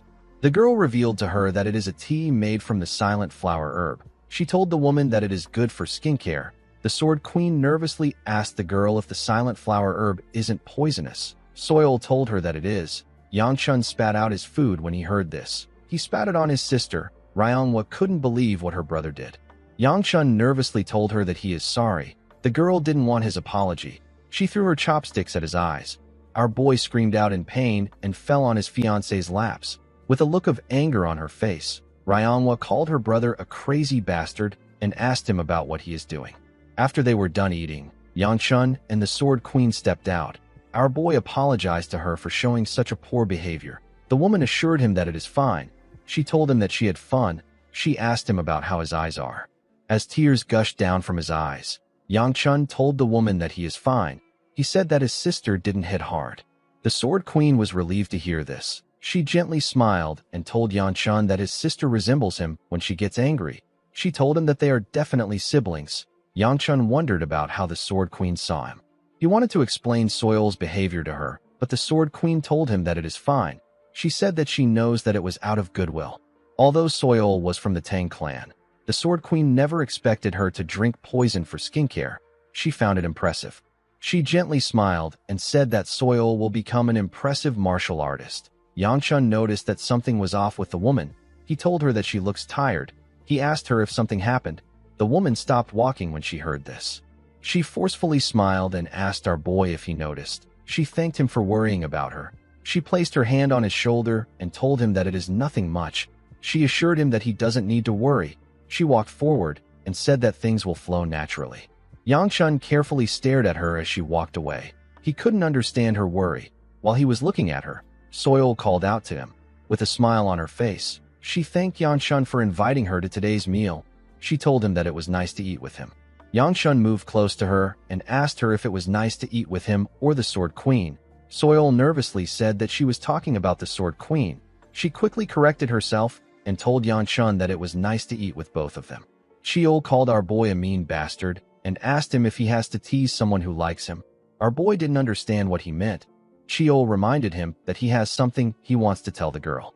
Yanchun quickly remembered what he wanted to say. He told Soil that he has decided to attend the Dragon and Phoenix assembly that she mentioned. He asked her to go with him.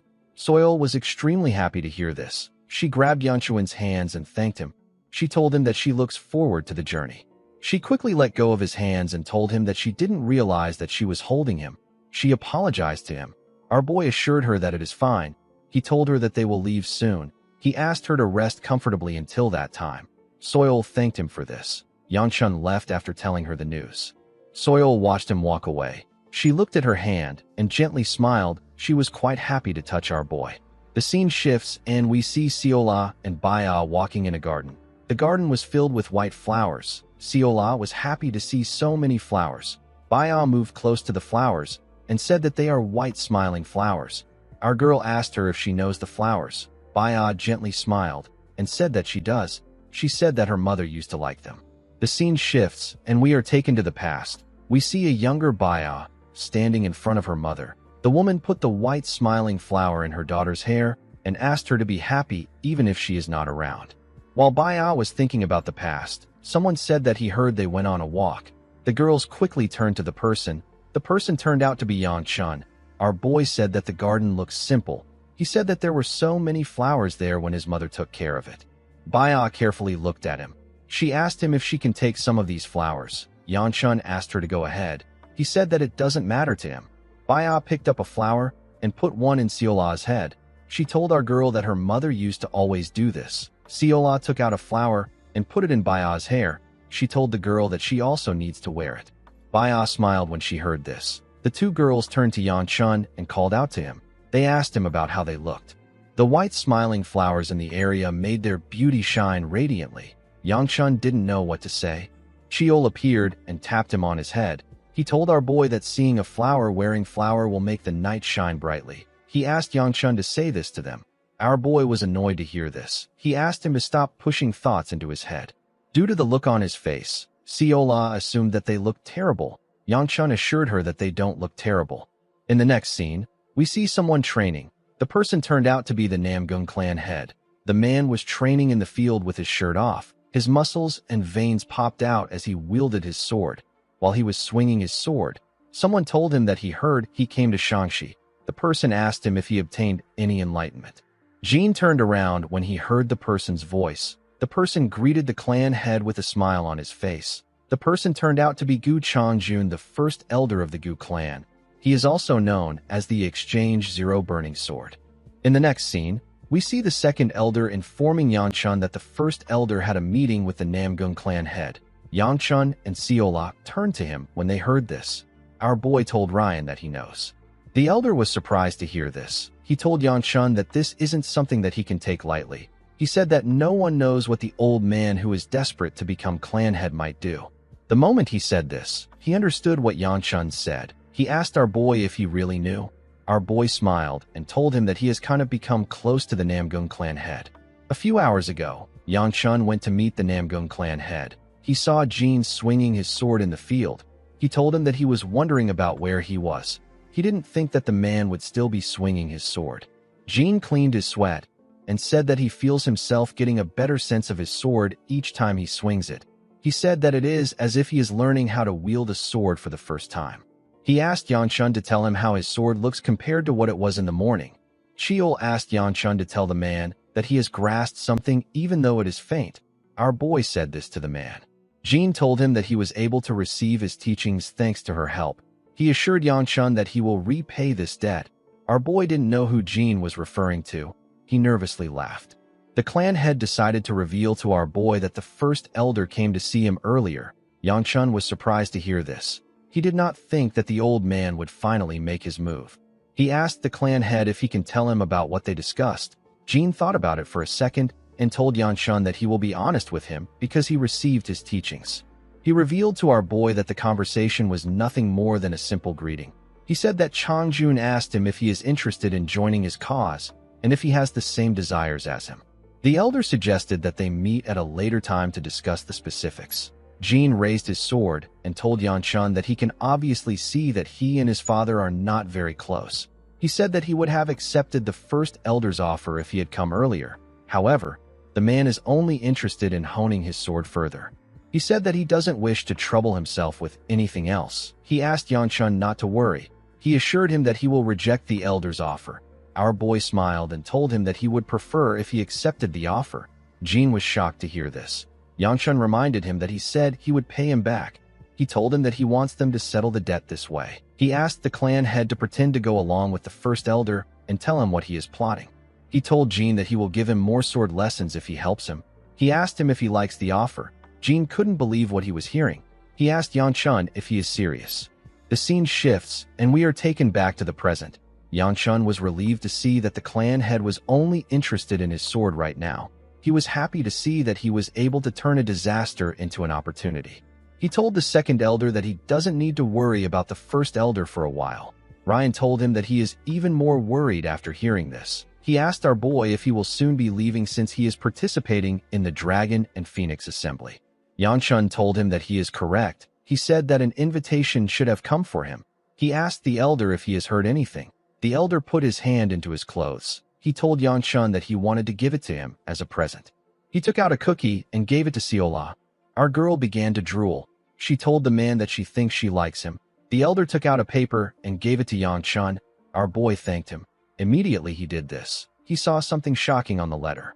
With a smile on his face, the elder told Yang Chun that he got this 2 years ago, and he has been waiting for the chance to use it. He said that he is quite touched. Yang Chun told the man that this isn't an invitation letter. The elder explained to him that the character written on the paper is the character for defeat. He told our boy that it is a recommendation letter from the Aura Supreme. The Aura Supreme is one of the 3 great Supremes. He survived numerous defeats and persevered. He ended up eliminating a large number of unorthodox sects with his fist alone.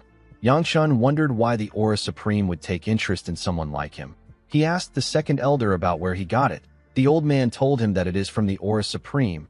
Our boy asked him about why it is from the Aura Supreme. Most recommendations are written by clans.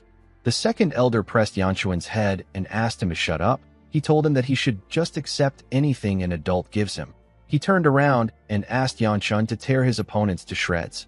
Our boy wondered about how the elder was this connected. He didn't like this situation at all. Worrying about the first elder was already enough for him. He knew that things would be bad if people at the assembly found out about this. Siola moved close to him and told him that he looks tired. Yang Chun told her that he is actually very tired. He said that he is going for a walk. He turned to Siola and asked her if she wants to join him. Our girl was very happy to hear his offer. She quickly accepted it. They walked in the town. Siola ran freely in the town. It had been a while since she last came there. Yang Chun advised her to slow down. He did not expect her to be so excited. Our girl quickly went to a stall and greeted the owners. The woman there told her that it has been so long. The man told her that she has gotten prettier. Siola smiled and thanked him. Yang Chun recalled that our girl said that she used to like walking around here. The moment he thought of this, he wondered about what she meant when she said this. While he was thinking, Siola bought 2 candy sticks from the store owners. She took one to Yang Chun and told him that it is her treat. Our boy was surprised to hear this. He asked Siola if she has money. Our girl revealed to him that she gets paid as a servant. Our boy couldn't believe that this was the same girl that begged for all those treats. Due to how she spoke with the merchants, Yangchun realized that our girl has changed. He believed that she will soon become her past self. Immediately he thought of this. Siola referred to him as Gu Clan Heir. Our boy was shocked to hear this. He asked her about what she just called him. Siola called him the Gu Clan Heir again. She told him that this is what everyone calls him. She smiled and said that she wanted to try calling him this, but it might not suit her. She told Yanchun that it seemed cool when other people said it. The moment he heard this, Yanchun remembered something. This thing happened long before the heavenly demon appeared. The scene shifts, and we are taken to the past. We see an older Yanchun sitting at the edge of a cliff in another world. Our boy had not yet joined the demonic cult at this point. Someone came to meet him. The person referred to him as Gu Clan Heir. Yangchun turned to the person and asked her if something is wrong. He told her that they still have some time before they switch. He asked her about why she is out. The person turned out to be the older Siola. Our girl asked him if he wouldn't like someone to talk to while standing guard. She asked him if she can sit next to him. Yangchun asked her to do something about her messy hair if she wants to sit beside him. Siola told him that she doesn't have anything that she can use to tie it back. Our boy did not like this. He tore a part of his clothes and offered it to her. Siola was surprised to see this. She gently smiled. She tied her hair and asked Yanchun about what he's going to do when he gets out of this world. Our boy did not expect this question. He didn't understand why she brought something like this up when they have been transported to the demonic realm for 3 years. He reminded her that half of the talented martial artists at the Dragon and Phoenix Assembly died to demonic beasts immediately after being transported here. He asked Siola if she doesn't find it weird to still have hope about them getting out. He said that he should have never participated in the stupid event. He got pushed into it because he is the heir of his clan. Siola asked him if he has some dreams that he wants to achieve. She told him that she wants to hear about them. Yangchun dismissively waved his hands and said that he has never thought about it. Siola seemed a bit disappointed. Our boy turned to her and asked her about what she wants to do when she gets out of there. Siola smiled and said that she wants to tour the world. She said that she wants to go to a place where many people live in. She wanted to explore their own world. The scene shifts and we are taken back to the present. We see Siola staring at Yangchun. She wondered about what he was thinking about. She asked him if he is angry because she addressed him as Gu Clan Heir. She told him that she won't do it again. Yangchun dragged her cheek and asked her not to do it again. Siola told him that he is so mean. Our boy watched her run forward. He wished she could stay this innocent forever. 7 weeks passed, and it was finally time to head to Hunan. The second elder left to the battlefront because there was a problem with the 5th Sword Squad. Since Wibby is the squad leader of this group, something must be really wrong for her to call the elder. Before leaving, the second elder gave Yanchun some pocket money and asked him to spend it wisely. Our boy was surprised to get some money from the elder. The elder informed him that his sisters will be participating in the Unified Dragon Assembly this winter. He asked Yanchun not to worry about it. Our boy asked the man if he is really talking about his second sister and his younger sister. The second elder told him that he is. Yangchun's second sister was actually also in the clan. However, our boy wasn't able to meet her because she was in solitary training. He realized that Yanxio decided to participate in the Unified Dragon Assembly after hearing that he will be at the Dragon and Phoenix Assembly. In the end, Yangchun will be leaving the clan with Soil, Muyun, Siola, and Baya. Baya was able to get permission from her father to go to the event. The Sword Queen and the Divine Physician decided to stay in the clan for some time. Hyuk was also there, but Yangchun had still not verified if he was dangerous or not. The thing that bothered him the most was the fact that he had to stay in this carriage for some time again. The carriage was starting to feel like his home. In the next scene, we see Siola sneeze. She and the rest of the group were camping outside. Everyone except Yangchun wore a coat. The area was filled with snow. The winter came shortly after they began their journey. While shaking, Siola asked her lord if he is not cold. Yangchun said that the atmosphere is nice and breezy. Siola told him that it must be because he can shoot fire from his hand. She asked him if she can sit closer to him. Our boy asked her to go ahead. Siola and Baya quickly sat next to Yangchun. They both held his hands. Siola told our boy that his hands are so warm. Yangchun wondered if she saw him as some kind of human hand warmer. He took a look at our girl and wondered why the Sword Supreme did not follow them. He found the situation to be weird. He wondered if Hyegun was now comfortable letting his granddaughter leave by herself. Yangchun did not think that this was the case. He recalled how the Sword Supreme was busy talking to the Divine Doctor and how he disappeared for a few days. Hyegun seemed to be quite busy. Our boy took a look at Baya. He realized that her father has probably gone back to Anhui by now. He remembered how the clan had forced him to teach him swordsmanship up until the moment he left. He was relieved to see that he was able to make up some stuff thanks to Chiol's help. The moment he thought of this, Chiol appeared and called him a rotten brat. He told him that he said that he had only seen the Namgung sword a few times. He was annoyed to see that Yangchun shoved the issue with the clan head on him. Yangchun didn't expect the old man to be listening to his thoughts. He told him that everything ended well. Chiol told him that there is one more thing that bothers him. He asked our boy about why he would visit someone who is trying to devour him. The scene shifts, and we are taken back to the past. We see Yangchun standing in front of someone. The person turned out to be the first elder. Changjun asked Yangchun to repeat what he just said. Our boy told him that he is quite arrogant. He said that it doesn't make sense for someone who knows about the duty bound to them to be tempted to become the clan head. The first elder began to laugh when he heard this. He was wondering why Yangchun wanted to see him. He did not expect this to be the reason. He found the situation to be amusing. With a scary look in his eyes, Changjun told Yangchun that he and his father are the ones who are arrogant for thinking that they can carry out this duty alone. Yangchun glared at the elder and told him that he speaks as if he is trying to help them. He told him that he is simply tempted by the power of the otherworldly beings. Our boy asked Changjun if the position is so important that it is worth carrying on the duty. Changjun told him that it is. He said that he would gain access to a massive amount of power by simply having the beings in his hands. Yangchun moved close to him and told him that he wants to give him a piece of advice. He released his energy and smiled at the man. He told the elder that when the old dog who guards the house begins to bite its owner, they will have no choice but to burn it alive. The scene shifts, and we are taken back to the present. Yangchun told Chiol that he simply gave Changjun a warning. The old man asked him if he did not consider the possibility that the elder might kill him there. Our boy told him that his father would immediately kill the elder if he tries to do something like that within Shangxi. He explained to Chiol that Changjun is as careful as he is wicked. He won't make a move until he is ready. Yangchun told him that the Namgung clan head will send him a letter if something happens. He said that he needs to just focus on the dragon and phoenix assembly for now. The moment he said this, Yangchun saw that Soil stood up. He asked the girl if something is wrong. Soil nervously told him that her hands are also cold. Baya grabbed her hands and told her that her own hands have warmed up. Soil wanted to complain, but she didn't know what to say. The girl just wanted to hold our boy's hand. Of course, Baya knew this. This is why she held her friend's hand. The scene shifts, and we see the carriage arrive in Hunan. We see Yangchun and Mu Yun standing in front of an inn.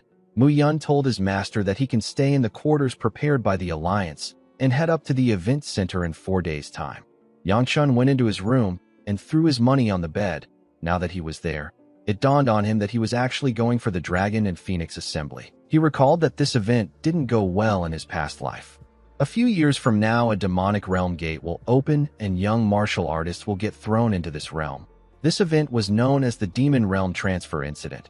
Our boy was trapped in the Demon Realm for a few years. He was somehow able to escape by himself. However, when he woke up, he found out that he went back to the very day he got transferred. Those who died inside the Demon Realm were revived with their memories erased. Yangchun was the only one who remembered what happened inside the demonic realm. All the conflicts that took place in the demonic realm were forgotten. Of course, Yangchun was the one causing most of the conflicts. However, there was one person there that made him particularly uncomfortable.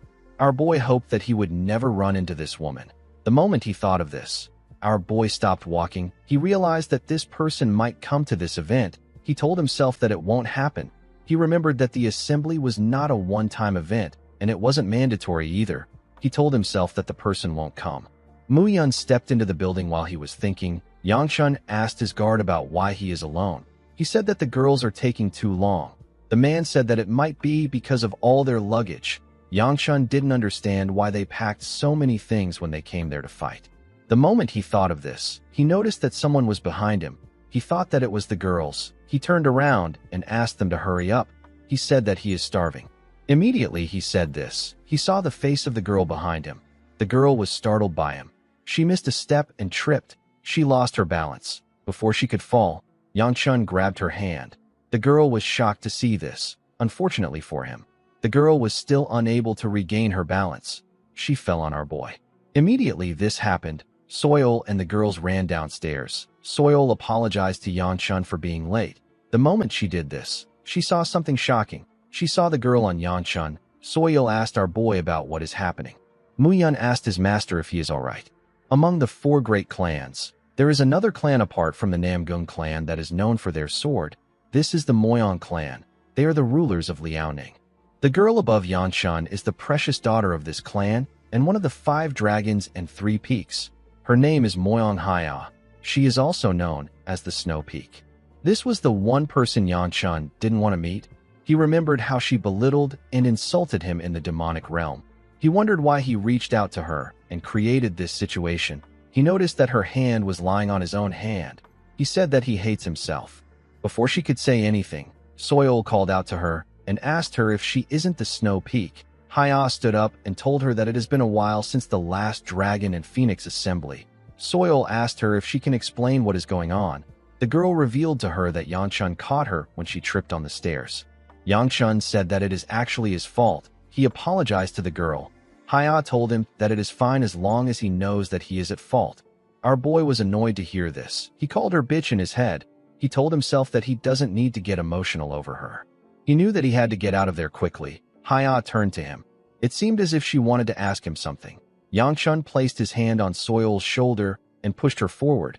He told Haya that they are going to eat. He told her that he will see her later. Baya walked past the girl to catch up to our boy. Haya instantly recognized her white hair and blue robe. She knew who Baya was. Before Yang Chun could leave the building, Haya asked him if she can join them for lunch. She said that she hasn't eaten yet, and it will take some time for her acquaintances to arrive. Yang Chun nervously turned to her. He told her that she typically skips lunch. The girl asked him about how he knows this. Yang Chun placed his hand on his mouth. He realized that he messed up. Haya smiled and told him that he is quite peculiar. She noticed that he was uncomfortable around her, and he knew about her habits even though they are just meeting for the first time. She moved close to him and asked him if they have met before. Yang Chun really hated this situation. He wondered why this was happening to him. The scene shifts, and we are taken to the past. We are taken back to the time when the young martial artist got trapped in the demonic realm. We see the older Siola telling someone that it is ridiculous for them to expel a person. She said that they can't just throw someone out even if the situation is dire. She said that she will volunteer if someone has to leave. Someone referred to her as Sword Princess and asked her to get a grip. The person told her that she can't leave because she is their strongest fighter, Siola, and this person looked tattered. Their hair and clothes were a mess. The woman asked our girl if she has forgotten that the only reason they have been able to survive for the past 3 years is because of her. She said that justice and kindness are great values, but they need to look at things rationally. This woman turned out to be the older Haya. The other martial artists also felt guilty that they had to send someone out. Haya told our girl that everyone doesn't have the same worth. Although it was cruel, this was still their best shot at keeping most people alive. Siola asked her about who they will send out. Yang Chun told her that they already know this answer. He stepped forward and told Haya that she wants him to leave because it doesn't matter if he dies or not. Haya moved close to him and told him that it isn't personal. She asked him not to get the wrong idea. Yang Chun told her that he understands. He told her that she picked him because he is the weakest and the most worthless person in the group. He assured her that he knows that she would have volunteered herself if she was in his shoes. He told her that she is strict but also fair, even when it comes to things that concern herself. After saying this, Yang Chun walked forward. He told the group that he will see them in hell. He left the cave and entered the snowy forest of the demonic realm. Siola nervously watched our boy walk away. Haya hated the situation. She broke her fan out of anger and said that she is sorry. The scene shifts and we are taken to the present. We see that Yang Chun and the group have cleared their plates. Haya thanked them for allowing her to join them for lunch. She smiled and told Yang Chun that she will repay him with a meal the next time he visits Liaoning. Our boy looked away and told her that he will be waiting for the meal. He didn't know why he would ever visit Liaoning. The moment he thought of this, he realized that something was wrong. He knew that Haya was not the type of person who would create debts over things like this. He wondered about what Haya would want from someone who she just met. The girl asked him if he is from the Shangshigu clan. She asked him if he can use fire well. Yangchun was surprised to hear this. He told her that he can. The girl asked him if she will be able to witness it in this assembly. Immediately she said this. Someone called out to her. He told her that he has been wondering about where she was. Yangchun was shocked to see the person. The person turned out to be Namgung Chunjun, who is Baia's creepy-ass brother. He didn't expect the boy to also be participating in the event. Chunjun was shocked to see his sister with Yangchun. Our boy noticed that this bastard already activated his lightning aura. He wondered why he was so mad that he was with his sister. He grit his teeth out of anger. He promised himself that he would punish Chunjun during the duel exhibition. The moment he thought of this, the young clan head of the Peng clan appeared out of nowhere and told Yangchun that he also came. Yangchun was shocked to see him. Wu Jin referred to Yangchun as his brother and told him that he didn't know that he would be so cold. He reminded him that he gave him his pass to come to their clan. He asked our boy about why he didn't come. Yangchun grit his teeth out of anger when he heard this. Wu Jin told him that he is just joking. Our boy told the man that it has been a while since he saw him and his dear brother-in-law. He smiled and asked Chunjun if he should call him his sister-in-law in order to remind him about what he did to his balls. The boy was annoyed to hear this. He grit his teeth out of anger and released his lightning. With a cold gaze in his eyes, Wu Jin called out to the lightning dragon and told him that this is not the time for such squabbles. Chunjun became scared when he saw the look on Wu Jin's face. He cleared his throat and congratulated Yangchun with a bright smile on his face. He told him that he heard about his sister's engagement plans. Our boy was impressed to see how fast he could switch his mood. Chunjun turned to Soil and greeted her. The girl quickly covered her mouth. She felt the urge to puke. She said that watching corny scenes make her sick. Chunjun was annoyed to hear this. Yangchun asked Wu Jin about why he came there with the lightning dragon. He asked him if his sister and the other members of his clan came there. Wu Jin told him that things just ended up this way.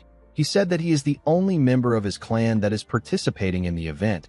He revealed to Yangchun that he simply followed Chunjun to retrieve his fiancée. Our boy was surprised to hear this. Haya stood up and told Chunjun that it is nice to see him. She waved at Yangchun and told him that she had a nice time. She told him that she will see him later. Our boy quickly recalled that Haya was Chunjun's fiancée. He realized that this was why the girl was looking at Baya the whole time. As Wu Jin pulled him away, Chunjun told his sister that he would like to speak to her privately later. Baya waved at her brother. Yangchun realized that Haya was just trying to get close with the clan she is engaged to, and she wanted to know him because he is also set to marry someone from the Namgung clan. Of course, there was another fundamental reason why Haya wanted to talk to him. She wanted to talk to him because of the incurable disease that causes cold energy to build up in one's body. This disease is known as qi blockage.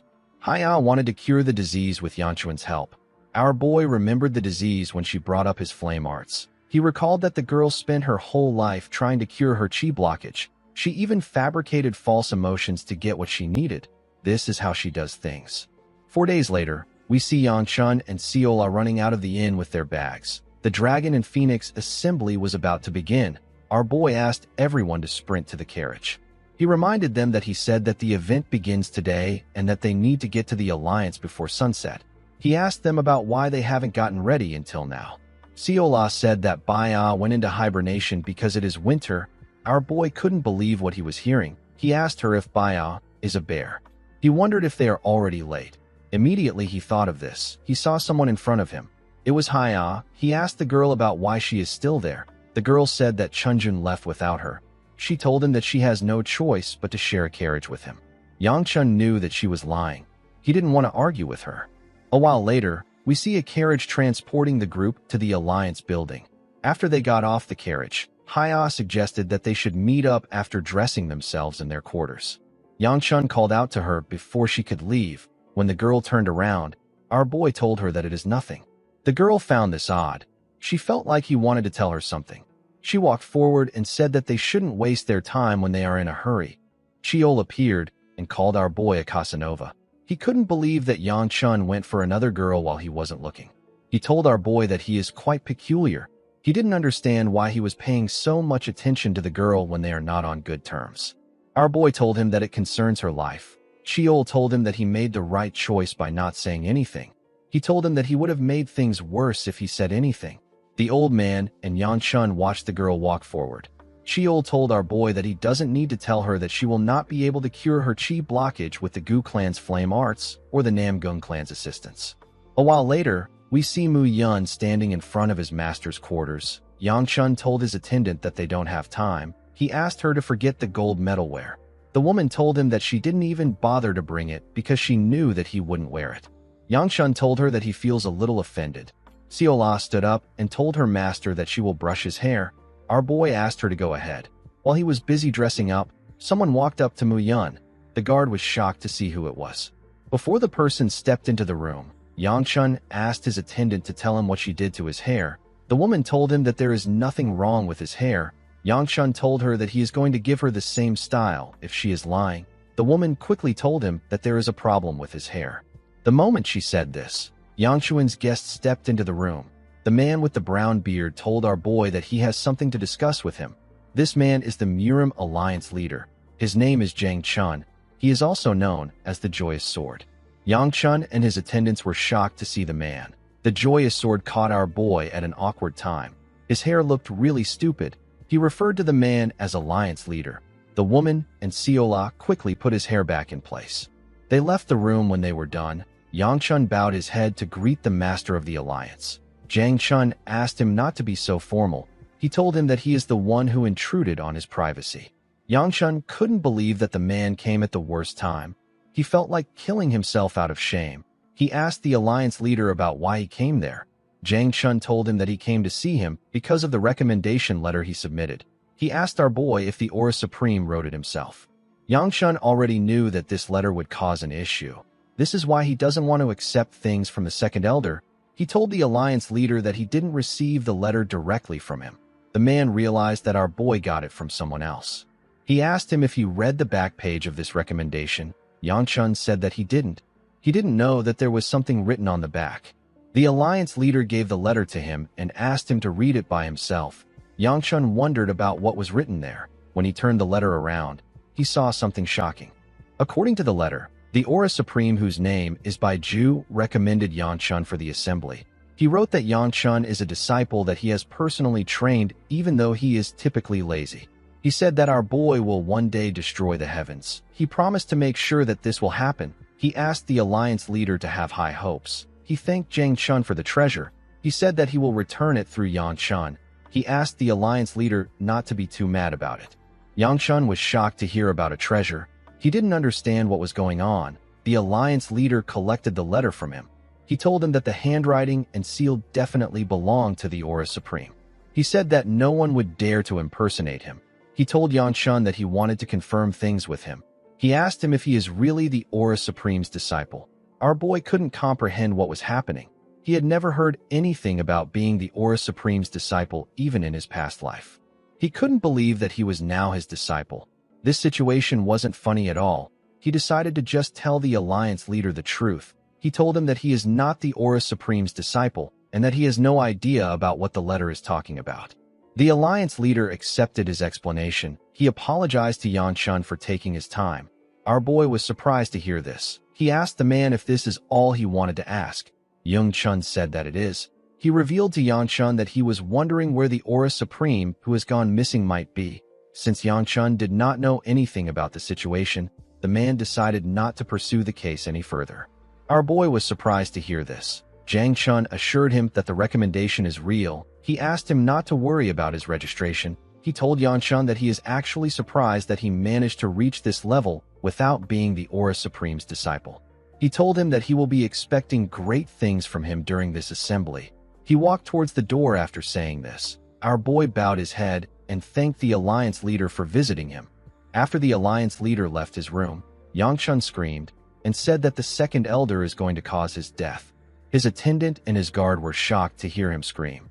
He was annoyed to see that the Aura Supreme called him his disciple. He knew that the second elder and the Aura Supreme must have made a bet. He realized that he couldn't blame anyone. He told himself that it is his fault for submitting the letter even though he knew that something was off. Of course, he didn't expect to be called the Aura Supreme's disciple. He wondered if this was all the Alliance leader wanted to know. He realized that Jiang Chun might have just been curious because one of the three supremes who recently disappeared wrote a letter regarding his disciple. The only thing Yang Chun didn't like about the alliance leader is that he is the father of a certain person.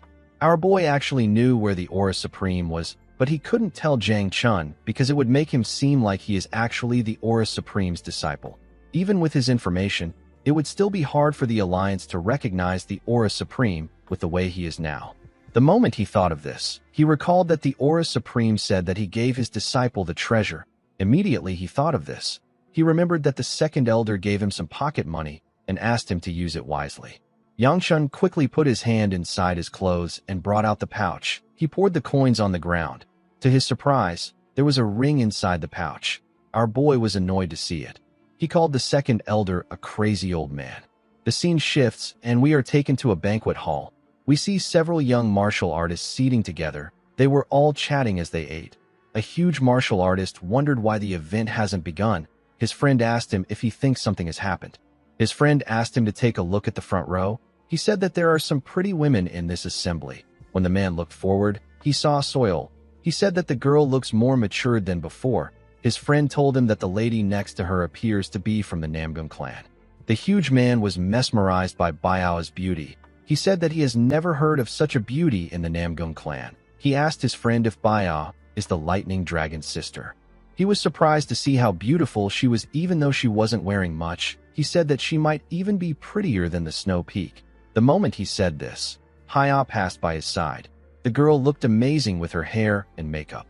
She walked up to the front table and asked Soil if Yang Chun hasn't arrived. The girl said that he is a bit late. She asked Haya about why she isn't with her companions. The girl said that she hasn't been able to find Chunjun ever since they came there. She said that she thought they might know where he is. Baya told her that her brother will be there soon. The huge man smiled and said that it is amazing to see three beauties in one place. He noticed that they had empty seats. He stood up and said that he will try to join them. His friend was surprised to hear this. He told him that the alliance leader will soon be there. He asked him to stay put. The huge man, whose name is Wangbo Chiaohui, said that only the brave can find true love. He told his friend that he will show him the way. He asked him to take a good look. He walked up to the ladies and told them that they have some empty seats there. He asked them if he can join their table. Haya instantly knew that the man was from the Wangbo clan thanks to his clothes. Although the Wangbo clan is a prestigious clan, it is not up to the level of the four great clans. Soil was annoyed to see Chiaohui. She believed that he was a creep. She said that there are always creeps at this sort of events. Baya quickly covered her nose. It was as if she could smell the man's intentions. Soil told Chiaohui that someone is sitting with them. The man asked her if all four seats are preoccupied. Soil told him that the seats are assigned to them. She asked him to sit elsewhere. The man asked the girl not to be so cold. He said that it is a good opportunity for them to get to know each other. He grabbed Haya's hand and suggested that she join them too. The Snow Peak pushed his hand away and asked him not to touch her body without permission. Chiaohui became angry. He raised his hand and asked her if she thinks she can get away with anything because she is pretty. He told her that he will teach her some manners. Before he could do anything, Yang Chun moved past him and touched his arm at a crazy speed. Chiaohui asked our boy about who he is. Immediately he said this. He saw that his arm has been completely twisted. He screamed out in pain. Everyone was shocked to see what our boy did. Yang Chun carefully hit his leg and made him fall to the ground. He asked someone to inform the officials that an idiot got drunk before the event began and he will be forfeiting tomorrow's duels. He asked Haya if none of them got hurt. The girl told him that nothing happened. Yang Chun said that people don't often act crazy in a place where other people gather. He said that Chiaohui is a nutcase. While he was talking, Siola and Mu Yun were demonstrating how Yang Chun twisted the man's hand. Mu Yun told our girl that her movements seem more stiff compared to the time he saw her training at the waterfall. Siola said that she has never been to a waterfall. While they were talking, someone clapped for our boy and told him that they almost showed the alliance leader a sorry sight. He told him that he handled the situation elegantly. Yang Chun lost his cool when he saw this particular bastard. The young man decided to introduce himself to the group. He told them that he is from the Taryong Jiang clan. He introduced himself as Jiang Xianyan.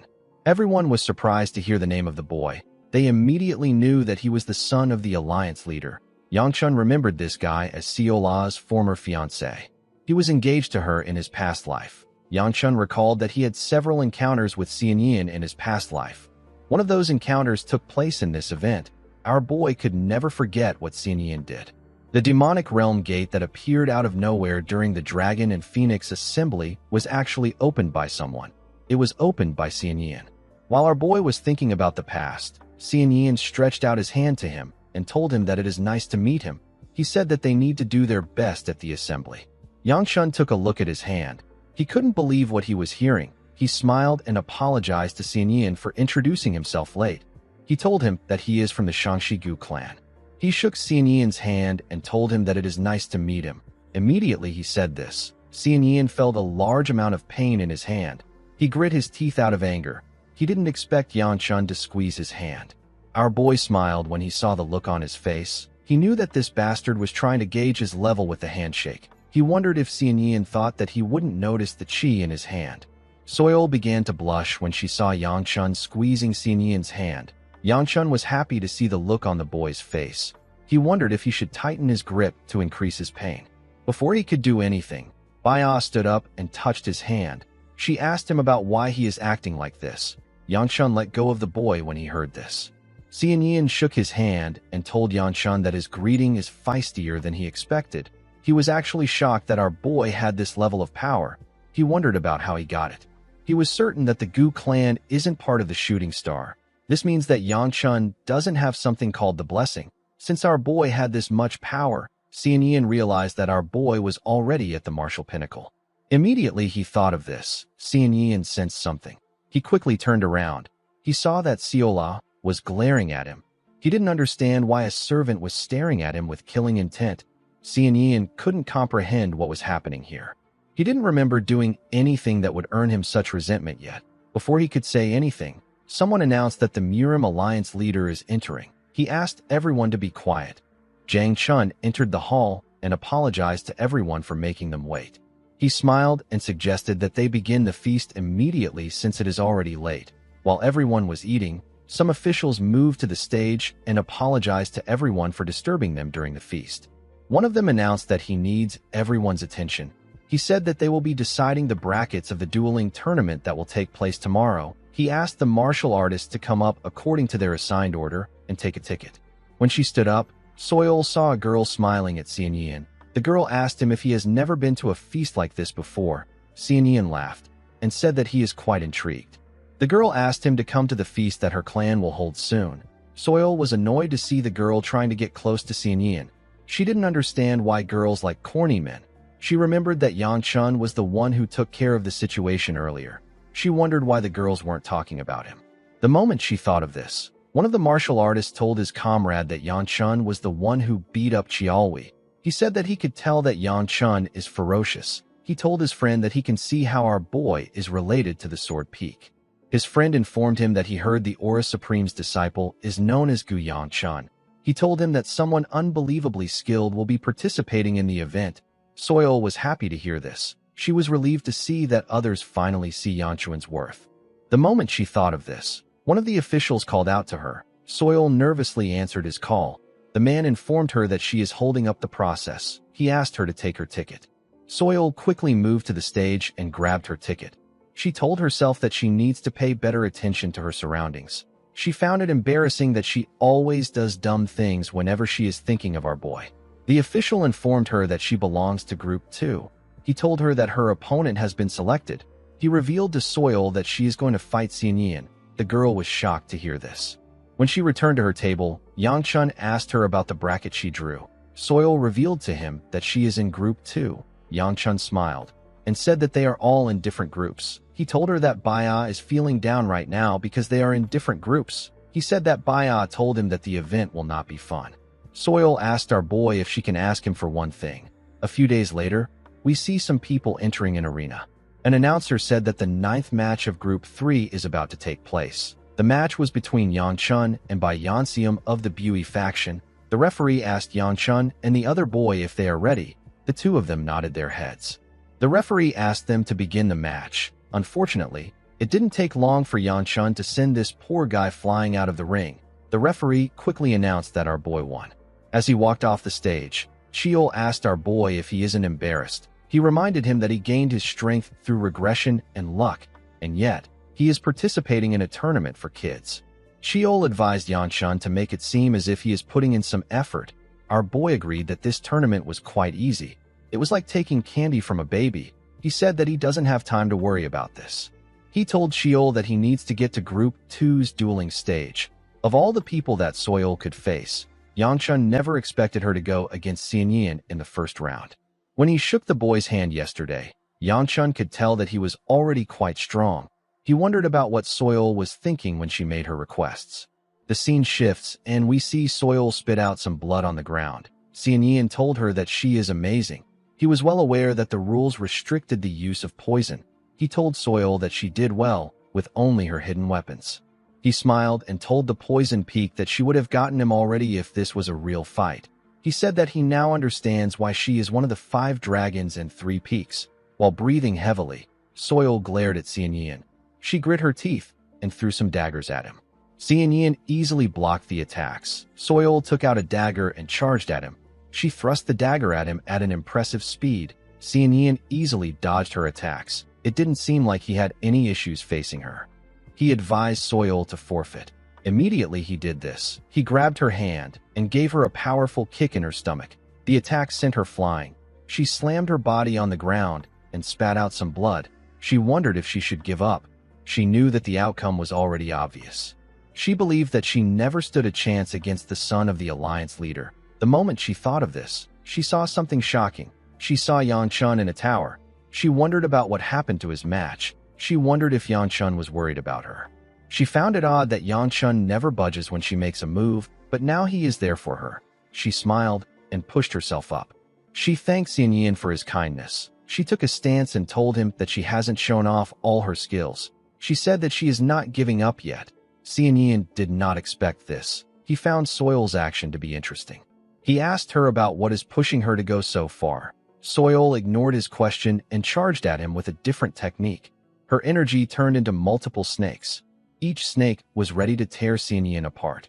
The boy was surprised to see the attack. The scene shifts, and we are taken back to the past. We see Soil take Yanshun somewhere. Our boy asked the Poison Peak to tell him what she could possibly want that she would need to bring him out there.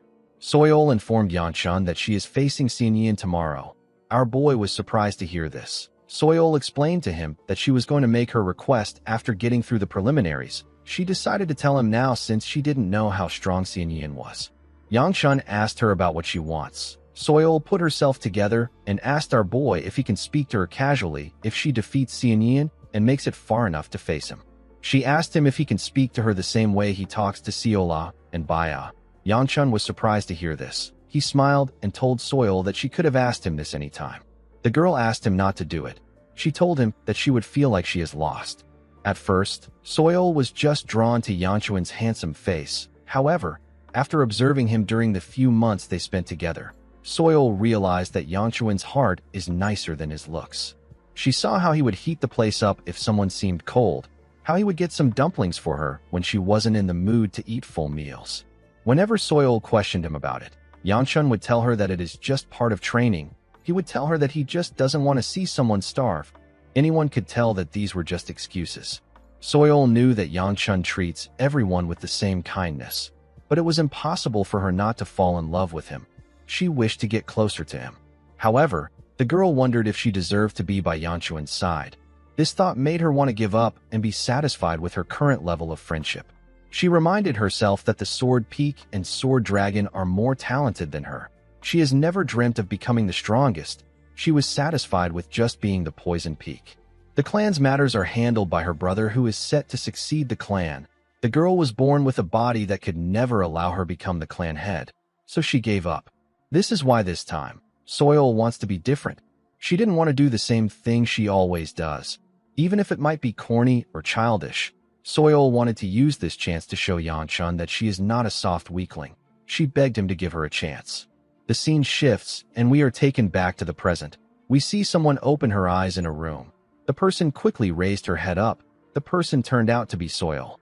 The girl was shocked to find herself in this place. She wondered about what happened to the duel. Immediately she thought of this. She looked around. She saw several martial artists lying on their beds. They were all getting treated. Soil quickly recalled that she lost the duel. She remembered that her poison Fong steel body didn't work at all. She told herself that the son of the alliance leader is really strong.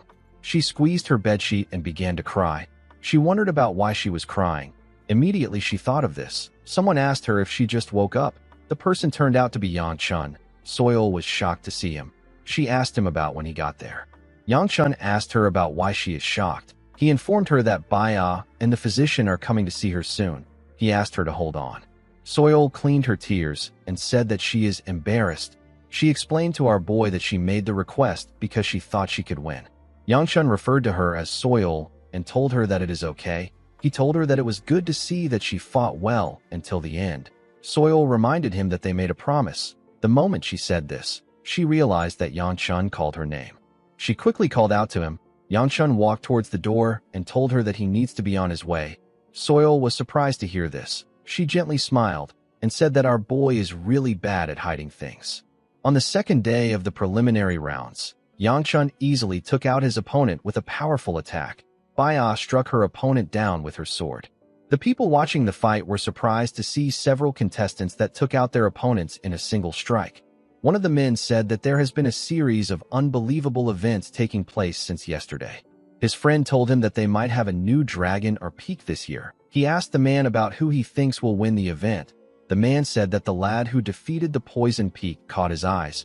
He told his friend that the boy is quite formidable since he was able to defeat Soil so easily. His friend smiled and told him that the boy is the son of the alliance leader. The man asked his chubby friend about who he thinks will win. The chubby man told him that he thinks it will be Yang Chun. He revealed to his friend that our boy is related to the Sword Peak and the Tiger Hero. He said that Yang Chun is also the disciple of the Aura Supreme. Immediately he said this.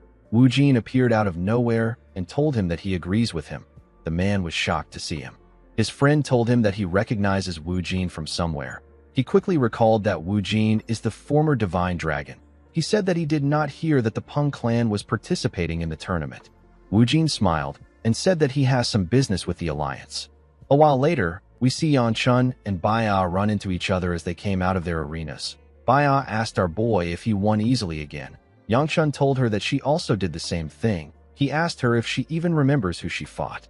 Baya told him that it is not fun to face this people. She told him that she wants to fight him. Yang Chun didn't understand why Baya was so fixated on fighting him. He asked her if she has seen Seola. He told her that he hasn't seen our girl all morning. Baya informed him that Seola is outside. Yang Chun was surprised to hear that she went out again. He recalled that she did this yesterday. He didn't like this at all. He decided to ask Manhwa to watch over our girl. The scene shifts, and we are taken to a cave in the snowy mountains. We see a man running out of the cave. The man was heavily injured. He left his comrades inside the cave. His comrades were getting torn apart by someone. They screamed for help, but the man didn't answer them. He seemed to be quite scared. This situation was a nightmare for him. He recalled that the Shangxi branch disappeared a few months ago due to Heiljik ignoring the will of the palace master and going off on his own. However, thanks to their strict security, this branch wasn't discovered by the leader of the Shaolin or the Joyous Sword. The man didn't understand how a little girl could find them and wreak this much havoc. The older Silla was the one who tore them apart. The man turned around when he sensed our girl's presence. He believed that all the members couldn't lose their lives here. He wanted to find a way to inform the main palace. He quickly ran forward. He planned to do whatever it takes to send a message. The moment he stepped out of the cave, Siola beheaded him with a single slash. The poor guy didn't even know when his head left his body. After taking out the man, the older Siola apologized to her younger self for borrowing her body and using her hands to do this. Our girl's spirit appeared behind her and told her that it is okay. She told her that she knows she is worried about Yang Chun. She said that she understands that she wants to lessen our boy's burden. Our girl told her older self that she understands her because she is her. In the next scene, we see Siola return to their quarters. Manhwa was waiting for her outside. She ran to meet our girl. Siola hugged her when she got close. Manhwa asked her about where she went. She told her that everyone was worried. Siola smiled brightly and told the woman that she got lost while exploring. Manhwa told her that she will be really mad if she does this again. She grabbed Siola's hand and asked her to follow her inside. She told her that Mu Yun was quite worried about her. As she walked towards the door, Seola hoped that she would be able to repay her debt to Yangchun. On the third day of the tournament, the main fight began. We see Yangchun step out of his room. He was stretching his arms. While he was stretching, he heard someone beg his sister to stop and go back with him. He told her that she is also causing trouble for the Gu clan. He reminded her that they have their own quarters. He asked her about why she keeps wanting to stay in Yangchun's quarters. Baya asked her brother to let go of her. Chunjun reminded his sister that she and Yangchun merely have a political marriage made by their clans. He asked her about why she cares so much about our boy. Baya pushed her brother's hand away. Chunjun was surprised to see this. Baya released her energy and asked her brother to watch his mouth. The lightning dragon was shocked to see how his sister was acting. Before he could say anything, Yangchun referred to him as brother-in-law and asked him about what he is doing there. Chunjun laughed and told our boy that he will see him later. Before he could leave, Yangchun informed him that he is set to fight him in the next match. With a smile on his face, our boy told Chunjun that they need to give the duel their all and have a good fight. The lightning dragon was annoyed to see the look on Yangchun's face. He clenched his fist and told him that he will grant his wish. In the quarterfinals, Chunjun and Yangchun were asked to come to the stage. Chunjun told our boy that there is something he couldn't say earlier because his sister was there. With a scary look on his face, he asked Yangchun not to get cocky just because he made it to this point. He asked him if he really believes that the same miracle will happen again like last time. He reminded him that he said he wanted to go all out. He assured Yangchun that he has no intention of going easy on him. He asked him not to regret it if he goes home crippled. Yangchun smiled when he heard this. He told the lightning dragon that this is good. Immediately he said this. The referee asked them to start. Yangchun released his energy and fired an attack at Chunjun. His energy took the shape of a wolf. The wolf appeared next to Chunjun and exploded. The explosion destroyed a large portion of the stage. Everyone was shocked to see the scale of Yangchun's attack. They couldn't believe that he destroyed the stage. They wondered if he has been hiding his true power. Seola and Soil became excited when they saw Yangchun's power. The stage was covered in dust and broken rocks. Chunjun tore everything around him apart with his sword. He was annoyed to see the attack Yangchun used. He believed that he was using paltry tricks. Yangchun appeared in front of him with his fist. He smiled and told Chunjun that he thought he would have already gotten scared and ran away. The lightning dragon was shocked to see Yangchun's fist in front of his face. He was able to block the attack with his sword, but he got pushed back. He moved around Yangchun at a crazy speed. He admitted that Yangchun's strength was immense. He believed that our boy would struggle to track his speed. He was certain that he would win if he doesn't get hit. He charged at Yangchun from his blind spot. He swung his sword at our boy's head. To his surprise, Yangchun dodged his attack by bending his head. He clenched his fist and covered it with his energy. With a crazy smile on his face, Yangchun called Chunjun an idiot and told him that his chest is unguarded. Immediately he said this. Yangchun gave Chunjun a bone-shattering punch in his stomach. He released a large amount of energy on Chunjun.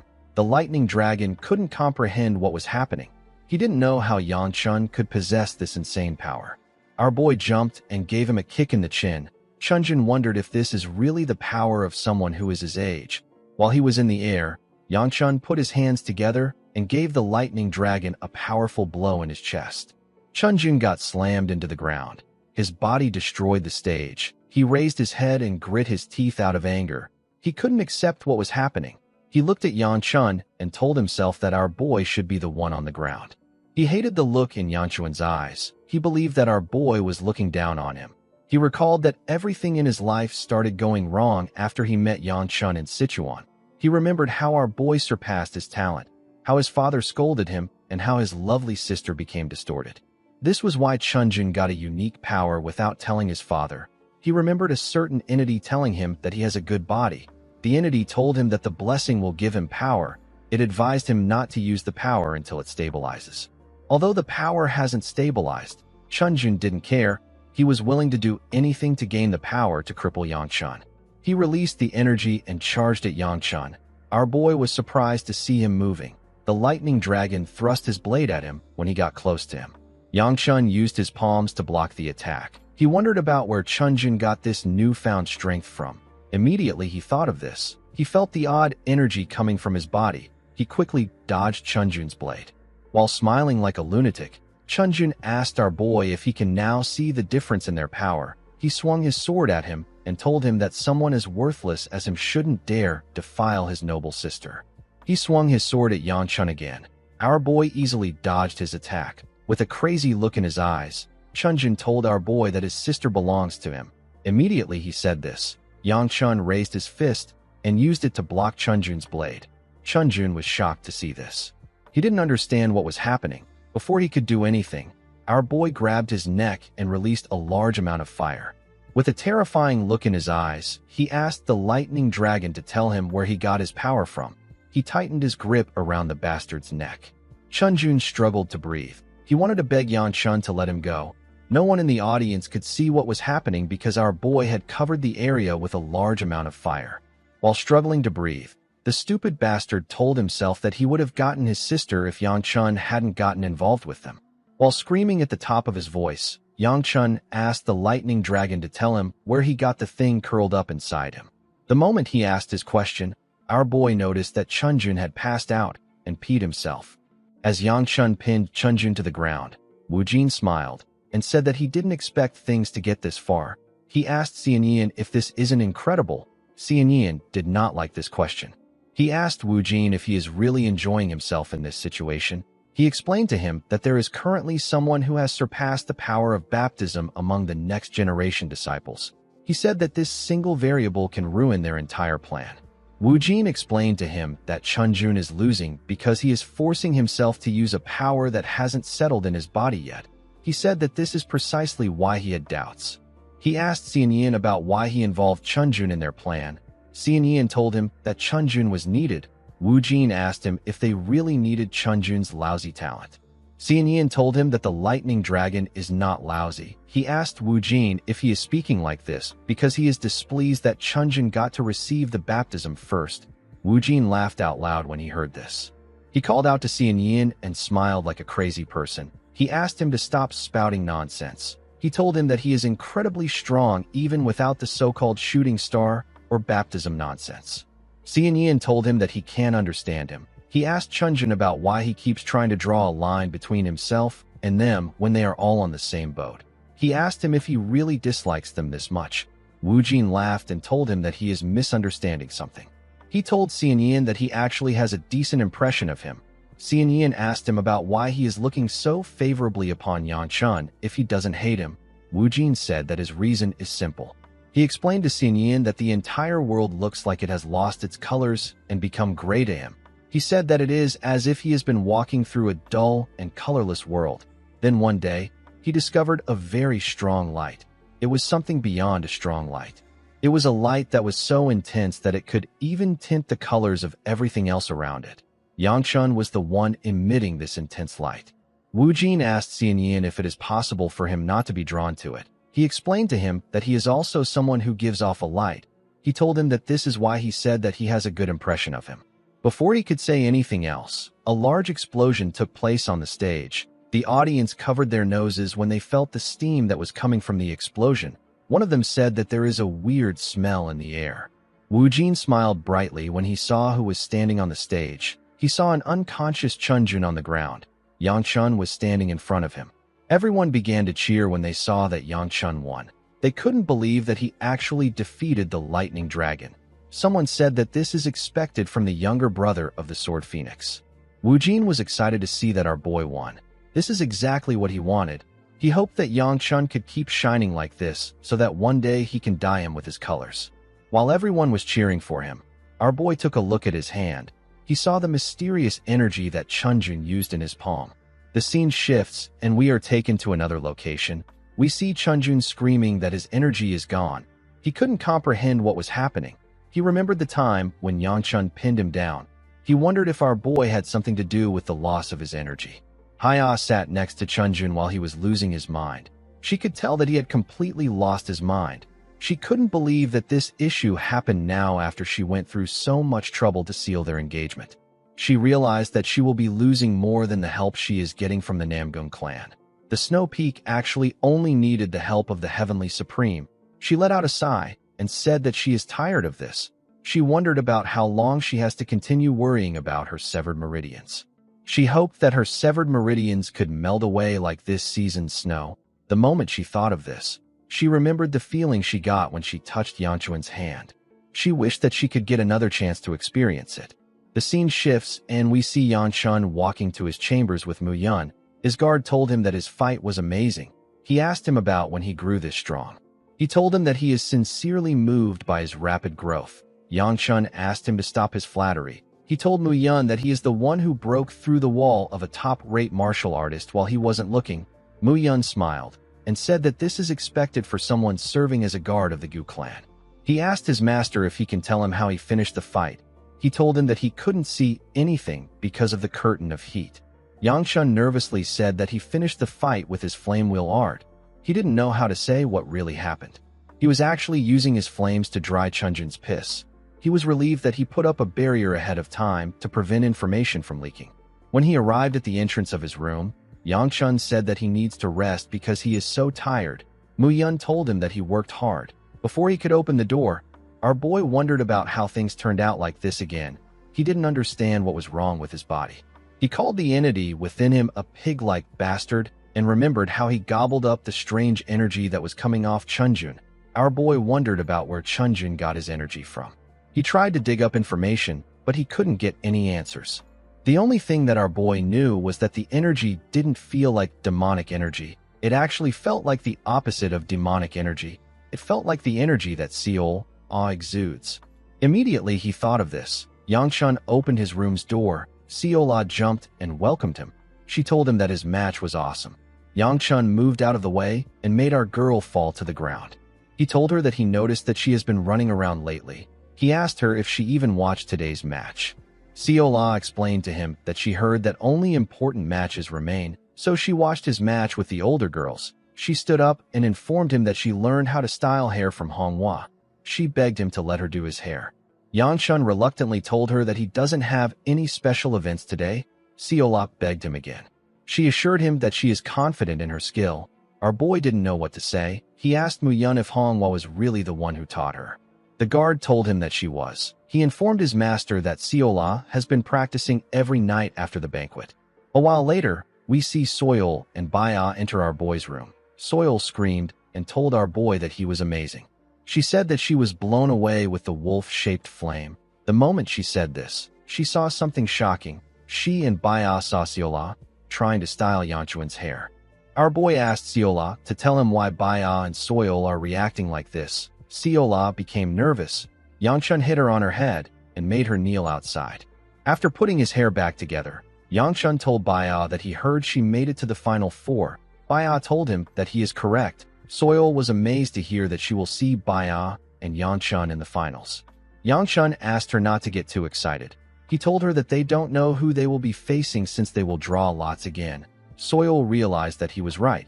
She told him that the other two people in the finals are Xianyin and Haya. While they were talking, Baya observed them. She told Yangchun that he looks like he has become more comfortable talking to Soil. She asked him if something happened. Yangchun explained to Baya that Soil asked him to speak casually to her if they ran into each other at the tournament. Soil told Baya that our boy accepted her request, even though she wasn't able to keep her part of the promise. Yangchun saw that Baya was pouting. He asked her if she also has something to ask for. Baya told him that she doesn't want to ask for anything anymore. She told him that he hasn't even granted the dueling request that she has been asking for all this time. Yangchun apologized to her. Baya told him that it is okay. She smiled and said that they will meet in the tournament. She told him that he won't be able to avoid her this time. Yangchun was surprised to hear this. Unfortunately for Baya, things didn't go as she planned.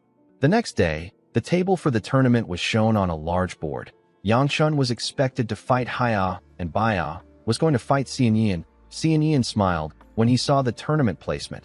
He realized that the stage made for him is not far anymore. When he remembered what happened to Soil, Yangchun wished that he was the one who met Xianyin first. Unfortunately, things ended up like this. Baya asked our boy about why he looked so down.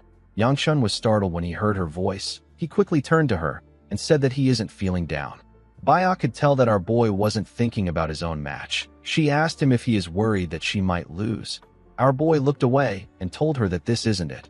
Although Baya was more skilled than those who were participating in the event, Yangchun couldn't help but worry. He felt like Xian was hiding something. Baya grabbed his hand and told him that it is okay. She smiled and asked him not to worry about her. She asked him to just trust her and watch.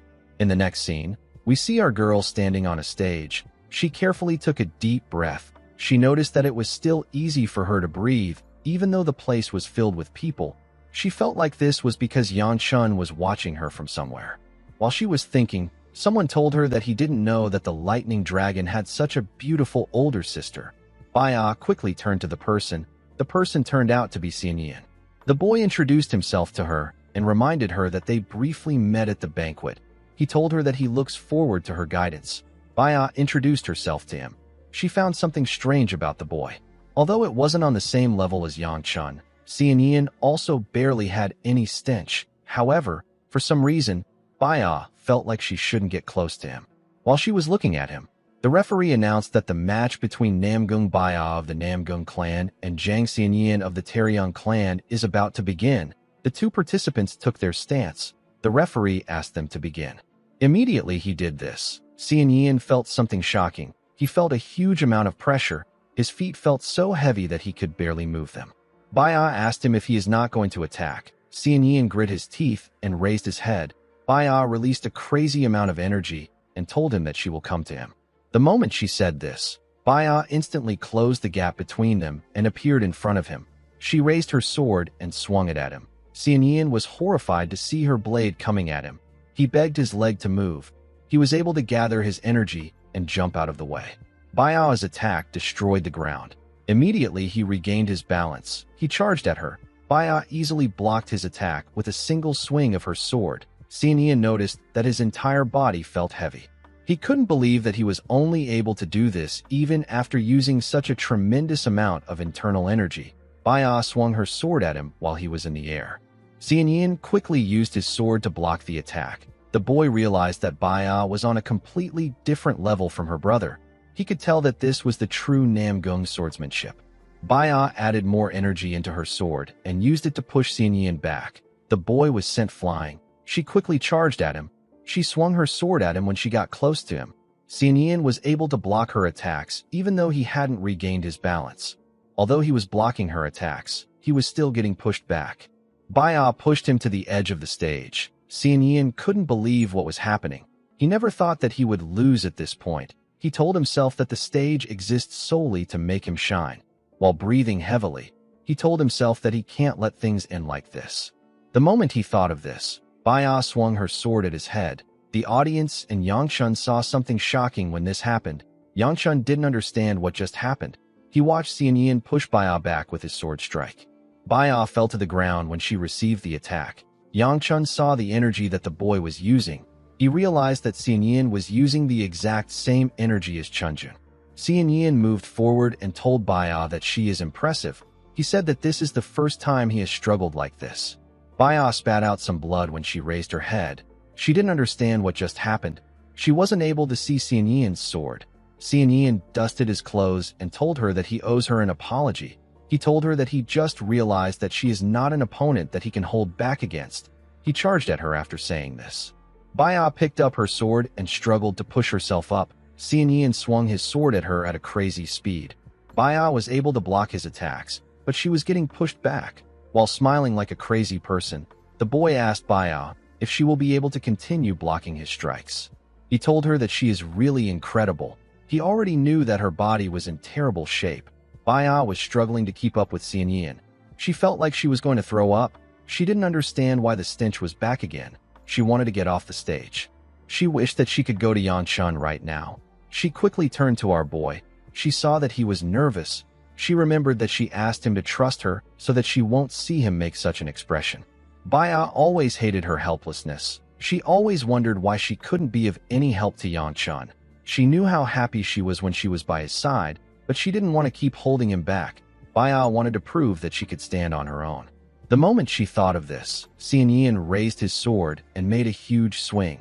While smiling like a crazy person, he asked the girl to stop falling back. Baya blocked the attack. Xianyan was shocked to see this. He noticed that her sword released a ringing sound.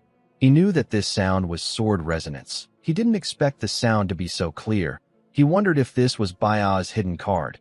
He quickly noticed that Baya didn't know how to handle the sword resonance yet. Baya calmed herself and released more energy. She told herself that she doesn't need any stray thoughts. She said that she wants to focus. She made a huge swing and pushed Xianyan back.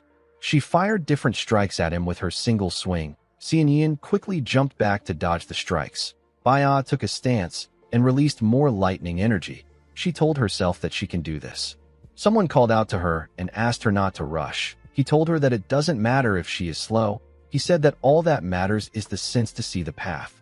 Baya repeated this person's words to herself. A path leading to Xianyan appeared in front of her. She charged at the boy.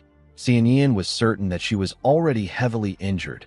He didn't know what she was trying to do with such slow movements. He recalled that the Poison Peak also had a moment like this. He didn't understand what Baya was fighting for, that she was able to stand up again with such clear eyes. He took a stance and decided to use his divine energy and sword resonance to make sure that Baya will never stand up again. He charged at her with a large amount of energy. He and Baya swung their swords at each other when they got close to one another. They moved past each other. Baya said that this should be enough. The moment she said this, her sword shattered and her body fell to the ground. The referee announced that Xianyan won the duel. The man inside Baya smiled and told her that this is the right path. Baya lost consciousness with a smile on her face. In the next scene, we see Baya slowly open her eyes as she heard some voices. When she fully opened her eyes, she saw Siola and Soyol in front of her. She asked the two girls about where she is. Soyol explained to the injured girl that she is in the medical chamber. She told her that she ended up there after dueling the Jang clan heir. Baya raised her head when she recalled that she lost. Siola told her that she was very cool. She told her that she heard a sound coming from her sword.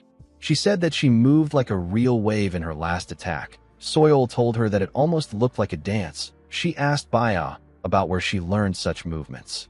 Baya tried to remember what happened in the match. She wondered if she understood the movement when her sword started ringing. She couldn't see anything except for the path in which the sword should flow. At the end of the path, Baya saw someone. The person wasn't her father or her grandfather. It wasn't someone from the Namgung clan that she knew. She wondered about why she suddenly heard the man's voice. The entire situation felt like a dream to her. While she was thinking, Soyol asked her if she is all right. Baya assured her that she is fine. She asked her about where Yanchun went. Soyol revealed to her that our boy just left. She said that it was his turn to duel. Baya realized that our boy still had to fight. She wanted to go support him, but her body was in so much pain. Soyol told her that she shouldn't move while she is hurt. She told Baya that the physician said that she needs to rest. Baya wanted to argue with her friend. Siola assured the girl that her master will be back soon. She smiled and said that our boy asked her to deliver a message. Yangchun asked our girl to tell Baya that he watched her fight well. He said that it is now his turn to show her his skills. He asked Baya to rest well. Baya was surprised to hear this. She went into the sheets. Soyol was surprised to see this. She asked her friend about why she is lying down. Baya reminded her that our boy asked her to rest well. She said that she needs to rest. Soyol couldn't believe that her friend did not listen to her when she tried to stop her. The scene shifts and we see someone announce that a match between Yangchun and Haya is about to take place. Although it wasn't her intention, the Snow Peak still ended up facing Yangchun. She remembered the flame art that Yangchun used when fighting the lightning dragon. She felt like our boy was still holding back against Chunjun. The Northern Ocean Ice Palace is the master of the northern seas and the ruler of the snow lands. Haya's dead mother is from this place. Her father is a man who threw away the politics of his clan for the sake of his love for Haya's mother. None of the parents expected their daughter to have chi blockage, which is known as the curse of the Ice Palace. While chi blockage is said to improve a person's martial arts when it comes to precision and sense, compared to the person standing in front of the girl's talent was subpar. Aside from this, the price a person pays for the talent is far too harsh. Haya was forced to join the event because of her father, but she believed that she could make use of this opportunity. She wanted to use this opportunity to see Yanchuan's flame art up close. The moment she thought of this, the referee asked them to begin the fight. Yangchun quickly released his flames. Although our boy's heat was incredible up close, the coldness in Haya's sword was still unchanged. The ice within her body was still frozen solid. Haya wondered if she got the wrong feeling from Yangchun before. Immediately she thought of this. our boy apologized to her. Haya asked him about why he did this. Yangchun focused his energy in his hand. He clenched his fist and released a tremendous amount of power. Haya was shocked to feel his energy. She noticed that the cold within her body disappeared. She didn't understand how this was possible. She soon became nervous.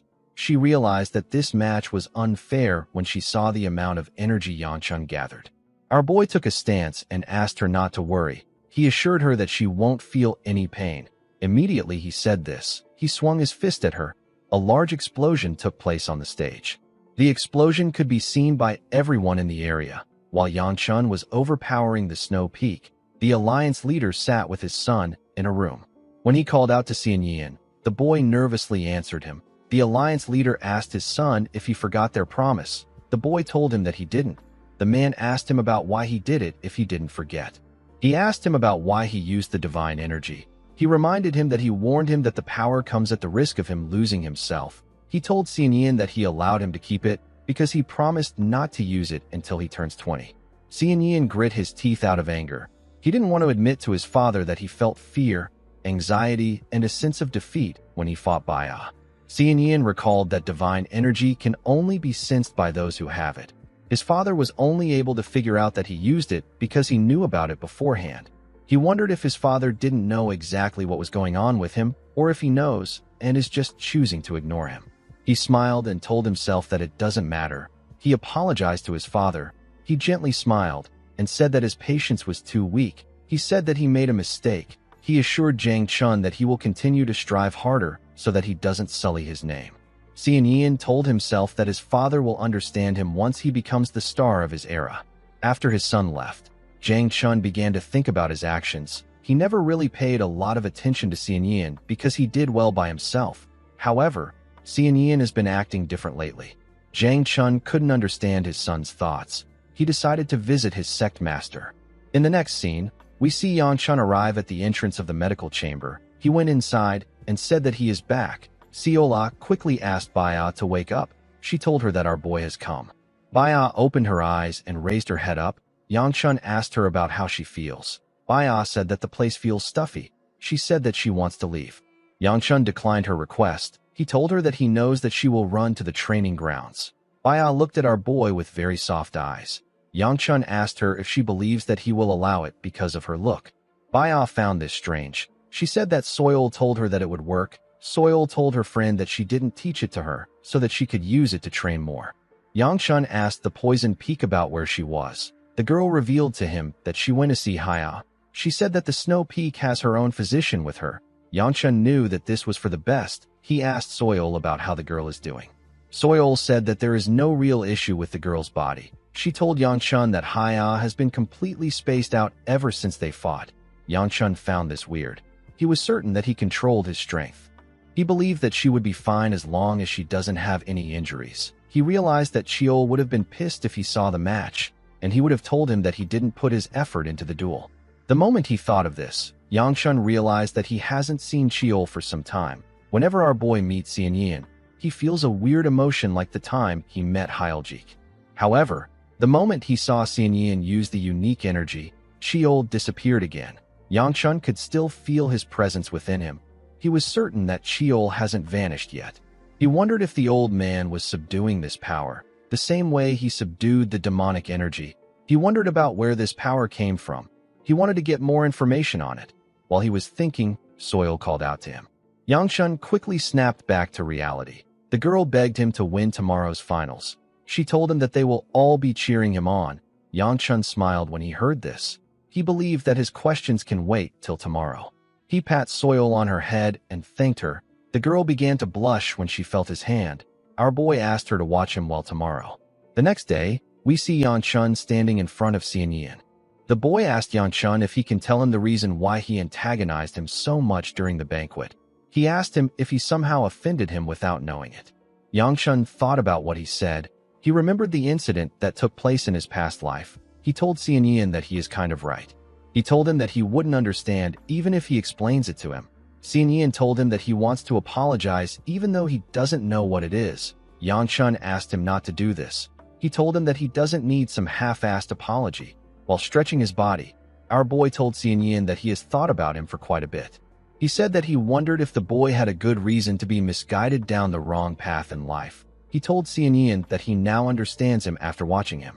He told the boy that his case is different. He always pretended to be nice, but he actually always wanted to be better than everyone else. And when things go wrong, he is willing to kill people to erase his mistakes. Yang Chun told Xian Yin that he was rotten to the core from birth. With a smile on his face, he asked the boy if he felt really bad when his plan fell apart because of him. He advised him to quit his hypocrisy. He told Xian Yin that he has also tried putting on a mask, but he was unable to keep up with it. Xian Yin released a large amount of his divine energy and told Yang Chun that his martial prowess is truly impressive. With a look of anger on his face, he took a stance and told our boy that he is far from humble. Yang Chun smiled when he heard this. He released his flames and told Xian Yin that he likes him more like this. The moment he said this, the referee announced that the final match between Gu Yanchun of the Shangxi Gu clan and Zhang Xianyin of the Taeyang clan is about to begin. Everyone focused their attention on the two boys. Our boy was ready to tear the bastard apart. The referee asked them to begin. The two boys charged at each other. They quickly attacked each other when they got close to one another. Yang Chun gathered his energy in his fist and thrust it at Xian Yin. He released a large amount of fire on him. The attack sent the boy flying. Yang Chun instantly appeared behind him. He gave him a kick that pushed him up. Xian Yin grit his teeth when he received the attack. He told our boy that he is getting on his nerves. He charged at him with a blade covered in divine energy. He attacked our boy directly with a large amount of divine energy. His attack destroyed the ground.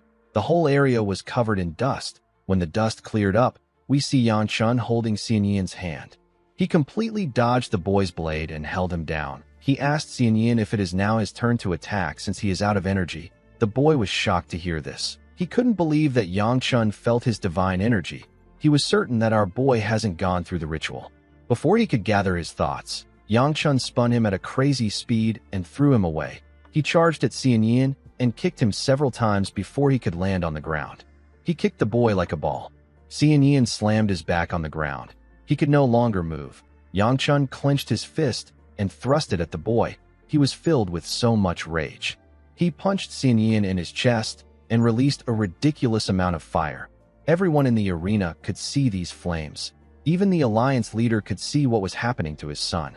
He couldn't believe that his son ended up like this even after he warned him. Yang Chun was too much of an unexpected variable. Zhang Chun hoped that his son doesn't break down because of him. Even the referee was shocked to see our boy's strength. He was certain that Xian Yin was done for. He wanted to announce that Yang Chun was the winner. Before he could say anything, another explosion took place. The man asked Yang Chun to stop. Our boy grit his teeth and continued punching Xian Yin. He believed that he had not done enough. Due to the things that Xian Yin would do in the future, Yang Chun believed that it was better for him to cripple the boy now. The moment he thought of this, Xian Yin caught his hand. Yang Chun was shocked to see this. He was certain that the boy's bones would already be crushed by now. Someone spoke and told our boy that it was him.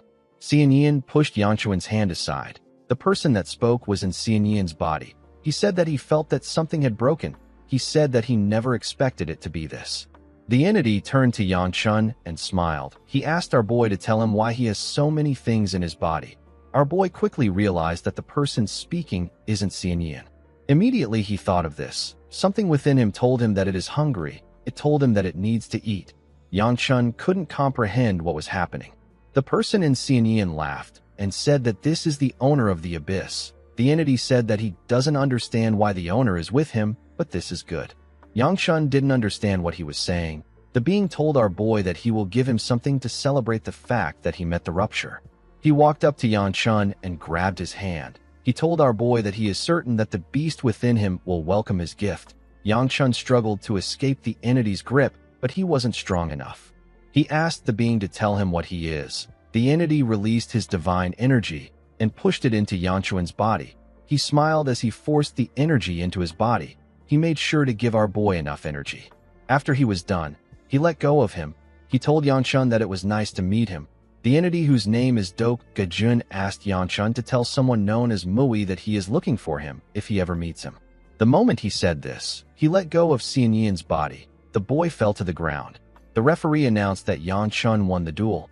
Our boy grit his teeth out of anger. He didn't understand what was happening. The beast within him laughed out loud.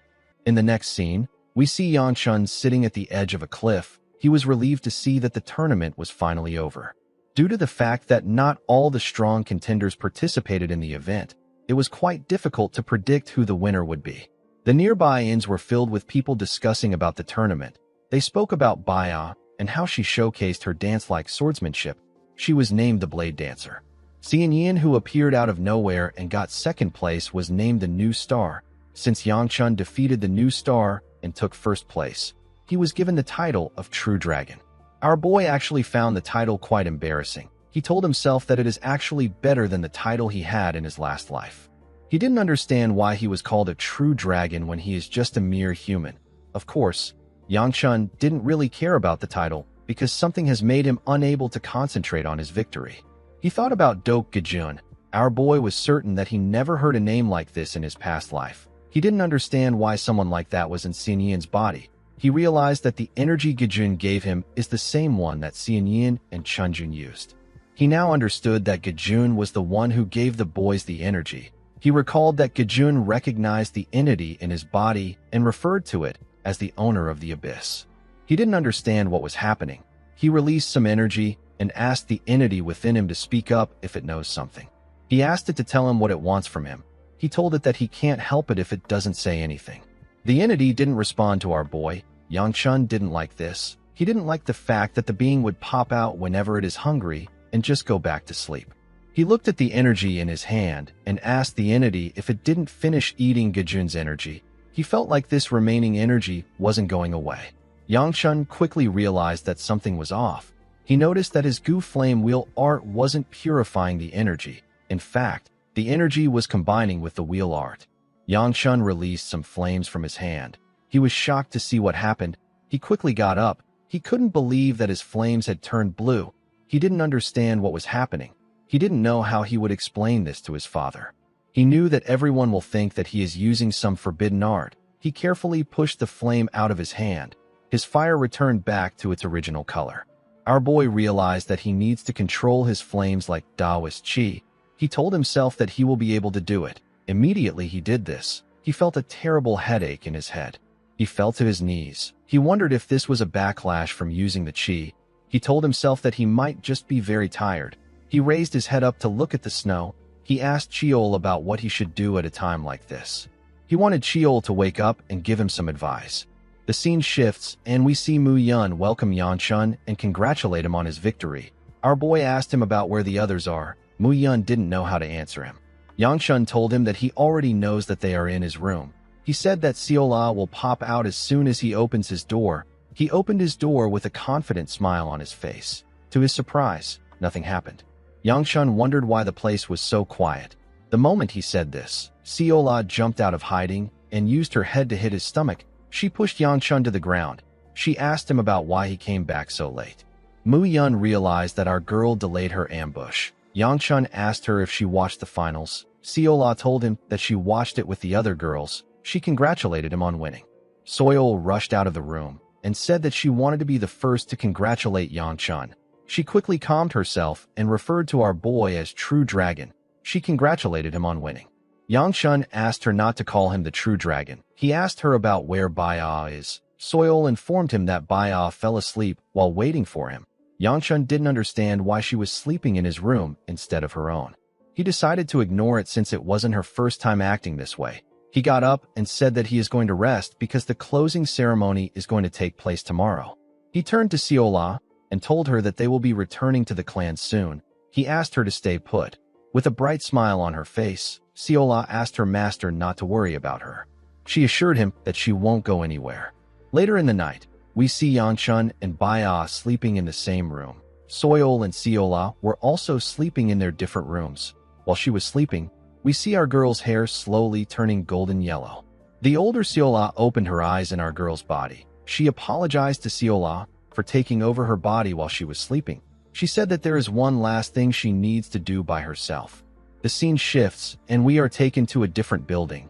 We see two guards standing at the entrance of the building. Someone ran into the building without making a single sound. The guards didn't sense the person. The person turned out to be the older Siola. The woman seemed to be heading somewhere.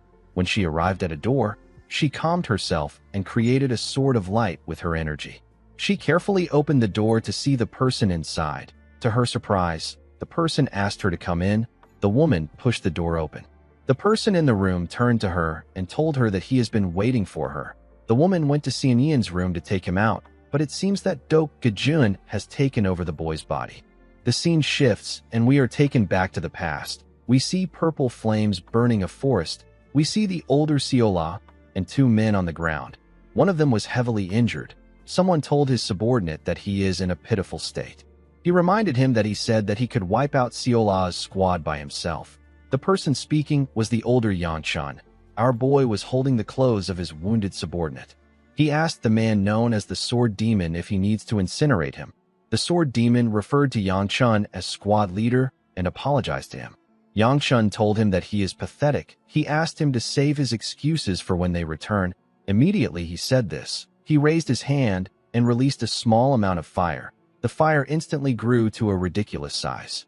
A man standing in front of Seola said that this is the power of the Black Flame Demonic Emperor. Yangshan fired a small amount of fire at him when he heard this. Seola quickly stepped forward and used her sword to cut the fire before it could touch the man. She asked the man if he is all right. The man referred to her as squad leader and told her that he is alive thanks to her. Yangshan asked the man not to address him with the ridiculous title. He said that he despises this title. He told him that he will incinerate the entire region if he ever utters the name again. He told Seola that even she will be unable to withstand the attack in her exhausted state. Seola asked him about what he wants from them. The man behind her was surprised to see that she was talking to Yangshan. Yangshan smiled and asked her about why he would need something from her. Seola told him that he is actually conversing with them.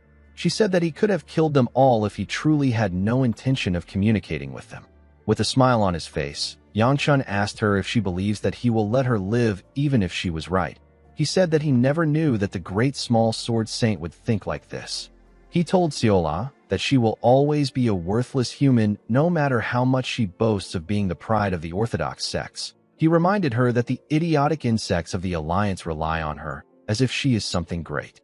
He asked her if she really wishes to betray their trust just so that she can beg for her life. The man behind her told her that she must not kneel to a traitor of the Alliance. Seola said that she already threw her pride away a long time ago. She said that she cannot die here because she has a responsibility to accomplish her duty. She told Yangshan that she won't be able to make things better if she dies there. She told him that she wants to beg for her life. She told him that she wants to live. Upon hearing this, Yangshan took away his fire. The sword demon asked him not to do this. He told him that he can't let the insects leave alive. Yangshan gave him a punch that knocked him out. He said that the heaven of their cult has not commented specifically about their lives. He told Seola that the heaven of their cult went to face the Sword Supreme. He asked Seola to vow that she will not interfere. He asked her to stand by and watch her grandfather slowly die. He told the woman that he will spare her if she makes this vow. The man behind her couldn't believe that Yangshan would ask his squad leader to do this. He told Seola that he and his comrade will sacrifice themselves to buy her time. To his surprise, Seola made the vow. Yangshan called her a stupid woman. He appeared in front of her in an instant and grabbed her neck. He explained to her that he placed a restraint on her. He told her that he will keep his promise for the sake of the pride that she threw away. He told her that he will see her another time. He asked her to keep being a worthless human so it will be more convenient for him to kill her. The moment he said this, he disappeared into thin air. Seola fell to the ground after he left. Her two subordinates moved close to her. One of them asked her if she is all right. The injured man apologized to her. Seola told him that it isn't their fault. She suggested that they head back. The man next to her said that they could still be more ambushes waiting for them. Seola asked him not to worry about this. She said that the Black Flame Demonic Emperor isn't the type of person who lies. The man helped Seola get up. He told her that the meteor blade will be waiting for them. 3 days after the fight, the heavenly demon killed her grandfather. Our girl was forced to run to Hunan with the other survivors. However, the emotion she felt towards Yangshan was more of resentment rather than a desire to kill. Beyond this, she felt a sense of nostalgia. The scene shifts, and we are taken back to the present. The older Seola asked Gajun about how he knew she was coming there. Gajun told her that it would be impossible for him not to know this when she is exuding such thick, killing intent. Seola was surprised to hear this. She was certain that she hid her killing intent so well that Xianyin wouldn't be able to sense it. Gajun told the woman that he can sense things more accurately than this child. Immediately she heard this. Seola attacked Gajun with her sword. She cut off his arm. Gajun didn't expect her to do this when they haven't even began to talk properly. He told her that she is quite hot-headed. Although he said this, the man wasn't in pain. Seola told him that she has nothing to say to him. Gajun found this odd. He told her that she speaks as if she already knows him. He asked her about who she is. Seola ignored him and gathered a large amount of energy in her body. Gajun instantly recognized her when he saw this. Seola charged at him before he could do anything. Gajun smiled and revealed to her that he has planted his seed inside Yanchun, whom she loves so dearly. Seola was shocked to hear this. She changed the trajectory of her blade and slightly grazed Gajun in the face instead of taking his head. She pushed him down and asked him about what he just said. The man asked her if she is interested in listening now. He asked Seola not to worry. He assured her that the power is of no harm to Yanchun. He said that our boy might even appreciate it. Seola got angry and asked him not to mess with her. She asked him about why he would say something like that when she can see what has happened to this body. She told him that this body is no longer human. Gajun asked her about what she knows about Yanchun. He asked her if she even knows about her own self. He pointed at her and said that she might know about it, but decide not to think about it. He told her that she is trying to convince herself that she is human. He revealed to Seola that they belong to the same kind. He told her that she may shine brighter, but they are not different since they come from the same origins. Seola asked him to shut up if he doesn't want her to break into his underground nest. Gajun told her that he is impressed. He didn't expect her to know so much about him. He told her that she still doesn't know what is inside Yanchun. He found her to be pitiful. He referred to Seola as child and asked her not to worry. He said that he wishes for Yanchun's bowl to expand more than anyone. He told Seola that he will wait and observe our boy. Immediately he said this. He grabbed Xianyin's neck and began to choke him. Seola was shocked to see this. She asked him about what he is doing. Gajun asked her if her target wasn't Xianyin. He said that he is willing to give her his life as a gift. He laughed and asked her to stay beside Yanchun for now. He said that he is certain that Yanchun will walk himself to him since they have met today. He tightened his grip around the boy's neck and told Seola that he had fun talking today. He suggested that they meet again. The moment he said this, he snapped Xianyin's neck. Seola was shocked to see this. She quickly moved back. Before he left the body, Gajun referred to our girl as his daughter. Seola couldn't comprehend what was happening. She grit her teeth out of anger and began to attack Xianyin's body. After turning the boy's body to dust, she walked towards the door. She hated this situation. She couldn't believe that she is called the Divine Sword. She told herself that she is nothing in the end. As she walked out of the room, she remembered Yanchun calling her a stupid woman. She seemed to feel bad for him. She apologized to Yanchun and said that she made a choice for him. Seola was certain that Xianyin's body was going to disappear without a trace. Unfortunately, things didn't go as she expected. During the closing ceremony, the older Seola saw the first and second place of the tournament standing on the stage. Yanchun and Xianyin were standing side by side. The woman couldn't believe her eyes. She was certain that Gajun broke Xianyin's neck and she completely destroyed his body. She couldn't comprehend what was happening. While she was looking at him, the alliance leader asked everyone to give a round of applause for the new stars who have worked so hard. Everyone in the arena began to clap and cheer for the boys. While everyone was clapping for them, Yanchun carefully looked at Xianyin. He wondered if Gajun was still in the boy's body. He also wondered why Gajun was using his body. He wanted to know if Xianyin was even aware that his body was being controlled. Yanchun didn't like what was happening. Too many things have changed from his previous life. The scene shifts and we are taken to the streets. We see some people talking about Yanchun. They spoke about how he was the winner of the tournament. They believe that our boy was quite modest for not celebrating. Someone said that Yanchun might have already expected to win against his opponent. He said that our boy truly deserves to be called the true dragon. Yanchun was annoyed to hear the title. He turned around and released some flames out of anger. The people around him quickly got scared. Before he could say anything, someone called out to him. When Yanchun turned around, he saw Soil and Seola. Soil told him that she was looking for him. She asked him about why he has such a handsome expression on his face. Yangchun didn't understand what she was saying. He told her that he was just wandering around. He asked her if Baya is still asleep. Soil told him that Baya is still sleeping in his room. Yangchun realized that the girl lacks too much common sense. He couldn't believe that she even skipped out on the ceremony because there weren't any more duels. Soil asked Yangchun if he isn't excited that he won. She told him that he has been down since the ceremony took place. Yangchun forcefully raised his hand and said that he is super excited. Soil could tell that he was pretending. While trying to fake his excitement, Yangchun noticed that Seola was quiet. He asked her about what is wrong with her. Seola quickly put herself together and said that she is fine. Yangchun pat her on the head and asked her to let him know if anything happens. He told her that he will do his best to help her. Our girl gently smiled when she heard this. Soil became jealous when she saw Yangchun pat Seola on her head. She asked Yangchun if he has any plans. Our boy asked her about what she means. The girl asked him if he has any plans now that the tournament is over.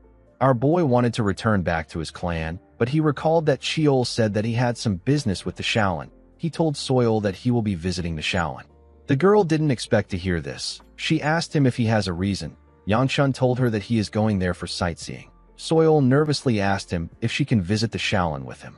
Unfortunately for her, Haya appeared out of nowhere and asked Yangchun the same thing at the same time. Yangchun wanted to accept Soil's request, but he quickly turned to the side when he heard Haya's voice. Soil was annoyed to see the girl. She couldn't believe that she interrupted her. With a smile on her face, the Snow Peak said that she was also planning to visit the Shaolin. 2 days later, we see Yangchun climbing the stairs of the Shaolin. He thought about how he didn't end up going with any of the girls because their argument got too heated. The moment he thought of this, the Snow Peak greeted him from above. Yangchun was shocked to see her. He asked her about why she is there. Haya asked him about what he means. She told him that she came alone since he declined her request. She laughed and said that she didn't expect to coincidentally run into him there. Yangchun knew that she did this on purpose. When they arrived at the top of the Shaolin, a young monk came out to greet them. He bowed his head and introduced himself as Hai Young. He told them that he will be responsible for showing them around. He told them that he is still lacking in many ways, but he will try his best. Yangchun told the monk that he mentioned that he would be the only one visiting in the letter he sent yesterday. The monk was surprised to hear this. He reminded Yangchun that he later sent another letter saying that Miss Moyong will accompany him as well. He asked our boy if there was some kind of mix-up. Haya told him that the letter is correct. Yangchun was shocked to hear what the monk said. He realized that this girl is scary. As they walked through the temple, the monk informed them that many people visit the Shaolin for sightseeing, but among all the attractions, there is one particular thing that people always want to see. With a smile on his face, the monk asked them to look ahead. Haya and Yangchun were surprised to see what was in front of them. They saw a wide and beautiful lake that had a very clear water. The monk told them that he wasn't talking about the lake. He said that he was talking about the koi in the water. Yangchun told the monk that he can only see one koi in this large lake. Hai Young revealed to him that this is the white, elegant, righteous fish. It is a treasure of the Shaolin. Haya asked him if the fish is really a treasure. The monk assured her that it is. He explained to her that the fish was placed there by the great incomplete deity. The Shaolin has been caring for it for several centuries. Yangchun realized that something that could live this long would be considered a demonic beast. He quickly realized that he is thinking about the wrong thing. He reminded himself that he is not just here to sightsee. He told himself that he needs to find out why Cheol wanted to come there. Immediately, he remembered this. The koi called out to Cheol. Yangchun was shocked to hear the old man's name. He asked the others if they heard something. He was certain he heard the old man's name. Before he could understand what was happening, the koi called out to Cheol again. A large amount of water rose out of the lake. The koi asked Cheol to answer him when he calls his name. The moment he said this, the water poured on Yangchun. Our boy got dragged to another place. He found himself in the water. Yangchun couldn't comprehend how a wave suddenly burst in. He realized that he will drown very soon. Immediately he thought of this. He noticed that he could breathe. Our boy couldn't understand what was happening. He wondered if he fell inside the lake. He believed that the other two would have also fallen in. He decided to find them and get out. He sensed something behind him when he got this thought. When he turned around, he saw the koi from before. The fish was now much bigger. Our boy couldn't believe his eyes. The koi called out to Cheol. and told him that he has been ignoring him for a while. He asked Cheol if his dementia followed him through his reincarnation.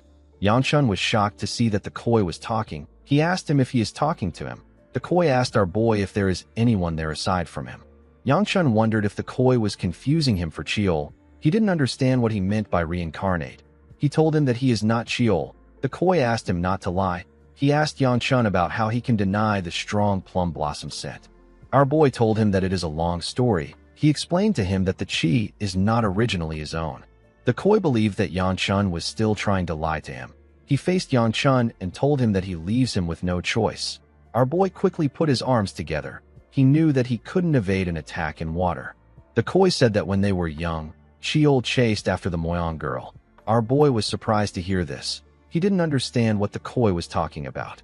The koi said that Cheol was all over the girl, and he even begged her to follow him. Before the koi could say anything else, Cheol appeared and asked him to shut his mouth. Yangchun was shocked to see Cheol. He noticed that the old man was very angry. He told him that he thought he was gone. Cheol told the koi that he was wondering about which stupid fish was talking. He said that the koi must be Cheol Yang. Yangchun was shocked to hear his name. He couldn't believe that the fish that is known as a treasure is one of the 5 martial artists who fought the bloody demon alongside Cheol. Cheol Yang asked Cheol about what is happening. Cheol asked him about what he means. He told the man that he was living as a treasure just like him. He said that this situation is actually good. He told Cheol Yang that he wasn't certain that he would actually meet him. He asked the man if he knows why they remain in this state long after their time. Cheol Yang was surprised to hear this. He asked Cheol if he doesn't remember. Cheol was annoyed to hear this question. He told him that he can't remember. He asked him if he looks like he is joking. He revealed to his comrade that he can't remember anything after the fight they had with the bloody demon. He said that he doesn't even know if he truly defeated the bloody demon. He couldn't remember why he was a treasure. He told his comrade that he found himself attached to Yangchun when he woke up. He asked Cheol Yang if the bloody demon, whose name is Dok Gajun, is truly dead. Yangchun was shocked to hear the name of the bloody demon. Cheol Yang told his comrade that he will share what he can. He revealed to Cheol that the bloody demon is still alive. He said that the bloody demon is awaiting his resurrection. Cheol didn't like what he was hearing. Cheol Yang explained to him that they destroyed the body of the bloody demon. Unfortunately, the bloody demon is a being that cannot be completely destroyed. All they could do was to throw his flesh into the demonic realm, seal his soul in the east, and scatter his 5 senses among the seas. However, the bloody demon is bound to revive himself eventually. This is why the group put all their hopes in Cheol and waited for him for many years. Cheol Yang said that their plan might have failed. Cheol asked him about how he knows that they have failed. He asked his comrade to explain what he means when he says that they placed all their hopes in him. He said that Yun Ilchin is the best person for them to place their hopes in. He asked Cheol Yang to tell him why they picked him instead of someone who has regressed twice. Yangchun was shocked to hear this. Cheol Yang told him that he can't say anything to him. He told Cheol that he can guarantee him that his selection was decided after a thorough discussion with all 5 comrades. He assured him that him and Ilchin were involved in the selection process. Cheol did not expect to hear this. Cheol Yang told him that they believed that he was their only hope. All this sudden information was giving Yangchun a headache. Our boy was certain that Cheol was also feeling the same way. Cheol put himself together and asked Cheol Yang if their other comrades are also in the same state as them. Cheol Yang found his question to be weird. He asked Cheol about why he is asking. Cheol told him that he intends to stop the bloody demon. He asked his comrade about why he is shocked at such an obvious answer. He said that he can always try again even if he let them down. He reminded his comrade that this is what they did to fight against the bloody demon until the end. Cheol Yang told his friend that he is correct. He told him that he is truly incredible. He explained to his friend that his personality is still the same even if he doesn't remember everything. He asked Cheol to look for someone called Myong. He told him that this is the best answer he can give him right now. As he spoke, bubbles formed in the water. Cheol Yang told Yangchun that he will leave the damned horse snout to him. The scene shifts and we see Yangchun open his eyes in the lake. He found himself sitting inside the water. When he looked up, he saw the monk and Haya looking at him. After coming out of the lake, Yangchun used his flames to dry his clothes. The monk asked him if he is all right. Yangchun said that he is fine. He apologized to him for taking so long. He suggested that they keep moving. The monk pointed in front of them and told them that he will show them more things on that side.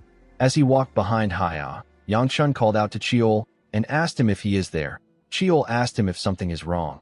Our boy was relieved to see that he was actually awake. He told him that he was worried that everything that happened just now was a dream. Cheol told him that he has foolish worries. He asked him if he was hoping that it was a dream. He asked Yangchun if he knows how he was holding back the entity within him and stopping it from running wild. He said that he was barely able to come out after subduing it for a bit. He asked Yangchun about what he did to cause such a mess.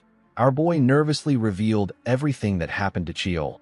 The old man did not expect Yangchun to encounter the bloody demon.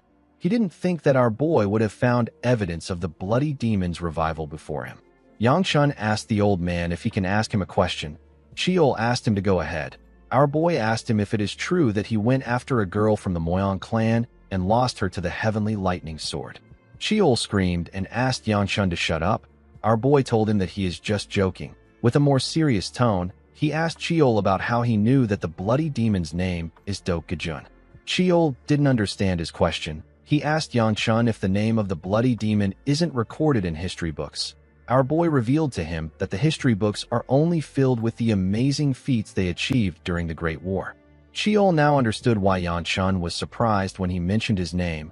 Our boy reminded the old man that he mentioned something about regression. He asked him about what he means.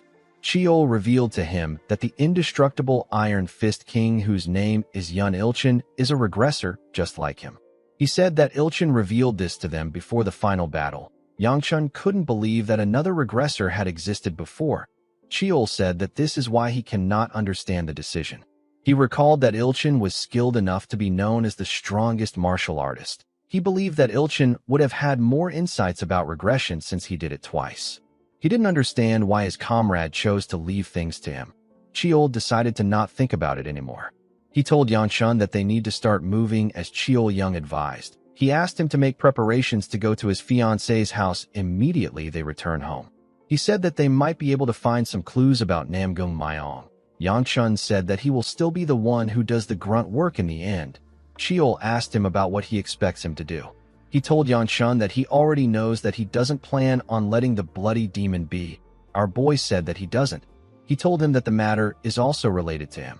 Immediately he said this. Someone placed her hand on his face. Yangchun quickly jumped back and said that her hand is freezing. The Snow Peak laughed and asked him not to be so surprised. She asked him if he is weak to cold things when he doesn't feel cold. Cheol became angry when he saw Haya.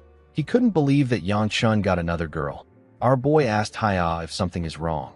The Snow Peak told him that she was calling him, but he didn't respond. She informed him that they have finished the tour. Yangchun realized that he was actually outside. Haya asked him about what is wrong. She told him that he has been spacing out for a while. Yangchun said that he was thinking about something. The Snow Peak turned around and said that she had fun today.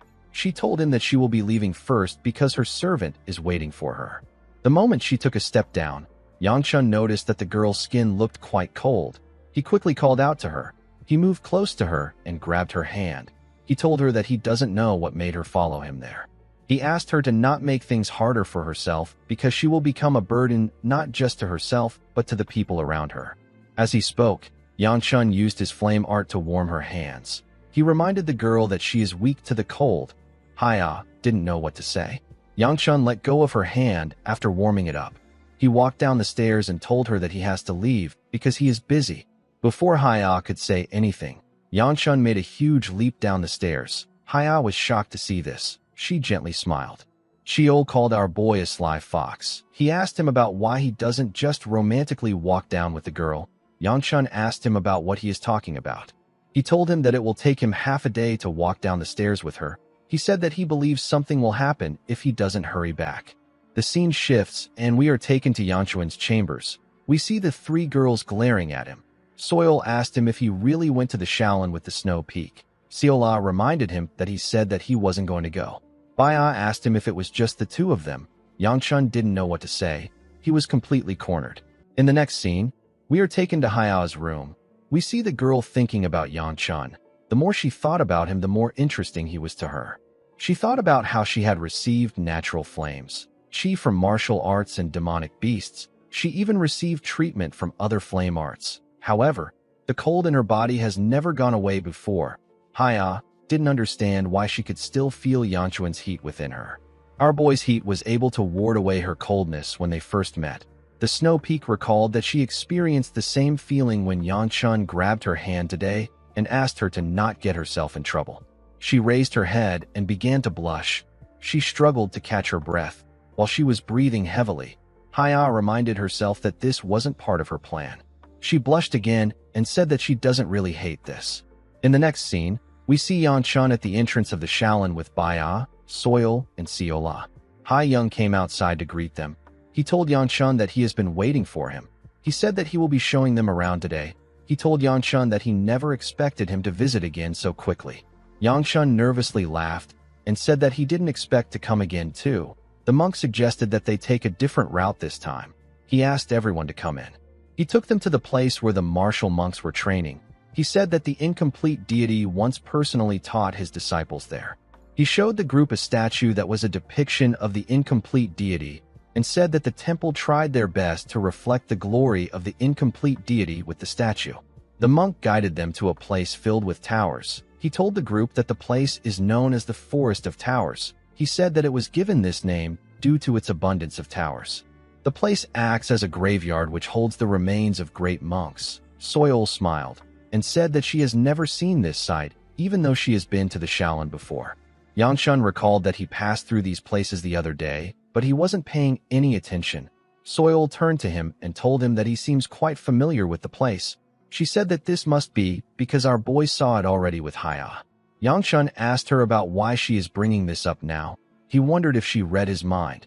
With tears in her eyes, Siola asked her master if he hates coming there with them. Yanchun quickly told her that she is wrong.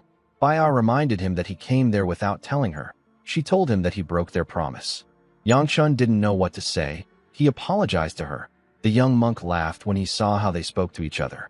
He guided them to see the treasure of the Shaolin. He told them that the fish is called the white, elegant, righteous fish. Baya didn't see the fish in the huge pond. She asked the monk to tell her where it is. Soil pointed at it and said that it is swimming away. While she was looking at the koi, it turned its eye to them. It seemed to be looking at Yanchun. The monk found the situation to be strange. He said that the koi usually comes out to greet people when they are passing by. He didn't think too much of it.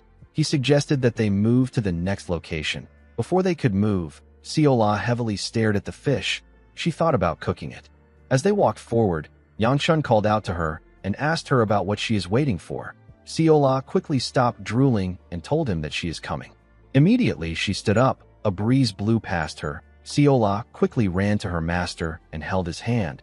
She told him that she is always warm next to him even when it is windy. She said that everywhere was so cold when she lived in the forest with her grandpa.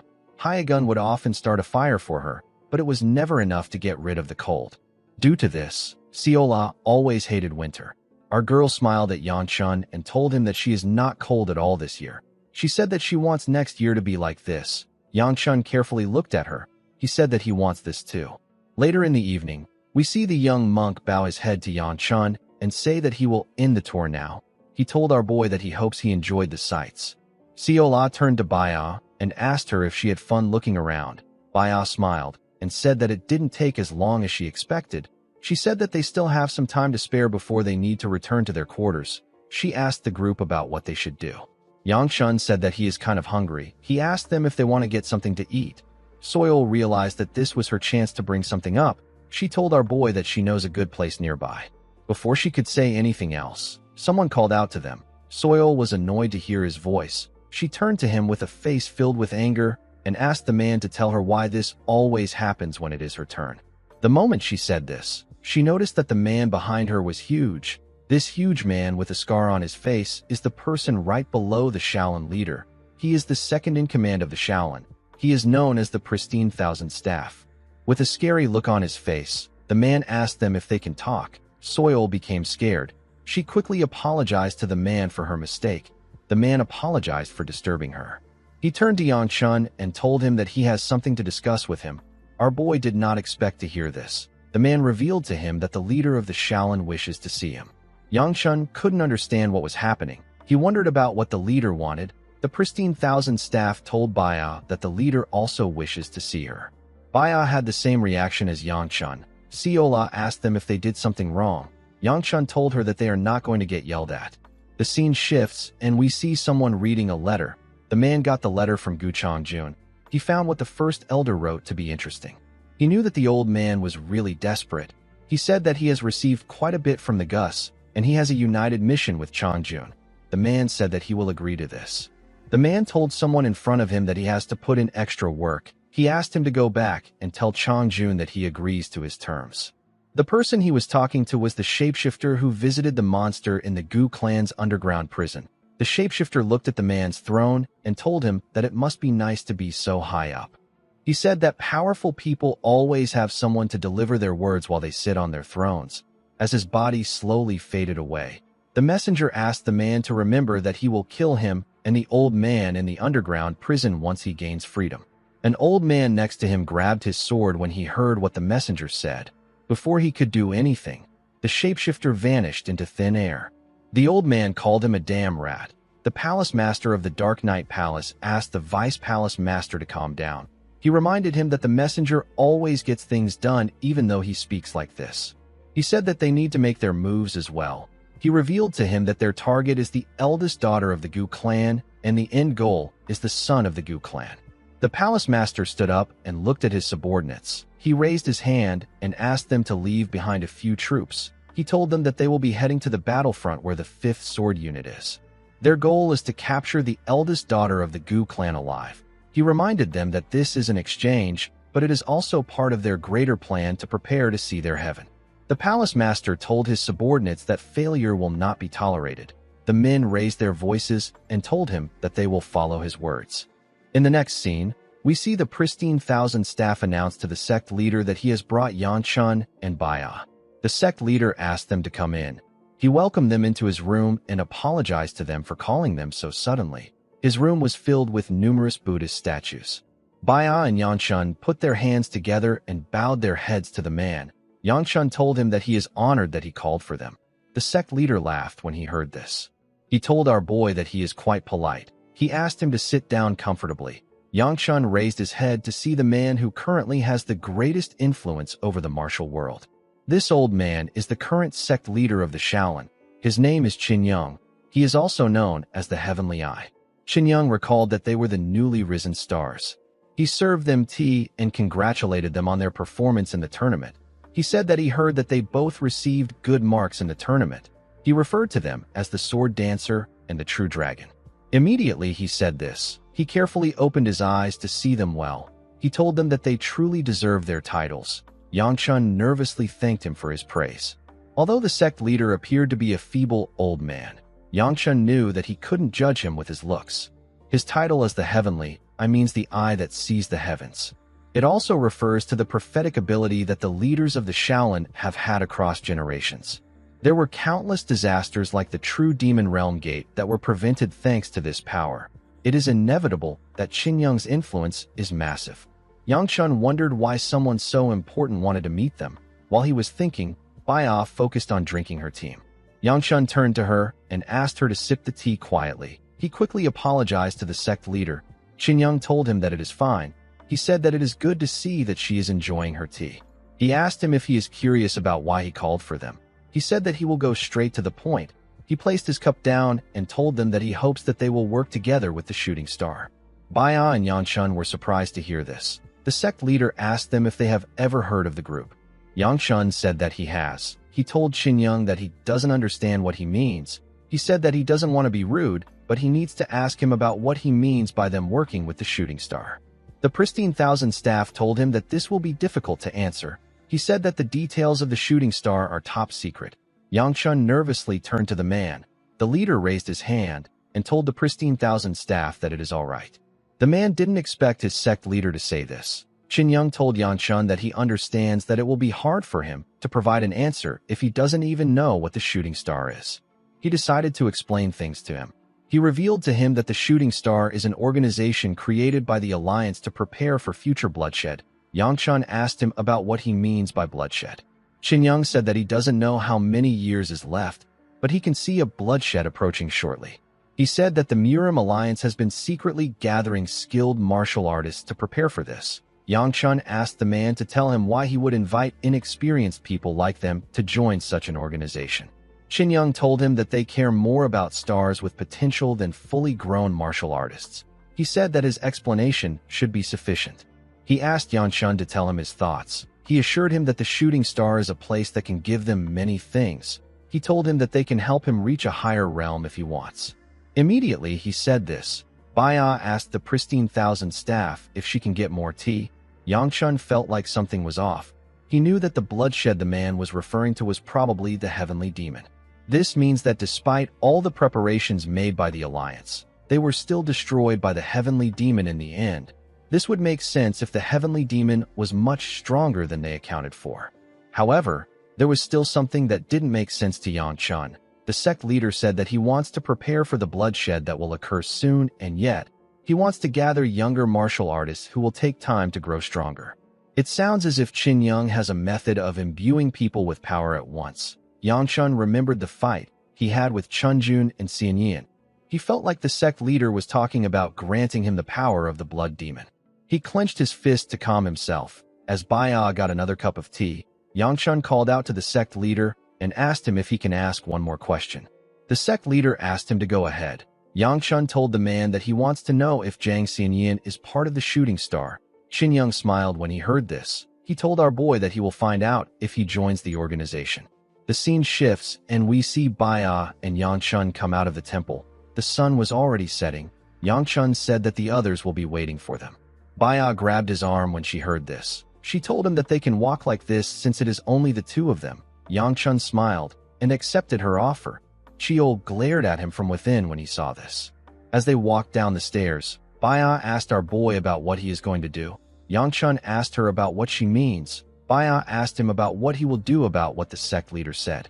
Yang Chun told her that he told Qin Yang that he will think about it. He reminded her that she also said the same thing. Baya wondered if she really did this. Yang Chun asked her if she was even listening to what Qin Yang was saying. Baya thought about it and said that the tea was good. Yang Chun let out a sigh. He realized that he was the only one overthinking things. However, thanks to the conversation, he was able to make a very important assumption. There is an organization made to prepare for bloodshed. The organization gathers talented young martial artists. It is affiliated to Xian Yin, and they have the chi of the blood demon. Based on everything he knew, Yang Chun deduced that the blood demon is connected to the Alliance. Inside the temple, we see the Pristine Thousand staff move close to the sect leader. Qin Yang said that the children are interesting. He asked his second-in-command if he saw Yang Chun's reaction. The Pristine Thousand staff offered him some tea and told him that he doesn't know what he is talking about. The Heavenly Eye said that Yang Chun was very calm when he mentioned the future bloodshed. It was as if our boy knew that it would happen. The Pristine Thousand staff was surprised to hear this. The Heavenly Eye said that Yang Chun was only surprised when he explained the shooting star to him. He said that he can only guess the intentions the eye has when it shows him the future. But this time it is different. The sect leader asked the man to keep track of Yang Chun. He said that they need to get moving. He told the Pristine Thousand staff that he heard that the heir of the Peng clan is currently at the Alliance. The man asked him if he is referring to Peng Wujing. He said that Wujing will probably be meeting the sword dancer together with the lightning dragon. The sect leader said that everyone must be waiting for him to arrive. He suggested that they start moving before the sun completely sets. He asked the Pristine Thousand staff if he will be able to get him to the Alliance quickly. The man told him that he will prepare for it right away. As he walked towards the door, Qin Yang told himself that everything is for peace under the heavens. The next day, we see Siola step out of a carriage and inform Yang Chun that they are done loading the carriage. Although only 10 days had passed, Yang Chun felt like so many things had happened. He wondered about what his father will say to him when he returns. While he was thinking, Siola asked him to come in quickly. She said that the inside of the carriage is still very cold. Before Yang Chun could enter the carriage, someone grabbed his clothes. When our boy turned around, he saw Haya. He asked her about why she is there. He quickly noticed something odd about the girl. He told her that she seems sick. He asked her if she is all right. Haya's face had completely turned red. She nervously told our boy that she is fine. Yang Chun wondered about what was happening. He had never seen Haya this flustered before. He wondered if something happened. The moment he thought of this, Siola and the other two glared at him from the carriage. Yang Chun became nervous when he sensed their gaze. He asked Haya about what she wanted to talk to him about. The girl put herself together and told our boy that she came to bid him farewell since she heard that he was already leaving. She told Yanshun that she brought a farewell gift for him. Our boy didn't expect this. Haya took out something from her clothes and offered it to Yanshun. She asked him to take a ring. Yanshun asked her about what it is. The girl revealed to him that it is an insignia of her clan that is given to guests. She explained to Yanshun that he can receive benefits from the Jade Heaven Merchant Union that they operate with the ring. Our boy felt like he needed to give the girl something in return. He called out to Manhwa. Haya became flustered again. She asked him not to worry about it. She put the ring in his hand and said that it is nothing important. She asked him to accept it without feeling uncomfortable. She turned around and told Yanshun that she will see him again. Our boy didn't know what to say. Before leaving the place, the Snow Peak carefully turned to him and smiled. Yanshun believed that the ring was the standard clan-to-clan gift. He believed that Haya was too tense for something this mundane. Immediately he thought of this. Someone stretched their hands to him from behind and wrapped their arms around his neck. The person turned out to be Baya. The girl asked Yanshun to get on if he is done. Yanshun became nervous when he heard this. He told her that he was going to get in the carriage. As Baya dragged him in, Yanshun told her that he can get on by himself. After everyone had settled down, Seola put her head outside the window and said that they are all set to go back home. This dragon and phoenix assembly came as a shock to many people. The names of the new martial artists spread across the land as our boy and his group traveled to Shangxi. The word also spread to the dragons who did not participate in the event. Feng was able to hear about our boy's achievement. Aside from him, another person was also able to hear about what happened in the event. The person was sitting at the top of a mountain. He read about everything that happened in the event. He was impressed to find out that Yanshun is the disciple of the Aura Supreme. This person is the fighting dragon. His name is Bui Jin. The scene shifts and we see Yanshun and his group sitting around a fire. Baya was holding on to our boy's arm. While they were looking at the fire, they heard someone sneeze. Yanshun turned to Soil and told her that he noticed that she gets sick easily when she is on a carriage. He asked her if she doesn't surround her body with qi. Soil asked him about what he means. She said that this queasiness is the best part of being on a carriage. She laughed and said that she won't be able to feel it if she used her qi. Yanshun realized that this girl might be the most dangerous one out of the girls. Due to the fact that he just went with the flow, Yanshun realized that he never asked Baya and Soil why they were following him all the way to Shangxi. Our boy knew that Baya could have just gone back to her clan with her brother. Chiol appeared next to him and told him that he was worried that he would take Haya with him. Yanshun asked him about what he is talking about. He asked him to tell him why the girl would even go to Shangxi. The moment he said this, Yanshun remembered something. He told Chiol that he just remembered that the girl gave him an insignia. He said that he had completely forgotten about it. Chiol told him that he shouldn't lose a gift so easily. He asked him to store it safely in his bag. Yanshun took out a bag and opened it. He and Chiol saw something shocking inside. He found some money in the bag and the ring the second elder gave him. The ring was glowing a bit. Yanshun realized that he forgot to give it to the alliance leader. Chiol asked Yanshun if the color of the ring doesn't seem a bit different. He said that Chiol Young must have done something to it when they went to the Shaolin.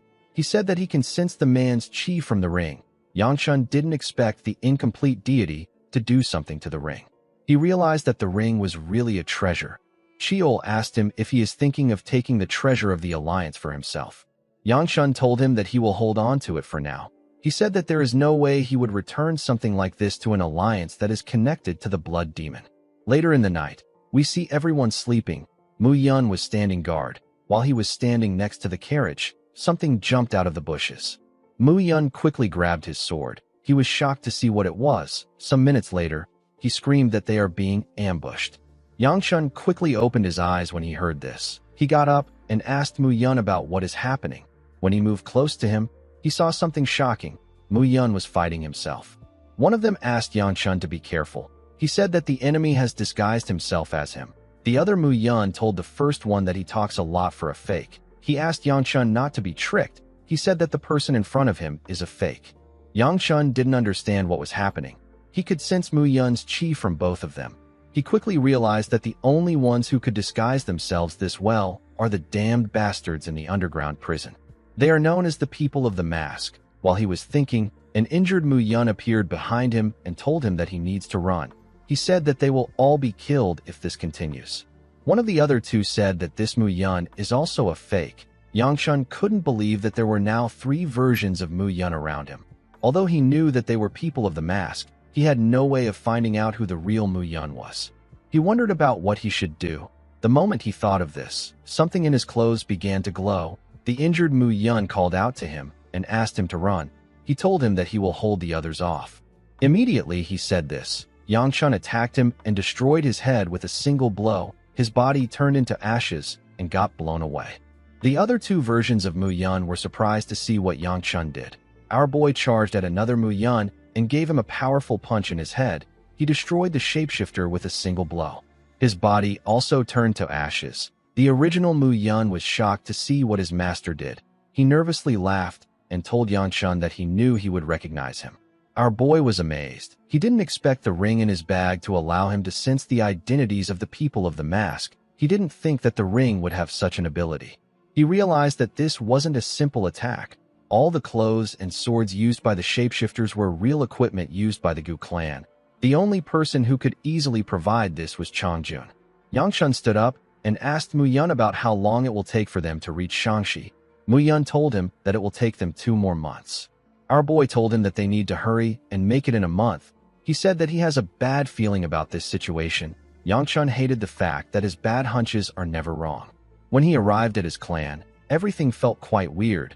This confirmed his feeling. His little sister ran to him immediately he got back. Yangshun asked Manhwa about why she is there. He thought that she was going back to the Manhwa sect with the Sword Queen. With tears in her eyes, Manhwa told her brother that they are in big trouble. She revealed to him that the second elder might pass away. Yangshun froze in shock when he heard this. He couldn't believe what he was hearing. The elder was heavily injured. In the next scene, we see Yangshun sitting outside the second elder's room. He thought about what someone told him. One of the clan members told him and his sister that the second elder was attacked by the Dark Knight Palace Master. He said that they were able to get this information from the squad members who were attacked. Yangshun remembered that the master of the Dark Knight Palace is one of the unorthodox emperors who's said to be at the pinnacle of the unorthodox factions. He recalled that the Dark Knight Palace Master never left his palace in his past life, not even during the House Sect War or the Martial Alliance attack. Yangshun couldn't believe that a man like that appeared at the battlefront where the 5th Sword Unit was. He attacked the second elder and kidnapped Wibby. The man talking to Yangshun revealed to him that the clan head took the 1st Sword Unit with him to search for his sister. He said that the Sword Queen also went out to help with the search. He told our boy that he doesn't know when they will return. Yangshun clenched his fist out of anger when he heard this. Later in the night, we see the divine physician step out of the second elder's room. He said that he is sweating from pressure. Immediately he said this, he noticed that there was someone next to the door. He screamed and asked our boy about when he got back. Yangshun quickly got up and asked him if the second elder is all right. The man got startled when our boy got close to him. He fell to the ground. He got angry and called Yangshun a brat. He asked him about why he would scream when he is right in front of him. He took Yangshun inside and told him that the treatment is over. He said that it was a very close call. Any ordinary person would have died already. However, the elder was stopping his bleeding with his chi even while he was unconscious. The divine physician said that Ryan's regeneration is truly on a different level. Yangshun asked him if he knows when the elder will wake up. The man said that he would be a fortune teller, not a physician, if he knew something like that. He asked him not to worry. He said that the elder will be up within 4 days. Our boy didn't think that the divine physician would still tell him the time it takes for the elder to heal. The divine physician told Yangshun that it will take the elder some time to recover his strength. He smiled and told him that he is really clingy. He didn't understand why Yangshun waited outside when he wasn't any help to the sick man. He walked forward and said that he is going on a walk. He asked Yangshun to watch the elder while he is gone. He said that his body has been aching from treating patients for the past few days. Our boy asked him to take the walk. After the man left, Yangshun thought about how something was very wrong. None of this ever happened to the second elder or his elder sister in his past life. He realized that this must have been caused by the effects of how he changed the past. He carefully looked at the elder. He remembered the times he tried to run away from him, the times when the elder laughed at him, the times they argued and laughed together. Yangchun truly loved this man. He believed that the elder would still be fine for another 10 years. He hated this situation. He quickly put himself together and began to think about why the Dark Knight Palace Master kidnapped his sister. There should have been no reason for the Palace Master to strike when the second elder was visiting if his main purpose was to kidnap Wibby. The only thing that has happened is that the clan head is no longer in the clan and the second elder is no longer available. Yangchun realized that only one bastard would plot something like this.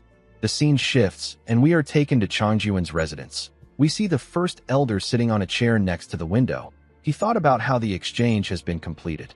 The Dark Knight Palace has finally obtained the flame it wants. The elder was certain that it would be difficult for the clan head to locate Wibby no matter how wide he spreads his search. Changjun believed that it was time for him to expand his power. He wanted to contact those who were willing to help him. He realized that the Namgung clan head doesn't believe in him. He understood that it would be pointless to continue talking to him. He wasn't too bothered because everything was going according to plan. He picked up his cup and decided to drink his tea. Before he could drink it, he began to cough heavily. He coughed out some blood. He realized that he was at his limit of suppressing something with his chi. He knew that he needed to hurry. The moment he thought of this, he felt some energy. He quickly looked outside. He saw a large amount of fire outside. His cup fell out of his hand. The elder wondered about who destroyed his gate and barged in. He noticed that the person's fire was rising. He wondered if the person was the clan head. He was certain that Chiolun left with the first sword unit. He wondered if his involvement in the case has been discovered. He quickly went downstairs and called out to the clan head. He asked him about what he is doing. He asked him if he intends on destroying his own clan's property. The person asked him if he looks like the clan head to him. The man was shocked to see who it was. He couldn't believe that it was Yangchun. Our boy turned to him and told him that it has been a while. He told him that this is some compensation for his gift. He asked the man if he likes it. The first elder couldn't believe that he confused Yangchun's fire for the clan head's own. Yangchun reminded the elder that he told him something the last time they met. He asked him if he remembers it. With a terrifying look on his face, he reminded the man that he said that he would have no choice but to burn the old guard dog if it tries to bite its owner. Changjun moved his hand close to his sword and told Yangchun that he doesn't know why he is causing a scene there. He said that his actions are not excused just because he is the heir. Yangchun released his fire and told him that he is correct. He asked the man to tell him why he keeps angering him when he is of the direct lineage. He told him that there are limits to how much he can forgive him. With a smile on his face, he told the elder that he was quite rash this time. He said that he didn't expect him to keep playing dumb after doing something so obvious. He told Changjun that he is acting like he doesn't have much time left. Changjun was annoyed to hear this. He drew his sword and fired a slash at Yangchun. Our boy didn't flinch when he saw the attack. He took a stance and punched the attack away. Changjun couldn't believe that Yangchun blocked his attack with a single fist. Our boy told him that he thought someone with his prowess would be a bit stronger. The elder was annoyed to hear this. He told Yangchun that he was just lucky. He thrust his sword forward and fired several attacks at him. He asked him to try blocking the attacks. He raised his sword and fired another slash at our boy. The attack caused a huge explosion. Changjun put his sword away. He called Yangchun an arrogant brat and told him that he is still just a young martial artist of the pinnacle realm. He believed that his attack should be enough to fix Yangchun's manners. He noticed that he couldn't hear anything. He moved close to where Yangchun was. Our boy was no longer there. He was shocked to see that Yangchun was gone. He wondered about when he moved. Before he could do anything, Yangchun appeared next to him and gave him a bone-crushing punch in his ribs. The attack sent the elder flying. He crashed into a wall. He spat out some blood when he tried to move. Yangchun realized that the man wasn't able to use his power well. He moved close to him and told him that this is expected. He asked him if his body isn't completely broken. Changjun was shocked to hear this. He didn't understand how Yangchun was able to know this. With a smile on his face, Yangchun told the man that his heart is the most broken part. At some point in the future, the first elder met his end at the clan head's hands. Yangchun vividly remembered the flames of rage that his father unleashed upon the first elder. Chiolun's flames engulfed the entire clan.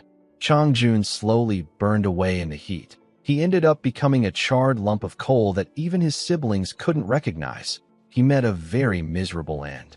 Yangchun couldn't forget his father's flames. He knew better than anyone that his father was not an old tiger. The cause of this furious eruption was the fact that the first elder's excessive greed had finally crossed the line.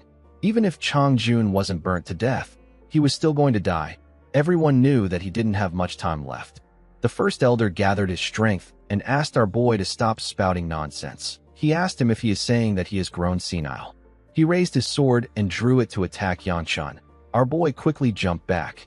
Chang-jun asked him if he has lost his mind. He charged at Yang-chun and swung his sword at him at a crazy speed. Yang-chun dodged his attacks.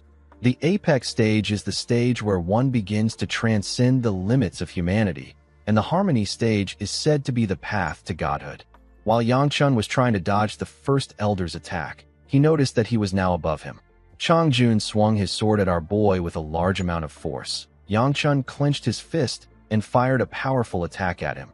His energy took the shape of a wolf. When their energies clashed, it caused a huge explosion in the air. Yang-chun and the elder were blown away. Our boy quickly jumped back. Immediately, he touched the ground. He quickly took a stance. He watched the first elder land on the ground. Normally, there is an unbridgeable gap between the apex stage and the harmony stage. However, this didn't apply to this situation because the first elder was weakened by his illness. Yang-chun was certain that he could make things work for him in this fight. The first elder raised his head and called our boy a bastard. He pointed his sword at him and asked him if he believes that he can get away with the fight unscathed. He asked him if he thinks that his unjustified actions can be forgiven. Yang-chun released his flames and asked the man to stop spouting nonsense.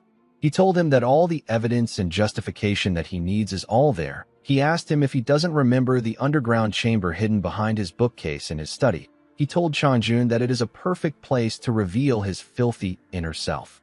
Chang-jun was shocked to hear this. He asked Yang-chun about how he knows about this. He calmed himself and told our boy that it doesn't matter.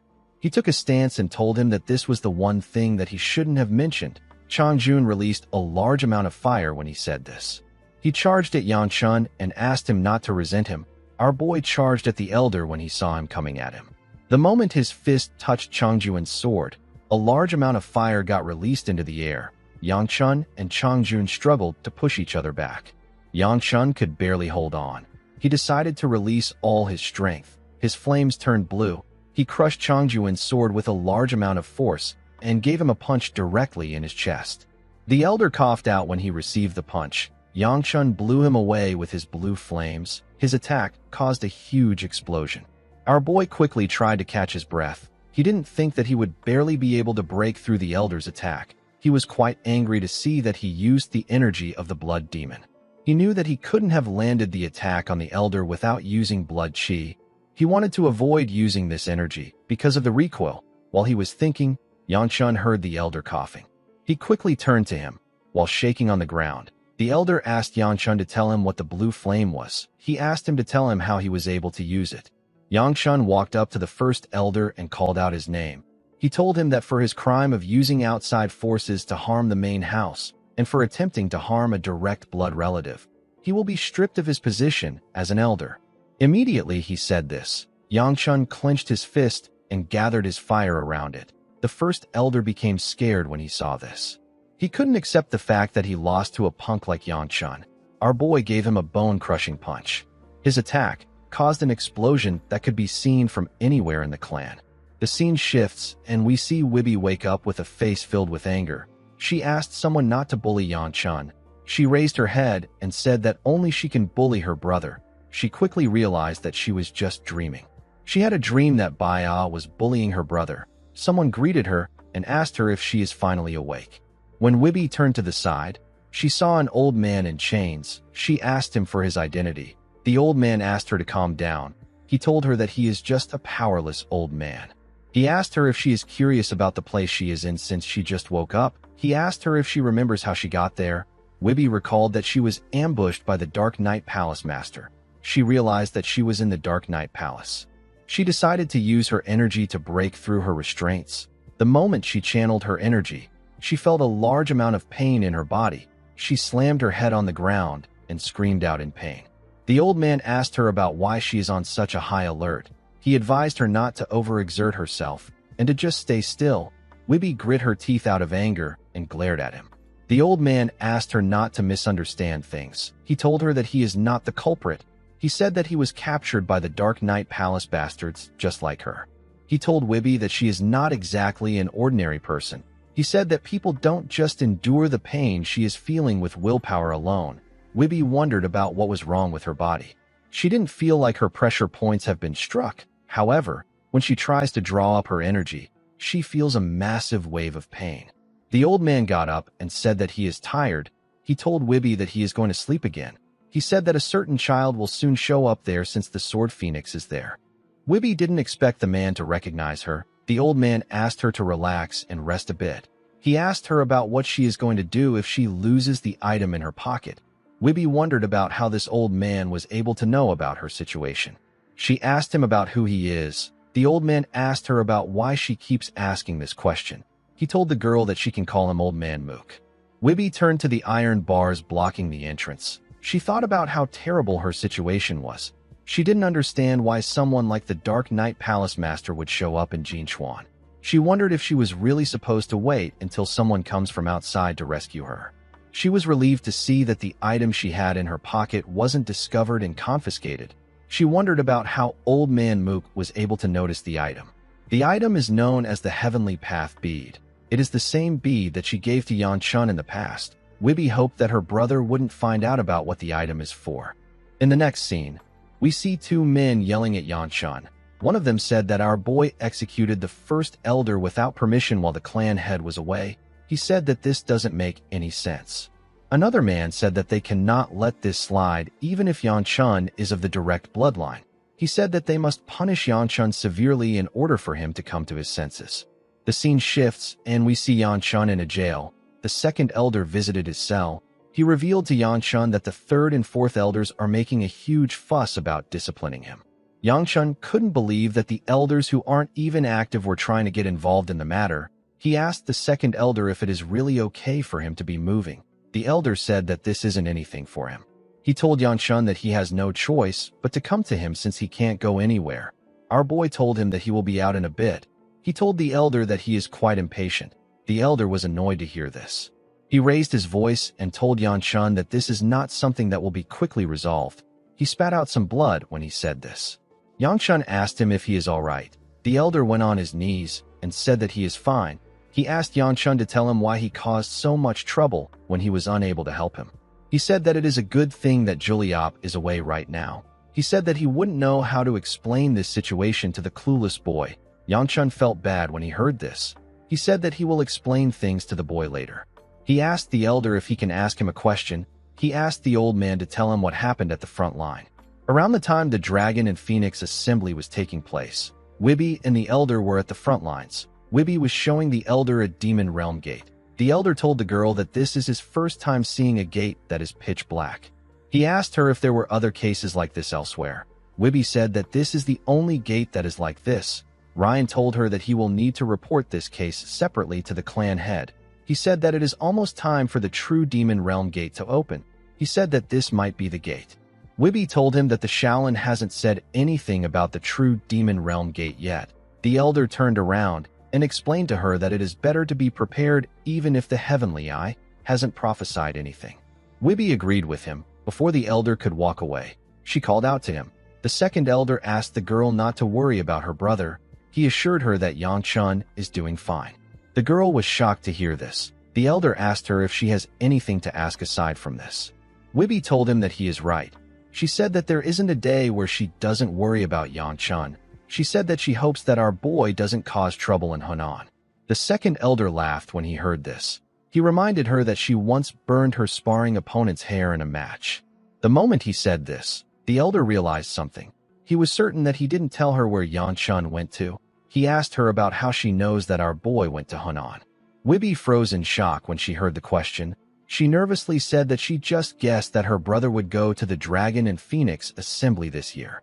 Immediately she said this. The elder saw an attack coming towards her. He quickly pushed her out of the way.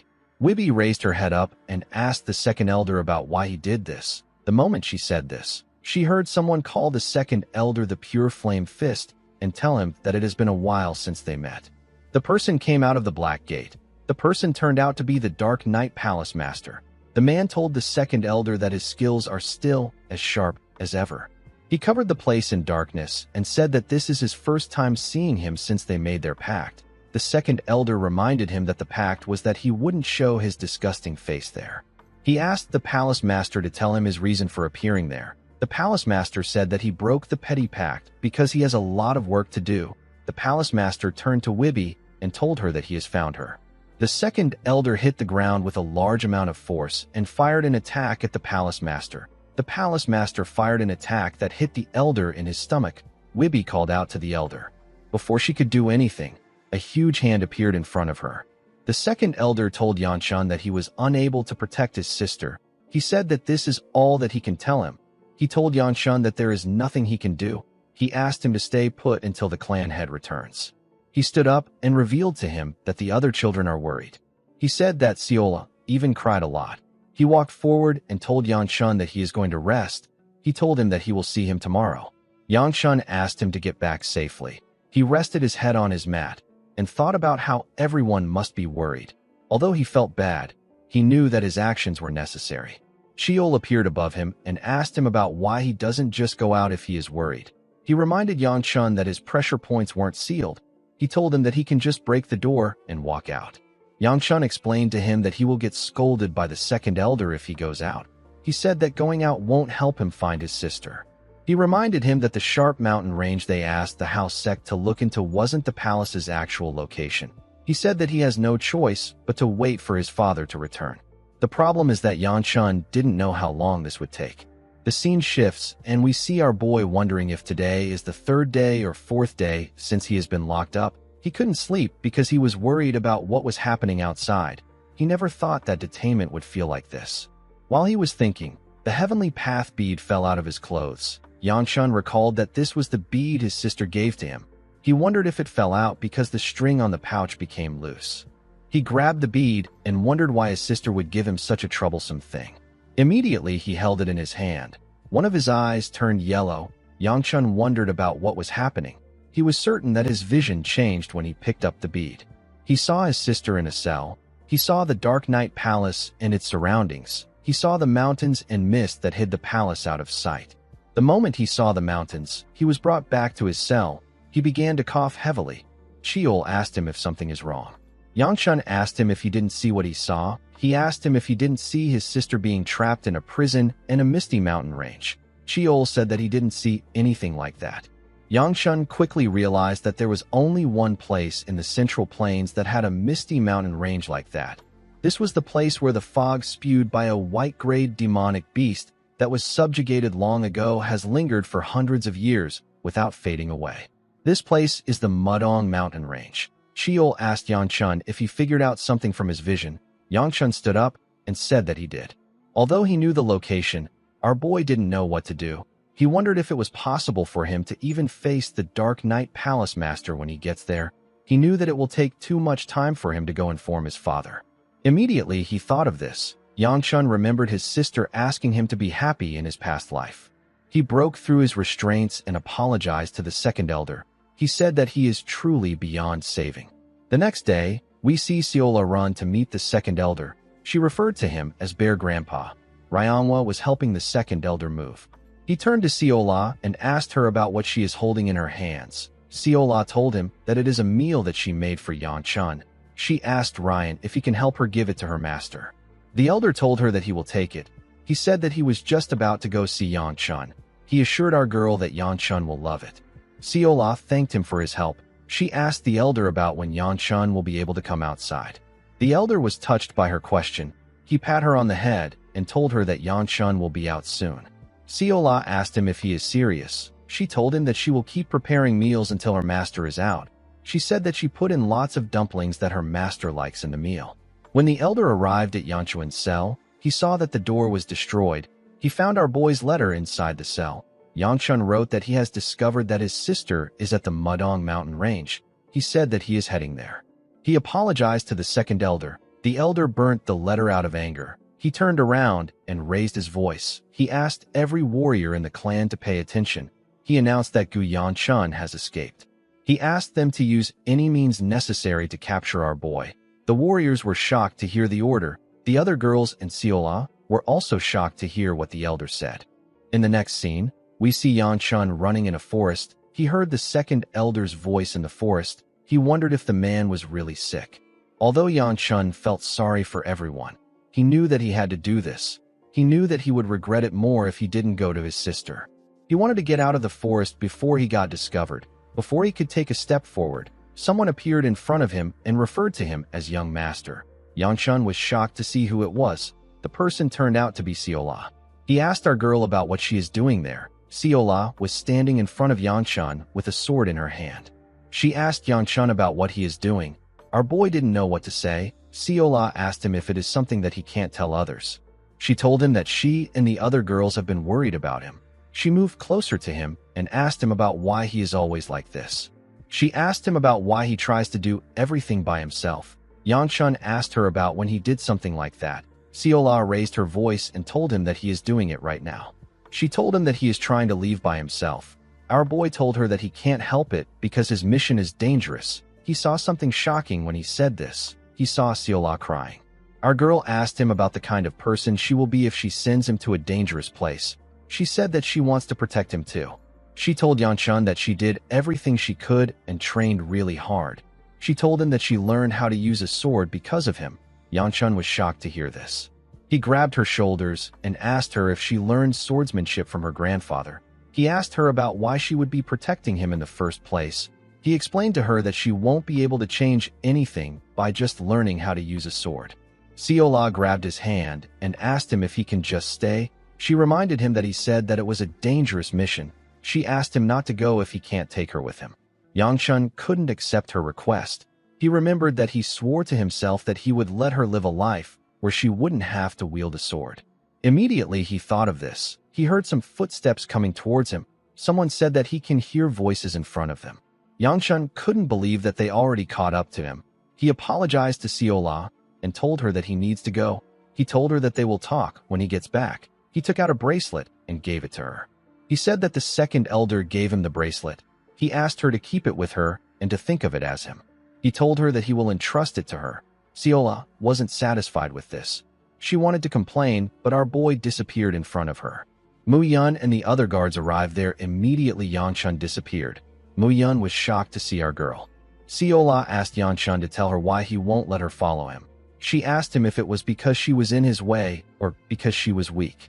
She told someone that she can just help her like last time if things get dangerous. She asked the person about why she is stopping her. Mu Yun wondered about who Siola is talking to. Siola threw her sword to the ground and told the person that she is so unfair. She told her that she always runs away at important moments even though she likes Yan Chun.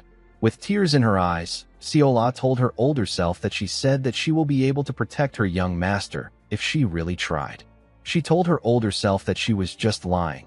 She called her a liar. The older Siola couldn't say anything to our girl. She watched Siola cry out loud. Mu Yun and the other guards didn't know what to do. They just let our girl cry her eyes out. In the next scene, we see Yan Chun running through a forest. He quickly sensed something coming from his side. When he turned, he saw some demonic beasts coming at him. There were 2 demonic bears and 1 wolf. Yan Chun gathered his energy and clenched his fist. He sent them flying with a single punch and tore through them. The bodies of the demonic beasts fell to the ground and burst. Yang Chun turned to the bodies and wondered about how many days it has been since he left Siola. He was only focused on running to the Mudong mountain range. He killed any beast he found on his way there. He couldn't see any signs of civilization, but it didn't really matter to him because he had no time to rest. He ate all the beasts he killed, and he drank from rain puddles when he couldn't get water. Anytime he stops running, Siola's face comes into his mind. Yang Chun decided to just focus on finding his sister and returning to the clan with her. He stopped drinking the rainwater and started running again. He thought about the mysterious bead. After the bead went dull, Yang Chun realized that he could see the scene he wanted to see when its light returned after a day. Thanks to this, he was able to see if his sister was still alive while he was moving. Although he didn't know why his sister gave him the bead, Yang Chun decided to just focus on its function. The moment he thought of this, he saw some heavy lightning in the air. The lightning got fired at him. Yang Chun jumped back and dodged the attack. He wondered if it was really lightning. He quickly realized that it was electric energy that was exuded by a martial artist of the Peak Realm. Yangshun knew that there was only one person capable of doing this. Just like he thought, the person turned out to be Baya. The girl stepped forward and greeted him. Our boy couldn't believe that she managed to follow him despite being terrible with directions. He asked her if she wants to follow him too. Baya told him that he is correct. Yangshun asked her if she even knows where he is headed. Baya said that she doesn't. She pointed her sword at our boy and said that all she knows is that he is putting himself in danger again. Our boy raised his voice and told her that this is the reason he is going alone. He said that he doesn't want to involve her in unrelated matters and put her in danger. Baya asked him to shut up. She released her energy and asked Yangshun to take her. She took a stance and told him that he won't be leaving if he can't take her with him. The scene shifts, and we are taken to a large compound. We see a huge explosion take place in the compound. Flames covered the entire compound. The humans in the compound all screamed out in pain as they burned to death. No one was able to withstand the fire. Their bodies turned to ashes. The attacker increased his fire and burnt everything around him. Nothing was spared. The person turned out to be Chiolan. The clan head called out to the 1st Sword Unit commander. The man quickly rushed to meet him. Chiolan said that this place doesn't seem to be the headquarters of the Dark Knight Palace. He asked the man if they have gotten any word from the Sword Queen. The man said that they haven't. He informed Chiolan that they actually received a letter from the Second Elder. The clan had asked him if the Second Elder already regained consciousness. The commander said that he has. He told the clan head that the letter seems to be quite important. He told him that he needs to read it. When the clan head read what the elder wrote, he became shocked. He called out to the 1st Sword Unit commander. The man quickly answered him. Chiolan ordered him to tell the Sword Unit members to regroup. He turned around and said that they will be going to the Mudong mountain range as soon as they are ready to leave. The scene shifts, and we are taken to Wibby's cell. We see Old Man Mook telling her to stop being so noisy. The man didn't like what Wibby was doing. He asked her if she can't just stay put. He said that he can't sleep at all. Wibby continued hitting her head on the iron bars. Before she could do it again, someone outside asked her to stop. Wibby was annoyed to see who it was. The person turned out to be the Dark Knight Palace Master. The Palace Master said that he cannot allow a precious flame to hurt itself. Wibby channeled her energy and called him a bastard. She asked him to unchain her immediately. She felt a large amount of pain in her body. She slammed her head on the ground. The Palace Master asked her about why she would use her energy even though she knows that demonic energy has blocked her energy core. He didn't know if Wibby had guts or if she was just a fool.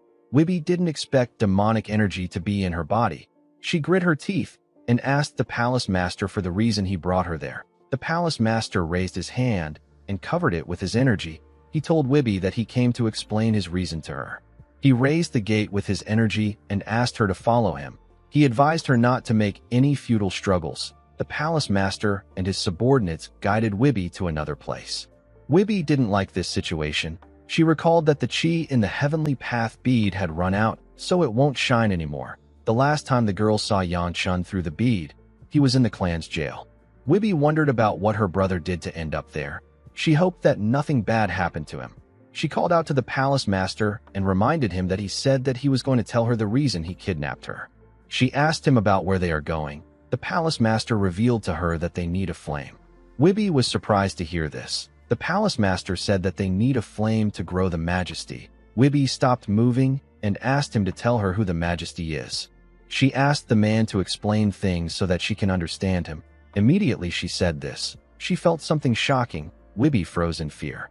The Palace Master asked her if she sensed it already. He remembered hearing that Wibby is the most talented person among the younger generation when it comes to senses. He told her that he hopes that her keen senses allow her to sense the magnificence of the Majesty. The moment he said this, he snapped his fingers and used his energy to open a ridiculously huge gate. The gate had several chains and cloths attached to it. Wibby fell to her knees when the gate opened. She felt a horrifying and creepy energy coming from inside. It was the same energy that was in her energy core.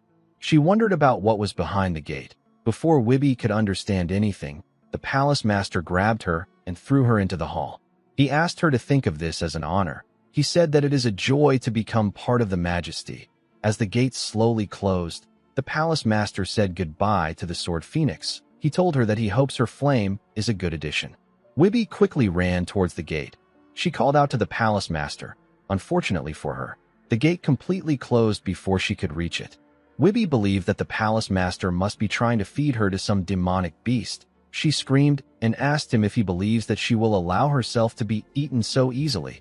She told him that she will burn him to ashes once she tears the monster apart and gets out of there. While she was yelling, a flame got lit in the room. Wibby quickly turned to the side. She knew that this was the source of the horrifying sensation. This was what the palace master called the majesty. Wibby told herself that it doesn't matter if she can't use her energy. She said that she will bite the beast if it gets close. To her surprise, the majesty turned out to be human. It was a naked little girl that was holding a book. The girl was the one who used her energy to create the fire. Wibby quickly noticed that this girl looked exactly like Seola. The majesty raised the book and asked Wibby to read it to her. The sword phoenix didn't expect to hear this. She didn't understand what was going on. She told the girl that she can't read her the book because her hands are tied. The girl turned to see her hands. She used her energy to break the cuffs. Wibby couldn't believe her eyes. She couldn't believe that this little girl destroyed steel with the flick of her hand. The majesty smiled and asked her to read the book to her now. The scene shifts, and we are taken to the Mudong mountain range. We see Yangchun asking Baya not to run off on her own again. He told her that he will really leave without her if she does it again. Baya apologized to him. She swore that her way seemed faster. Yangchun told her that they wasted more time getting there because they had to go around. As he looked down at the palace, our boy wondered about how they were going to infiltrate the place. Yangchun actually couldn't see the palace without using qi. He believed that it must be hidden by some kind of qi formation. He wondered about how he was going to get through the formation. He knew that he would use too much energy if he tries to use force, and the enemy will sense his presence. Yangchun knew that he would be able to get through the formation if he could find the weak gap in it. He wondered about how he was going to find this gap. Baya noticed that he was thinking about how he was going to enter the palace. She grabbed Yangchun's hand and stood up. Our boy asked her about where she is going. He reminded her that he asked her not to wander off. With a calm tone in her voice, Baya asked our boy to trust her. She assured him that she knows the way in. Yangchun was shocked to hear this. Some minutes later, Yangchun told Baya that they have been walking around the same place for ages. He told her that they are going to get lost because of her again. Baya stopped moving when he said this. She grabbed her sword and said that it is here. Yangchun asked her about how she even knows. While looking at a long purple energy line, Baya told Yangchun that the smell is coming from this gap. She swung her sword at the gap. Her lightning chi went into the gap and released a small light. Yangchun told the girl that the enemy will discover them if she uses lightning chi. Immediately he said this. He saw something shocking. Baya's attack actually managed to create an opening in the formation. The palace was now visible. Baya put away her sword and asked Yangchun to follow her in. Our boy couldn't believe that she actually found the gap. He knew that Baya always spoke about smells, but he never expected her senses to be this keen. While he was thinking, Baya asked him if he is not coming. She told him that the gap will soon close. Our boy was shocked to hear this. He quickly ran inside with the girl. The opening closed immediately they went inside. The scene shifts, and we see the palace master standing in front of the ridiculously huge gate. He believed that his heaven should have finished eating by now. He told himself that his heaven has grown one step closer to perfection. He said that he will soon be able to witness the glorious form with his own eyes. When the palace master opened the gate, he saw something shocking inside. He saw Wibby reading a book to his heaven. His heaven was sitting in Wibby's lap. Wibby was complaining about how the book was hard. She asked the girl if she has any other books. The girl shook her head. Wibby reminded the heaven that she asked her to answer her questions with words. The heaven said that there are no more books. Wibby pat her on the head and told her that this is how she should answer people's questions. She turned to the Dark Knight Palace Master and asked him if he just arrived. She asked him to bring some books for his master to read. She asked him about why he would leave a kid like her with some old dingy book. The Dark Knight Palace Master clenched his fist out of anger when he heard this. He couldn't believe that his heaven, who should inspire fear in others and reign supreme, is sitting in a girl's lap and reading a book like a regular child. The Palace Master grit his teeth and called Wibby a wench. He took a step forward and released his energy. He told Wibby that she has dirted his heaven. His energy destroyed the ground and moved towards the sword phoenix. Before it could touch her, the heaven turned to it and asked it to stop. The energy froze in the air. Wibby was shocked to see this. She couldn't believe that this little girl suppressed the palace master with her gaze. She wondered about what the heaven was. The palace master apologized to the heaven for his actions. He asked her if she didn't like the flame that he prepared for her. The heaven carefully looked at Wibby. She told the palace master that she can't eat more. The man was shocked to hear this. He knew that the heaven has devoured larger forces before. He couldn't believe that she was unable to take this tiny flame. He couldn't accept this fact. He knew that the heaven had to master all types of energies in order to become the ruler of all things. One of the basic requirements in order to blend these energies together is a pure flame. The palace master knew that this issue will disrupt his plans. He told the heaven that he understands. He assured her that he will look for a book that the flame can read to her. He asked her if he can take the flame with him. Wibby nervously looked at the girl. The heaven asked the palace master to be quick. The scene shifts, and we see the palace master throw Wibby back to her cell. The girl raised her head up and asked him about how many times he is going to throw her to the ground. Old Man Mook woke up when he heard the girl's voice. Wibby asked the palace master if he doesn't want her to serve as a caretaker again. The palace master asked her to shut her mouth. He told her that he never assigned such a role to her. He created several hands with his energy and used them to surround Wibby. He asked her to burn up and become a flame for the greatness. He told Wibby that he will turn her into a form that is easier to devour if the heaven cannot eat more. He said that there is no need for a flame to have the shape of a human. As he spoke, his hands slowly covered Wibby. The girl grit her teeth out of anger and called out to the palace master. Before the palace master could tear her apart with his energy, the entire place began to shake. The palace master was surprised to see this. He wondered about what was causing these tremors. He could tell that the shock wave was coming from the mountain. It was as if something was going through the earth to find something. The palace master became nervous. He knew that one thing could cause this issue. He quickly left the cell and freed Wibby. The girl didn't know what was going on, but she was relieved to see that she survived. Old Man Mook laughed and said that it has arrived. He told Wibby that she is very lucky. He told her that her father arrived right on time.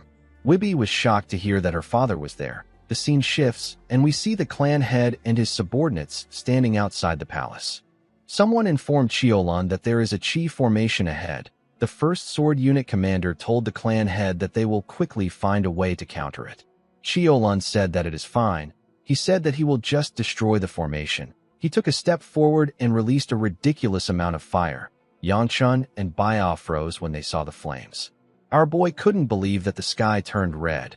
He knew that only his father could do something like this. He couldn't believe that the clan head came all the way there from the front lines. Baya asked our boy if this is her father-in-law's doing. Yangchun said that it is. He quickly turned to the girl and asked her about what she just said. Baya quickly avoided eye contact with him. Outside the formation, we see Cheolan gather his fire in his fist and thrust it forward. He released his flames on the formation. The entire formation began to shake. The first sword unit could barely withstand Cheolan's flames. The Chi formation began to crack. With another attack, Cheolan crushed the formation and destroyed several buildings. Someone appeared before him and told him that he thought that he was a toothless tiger. He said that a tiger is still a tiger. Cheolan raised his head to see who it was. The person turned out to be the Dark Knight Palace Master. The Palace Master referred to Cheolan as the Flame Demon and told him that it has been too long. The scene shifts, and we see a man run into a building. He informed the Vice Palace Master that they are in trouble. He told him that the Flame Demon and the Palace Master are fighting. He said that they need to go help the Palace Master now. The Vice Palace Master asked him to shut his mouth. He cut off the man's head with a single slash and said that only the Palace Master can order him. He asked the dead man if he believes that the Palace Master will be in danger just because of this. He asked his other subordinates to come forward if they also share the same weak thought. He told them that he will behead them immediately. He swung his sword and removed the blood off it. He said that they only have one duty right now. He said that they need to kill the rats that entered the palace. In the next scene, we see Yangchun and Baya walking forward after taking care of some men in the throne room. Yangchun wondered about where his sister was held in. He wished that they could find a path that leads to the underground level. The moment he said this, Baya sensed something behind her. She quickly dragged Yangchun and used her sword to block an attack. She was able to take out the attacker with a strike. She advised Yangchun to focus. She told him that he is quite anxious right now. Our boy apologized to her. he realized that they were currently in the middle of the enemy's territory. He knew that he had no time to space out in a place like this. Someone appeared behind them and asked them if they have lost their way. The person introduced himself as John Ojin. He said that he is the Vice Palace Master. Before he could say anything else, Yang Chun thrust his fist at him and released his flames. His fire took the shape of a wolf. Ojin calmly swung his sword and cut through Yang Chun's flames. The flames scattered and hit the things behind him. The Vice Palace Master told Yang Chun that he is quite impatient. He glared at our boy and told him that he has misjudged the situation if he thought that such level of flames would work on him. Yang Chun became scared when he looked into Ojin's eyes. He saw an image of Baia's head and his own head on the ground. He was horrified to see this. He began to cough heavily. He instantly knew that he and Baia will die if they fight this man. He guessed that the man was at the evolutionary realm. Yang Chun knew that they had to get out of there.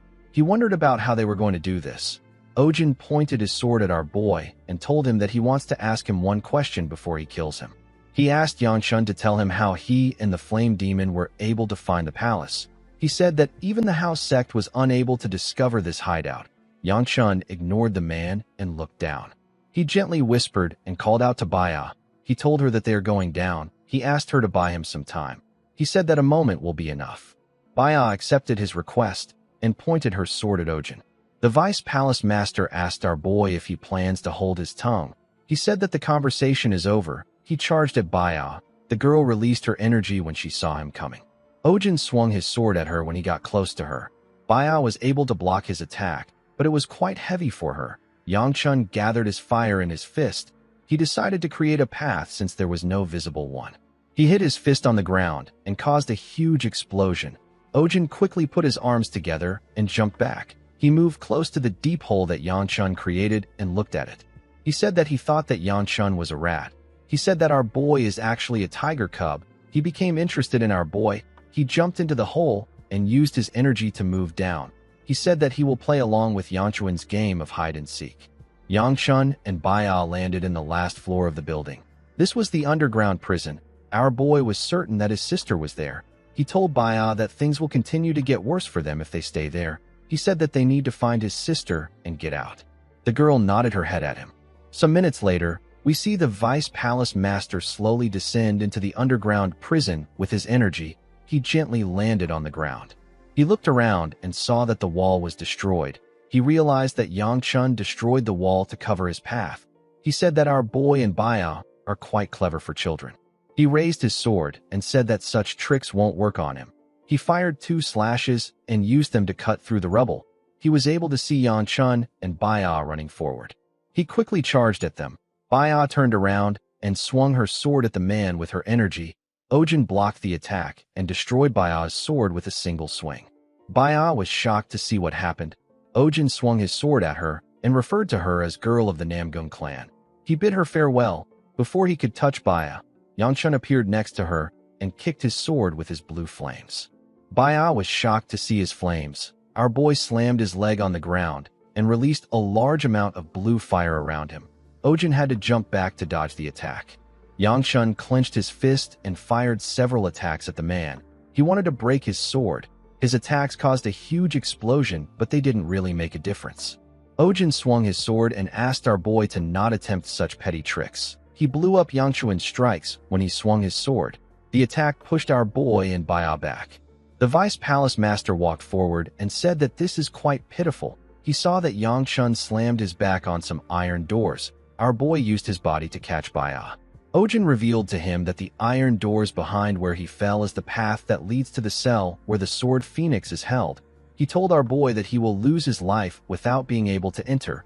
He said that this situation is truly pitiful. Yang Chun called out to Cheol in his head. He asked him if he is there. Cheol said that he is. Our boy asked him if it will be hard to ask him for a favor right now. Cheol asked him to tell him what he expects him to do if he hands over his nearly paralyzed body to him. Yang Chun smiled when he heard this. He told Cheol that he is right. He said that he expected this when he left Shangxi. He said that this is why he wanted to come there alone. Ojin moved close to Yang Chun and raised his sword. He told our boy that he had fun. He said that he needs to end his life there. He swung his sword and asked Yang Chun to remember his name when he goes to hell. Before his sword could touch Yang Chun, A ridiculous amount of fire was released on him. Yang was shocked to see this. He knew that only his father could do this. Chiolun referred to his son as third child and asked him if this is where he was. He said that they have much to discuss. He told his son that they need to finish their business there first. He asked Yang to get up. Our boy wondered about what happened to the Dark Knight Palace Master if his father was there. After Chiolun burnt John Ojin with his fire, only his hand and his sword survived. The rest of his body got burned away. John Ojin was a master of the unorthodox faction who had reached the evolutionary realm, but no one ever knew his name because he died at Chiolun's hands. In the next scene, we see Chiolun break down the iron doors. Wibby was shocked to see who was in front of her. She couldn't believe that her father and her brother came to save her. Yang asked his sister to move back a bit. He said that he will get her out. When Wibby moved back, our boy used his hands to break the iron bars. He told Wibby that she can come out now. The girl asked him to help her up. She explained to him that the people of the Dark Knight Palace used some sort of acupuncture on her, so she is weak. Yang let out a sigh and told her that she is a pain. Wibby was annoyed to hear this. She told him that he needs to listen to his elder ones. Yang decided to help her. Immediately, he touched Wibby's hand. Our boy felt something. He quickly moved back. Wibby was annoyed to see this. She asked her brother if he is messing with her. She asked him if he really doesn't want to help her get up. Yang wondered why the demon well absorption art got activated. He could sense demonic energy in his sister's core. He wondered if the palace master was the one who put the energy there. The clan head asked his son if something is wrong. He said that they need to hurry up. Old man Mook got up and called them heartless fools. He reminded them that he is also there. He asked them if they were ignoring him. The clan head referred to him as the house sect leader and said that it has been a while. He told him that he thought he was dead. He said that he did not expect to see him there. Yang couldn't believe that this was the house sect leader. He realized that this old man is the faction leader that the house sect has been searching for. Old man Mook asked Chiolun to unbind him if he recognizes him. A while later, we see the first sword unit completely suppress the members of the Dark Knight Palace. Old man Mook stretched his leg and said that he hasn't felt this refreshed in a long time. While he was busy stretching, the clan head and Yang were talking. Chiolun told his son that he heard about the situation from the second elder's letter. He told Yang that he has caused some trouble. Our boy looked down and said that he did. Chiolun asked him if he acted because he had a viable reason. Yang was shocked to hear this question. He said that he did. The clan head accepted his answer. He walked past him and said that he understands. He told Yang that he will hear the story once they return to the clan. He said that there are many eyes there.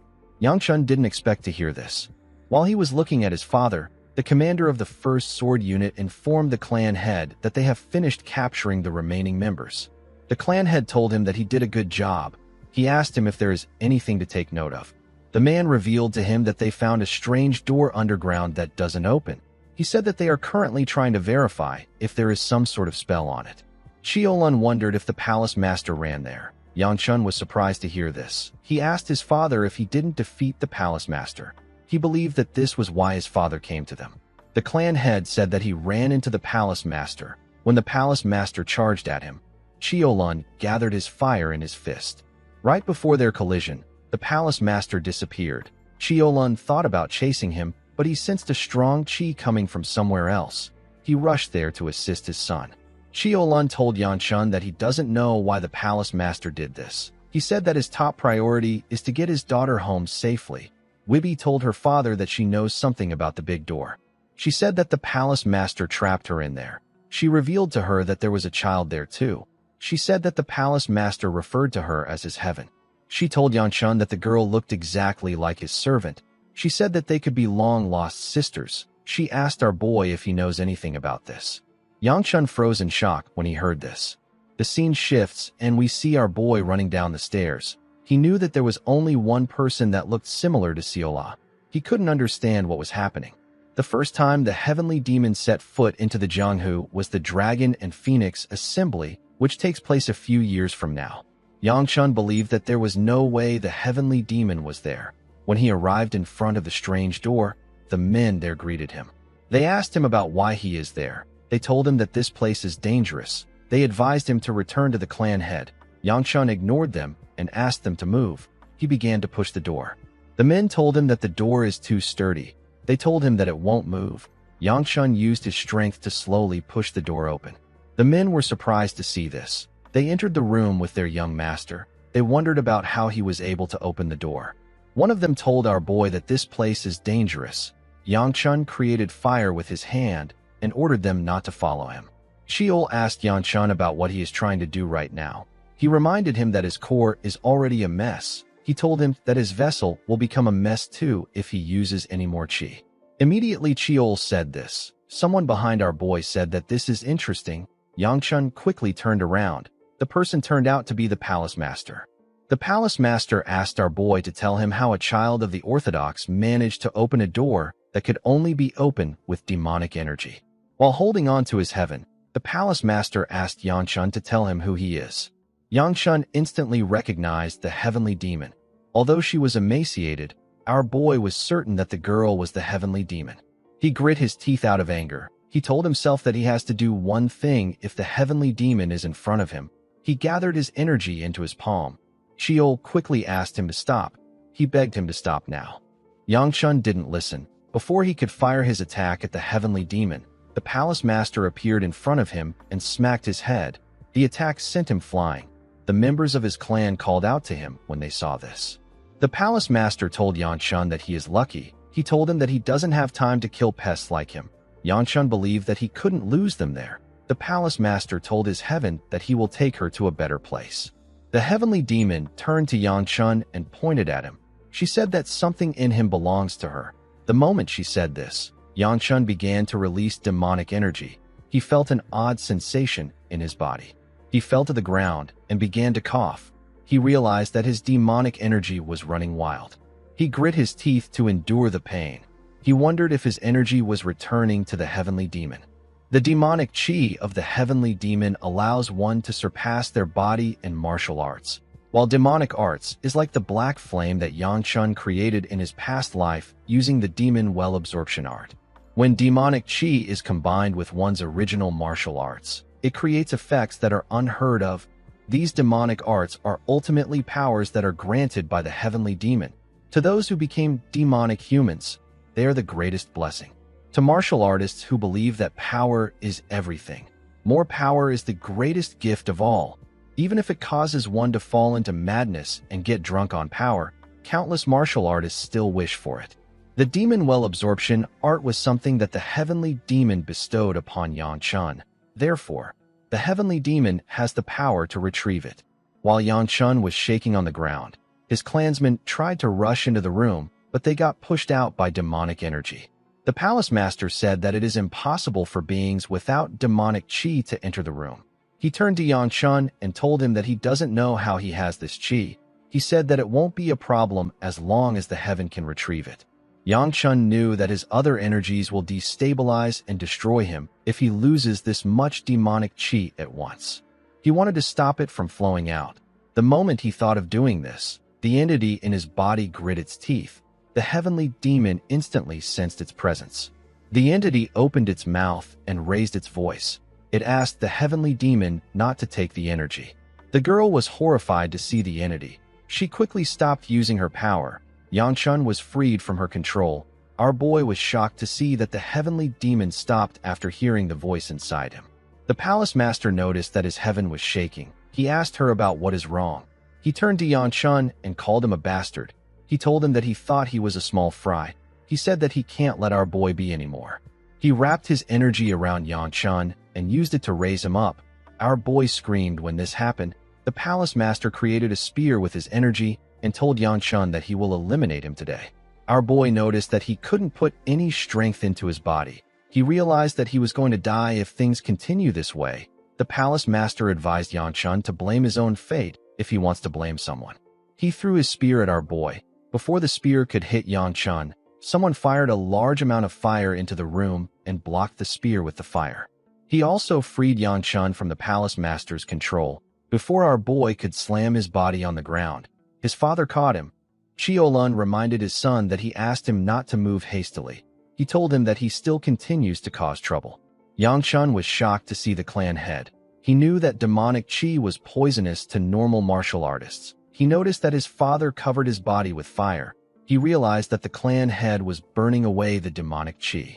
The palace master became nervous when he saw the flame demon. Chiolun put his son down and asked the palace master about what is going on. He told him that he has broken his contract to stay away from the Jianghu forever.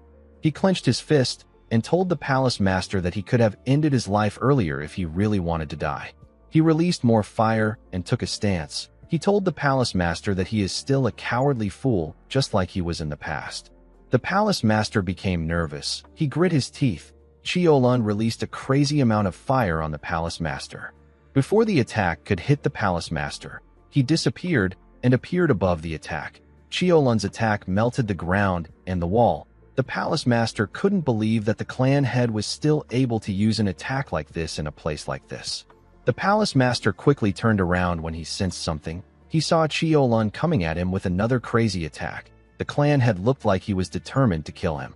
He thrust his fist forward and released another ridiculous fire on the man. The palace master quickly covered himself with his shield. His shield was able to block Chiolun's attack. The clan head's fire got scattered in the room. It destroyed everything it touched. Yangchun didn't expect the palace master to block his father's attack. He realized that it was because his father's power was weakened. He was also being affected by the demonic chi. Chiolun slammed his hand on the palace master's shield. The shield cracked. Chiolun released another insane attack on the shield and completely shattered it. His fire destroyed the ground and even sent Yangchun flying.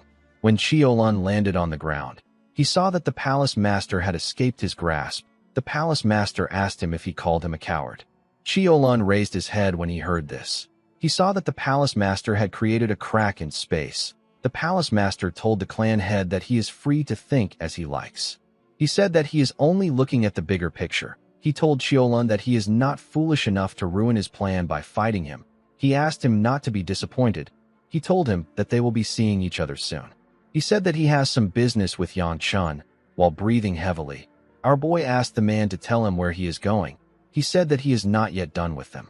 He wanted to ask the heavenly demon to come back, but he didn't have any more energy.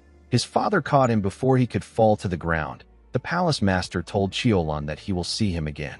He explained to him that if they are to meet again, it will be when the Gu clan's burden of the first sin is carried out.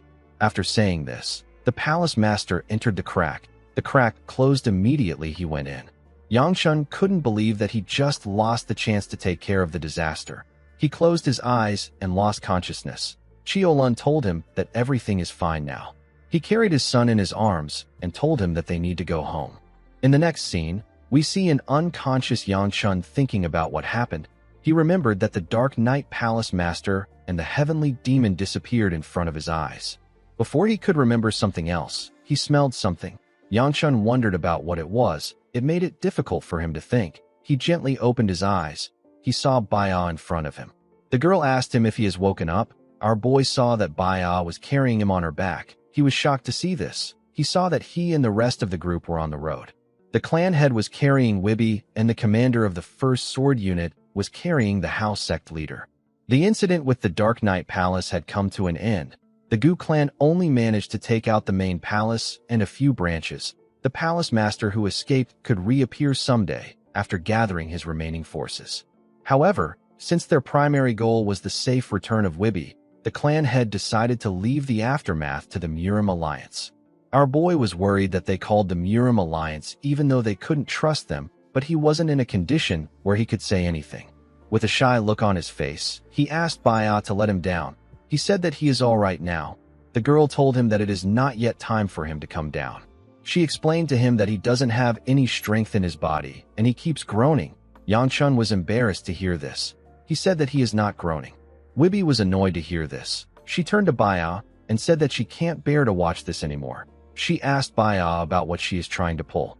She asked the girl to hand her brother over to the first sword squad. The house sect leader asked our boy if he would like to switch with him.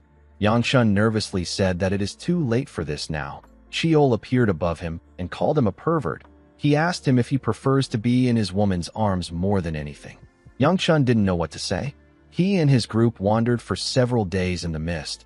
When they were able to fully escape the valley, Yangchun had recovered enough to move on his own. The scene shifts, and we see the tents the group set up to spend the night. we see Yang take out the demonic chi in his sister. He took it out while she was asleep. Compared to the Sword Queen, the amount of demonic chi in Wibby's core was little. It was easy for Yang to take it out. Although she won't be able to use martial arts immediately, Wibby will be able to walk on her own tomorrow. Our boy decided to get out of her tent before she wakes up. The moment he had this thought, Wibby kicked him in the face. She called someone bastard and asked him about how he likes her attack. Yang wondered if his sister was pretending to sleep. The scene shifts and we see our boy sitting outside. He was meditating. Cheol noticed that Yang managed to organize the other energies in his body that had been disrupted by his blood chi. He said that the demon well absorption art is truly useful. Yang told him that he is quite surprised. He said that he always thought that the technique allows him to absorb demonic chi. However, the technique also works on other energies, and it even creates an internal flow so that different energies won't collide. This whole thing actually worried Yang. He thought that the demonic art had changed because he regressed. However, he found out about something when he spoke to his sister. Wibby told our boy that the palace master called her a flame. She revealed to him that the palace master dragged her to the chamber and said that he would feed her as a flame.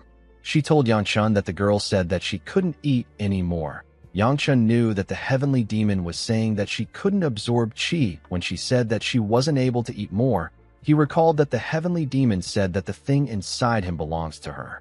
He remembered that she tried to take his demonic chi and arts. The demon well absorption art is originally the power of the heavenly demon. If she suddenly became unable to use it one day, it would be because the full ownership of the power was passed over to Yang with his regression. Cheol noticed that our boy was thinking. He asked him if he is thinking about the heavenly demon and the palace master again. Yang told him that he is correct. He said that his head is spinning because he saw the heavenly demon in the Dark Knight Palace. He explained to Cheol that the heavenly demon is originally supposed to appear a few years from now and create the demonic cult. She then absorbs the remaining members of the Dark Knight Palace who had been attacked by the Murim Alliance. This is what Yang knew about. He said that he never knew about the Palace Master and the Vice Palace Master who used demonic chi and the young heavenly demon who they serve. He said that the demonic cult has its roots in the Dark Knight Palace. He slammed his fist on the ground out of anger. He told Cheol that they should have caught the heavenly demon and the Palace Master to get more information. The old man let out a sigh and told Yang that this is why he calls him a kid. He asked him if he has forgotten that he has experienced something outside his power. He told our boy that he would have died before seeing the heavenly demon if it wasn't for his father. He explained to him that his wish to keep them there with his skills is just greedy at this point. He asked Yang to just focus on making it home safely. He advised Yang to not just sit there and grit his teeth if it bothers him. He asked him to actually think about how he will face them from here on out. With a smile on his face, Cheol reminded Yang that he said that he will stop the heavenly demon. The next day, we see Yang kneeling next to a stream. He used the water to clean his face. He told himself that Cheol is right. Although he knew that something would happen when he left his clan, he didn't handle the whole situation well. He knew that he was only alive right now because of his luck. Yang believed that he couldn't just stay like this. He used to think that he could just focus on gathering his strength until the heavenly demon appeared in the Jianghu. But now that the heavenly demon was already in this world and history was changing from what he knew, he understood that he had a long way to go. He didn't have time to waste. Yang knew that he had to do anything to gather more power. While he was thinking, Wibby called out to him. When she saw that he wasn't responding, the girl pushed him into the water. Yang got up and asked his sister about what she is doing. Wibby explained to him that he wasn't answering even though she was talking. She asked him about why he is so focused while watching his face. With a smile on her face, the girl told her brother that getting mad at himself won't solve anything. She advised him to cool down in the water. Yang was shocked to hear this. He moved close to his sister and asked her about why she called him. Wibby asked Yang to carry her. Our boy was shocked to hear this. The girl reminded him that she is still a patient. She told him that he needs to perform his duty as her brother since she is sick. Yang knew that she was lying. He was certain that his sister would have felt the change in her condition when she woke up. He didn't know why she called herself a patient. He got out of the water and asked his sister to tell him why he would carry her. The clan head suddenly asked him to carry her. Yang didn't expect to hear this. He saw his sister raise her arms. He decided to follow his father's order. As they walked back home, Wibby called out to her little brother. Yangchun asked her if something is wrong. His elder sister thanked him. She revealed to Yangchun that she actually hoped that he wouldn't come to save her. She told him that she could feel how much he was worried for her. She told him that she is touched. She pat our boy on the head and said that she was right about him. She told her brother that he is a good kid. Yangchun didn't say anything to her. Wibby told him that they are almost home. She said that they need to hurry since his servant girl is waiting for him. Yangchun told his sister that he has a question since things have gotten to this point. The girl asked him to go ahead. Our boy asked her if she enjoyed spying on him with the heavenly path bead. Wibby froze in shock when she heard this. She turned to the side and asked her brother about what he is talking about. Yangchun asked her not to lie to him. He told her that he was only able to find her thanks to the heavenly path bead. He asked her about what it is. Xiaolun asked his son if he is talking about the heavenly path bead. He told our boy that he took it out of the treasury because his sister wanted it. He never expected his son to use it to find Wibby.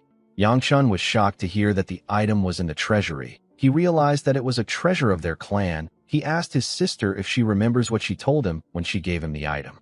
He reminded her that she said that it was a trinket that she got from some peddler.